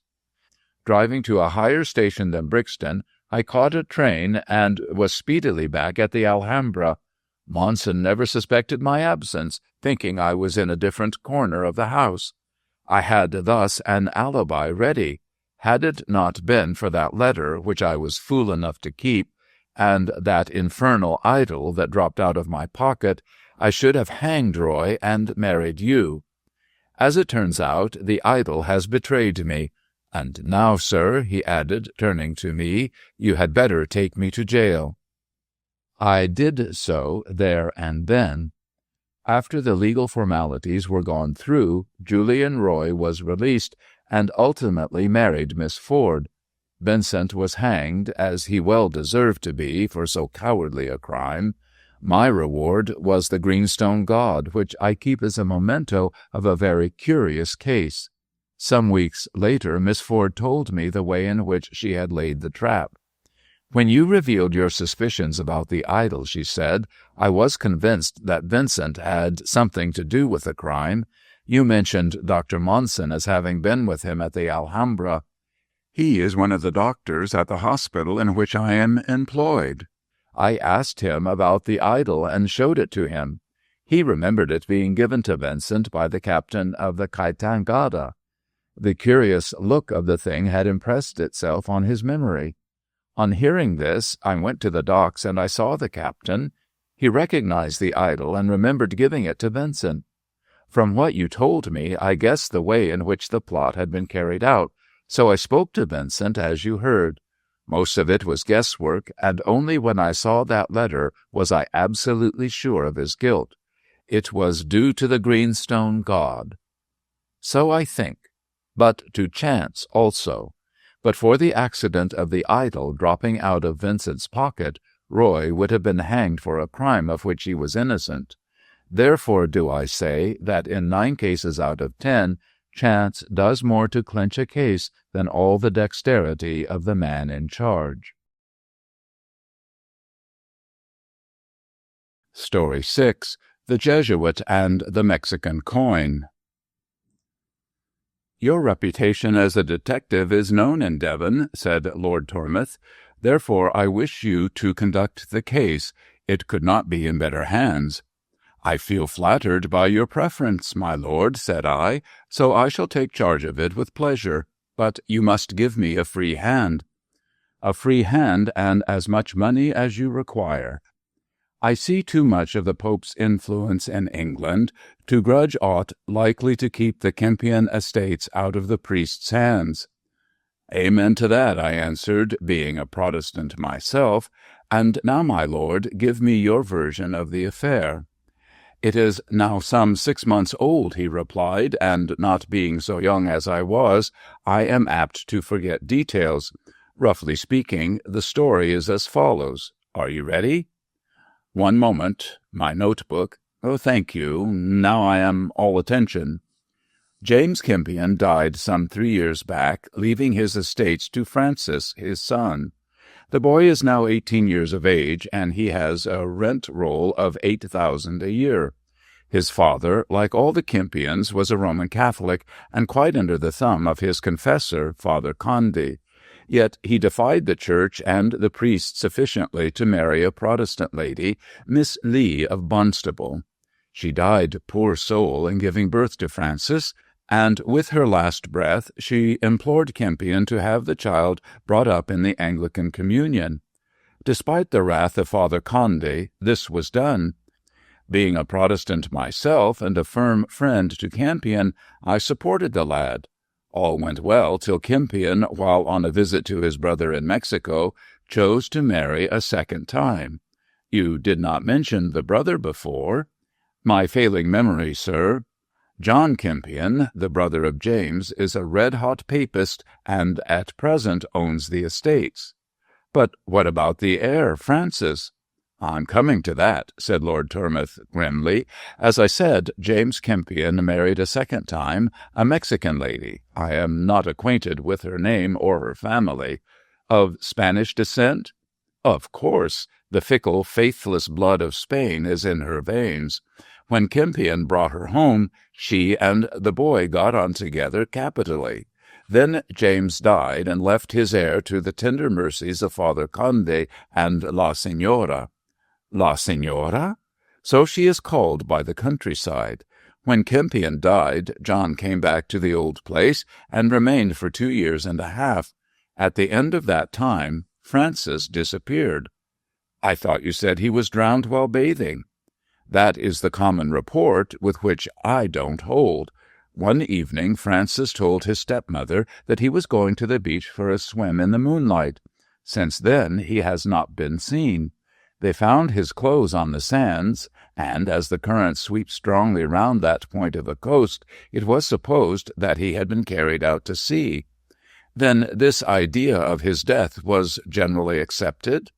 Yes, by all, even by the lawyers.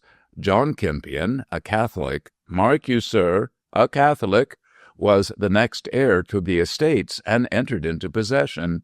It is said, concluded Lord Tormouth, ironically, that he intends to marry his brother's widow. I suppose he can do so? What do I know of their heathen customs, sir? La Señora comes from Mexico, and John Kempion has lived there the greater part of his life.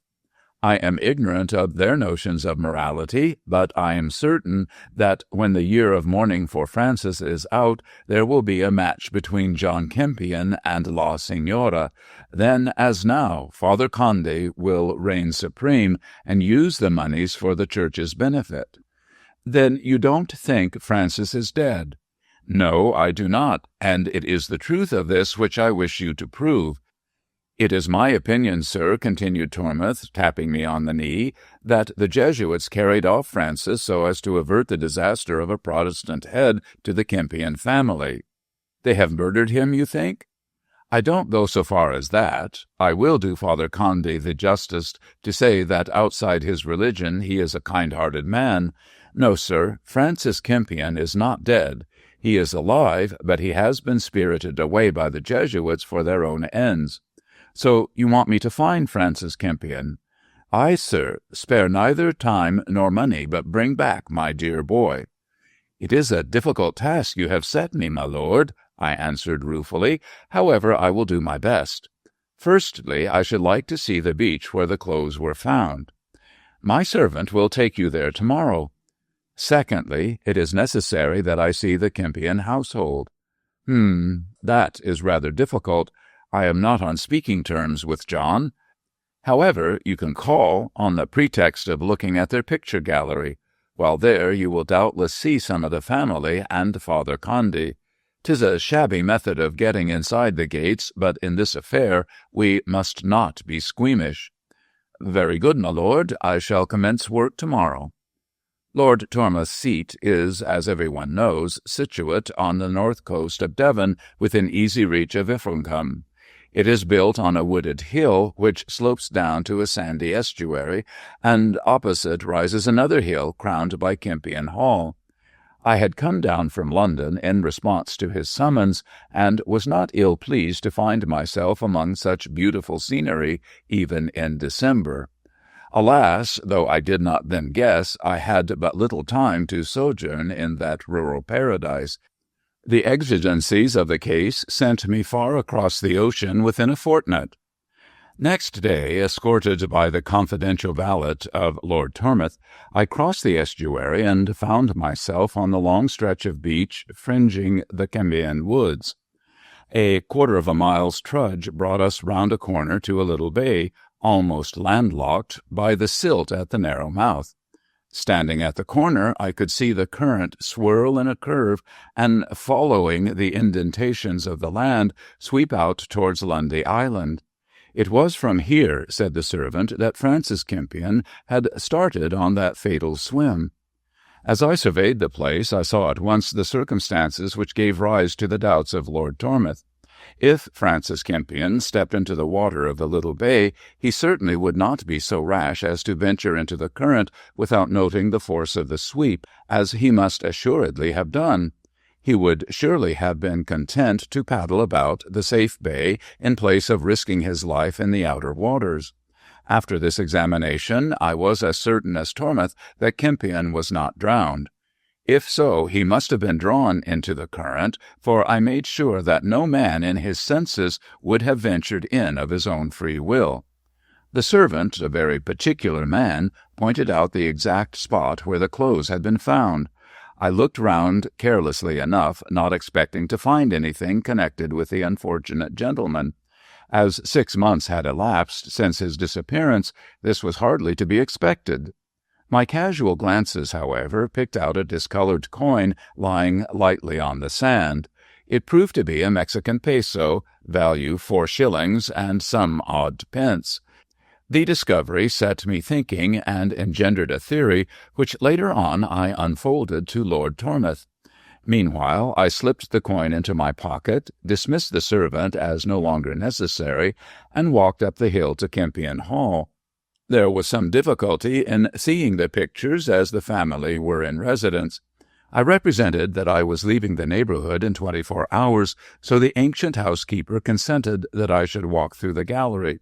Mr. Kempion had gone to the Dower House to see La Signora, said the garrulous old lady, and only Father Conde was within doors. She accompanied me to the picture gallery, and reeled off her changeless tale of the Kempion glories. In the midst of such eloquence, a servant summoned her, and she left me for the moment to my own devices. I walked slowly around and ultimately faced 3 portraits. Without doubt, they were those of James Kempion, his son Francis, and La Signora. The men were handsome, and the lady was a charming brunette, who smiled bewitchingly from the canvas. "So that is Francis Kempion," I said aloud, looking at the brave, boyish face. "That is Francis Kempion," echoed a voice at my elbow. I turned and saw the priest. He was a tall, well-set man with a keen face and restless eyes. "What do you know about Francis Kempion?" said he sharply. "Nothing, save that he was drowned," I answered. "At least, so says the village gossip." "Yes, poor lad, he was drowned," replied the Jesuit, bringing out the last word with an effort which cast discredit on his training. "A Protestant, wasn't he, sir?" said I, keeping my eyes on the picture. "The Kempions, sir, are devout sons of the true church," he returned stiffly. "I perceive you are a stranger here." Then, in response to my bow, "May I inquire why you ask such a question?" "Idle curiosity, sir, nothing more." "And the general opinion is in favor of Francis Kempion's death by drowning?" "Yes, though for one who must have known every shoal and shallow of the coast, I think it was unwise of him to have ventured into that current." Father Conde looked at me, and I at him. He was apparently trying to fathom my meaning. However, I kept my face, and with a courteous bow he turned away. Still looking at the picture, I caught a glimpse of his backward glance out of the tail of my eye. Evidently my remark had aroused his suspicions. Near the gates I met Kempion and La Signora riding homeward. When they saw me, their laughter ceased. She cast a cold look on me as I took off my hat, but a shadow passed over his face. I wonder, thought I, setting my face gatewards, I wonder if John Campion consented to the kidnapping of his nephew so as to enjoy the property himself. Lord Tormouth was waiting eagerly for my return, and we talked for fully 2 hours. He still clung to his idea that Francis had been spirited away by the Jesuit so that the Kempion revenues might revert once more to the Church. On the other hand, I was inclined to suspect the present holder of the estates. In proof of this, I produced the peso. Lord Tormouth examined it and shrugged his shoulders. "I don't think much of that," said he, turning it over. "It might be a stray coin of the Armada.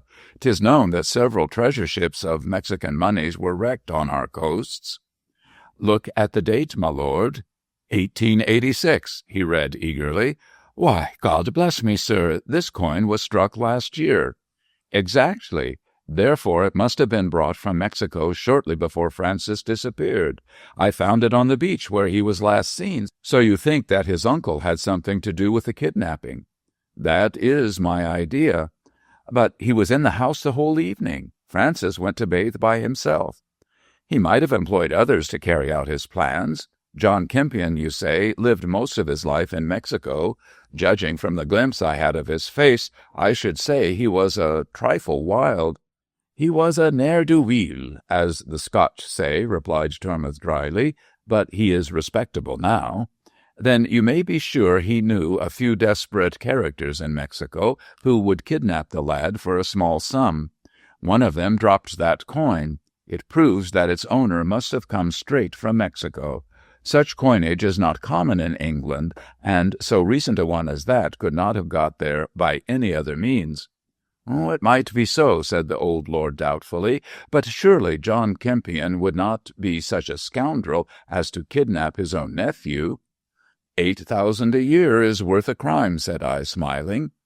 "If he did so, the priest helped him. I won't give up my idea about the Jesuit. He wanted a Catholic head to the family."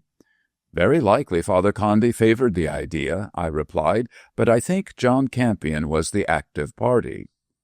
"And what do you propose to do?"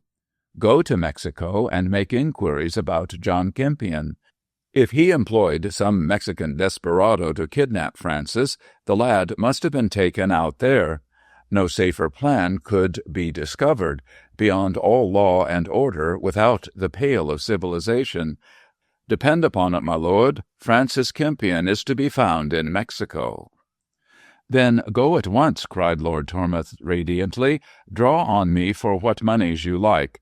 Start by the next boat, and spare nothing to find the lad." Within a fortnight of this conversation I was on my way to Mexico. There's no necessity to relate my wanderings in detail. They would spin out into 3 volumes, and I have neither time nor space at command. So far as relates to John Campion, I struck his trail at Vera Cruz, followed it to Zacatecas, and finished it at San Francisco. Thenceforward all was known to me, as Lord Tormouth had related how Campion, a guileless cattle-dealer, had left the Golden Gate for the rocky Devon coast. He did not narrate the Mexican history of the man. I found that out for myself. It was a black record. I no longer wondered at the shadow on Campion's face. A man with a past such as his must have lived in perpetual fear of unwelcome visitors turning up to spoil his respectability. Damocles was more comfortable under his hair-suspended sword. In 6 months I was back in London with a closely written pocket-book relative to the career of John Campion. The accidental dropping of the silver coin proved a bad business for him. I remained in London to transact some necessary matters, then I went west to report to Lord Tormouth. Before I related my story, I asked him what had transpired at Campion Hall since my departure. His information astonished me. "I have not been away since you left Devonshire," said he, "as I was determined to keep a watch on Campion and the Jesuit. In one way and another, I learned all that was going on. It did not require much ferreting out, as the scandal is now patent to the whole neighborhood." "What scandal?" "Touching La Senora and a black countryman of hers, Don Miguel Pedroche." Whew! I whistled. So he is here. Do you know him? Only too well. So does John Kempion. Ah, said Tormouth reflectively, probably that is why he is afraid to kick Pedroche out of the house. What? Is he staying at the Hall? I should just think so, much to the wrath of Father Conde. The priest can manage Kempion, but not La Signora and her friend. Oh, it is a most reputable affair, I assure you, sir. Lord Tormouth tapped his snuff-box, revived himself with a pinch, and continued the story. It fitted in very neatly with what I already knew of Kempion and Pedroche. Scarcely had you departed, said his lordship, when this Spanish fellow came to the Hall and quartered himself there. Neither Kempion nor Father Conde were very pleased to see him, but the Signora made amends for the coldness of their reception. Egad, she'd have had him to stay with her at the Dower House, but for the priest's influence. I have seen the fellow, sir, continued Tormouth in a tone of disgust. I have seen the fellow kiss La Signora while they walked together on the beach. Scandalous, most scandalous. Is he her lover, think you? I believe so. The minx is not in love with John Kempion, as I thought. She is a fool if she marries this Spanish pauper, though to be sure, added Tormouth thoughtfully, Kempion will have to support the pair of them. They know too much for his comfort, that's certain. Well, I am not so sure of the lady, said I, but certainly Pedroche knows about the kidnapping of Francis. Egad, you don't say so. I do, and more. I say that he kidnapped the boy. Spanish scoundrel, muttered my lord, at the instigation of Father Conde, no doubt? No, at the instigation of John Kempion. What? Said Tormouth angrily. Do you mean to tell me, sir, that the man was iniquitous enough to kidnap his own nephew? That's so, my lord. This coin, this Mexican peso, dropped accidentally on the beach, was the property of Don Miguel. Has he been in these parts before? He was on the beach the night Francis disappeared. How did he get there? He came in a yacht belonging to John Kempion. Didn't know the man had a yacht. Didn't know the man had a sixpence. In Mexico he had a good many sixpences, I said. Oh, I could tell you some strange facts about Kempion's career in those parts, but we had better stick to the business at hand. Oh, of course, of course. How did the kidnapping take place? John Kempion, my lord, owned a schooner yacht with which he did business in the Caribbean Sea. What that business was, you may guess. His first mate was this Pedroche. Oh, said Lord Tormouth with rising indignation. These scamps made money and lost money. Business was bad when Kempion heard of his brother's death, so he came home to see if he could not get the estates for himself. Finding there was more law and order in England than in Mexico, he did not care about risking hanging, so he decided to have the lad kidnapped. The scoundrel! Before he left Mexico, he made a present of the schooner to Pedroche and wrote him a letter instructing him to come to the Devon coast and kidnap Francis. Pedroche made his appearance at Falmouth as a Spanish gentleman traveling for pleasure. If you remember, Kempion went to Plymouth about that time, where Pedroche met him and arranged details. Francis was accustomed to swim in that bay every night during the hot summer months, but he never ventured into the current. Just what I said, exclaimed Tormouth triumphantly. During the day that yacht lay beside Lundy Island and crept shoreward when the night fell. Thus few saw her, and those that did took no notice. No one would think of connecting the disappearance of Francis Kempion with a gentleman's yacht. The rest you can guess, my lord. A boatload of scamps, commanded by Pedroche, concealed themselves in the woods fringing the bay. When Francis was in the water, they seized and carried him to Mexico. It was during the scuffle that Pedroche dropped the coin which led to his undoing.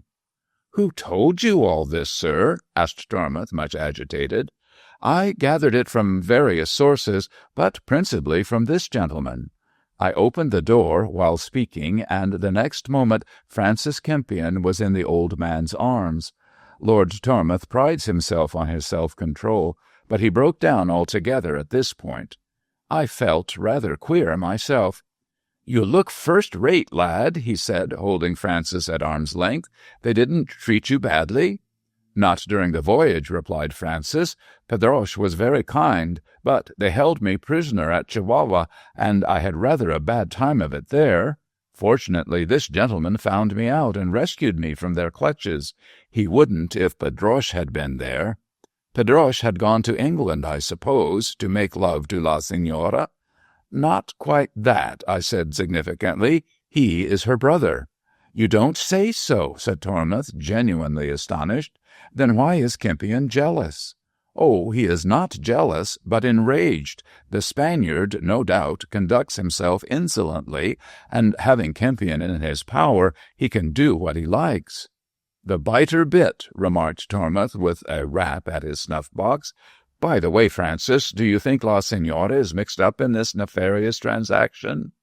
"I am sure she is not," said the lad earnestly. "She was very fond of me and behaved most kindly. My uncle alone is to blame." "So it is not the priest after all," observed the old lord irritably. "I made sure the Jesuit had something to do with it. Well, well, we will go over tomorrow and take back the rightful heir." There was a highly dramatic performance at Kempion Hall next day. Lord Tormouth arranged the details. Francis was to appear at a given moment and startle Kempion in the midst of his lies. When we entered the hall, the young man pulled his slouch hat over his eyes so as not to be recognized by the servants. He need not have troubled. The present staff were strangers, as Kempion had changed them during his occupancy. None of the old retainers approved of the existing state of things. It was true that John Kempion resided at the Hall, and La Signora dwelt in the Dower House 2 miles away, but the pair were always together, constituting a scandal to their simple minds. The probability of a marriage struck them as iniquitous.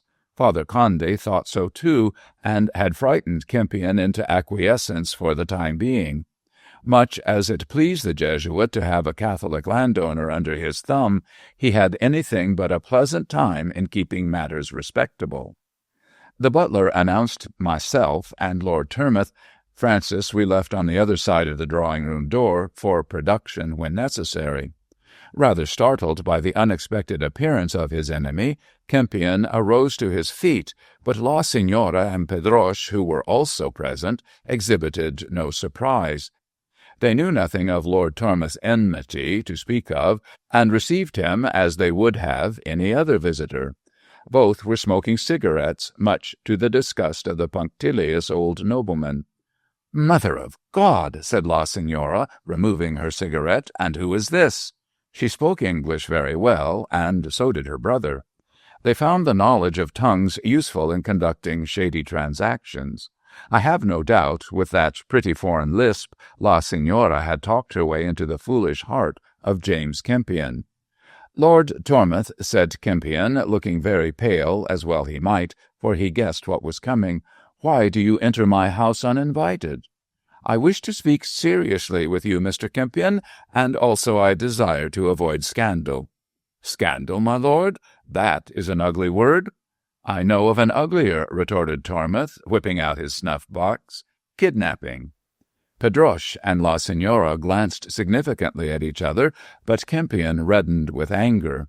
None of the family could keep their temper after provocation. "You have been looking into my life in Mexico," said he with a harsh laugh. "Plenty of kidnapping there, no doubt, but what has that to do with England?" "I am not alluding to Mexico, or to your villainies there, sir. I refer to the loss of your nephew, Francis Kempion." "He was drowned." "Ah, poor child," sobbed La Signora noisily. "He was drowned." Pedroche laughed, and she glanced fiercely at him out of the corner of her eye. "You loved him, Signora?" said Tormouth, turning in her direction. "Yes, I loved him. Oh, God, how I did love him!" "We all loved him," came the voice of Father Conde from some unseen corner. "But he is dead, poor soul. Why do you come here, my lord?" he added, showing himself. "Why do you come here to disturb the peace of this family?" "I don't think there is much peace under this roof," said Lord Tormouth quietly.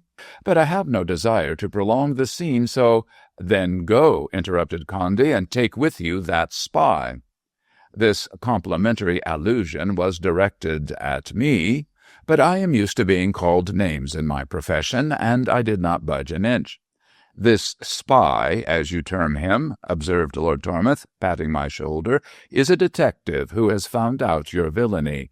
I allude to you, John Kempion." "What mean you, my lord? I have been a villain, no doubt, but not for your calling. By what right do you—" "By the right of interest in Francis, your nephew." "He is dead," replied Kempion, "drowned off the beach." "Pshaw, sir, why keep up the farce? He is alive and well." "Alive and well?" echoed the other with a dazed look. "Don't mock me, sir," said my lord sharply. "You know he is alive and was kidnapped by your orders." "'Tis a lie." "I appeal to Don Miguel Pedroche." "I also say it is a lie, senor," replied Miguel.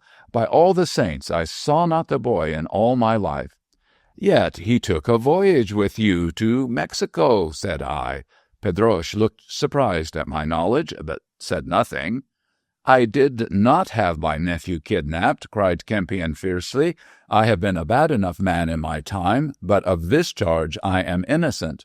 I loved my brother and my nephew, and I would have raised no hand against either. Why should I harm the lad?" "Because you wanted the property."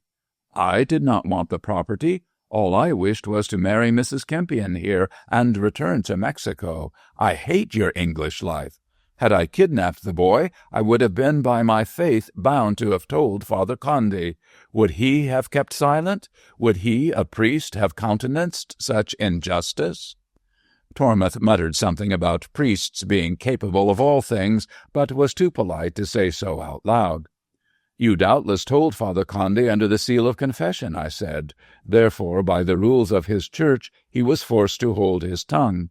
Besides," I added significantly, "I have no doubt that Father Conde prefers a Catholic to a Protestant at Kempion Hall." "You wrong me," said the Jesuit in a tone which made me feel mean.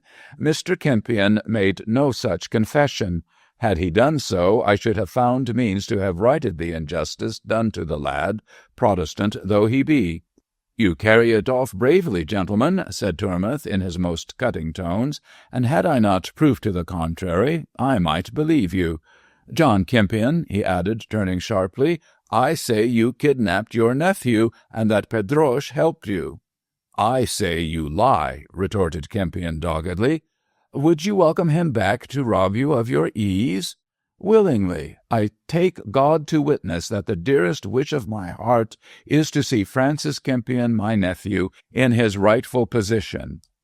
All present had risen to their feet. La Signora was pale with terror, Kempion with emotion. The face of Father Conde was set like a mask. Only Pedroche laughed.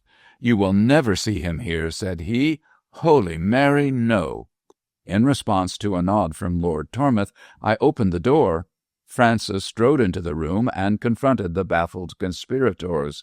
Pedroche cursed in Spanish. His sister shrieked. "Here is the lad himself," said Tormouth. "Now, Kempion." He advanced and took the young man by the hand, so as to assure himself that his nephew was flesh and blood. "Welcome back to your own, Francis," he said at length. "I am glad you have come." "Hypocrite," muttered Tormouth, snapping the lid of his box. "I can hardly believe your speech," said Francis coldly, "seeing it was by your orders I was carried off." "Who told you so?" "Pedroche." The Spaniard tried to get out of the way, but Kempion was too sharp for him, and had his grip on his throat in no time. "You lying Spanish scoundrel," he swore, "own up to the truth, or I'll choke the life out of you. Did I order you to kidnap my nephew?" "No," gasped Pedroche, "no." Kempion hurled him on the floor and faced us manfully. "You see," he said, "I am innocent." "Then who is guilty?" asked Tormouth, perplexed by the train of circumstances. "I am," said La Signora, gliding forward with a look of rage on her face. "Mother of God! Now this cub is back, I have lost all. Yes, I wrote to my brother and asked him to take away this fool. Was I to have but a few £100 while he had thousands?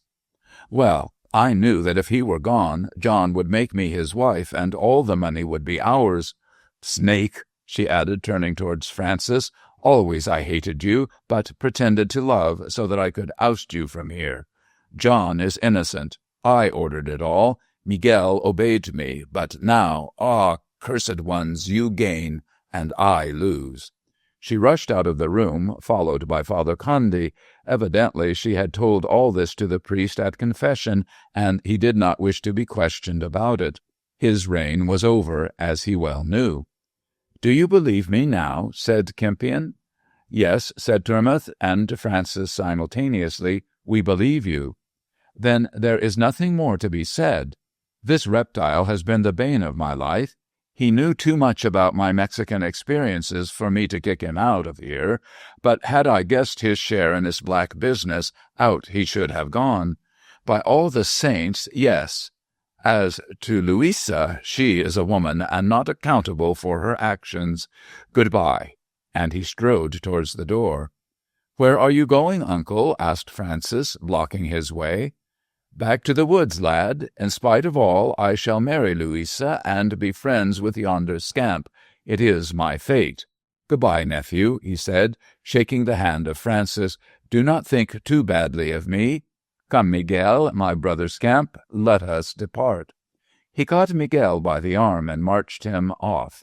The door closed, and we saw them no more. The two Spaniards and Kempion went back to their own wild life, and no doubt flourished under less rigorous laws.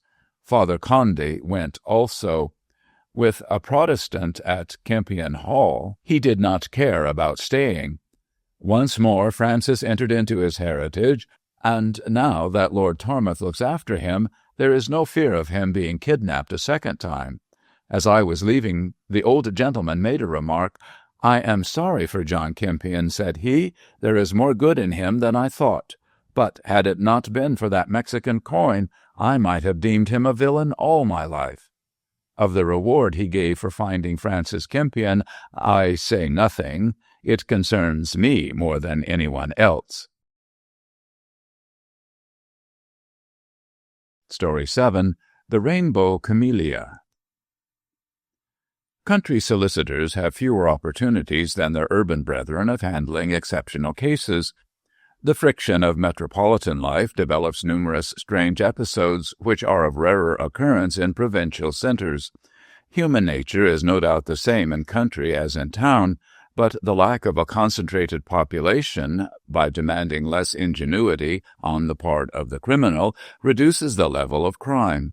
Moreover, bucolic wits are not so keen as those sharpened by the necessities of London life.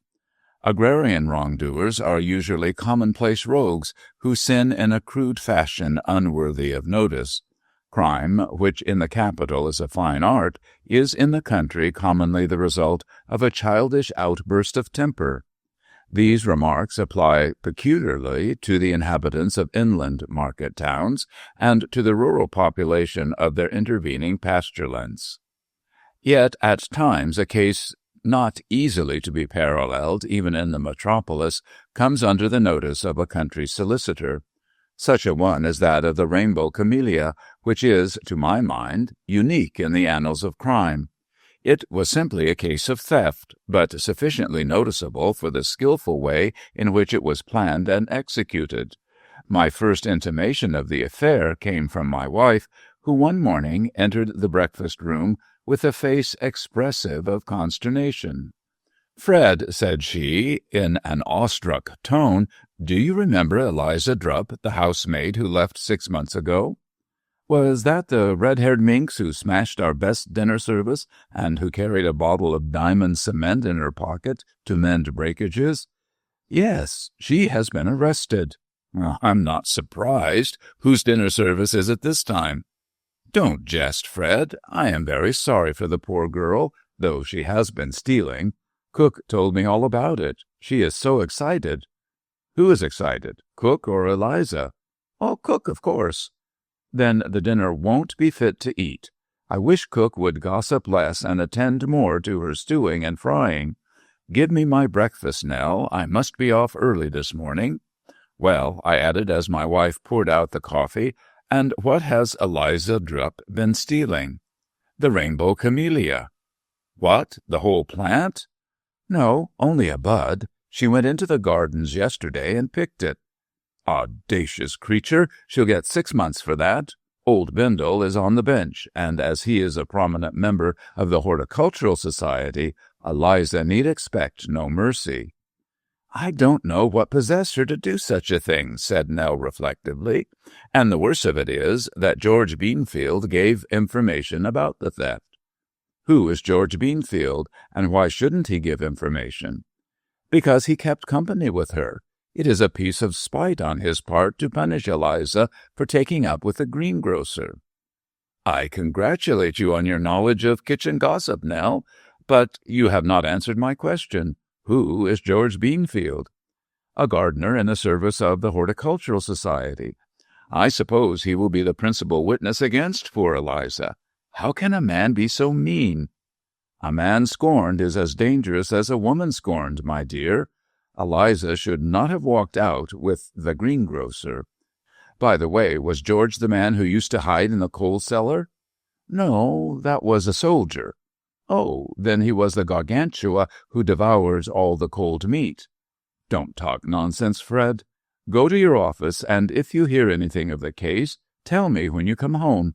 I am so sorry for poor Eliza. This was very charitable on the part of Nell. So far as I could remember, Eliza Drupp had been a sore trial, and I had frequently heard my wife express a hope that the Drupp sins would come home to the Drupp sinner. Now that they had come in the most satisfactory manner, she regretted the accomplishment of her wishes and pitied the recreant Eliza. I did not. It was impossible to pity a girl who had cost me over £20 in breakages. When I reached my office, I received a message from Eliza requesting me to step round to her cell and discuss the matter. As fish did not come to my net in sufficient quantities to make me despise even such small fry as Eliza, I accepted the invitation and speedily found myself in the presence of my former housemaid. She was to be brought before Bendel that very morning, so there was no time to be lost in learning what defense she proposed to make. To judge of the heinousness of Eliza's offense, it is necessary to state that the Horticultural Society of Foxton is the sole owner of the famous rainbow camellia.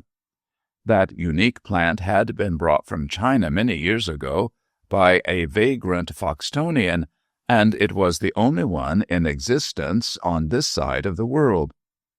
The Foxton Society prided itself on the possession of this rarity, the more so as such possession excited the envy of all rival societies. Of these, many had attempted to beg, borrow, buy, or steal slips of the plant in order to raise rainbow camellias on their own account, but hitherto not one had secured even a single bud. It was reserved for Eliza to commit that crime. The blossom was streaked with the 7 colors of the rainbow, hence its name, and as a further priceless qualification, it emitted a distinct odor. Now, as, with this exception, a scented camellia is absolutely unknown, it was only natural that the Foxton horticulturalists should set a high value on their ownership. I thought myself that their enthusiasm was exaggerated, as the prosperity of Foxton did not entirely depend on the possession of that striped and scented flower, but then I am not a flower fancier, and I cannot appreciate the passions of horticulturalists. Those of Foxton were quite offensive in their pride. If Eliza Drupp had stolen the crown jewels, the theft would have been a mere venial transgression, but that she should call a single bud of the rainbow camellia placed her beyond the pale of ordinary sinners.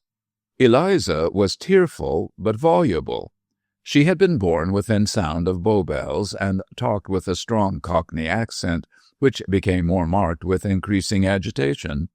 How this child of the London pavement had drifted to Foxton, I do not know, but she had served as housemaid in various houses for the last 4 years, and was accustomed, when out of a situation, which happened frequently on account of her destructive propensities, to visit her parents at Hackney. Her town graces and brazen good looks, our cook said they were brazen, attracted many admiring swains. The vengeful George was one of these, but Eliza had jilted him in favor of the more opulent greengrocer. Nemesis, in the person of the deserted gardener, was now punishing her for such perfidy. "How's he treated me shameful," said the tearful Eliza.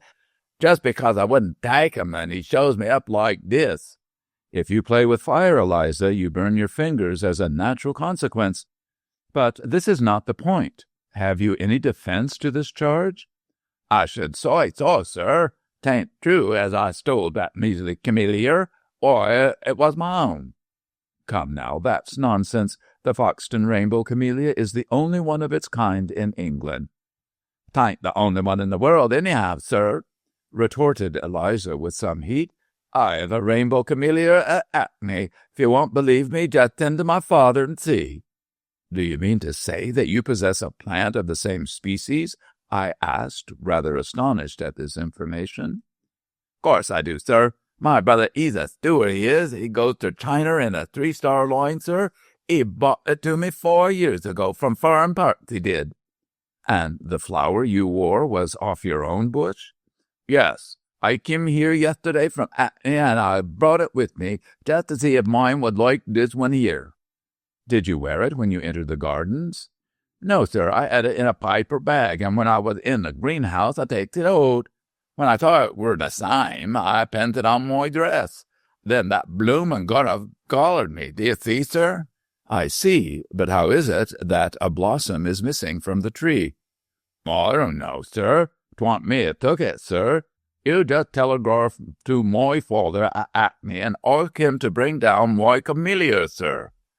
"Yes, I'll do that, but as he cannot be down in time for the case today, I'll ask for a remand so that I may ascertain the truth of your story."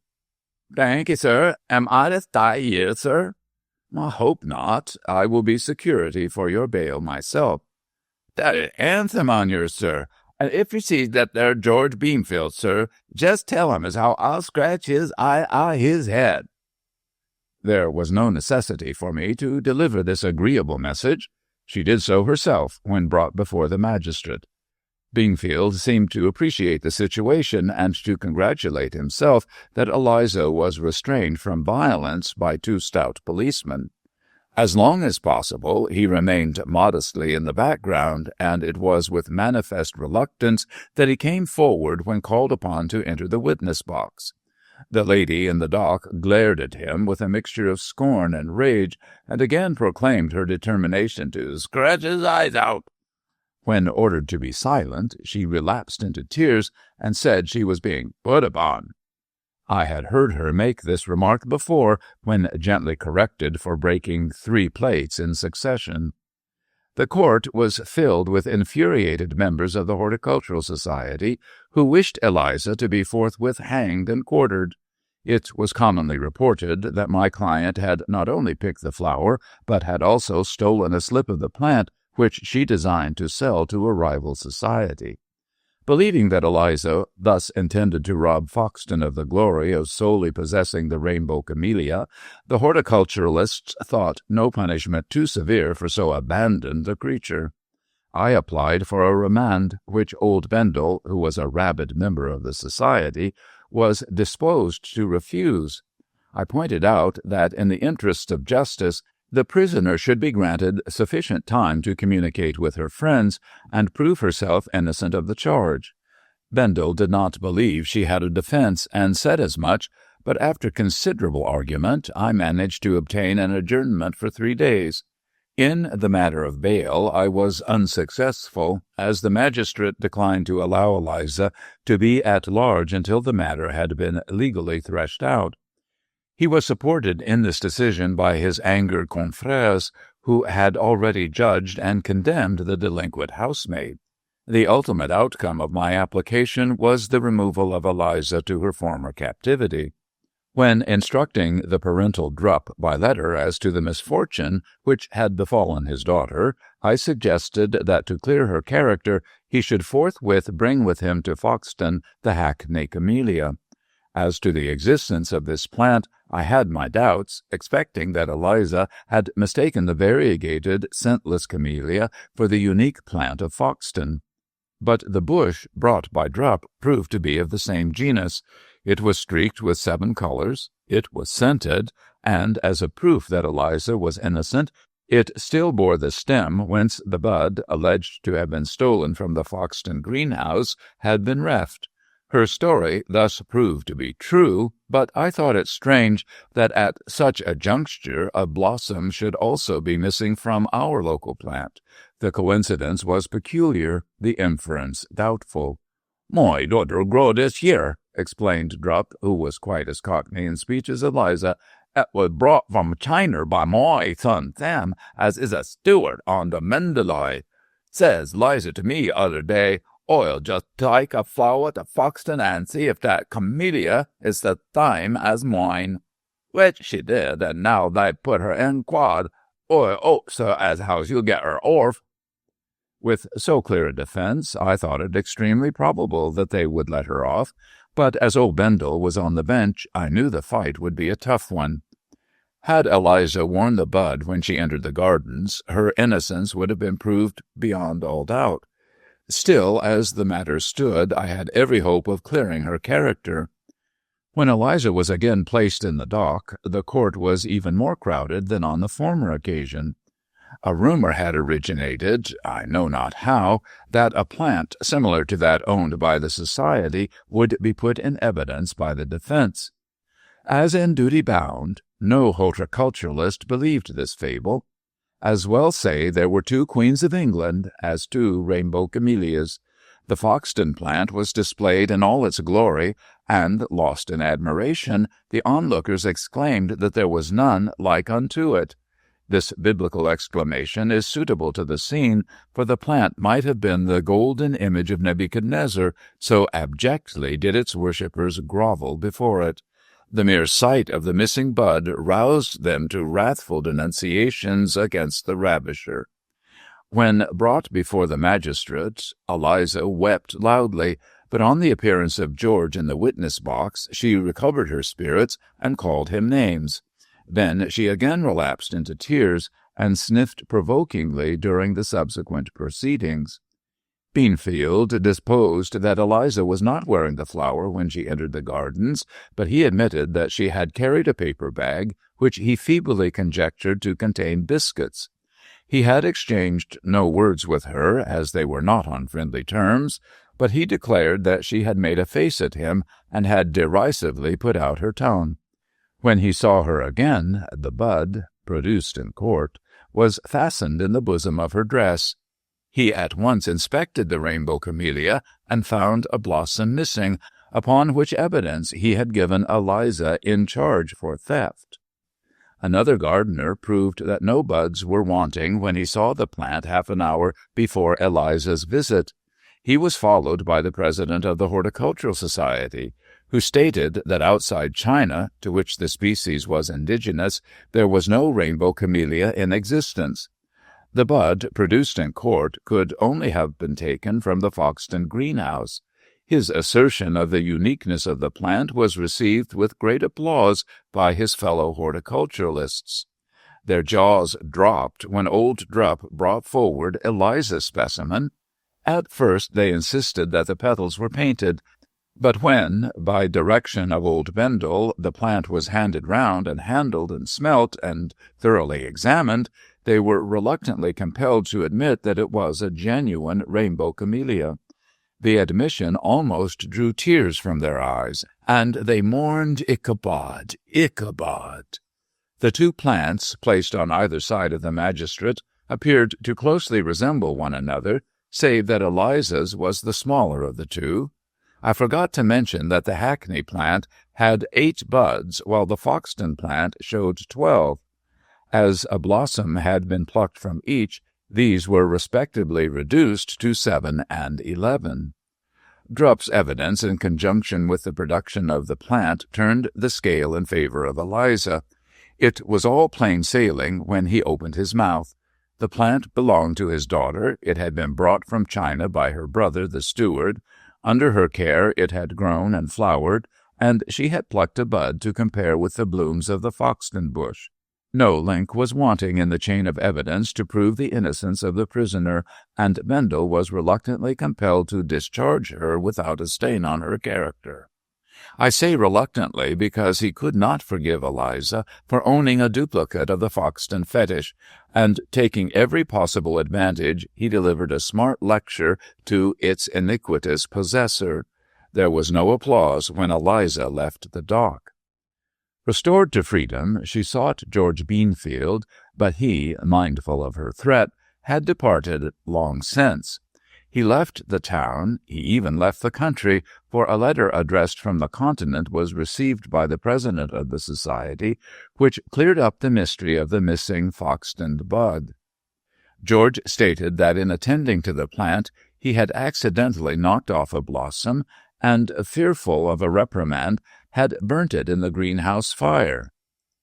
The appearance of Eliza with a similar bud to that destroyed had afforded him an opportunity of hiding his delinquency by making her the scapegoat. He did not offer any opinion as to how he thought Eliza had become possessed of the blossom when the one missing from the bush had been destroyed by himself. Thus was the innocence of Eliza proved beyond all doubt, and, angered by the unjust aspersions cast on her, she proceeded forthwith to turn the tables on her accusers. The morning following her acquittal, she appeared in my office with a wrathful countenance. "Now, sir," said she viciously, "I'm a-going to have a action agin them Giddens for locking me up." But the action never came off. The society, knowing it had no defense, owned that it was in the wrong and offered to compromise. Moreover, they feared lest Eliza should sell her plant to a rival society, and thus rob Foxton of the glory of solely possessing the rainbow camellia. After some correspondence, they agreed to settle the action for £500, provided Eliza gave them her plant. This she did, and having received her damages, and paid my fees, she disappeared from Foxton. A month afterwards, my wife again brought up the subject of Eliza Drupp. As usual, the cook was her informant. "Fred," said she, "Eliza Drupp." "Well, what has she been doing now? Stolen another camellia?" "No, she has married George Beanfield." "The fellow who gave evidence against her?" "Impossible." "It is true. Cook has this morning received a piece of the wedding cake." "Well, all I can say is that Eliza is of a most forgiving disposition." "I have no patience with her," replied my wife, "but I think she is ashamed to return to Foxton. She and George have gone to South America." "A very sensible step to take," said I, weary of the subject. "They can set up on the proceeds of the trial. At all events, we have heard the last of Eliza Drupp." The remark was premature, for in less than 12 months I was again discussing Eliza and learning the reason of her eccentric behavior. It was on board the Mandalay that I heard the truth concerning the matrimonial alliance of our former housemaid. I was ordered to take a sea voyage for the benefit of my health, and as Nell refused to come on the plea of being a bad sailor, I was obliged to make the journey alone. One place was much the same as another to me, provided the instructions of my physician were carried out. So taking the first chance that presented itself, I embarked for China on a 3-star liner. The ship was comfortable, the passengers sociable, and the table excellent, so the voyage promised to be very pleasant. As a description thereof is not pertinent to the story, I proceed at once to the episode which brought up again the name of Eliza Drupp. Among the stewards figured a red-haired creature, freckled and stumpy. He was neither my table nor berth attendant, yet he never failed when by accident I caught his eye to salute me with a knowing grin. This mark of recognition led me to examine him closely in the expectation of finding a former client or servant. I could not recall his features, yet they seemed to be familiar to me. We were in the Bay of Biscay when I spoke to him. The ship was rolling heavily, and on my way to lie down in my cabin, I met with my red-polled friend. He smiled as usual, whereupon I asked him if he knew me. "No, sir," said he with a grin, "but Liza knows you, sir." "Lizer?" My sister, sir, Liza Drop as was. And that accounts for the familiar look of your face. You are her brother Sam. Yes, sir. Shall I help you along to your bunk, sir? If you please.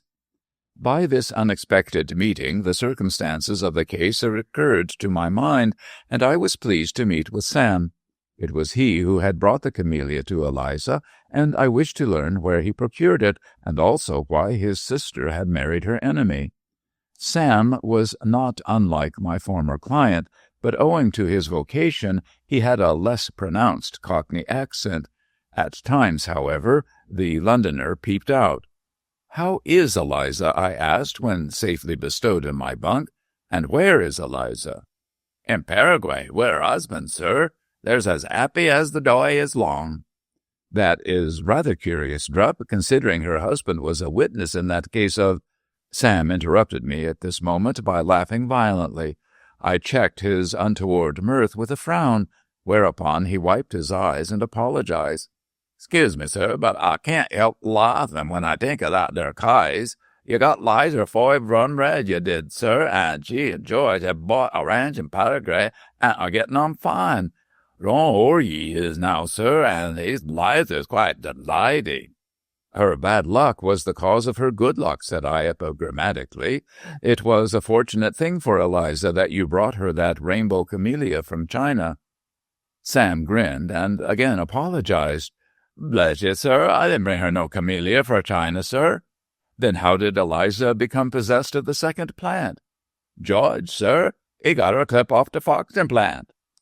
"George?" repeated I in amazement. "But he gave evidence against her. If he got her the slip, he must have known that." "Course he did, sir. It was all ploy acting. Liza wrote home and told all about it." "Then you can tell me all about it, Drupp. As I conducted the case, I should like to hear the sequel. It may explain why Eliza married Beanfield." "That it do, sir," said Sam, grinning. "It were this why, sir. Liza had no money, and George hadn't enough to marry on. They wanted to get spliced, and so it on to plan to get money. Liza, she was reading about a cove as got £1,000 for being put in quod when he was innercent. So she says to George, 'Can't we try the same game and get enough to marry on?' And George, sir, had an idea. He's a long-headed chap, sir, for being a gardener to Foxton society, and knew what a lot they thought of that blessed camellia. So he steals a slip and tells Eliza to make it grow, and to tell father as I brought it for China. She asked me to die so, and not knowing her game, I said so. But I never knowed anything about it, sir. Then Liza makes it grow, as George says, though 'twas a long time growing. When the flowers come, she takes one to Foxton and walks into the greenhouse and—" "I see. It was all arranged between them so as to sue the society and get damages." "Yes, sir. George nipped off a bud and burnt it, he did. Then Liza, wearing her own, comes out and puts her in quod. And between the two of them they clear £500. "Yes, sir, and then he marries her. You see, sir?" "I see, Drupp, and I must say they are a nice pair." "That they are, sir, and I'd have spilt their game had I known it." After delivering this opinion, Drupp departed, and I was left to ruminate over his story. I quite believed that he was ignorant of the plot, but I was satisfied that had he known he would only have held his tongue if well paid. It was useless to give the benefit of the doubt to one who was of the same stock as Eliza. That artful girl knew her family too well to entrust them with her secret, and less legal expenses, she and her fellow conspirator got the whole of the damages to themselves. Much as I condemned their rascality, I could not but admire the cleverness with which they had planned and carried out their scheme. They had deceived Drupp, they had deceived the society, they had deceived me. Their comedy was extremely well acted, and ended quite to their satisfaction. Whereupon I say that country wits are at times equal to those of town-bred folks, for though the idea was Eliza's, the conception and execution of the scheme emanated from the bucolic brain of George. I told the whole story to my wife when I returned home, and she was very severe on her former housemaid. Naturally enough, she could not keep it to herself, and in a short time the history of the deception soon became town talk.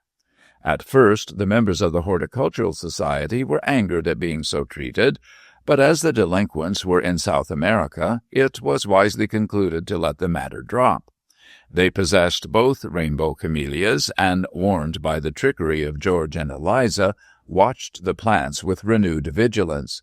I do not think that anyone else will have the chance of stealing a slip of the Foxton fetish, but should a third rainbow camellia make its appearance in the market, old Bendel is quite resolved not to be hoodwinked a second time. He often regrets that he did not give Eliza 6 months, but is too late now, as the conspirators are farming in Paraguay. They ought to rear a rainbow camellia, if only to remind them of their iniquity.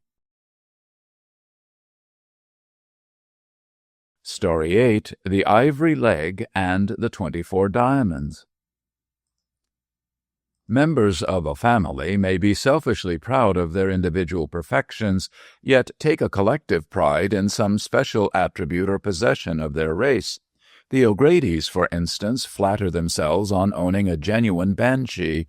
The McSniffs think highly of the Orry Tower built by Noah McSniff to escape a second flood, and the Fitztudors are proud of their royal descent from a frail ancestress and a dissolute king. Such like trifles give satisfaction to the most aristocratic families, and raise them, in their own estimation, above the commonalty.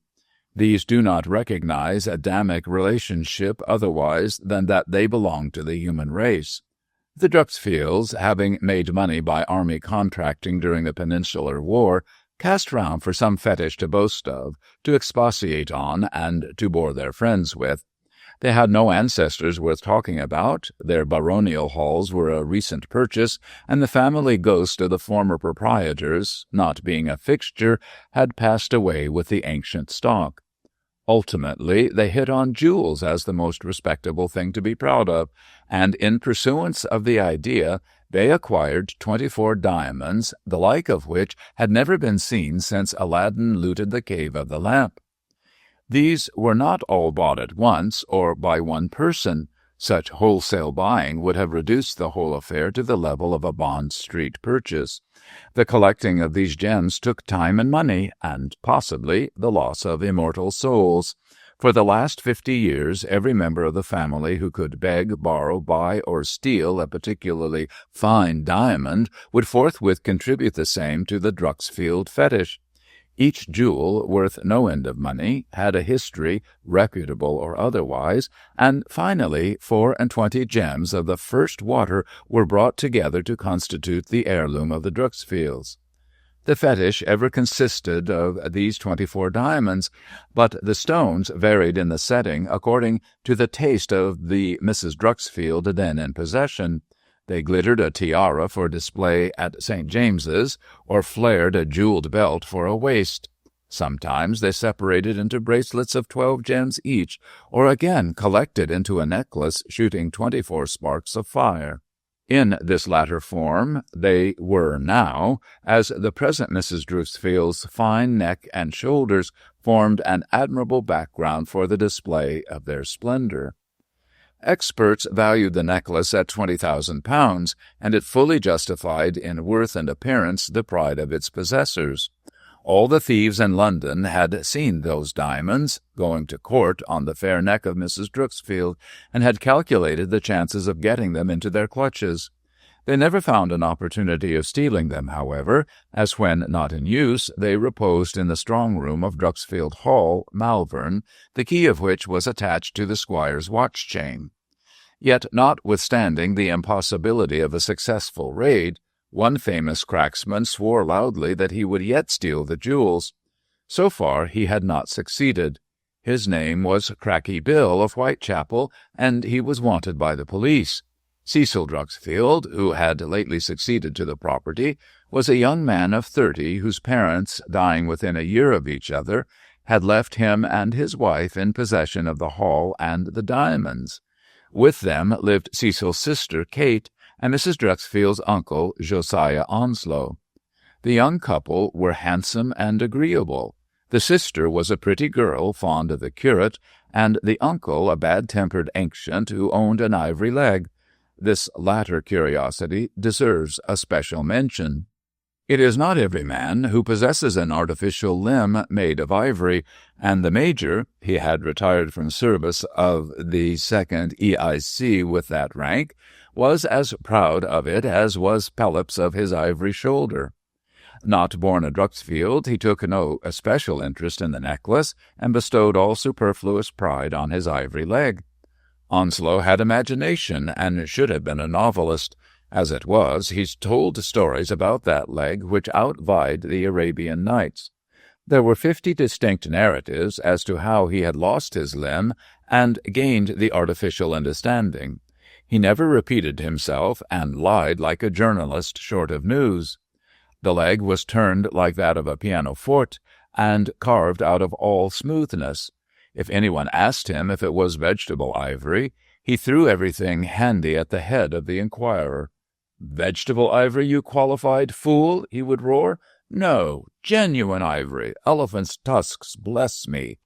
The Rajah of Dum-Dum gave me the leg for losing my own in killing a heavenly elephant that, blessed, nearly killed him." The adjectives in this speech must be read contrariwise. Onslow was not a nice man, and no great favorite with the young trio. He drank sherry, which was bad for his liver, and played cards for stakes ruinous to his meagre purse. Only the love Dreuxfield had for his wife prevented him turning her relation out of doors. By dint of much self-control, they put up fairly well with his tantrums, and were glad when he visited London, which he did twice or thrice a month, to lose money at his favorite pastime.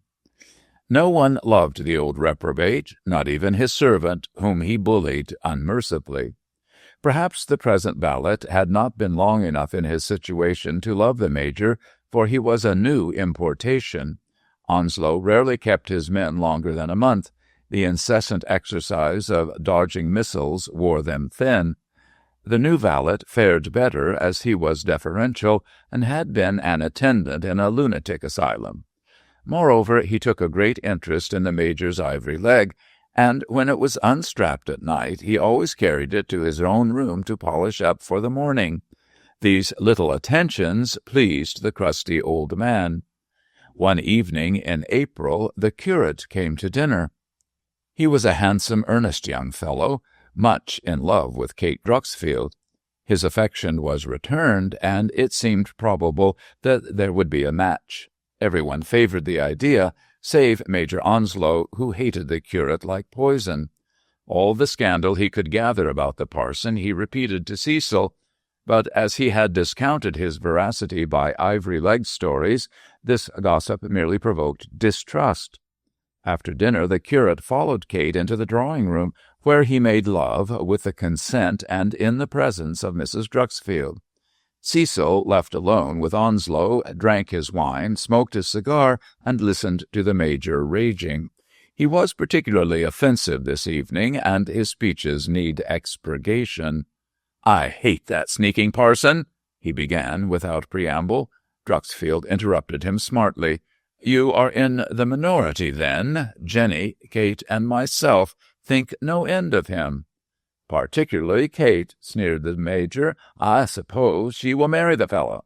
"If by the fellow you mean Clarence Newell, I have no doubt she will," retorted Cecil pointedly. "I know of no man to whom I would so willingly give my sister." "I thought you didn't like parsons." "Then you thought wrong, sir. I am not aware of having manifested any particular dislike to the church. Besides, I was at college with Newell, and I know him to be a good, honest fellow." "I've heard different stories," said Onslow, enraged by these contradictions. "It is said that Newell is in a fast set."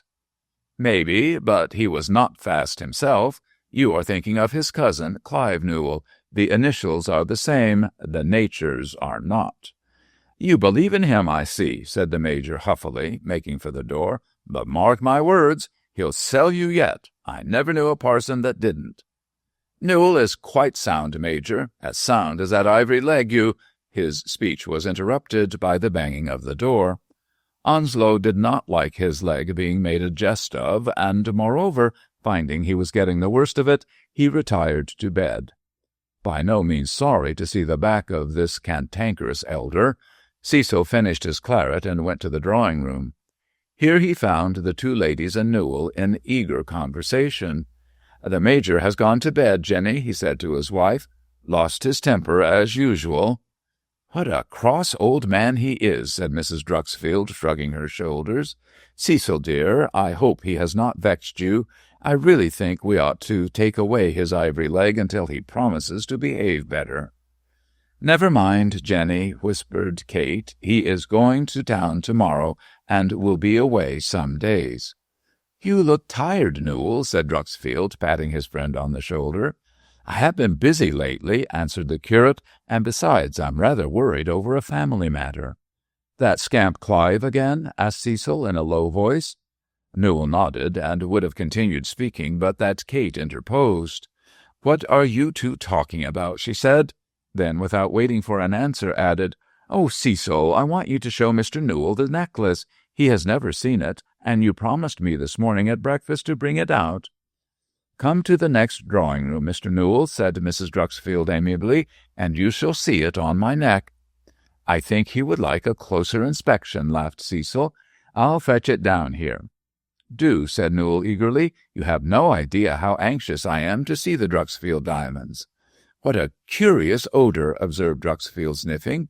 "You haven't any drugs in your pockets, have you, Newell?"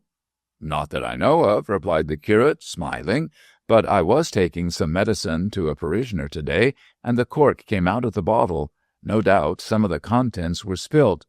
"Oh, that is it. You ought to be more careful. I declare you scent the room like a perambulating drug shop. Sweet, heavy, sickly. Chloroform," finished Cecil, and departed for the strong-room.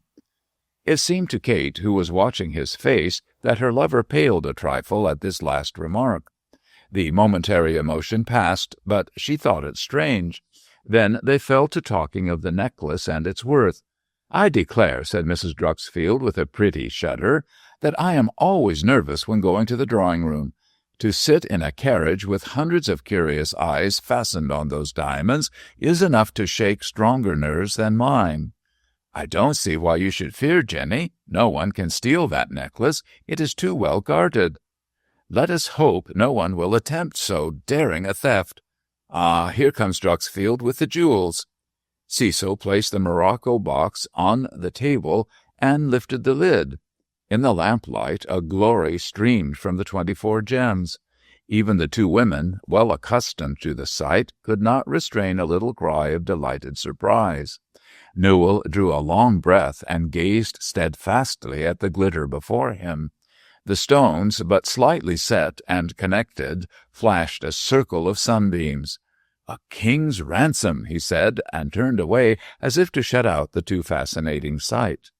They amused themselves with the necklace for some time, and then closed the box. It was left on the table. Shortly afterwards the ladies retired to bed, and Newell went up to the smoking-room with Druxfield. Hardly were they outside the drawing-room door when Cecil uttered an ejaculation of annoyance. "What a fool I am," said he. "I quite forgot the necklace. You know where the smoking-room is, Newell. Just go to it while I replace the diamonds in the strong-room." Newell assented and moved away, while Druxfield went back for the necklace. The box was still on the table, and a glance inside assured him that the jewels were safe. Blaming himself for his inconceivable rashness in leaving the treasure even for a moment, he went to the strong-room. It was on the ground floor, and approached by a long and somewhat dark passage. With the case under his arm, Druxfield fumbled at the lock of the door, when suddenly an arm was thrown round his neck, choking the cry on his lips. A cloth saturated with chloroform was clapped over his mouth, and he heard the morocco box clatter to the floor as he lost his senses. Mrs. Druxfield, in her dressing-room, chattered with Kate about the curate, and playfully bantered her on her chances of becoming a clergyman's wife. Then Kate retired, and Mrs. Druxfield prepared for bed. Somewhat astonished at the unusual absence of her husband, she was about to seek the smoking-room and reprove him when she heard a loud cry. In a few minutes she was downstairs and found Newell in the hall, bending over the unconscious body of Cecil. "What is the matter?" she cried, alarmed by this spectacle. "I don't know," gasped Newell with a remarkably pale face. "He left me to put away the jewels. I waited his return in the smoking-room. He did not appear, and I went in search of him. He was lying unconscious by the strong-room door." By the time this breathless explanation came to an end, the whole household thronged the hall. Last of all, the Major, followed by his valet Jenkins, stumped down the stairs, loudly excusing himself for so late an arrival. "Jenkins took my ivory leg to his room to clean," he exclaimed. "I came down the instant it was strapped on. Now, what is all this?" Explanations were made. A doctor appeared on the scene, and Cecil sat up confusedly to give his version of the episode. "Chloroform!" exclaimed the doctor. "The diamonds," said Dreuxfield. "I have been robbed." This explanation did not mend matters. The moment before they had been concerned for the safety of their master. Now each and all wondered what was the penalty for robbery.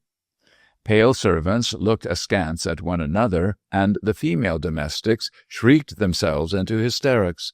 Kate kept her head and bore Mrs. Dreuxfield to her room, leaving the men to deal with the matter. Unfortunately, at so late an hour, little could be done, so there was nothing left for it but to wait until dawn opened the telegraph office. Newell, finding himself useless in advising and doing, went home in company with the doctor. Cecil and the Major retired to bed, but not to sleep. Few eyes were closed at Dreuxfield Hall that night, and the air was charged with terror and suspicion. The diamond necklace was gone, but no one, least of all its owner, knew who had thieved it so dexterously.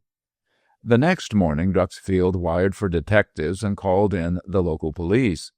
I, who tell the story, was deputed to look after the case, and on arriving at Malvern I was put in possession of the facts.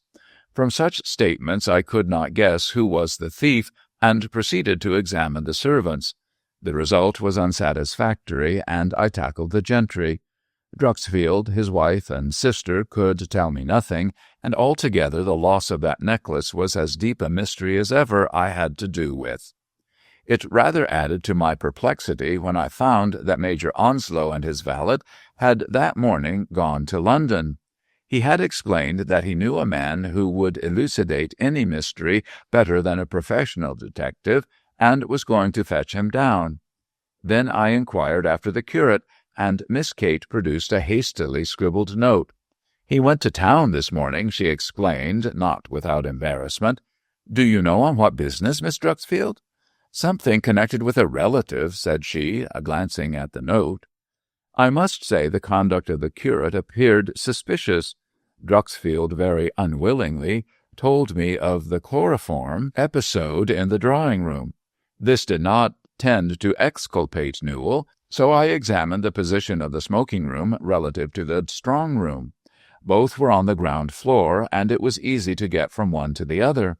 I suppose my suspicions showed themselves in my face, for Dreuxfield took me sharply to task.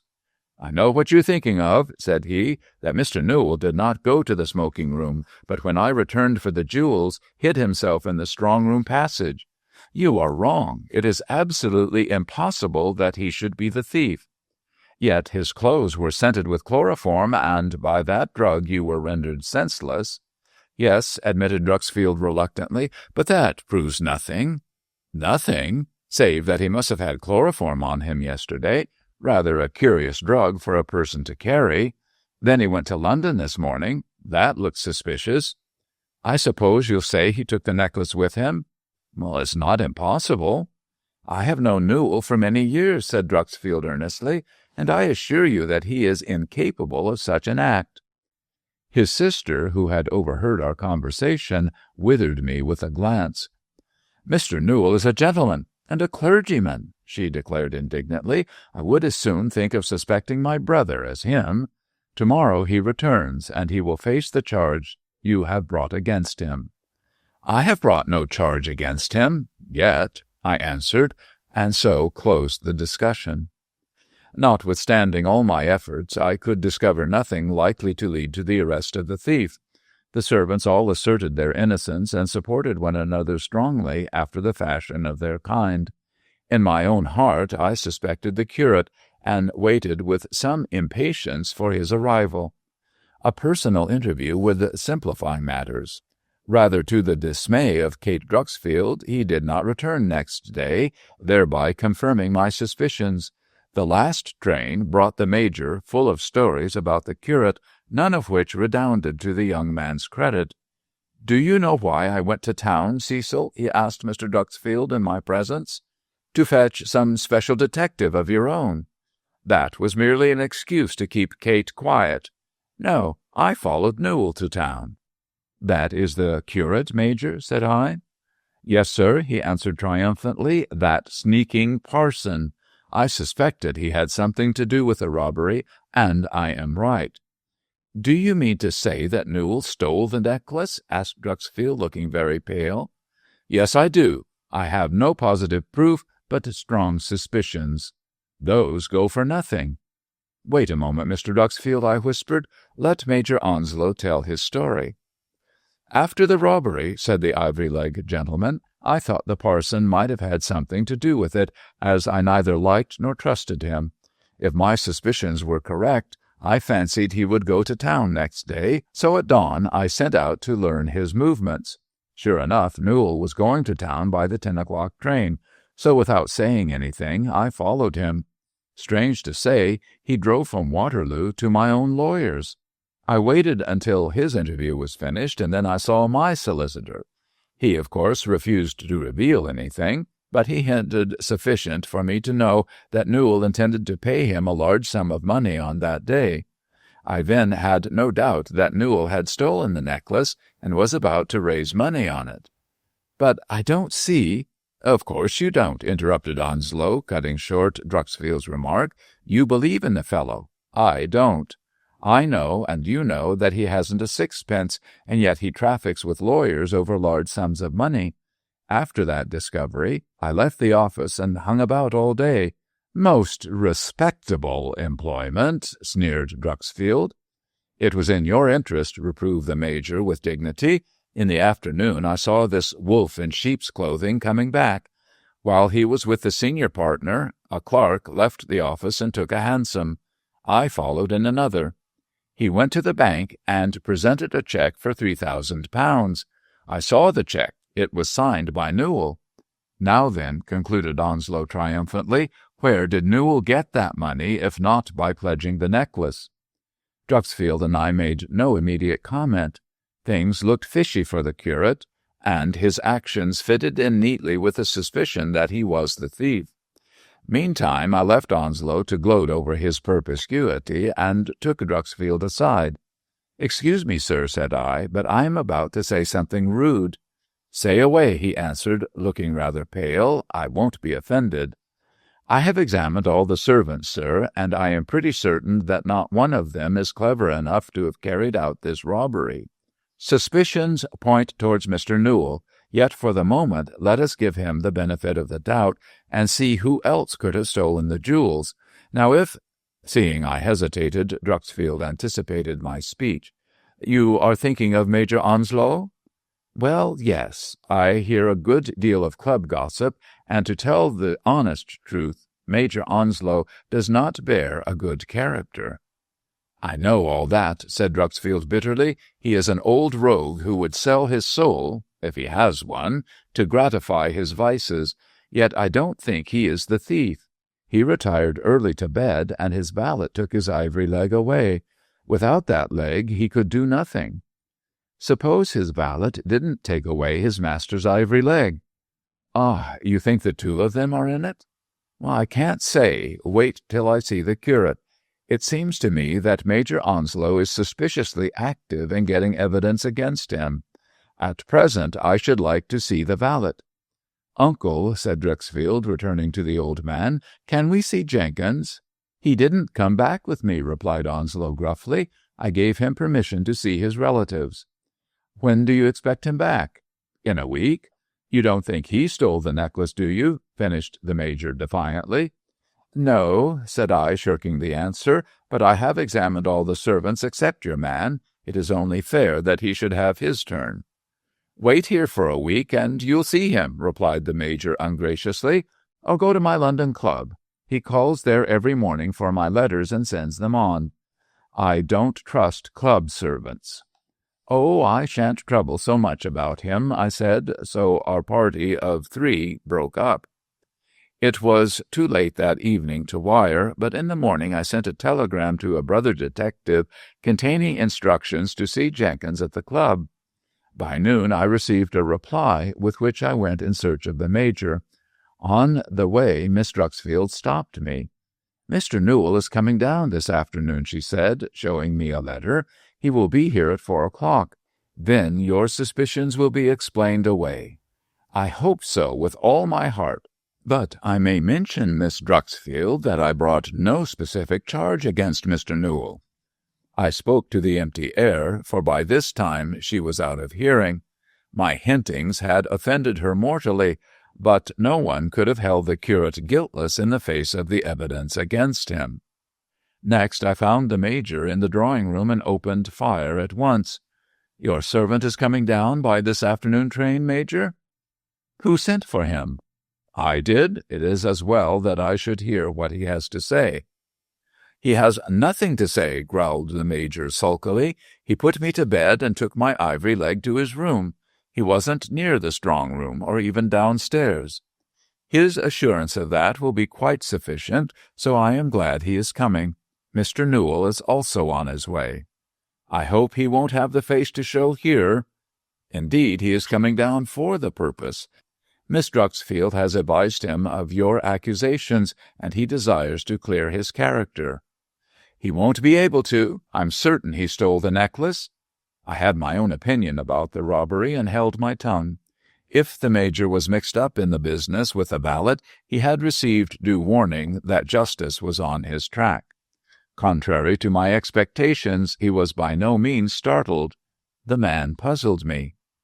At 5 o'clock the train arrived, and with it Jenkins. My brother detective was with him, and the 3 of us had a conversation. Then we went to Druxfield Hall to see how Mr. Newell was getting on. He had come down by the same train, and had at once gone off to look after his character. It was about time, seeing the Major had done his best to spoil it. When we arrived, I left Jenkins and his escort outside in the entrance hall, as I was anxious to hear Newell's defense before producing the valet as a witness. All the gentry concerned in the matter were assembled in the drawing-room, Druxfield and his wife near the door opening onto the conservatory, Onslow standing in the conservatory itself, Newell with Kate clinging to his arm, facing the 3. He was quite pale and looked savage. "I absolutely deny the accusations of Major Onslow," he was saying when I entered. "No one knows less about the matter than I do." "What about the chloroform?" sneered Onslow, "and your hurried departure to town, and the check for 3,000? "All that I can explain, except the chloroform. That is a mystery to me as to you. I did spill some medicine in the afternoon, and I fancied that was the odor to which Druxfield alluded. When he mentioned chloroform, I was startled." "I've no doubt of it." "Because," added Newell, gazing defiantly at the Major, "I had that day received a letter from my wretched cousin Clive, saying he had embezzled some money and threatening to poison himself with chloroform unless I saved him." "That was why you turned so pale?" said Kate breathlessly. "Yes, and that was why I went to town next day. It had nothing to do with the loss of the diamonds. I drove to your lawyers and arranged to settle the matter by paying the money. Fortunately, 2 months ago I inherited £5,000, on which I had hoped to have married." "And shall marry," murmured Kate under her breath. "I sold out some stock and got the money, paid it to my lawyer, who settled the matter for my wretched cousin. I was arranging for his departure to the colonies when I heard through Kate of Major Onslow's shameless accusations. I came down here to refute them, and I have done so." "Not to my mind," growled Onslow. I think otherwise, said Druxfield, taking Newell by the hand. My dear fellow, you are as innocent as I. Forgive me for having doubted you. Mrs. Druxfield said words to the same effect, and Kate boldly kissed her lover before them all.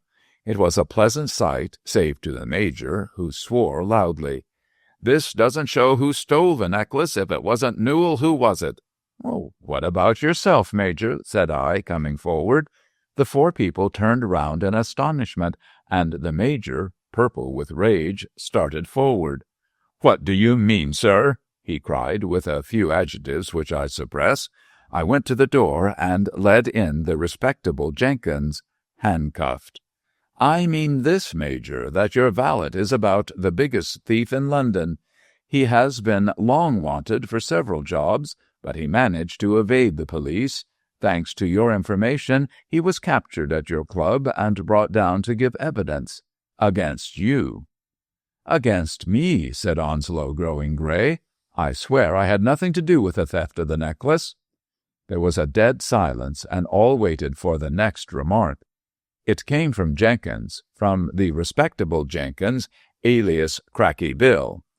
Ladies and gentlemen, he said, bowing collectively, I told the police I would give evidence against the Major in order to be brought down here. But it is a lie. My master is quite innocent, and, he added impudently, so am I. That won't save you, my man, said I sternly. Your other pranks means a lifer, so you may as well confess your share in this. Well, the Major's innocent at all events, said the rogue. Thank you, my man, muttered Onslow thickly. I'll... Here he swayed to and fro, then fell down in an apoplectic fit. There was a snap as he fell, and lo, a marvel! The butt of the ivory leg had caught in an interstice of the conservatory floor, and when he fell, the leg smashed. Druxfield uttered a cry of astonishment and pointed to the ivory stump. From it fell a rain of diamonds. The next moment Newell and Druxfield were picking up the jewels, and the women were loosening the neckcloth of the old man. I gripped Jenkins by the arm and indicated the scattered jewels. You lied. He is guilty. Not a bit of it, said the scamp coolly. Don't you run your head against a stone, sir.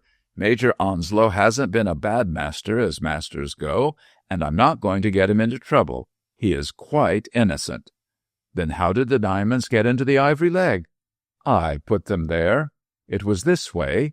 I wanted to steal those diamonds, and by means of a forged character, I entered the Major's service. Then I watched for a chance to steal the jewels. I thought there would be no opportunity of getting out of the house during the first alarm if they were stolen.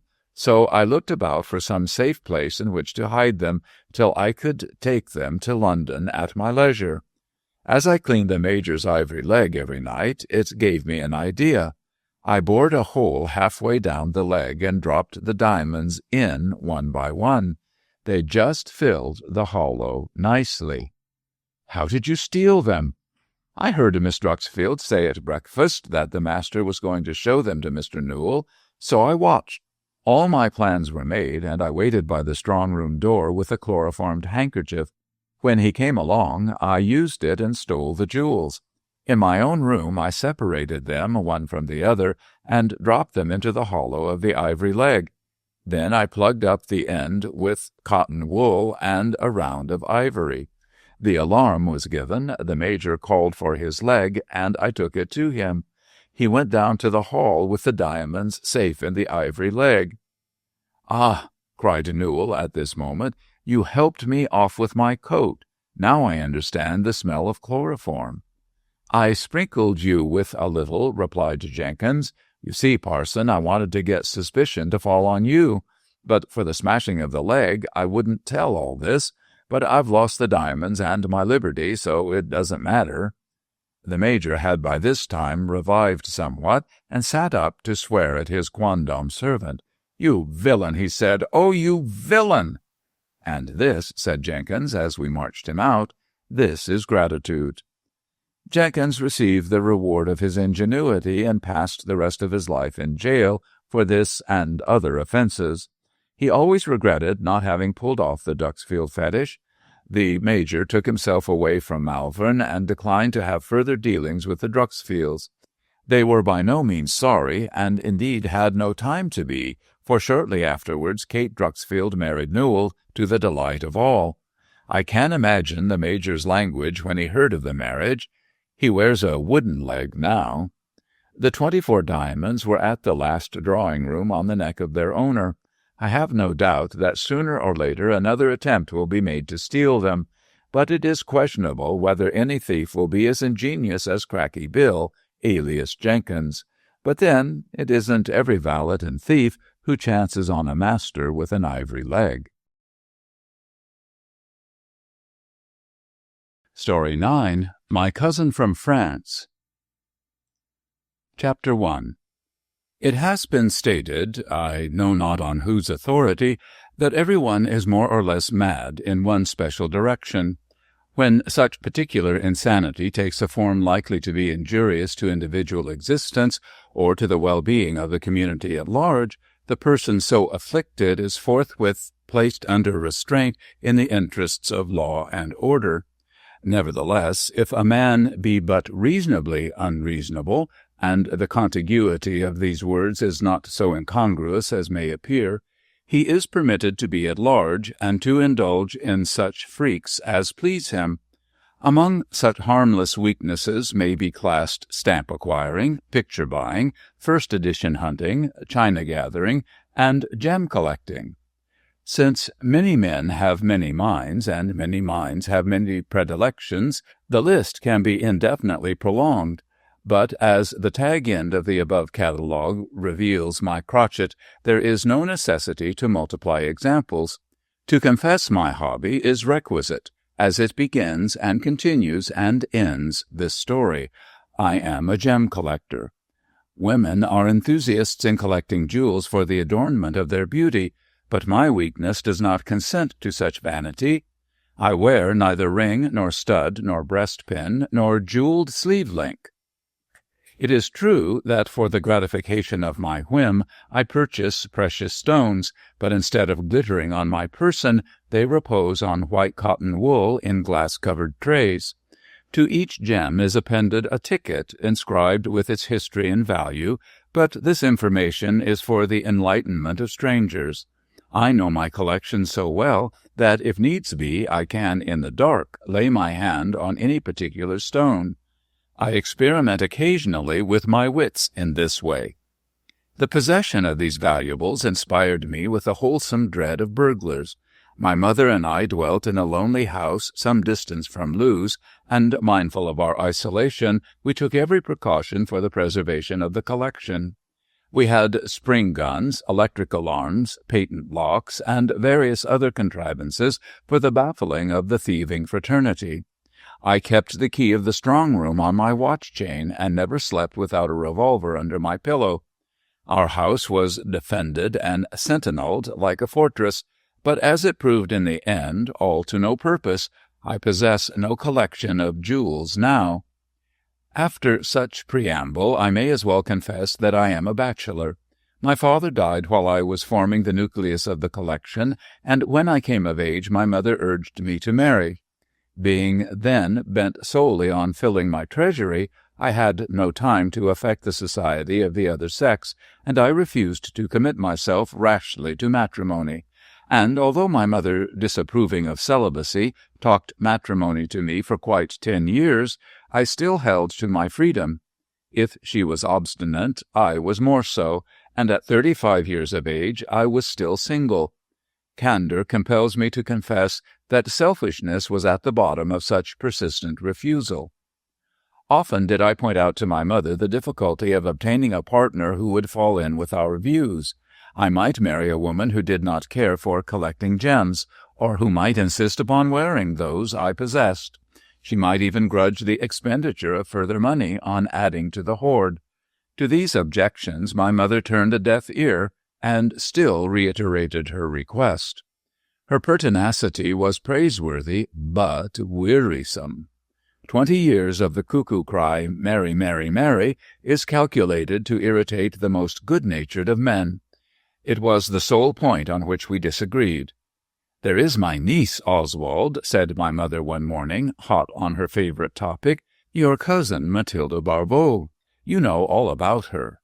"Let me see," said I, polishing a newly acquired cameo. "Do I know all about her, mother? Your sister, my aunt, married Monsieur Barbeau, who is a merchant at Cairo. Who was a merchant at Cairo," corrected my mother. "You forget, Oswald, he died 6 months ago." "So he did, and sorry was I to hear it. He sent me that large turquoise yonder, and very cheap it was. Well, mother?" "She is an orphan, Oswald." "I know that, mother, and a very rich orphan, too, as I have heard you say." "She is certainly well off, but money does not make up for love." "So they say."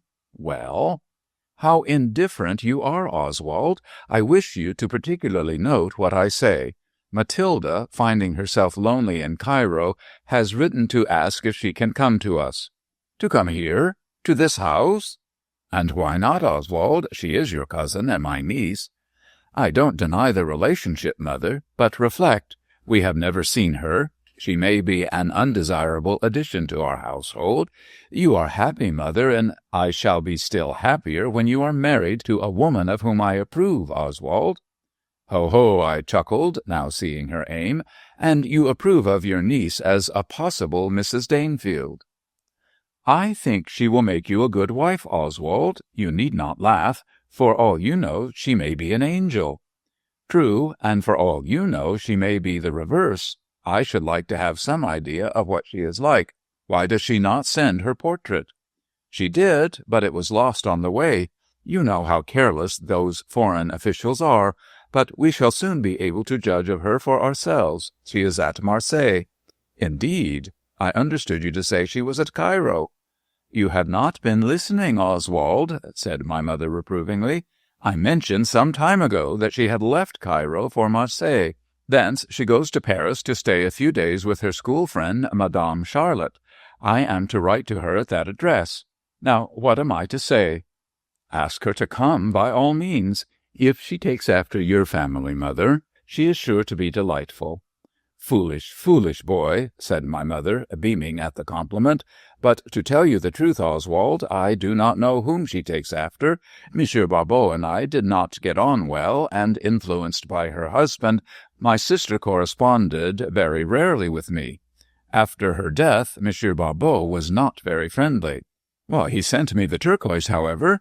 But how much do you know of Matilda?"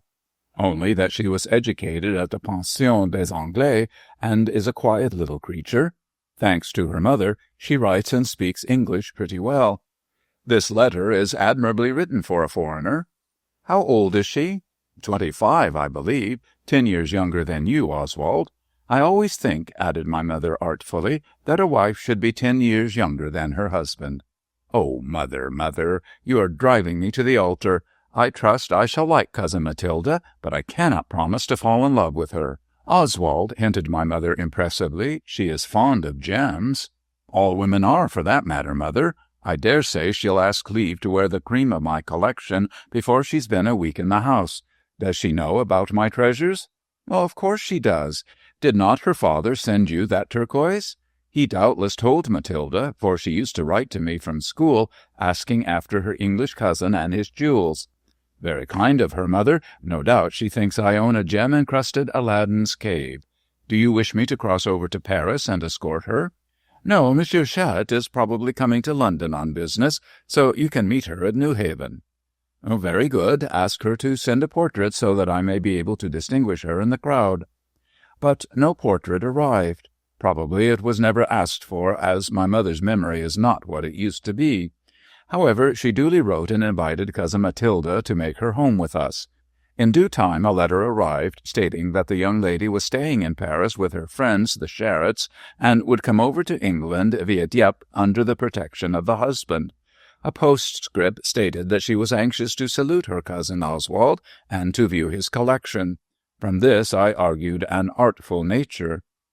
Perhaps it is hardly fair to say this, as her letters, written in fair English, conveyed to my mind a timid, homely personality of no great beauty and much common sense. I talked so much about our French relative to my mother that she assumed quite a concrete form in my mind. Small, delicately made, with gentle ways and a low voice to match her downcast eyes. This was the imaginary portrait I had drawn, and which had created an impression upon me.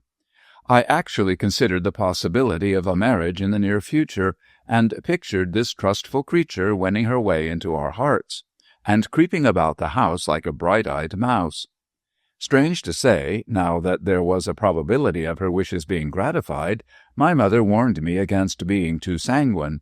She swung round like a weathercock and hinted at disappointment the very morning I left to meet Matilda at Newhaven. "I trust she will prove as delightful as you think, Oswald," said my inconsistent parent, "but we must not hope for too much. Remember, we have never seen her, and she may be quite the reverse of what we expect." "Just what I remarked a fortnight ago, mother. You then answered, 'Oh, now go, Oswald, or you will be late. I shall expect you home to dinner with Matilda.'" Thus did my mother evade being worsted. Before I could further denounce her change of front, she had me out of the house, and I drove off to Lewes, greatly amused at her inconsistency. Her main objection was based on our ignorance of Matilda's looks, nature, and behavior. I was extremely curious to see this bone of contention, if one dared speak so disrespectfully of a young lady, and as the dip packet swung into its berth, I carefully examined the passengers' faces. Not a glimpse could I catch of the homely personality I expected to see, and I began to think that Matilda had not come. Indeed, convinced of her non-arrival, I was about to repair to the telegraph office when a tall young lady, accompanied by a gentleman, planted herself before me and held out her hand. "My cousin!" she exclaimed in French. Then, noting my bewilderment, she added, "Are you not Monsieur Danefield?" "Yes, I am Oswald Danefield, and you?" "I am Matilda Barbeau, your cousin. I recognized you by the portrait sent by your good mother. Ah, it is good of you to welcome me. But I have been well guarded since leaving Paris. Permit me, my cousin, Monsieur Charette, the husband of my dear friend Adèle." The smart-looking Frenchman grinned and bowed and took off his hat with a flourish.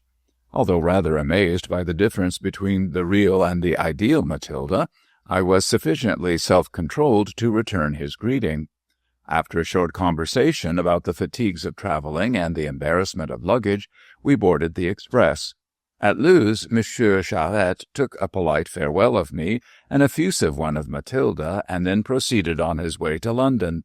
The carriage was waiting for us at the station, and having seen to Matilda's trunk, we drove home. On the steps my mother awaited our arrival. "I am delighted to see you, my dear," said she to Matilda. Our guest looked puzzled for a moment, then replied in the most execrable English, "I have no English. I speak it bad." Remembering how my mother had boasted of Matilda's linguistic acquirements, I thought this extremely strange. Chapter 2. I have not yet mentioned that my cousin was a beautiful woman. Such omission must be set down to the bewilderment caused by my finding Matilda so different from what I had expected her to be. When our intercourse became more familiar, I had time to examine her looks, to watch her behavior, and by noting both, I strove to arrive at a conclusion as to her character. All this took some weeks, and over a month elapsed before I learned to accept her as a member of our circle. That I am of a retiring disposition I put down to the quietness of my daily life, the lack of feminine society, and to my absorption in my hobby. He who is habituated to a placid existence is apt to feel nervous in the society of one acquainted with the great world. I know not where Matilda, whose existence had been passed between school and Cairo, learned her airs and graces and aplomb, but she was certainly better instructed in life than either my mother or myself. We were both a trifle afraid of this stately woman, and, noting this, she did her best to remove the impression. No daughter could have been more devoted to my mother, no sister could have been kinder to me. Yet my mother, lenient as were her judgments, confessed to a certain distrust of Matilda. Despite the kindly disposition of the one and the deference of the other, they did not get on well together. Probably the absence of sympathy on the part of Matilda had something to do with this, but whatever it was, the result was decidedly unsatisfactory. The elder woman actually went to the length of lamenting the lack of confidence between them. "I don't know how it is, Oswald," she said, after an unusually trying day with Matilda, "but I cannot get on with her. She might be a stranger instead of my sister's child." "Difference of nationality, perhaps? But she is half English, yet there is not a drop of her poor dear mother's blood in her." "Takes after Monsieur Barbeau, no doubt, mother. I can't say I'm altogether pleased with her myself, but you must make some allowance. Luz after Cairo is rather a change. It is our duty to make her comfortable, which I'm sure we do," said my mother in parentheses, "and to love her as much as possible. That is," I added hastily, for my mother looked oddly at me, "to love her as a relation." "I hope you don't love her in any other way, Oswald." "I don't. Yet 3 months ago you—" "Times are changed, Oswald. I would not like Matilda as a daughter-in-law." "Well, certainly I would not care for her as my wife." My mother, finding the conversation unsatisfactory, went off to harry the servants, who were never up to her standard of excellence. I retired to the strong-room, busied myself with my jewels, and wondered if I could be brought to love Matilda. She was beautiful and graceful, no doubt, but there was something feline about her that frequently inspired me with a distaste for her mere presence. I fancy the dislike was mutual. In unguarded moments, a glance oftentimes revealed the feelings she so carefully kept hidden. Love, indeed! There was but little chance of that between two who were the antithesis of one another. While I was thus musing, Matilda made her appearance, and with characteristic cunning she saluted me with a smile. "Pardon me, my cousin, but you promised to show me the new jewel." She spoke in French, as was her custom. Often did we ask her to speak English, but she always excused herself on the plea of an imperfect acquaintance with the language. The early death of her mother and the habit of Monsieur Barbeau to converse in French with his daughter doubtless accounted for her deficiency in this respect. Yet for one who wrote such excellent English letters, I thought it strange. "Come in, Matilda," said I, picking up a gem. "Here is the chrysoprase. Very fine, is it not?" "Oh, but it is charming!" she exclaimed, clasping her hands. "And so rare a stone. I never saw one before." "The chrysoprase is little known, but you will find it mentioned in the book of Revelation. I forgot. You are a Catholic, Matilda, and no doubt prefer breviary to Bible." "Do you care for either, my cousin?" said she, rather wickedly, whereat I affected to examine the beauties of the gem. She had nothing to do with my religious convictions, but after a few minutes spent in looking at the collection, she picked up the thread of conversation where it had dropped. "If I do not read my Bible," said she, looking round the room, "I at least know something of the 1001 Nights. Oh, yes, I have read the translation of Monsieur Galland. There is a story called The Wonderful Lamp, my cousin. You have this lamp, no doubt, to possess such wonderful treasures." "Unfortunately, I have no attendant genie, Matilda. All these jewels are bought and paid for." "There is money here." "About 10,000 pounds, I should say." "Ah," said she, drawing a long breath. "And in francs?" 250,000 francs. "My cousin, you are a Monte Cristo. I wonder you are not afraid of thieves." "I am afraid of thieves, my cousin, and I take every precaution against them. The walls and roof and door of this room are of sheet iron. As you see, the window is strongly barred, and I carry the sole key which gives admittance on my watch-chain. No burglar could enter here." "But thieves are so clever," she said wisely. "Will you take the jewels, Matilda," said I jokingly, "and relieve me of the responsibility?" "Do not tempt me. Had I those jewels, I should wear them, and not waste their beauty in this cell." "I fear you have not the soul of a gem collector, Matilda." That goes without saying, my cousin. I am a woman. And she was truly a woman in her vanity and love of display. Yet, despite these defects, many would have yielded to the influence of those dark eyes and to the invitation of those smiling lips. But I was as ice under the fire of her glances. Perhaps my faculty of love had died from sheer inanition, or perhaps the feeling of antipathy neutralized it, but I certainly did not care for Matilda. My mother was pleased at my attitude, for she liked Matilda as little as I did. There was a reason for this, but we did not find it out till long afterwards, and then it was too late. Chapter 3. 2 months of this life proved unsatisfactory. It jarred. I cannot honestly blame Matilda, for she tried her best to be agreeable, but her efforts proved futile. Our domestic machine, which used to run smoothly as on oiled wheels, was now out of gear and jolted horribly. I felt it, my mother felt it, and I think Matilda felt it also, though she said nothing about it. Her transplantation experiment was a distinct failure. She recognized that. The best thing she could do was to leave us to relapse into our old ways and go back to her alien life. In the end, that is what she did. "My good aunt," she said, in the unemotional voice which was her greatest defect, "you are very good to me, and my cousin also is most amiable, but I must go away."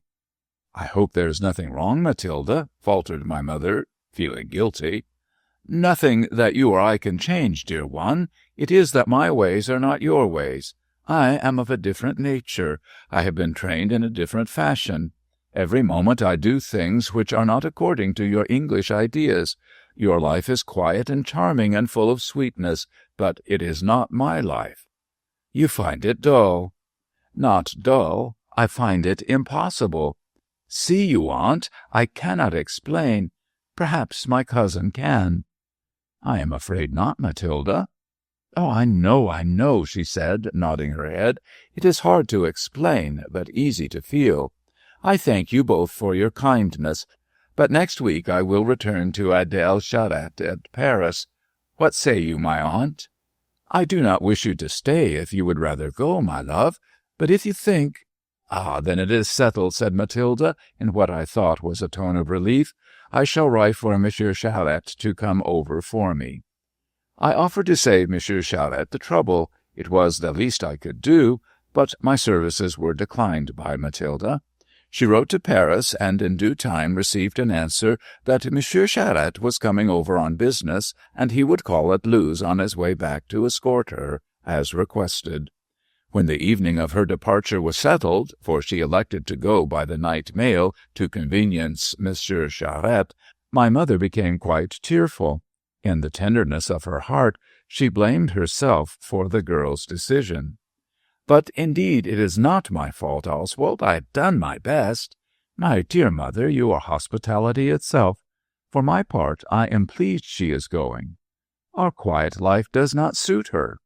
"Evidently not. She prefers the society of Madame Charette and the gay city." During that week we were constant in our attentions to Matilda, and recognizing our efforts to please her, she made herself extraordinarily agreeable. But the result was a failure, and the old distrust still continued. We all three felt that we were acting a comedy, and would be glad when it was over. The curtain fell on a Wednesday, and on a situation that was as unexpected as it was disagreeable. Monsieur Charette arrived shortly before dinner, and was made welcome. I cannot say that I liked him. He was a slender man of the negroid type, which offended my racial prejudices. It was no news to me to learn that he came from Martinique. Frizzly hair, opal-tinted nails, and thick lips betrayed his African blood. However, we overcame our distaste for his society, and made his 3-hour stay as pleasant as possible. All was prepared for the departure of my cousin. Her large black trunk had been brought downstairs and deposited near the strong-room. I ordered the brougham to be at the door at 9:30 to take them to Luz, as they were to catch the 10:17 express for New Haven. These arrangements having been made, we sat down to dinner. Long before the meal was over, my mother was forced to seek her room. She complained of feeling ill, and, with many excuses, retired to lie down. I was thus left to entertain our guests, and cannot say I found much difficulty in doing so. The two were capital company. Matilda threw off her reserve in the presence of a compatriot, and was quite brilliant in talk and speech. Being of an observant nature, I noted the glances she exchanged with Charette, and began to pity the absent wife. I had a vague idea that all was not right, that Matilda had not read her native novelists for nothing, and that the Frenchman with the bold eyes and sniggering laugh was a consummate scoundrel. I was glad my mother had left the table. I was glad Matilda was going, and I caught myself saying something about mixed races and double faces. Dinner over, Matilda went to take leave of my mother, and we two men retired to the smoking-room. Frankly speaking, I should have preferred that my cousin came with us, as her conduct had so revolted me that I felt her mere presence to be an insult to my mother. We had entertained the opposite of an angel unawares, and I was glad she was going away. During her absence, Charette talked of himself, and in 100 little ways betrayed his low moral tone. I allow considerable latitude to some men in consideration of their upbringing and natural instincts, but I object to rake their minds for concentrated vice. My guest was an iniquitous scoundrel, and respectable as was the room and employment, I felt as though I were assisting at some low orgy. Some men have the faculty of poisoning the air by looks and words. I was relieved when Matilda made her appearance with the coffee, as it put an end to the conversation of Charette. My cousin handed me a cup with her own hands, mentioning that it was the last service she would be able to do me. Then she accepted a cigarette from the Frenchman. I do not approve of women smoking, but her doing so seemed in keeping with the tainted atmosphere of the room. "I have bidden my aunt adieu," said Matilda, "and all is ready to go. But we have yet an hour. Could you not show Monsieur Charette your jewels, my cousin?" "Not tonight. It is too dark to see them properly." This was untrue, as the strong-room was lighted by electricity, but I could not bring myself to show such a mark of friendship to Charette. He seemed the kind of man who would knock one on the head if he had the chance, and go off with the whole collection. Of course, such an idea is absurd, and I merely mention it as a proof of the disagreeable way in which Charette affected me. The scowl with which he greeted my refusal strongly accentuated his negroid traits, but he possessed sufficient tact to pass the matter over lightly. "On some other occasion monsieur may favor me," he said, smiling. I was resolved that such other occasion should never arrive. The way in which Charette and Matilda looked at one another made me again pity the wife in Paris, but at this moment I began to grow drowsy. Instead of tending to wakefulness, the coffee induced me to sleep. It was most remarkable. I struggled vainly against the lethargic feeling, but my head fell on my breast, and my eyes closed. The last thing I remember was Charette and Matilda whispering eagerly together. The next moment I was sound asleep. Chapter 4. I awoke next morning to find myself seated before the fireless grate. Bewildered by the novelty of the situation, it was some time before I could collect my thoughts sufficiently to account for my position. It was entirely opposed to my usual habits. With some misgivings I recollected the strange behavior of Matilda, and rang the bell. When the butler appeared, he looked astonished at seeing me still in evening dress, and even more so when I questioned him on the events which had taken place the previous night. "I must have fallen asleep in my chair, Bates. Why did you not wake me before going to bed?" "I beg pardon, sir, but Mademoiselle Barbot told me not to disturb you." "Is Mademoiselle gone?"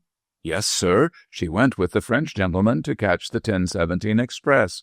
I hope, sir, that nothing is wrong." "No, Bates, nothing is wrong. That will do." I went up to my bedroom, took a cold bath, and dressed myself for the day. All the time my thoughts were busy with the unaccountable fact that I had slept in the smoking-room. It seemed strange that Matilda should be so solicitous for my comfort. However, I had no reason to think anything was wrong, so dismissing the subject, I paid my usual morning visit to my mother, whom I found much better. Afterwards I repaired to the strong-room. As usual, I opened the door with the key attached to my watch-chain. Then I received a shock. The cases were shattered, the jewels were gone, the place was as bare as the palm of my hand. It was quite 5 minutes before I could force my brain to work, my will to act. The loss of £10,000 is apt to disarrange one's faculties. Matilda, Charette. I kept repeating these names in a stupefied fashion, as though I expected their owners to appear and restore the stolen jewels. Stolen? Certainly. But by my cousin and her friend? Impossible.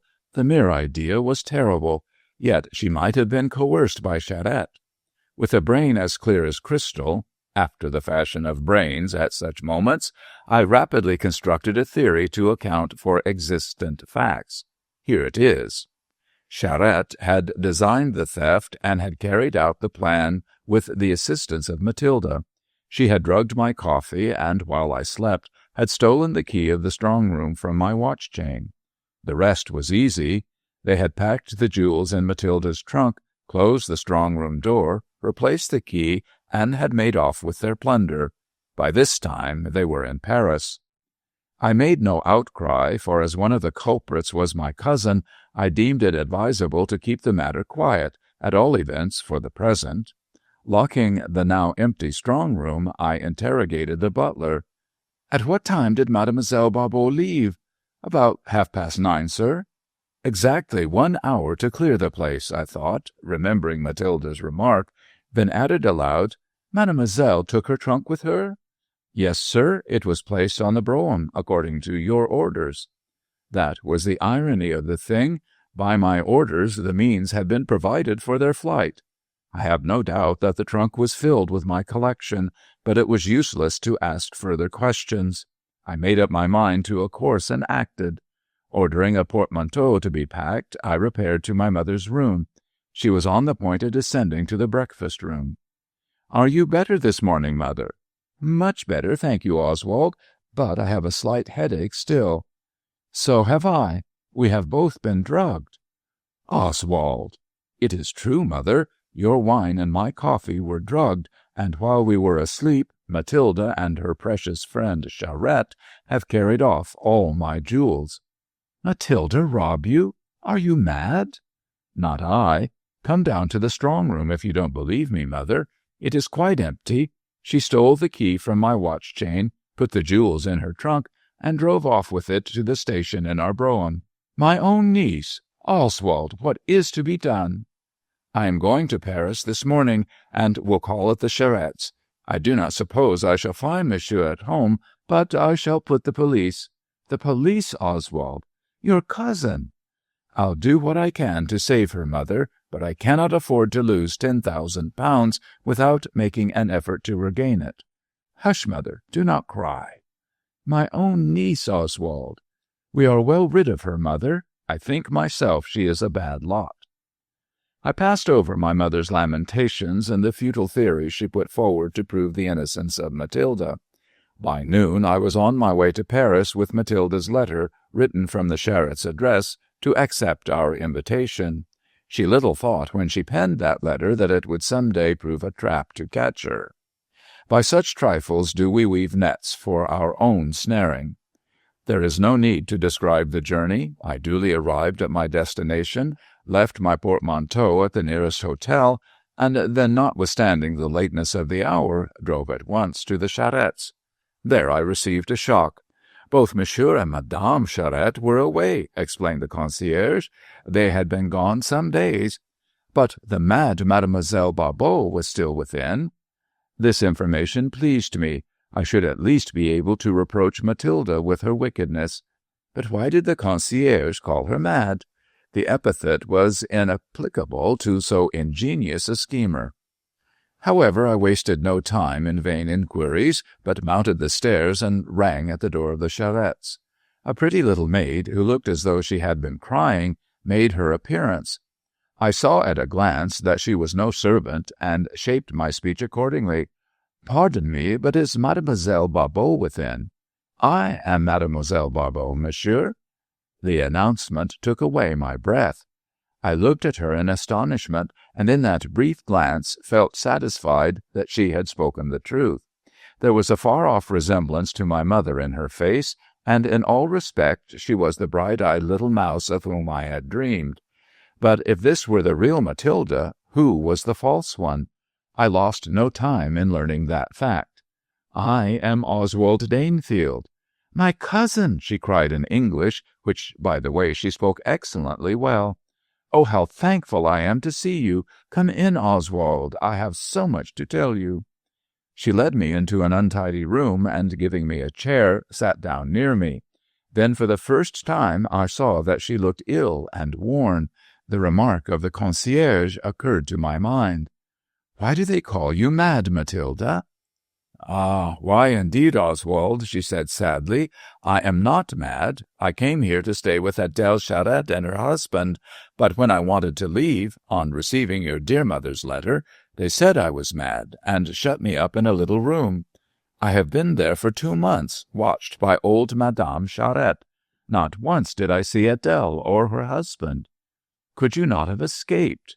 "No, Oswald, the old woman kept the door locked, and when I cried out, she told the tenants I was mad and was shortly to be removed to an asylum."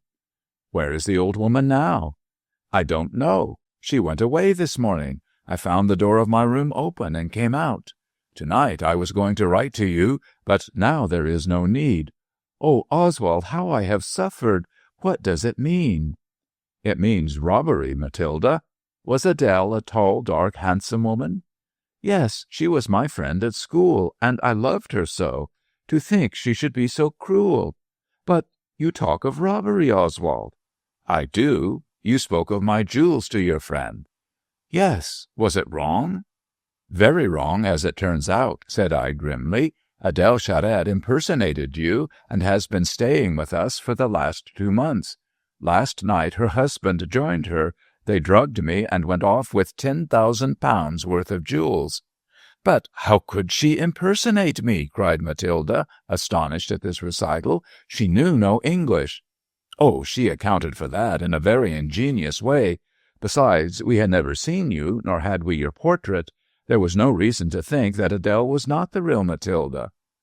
"Oh, how wicked! But Monsieur Charette was a terrible man, and made Adele as evil as himself. She was not so at school." "I trust not, for the credit of the school. But now I know that you are not a thief. I shall set the police on the track of the 3 Charettes." "I, a thief?" said Matilda indignantly. "Under the name of Adele Charette only. I thought it was my cousin who stole the jewels." "Oh, it is terrible! And now, Oswald—" "Now I shall take you back to England, my dear. It was a pity you spoke about the jewels, else they might never have conceived and carried out their clever plot. No wonder my mother and I did not like Adele. However, we may yet catch and punish them." Brave talk indeed, but we never did catch them. The 3 baffled the French police, escaped to Spain, and thence sailed for South America. In those lawless lands south of the line they were safe from pursuit, and now I have no doubt they are living on the proceeds of their nefarious scheme. It was cleverly conceived and cleverly carried out. They learned all necessary details from the unsuspecting Matilda, and framed their plans accordingly. I now understood the glances which passed between my so-called cousin from France and Monsieur Charette. Also how we had failed to love her. She was as evil as was her husband. They were a well-matched pair, and no doubt the mother, whom I learned was a squadroon from Martinique, was as bad as either. However, it was no use lamenting. The game was played out, and I had lost my collection. I have never had the heart to begin another. The risk is too great. I took my real cousin back to Luz, and she became a member of our household. Great was the indignation of my mother when she learned how we had been deceived. No wonder I could not love her, Oswald. It was instinct. We found no difficulty in loving the second Matilda Barbeau. In fact, out of evil came good. Deprived of my collection, I turned my thoughts to matrimony, and much to my mother's delight, I married Matilda. She became my hobby, and I have no fear of her being stolen. However, as I miss my jewels, and I am unable to form another collection, I propose to devote myself to stamps. There is just as much interest and less risk. End of Story 9. End of The Dwarf's Chamber and Other Stories by Fergus Hume.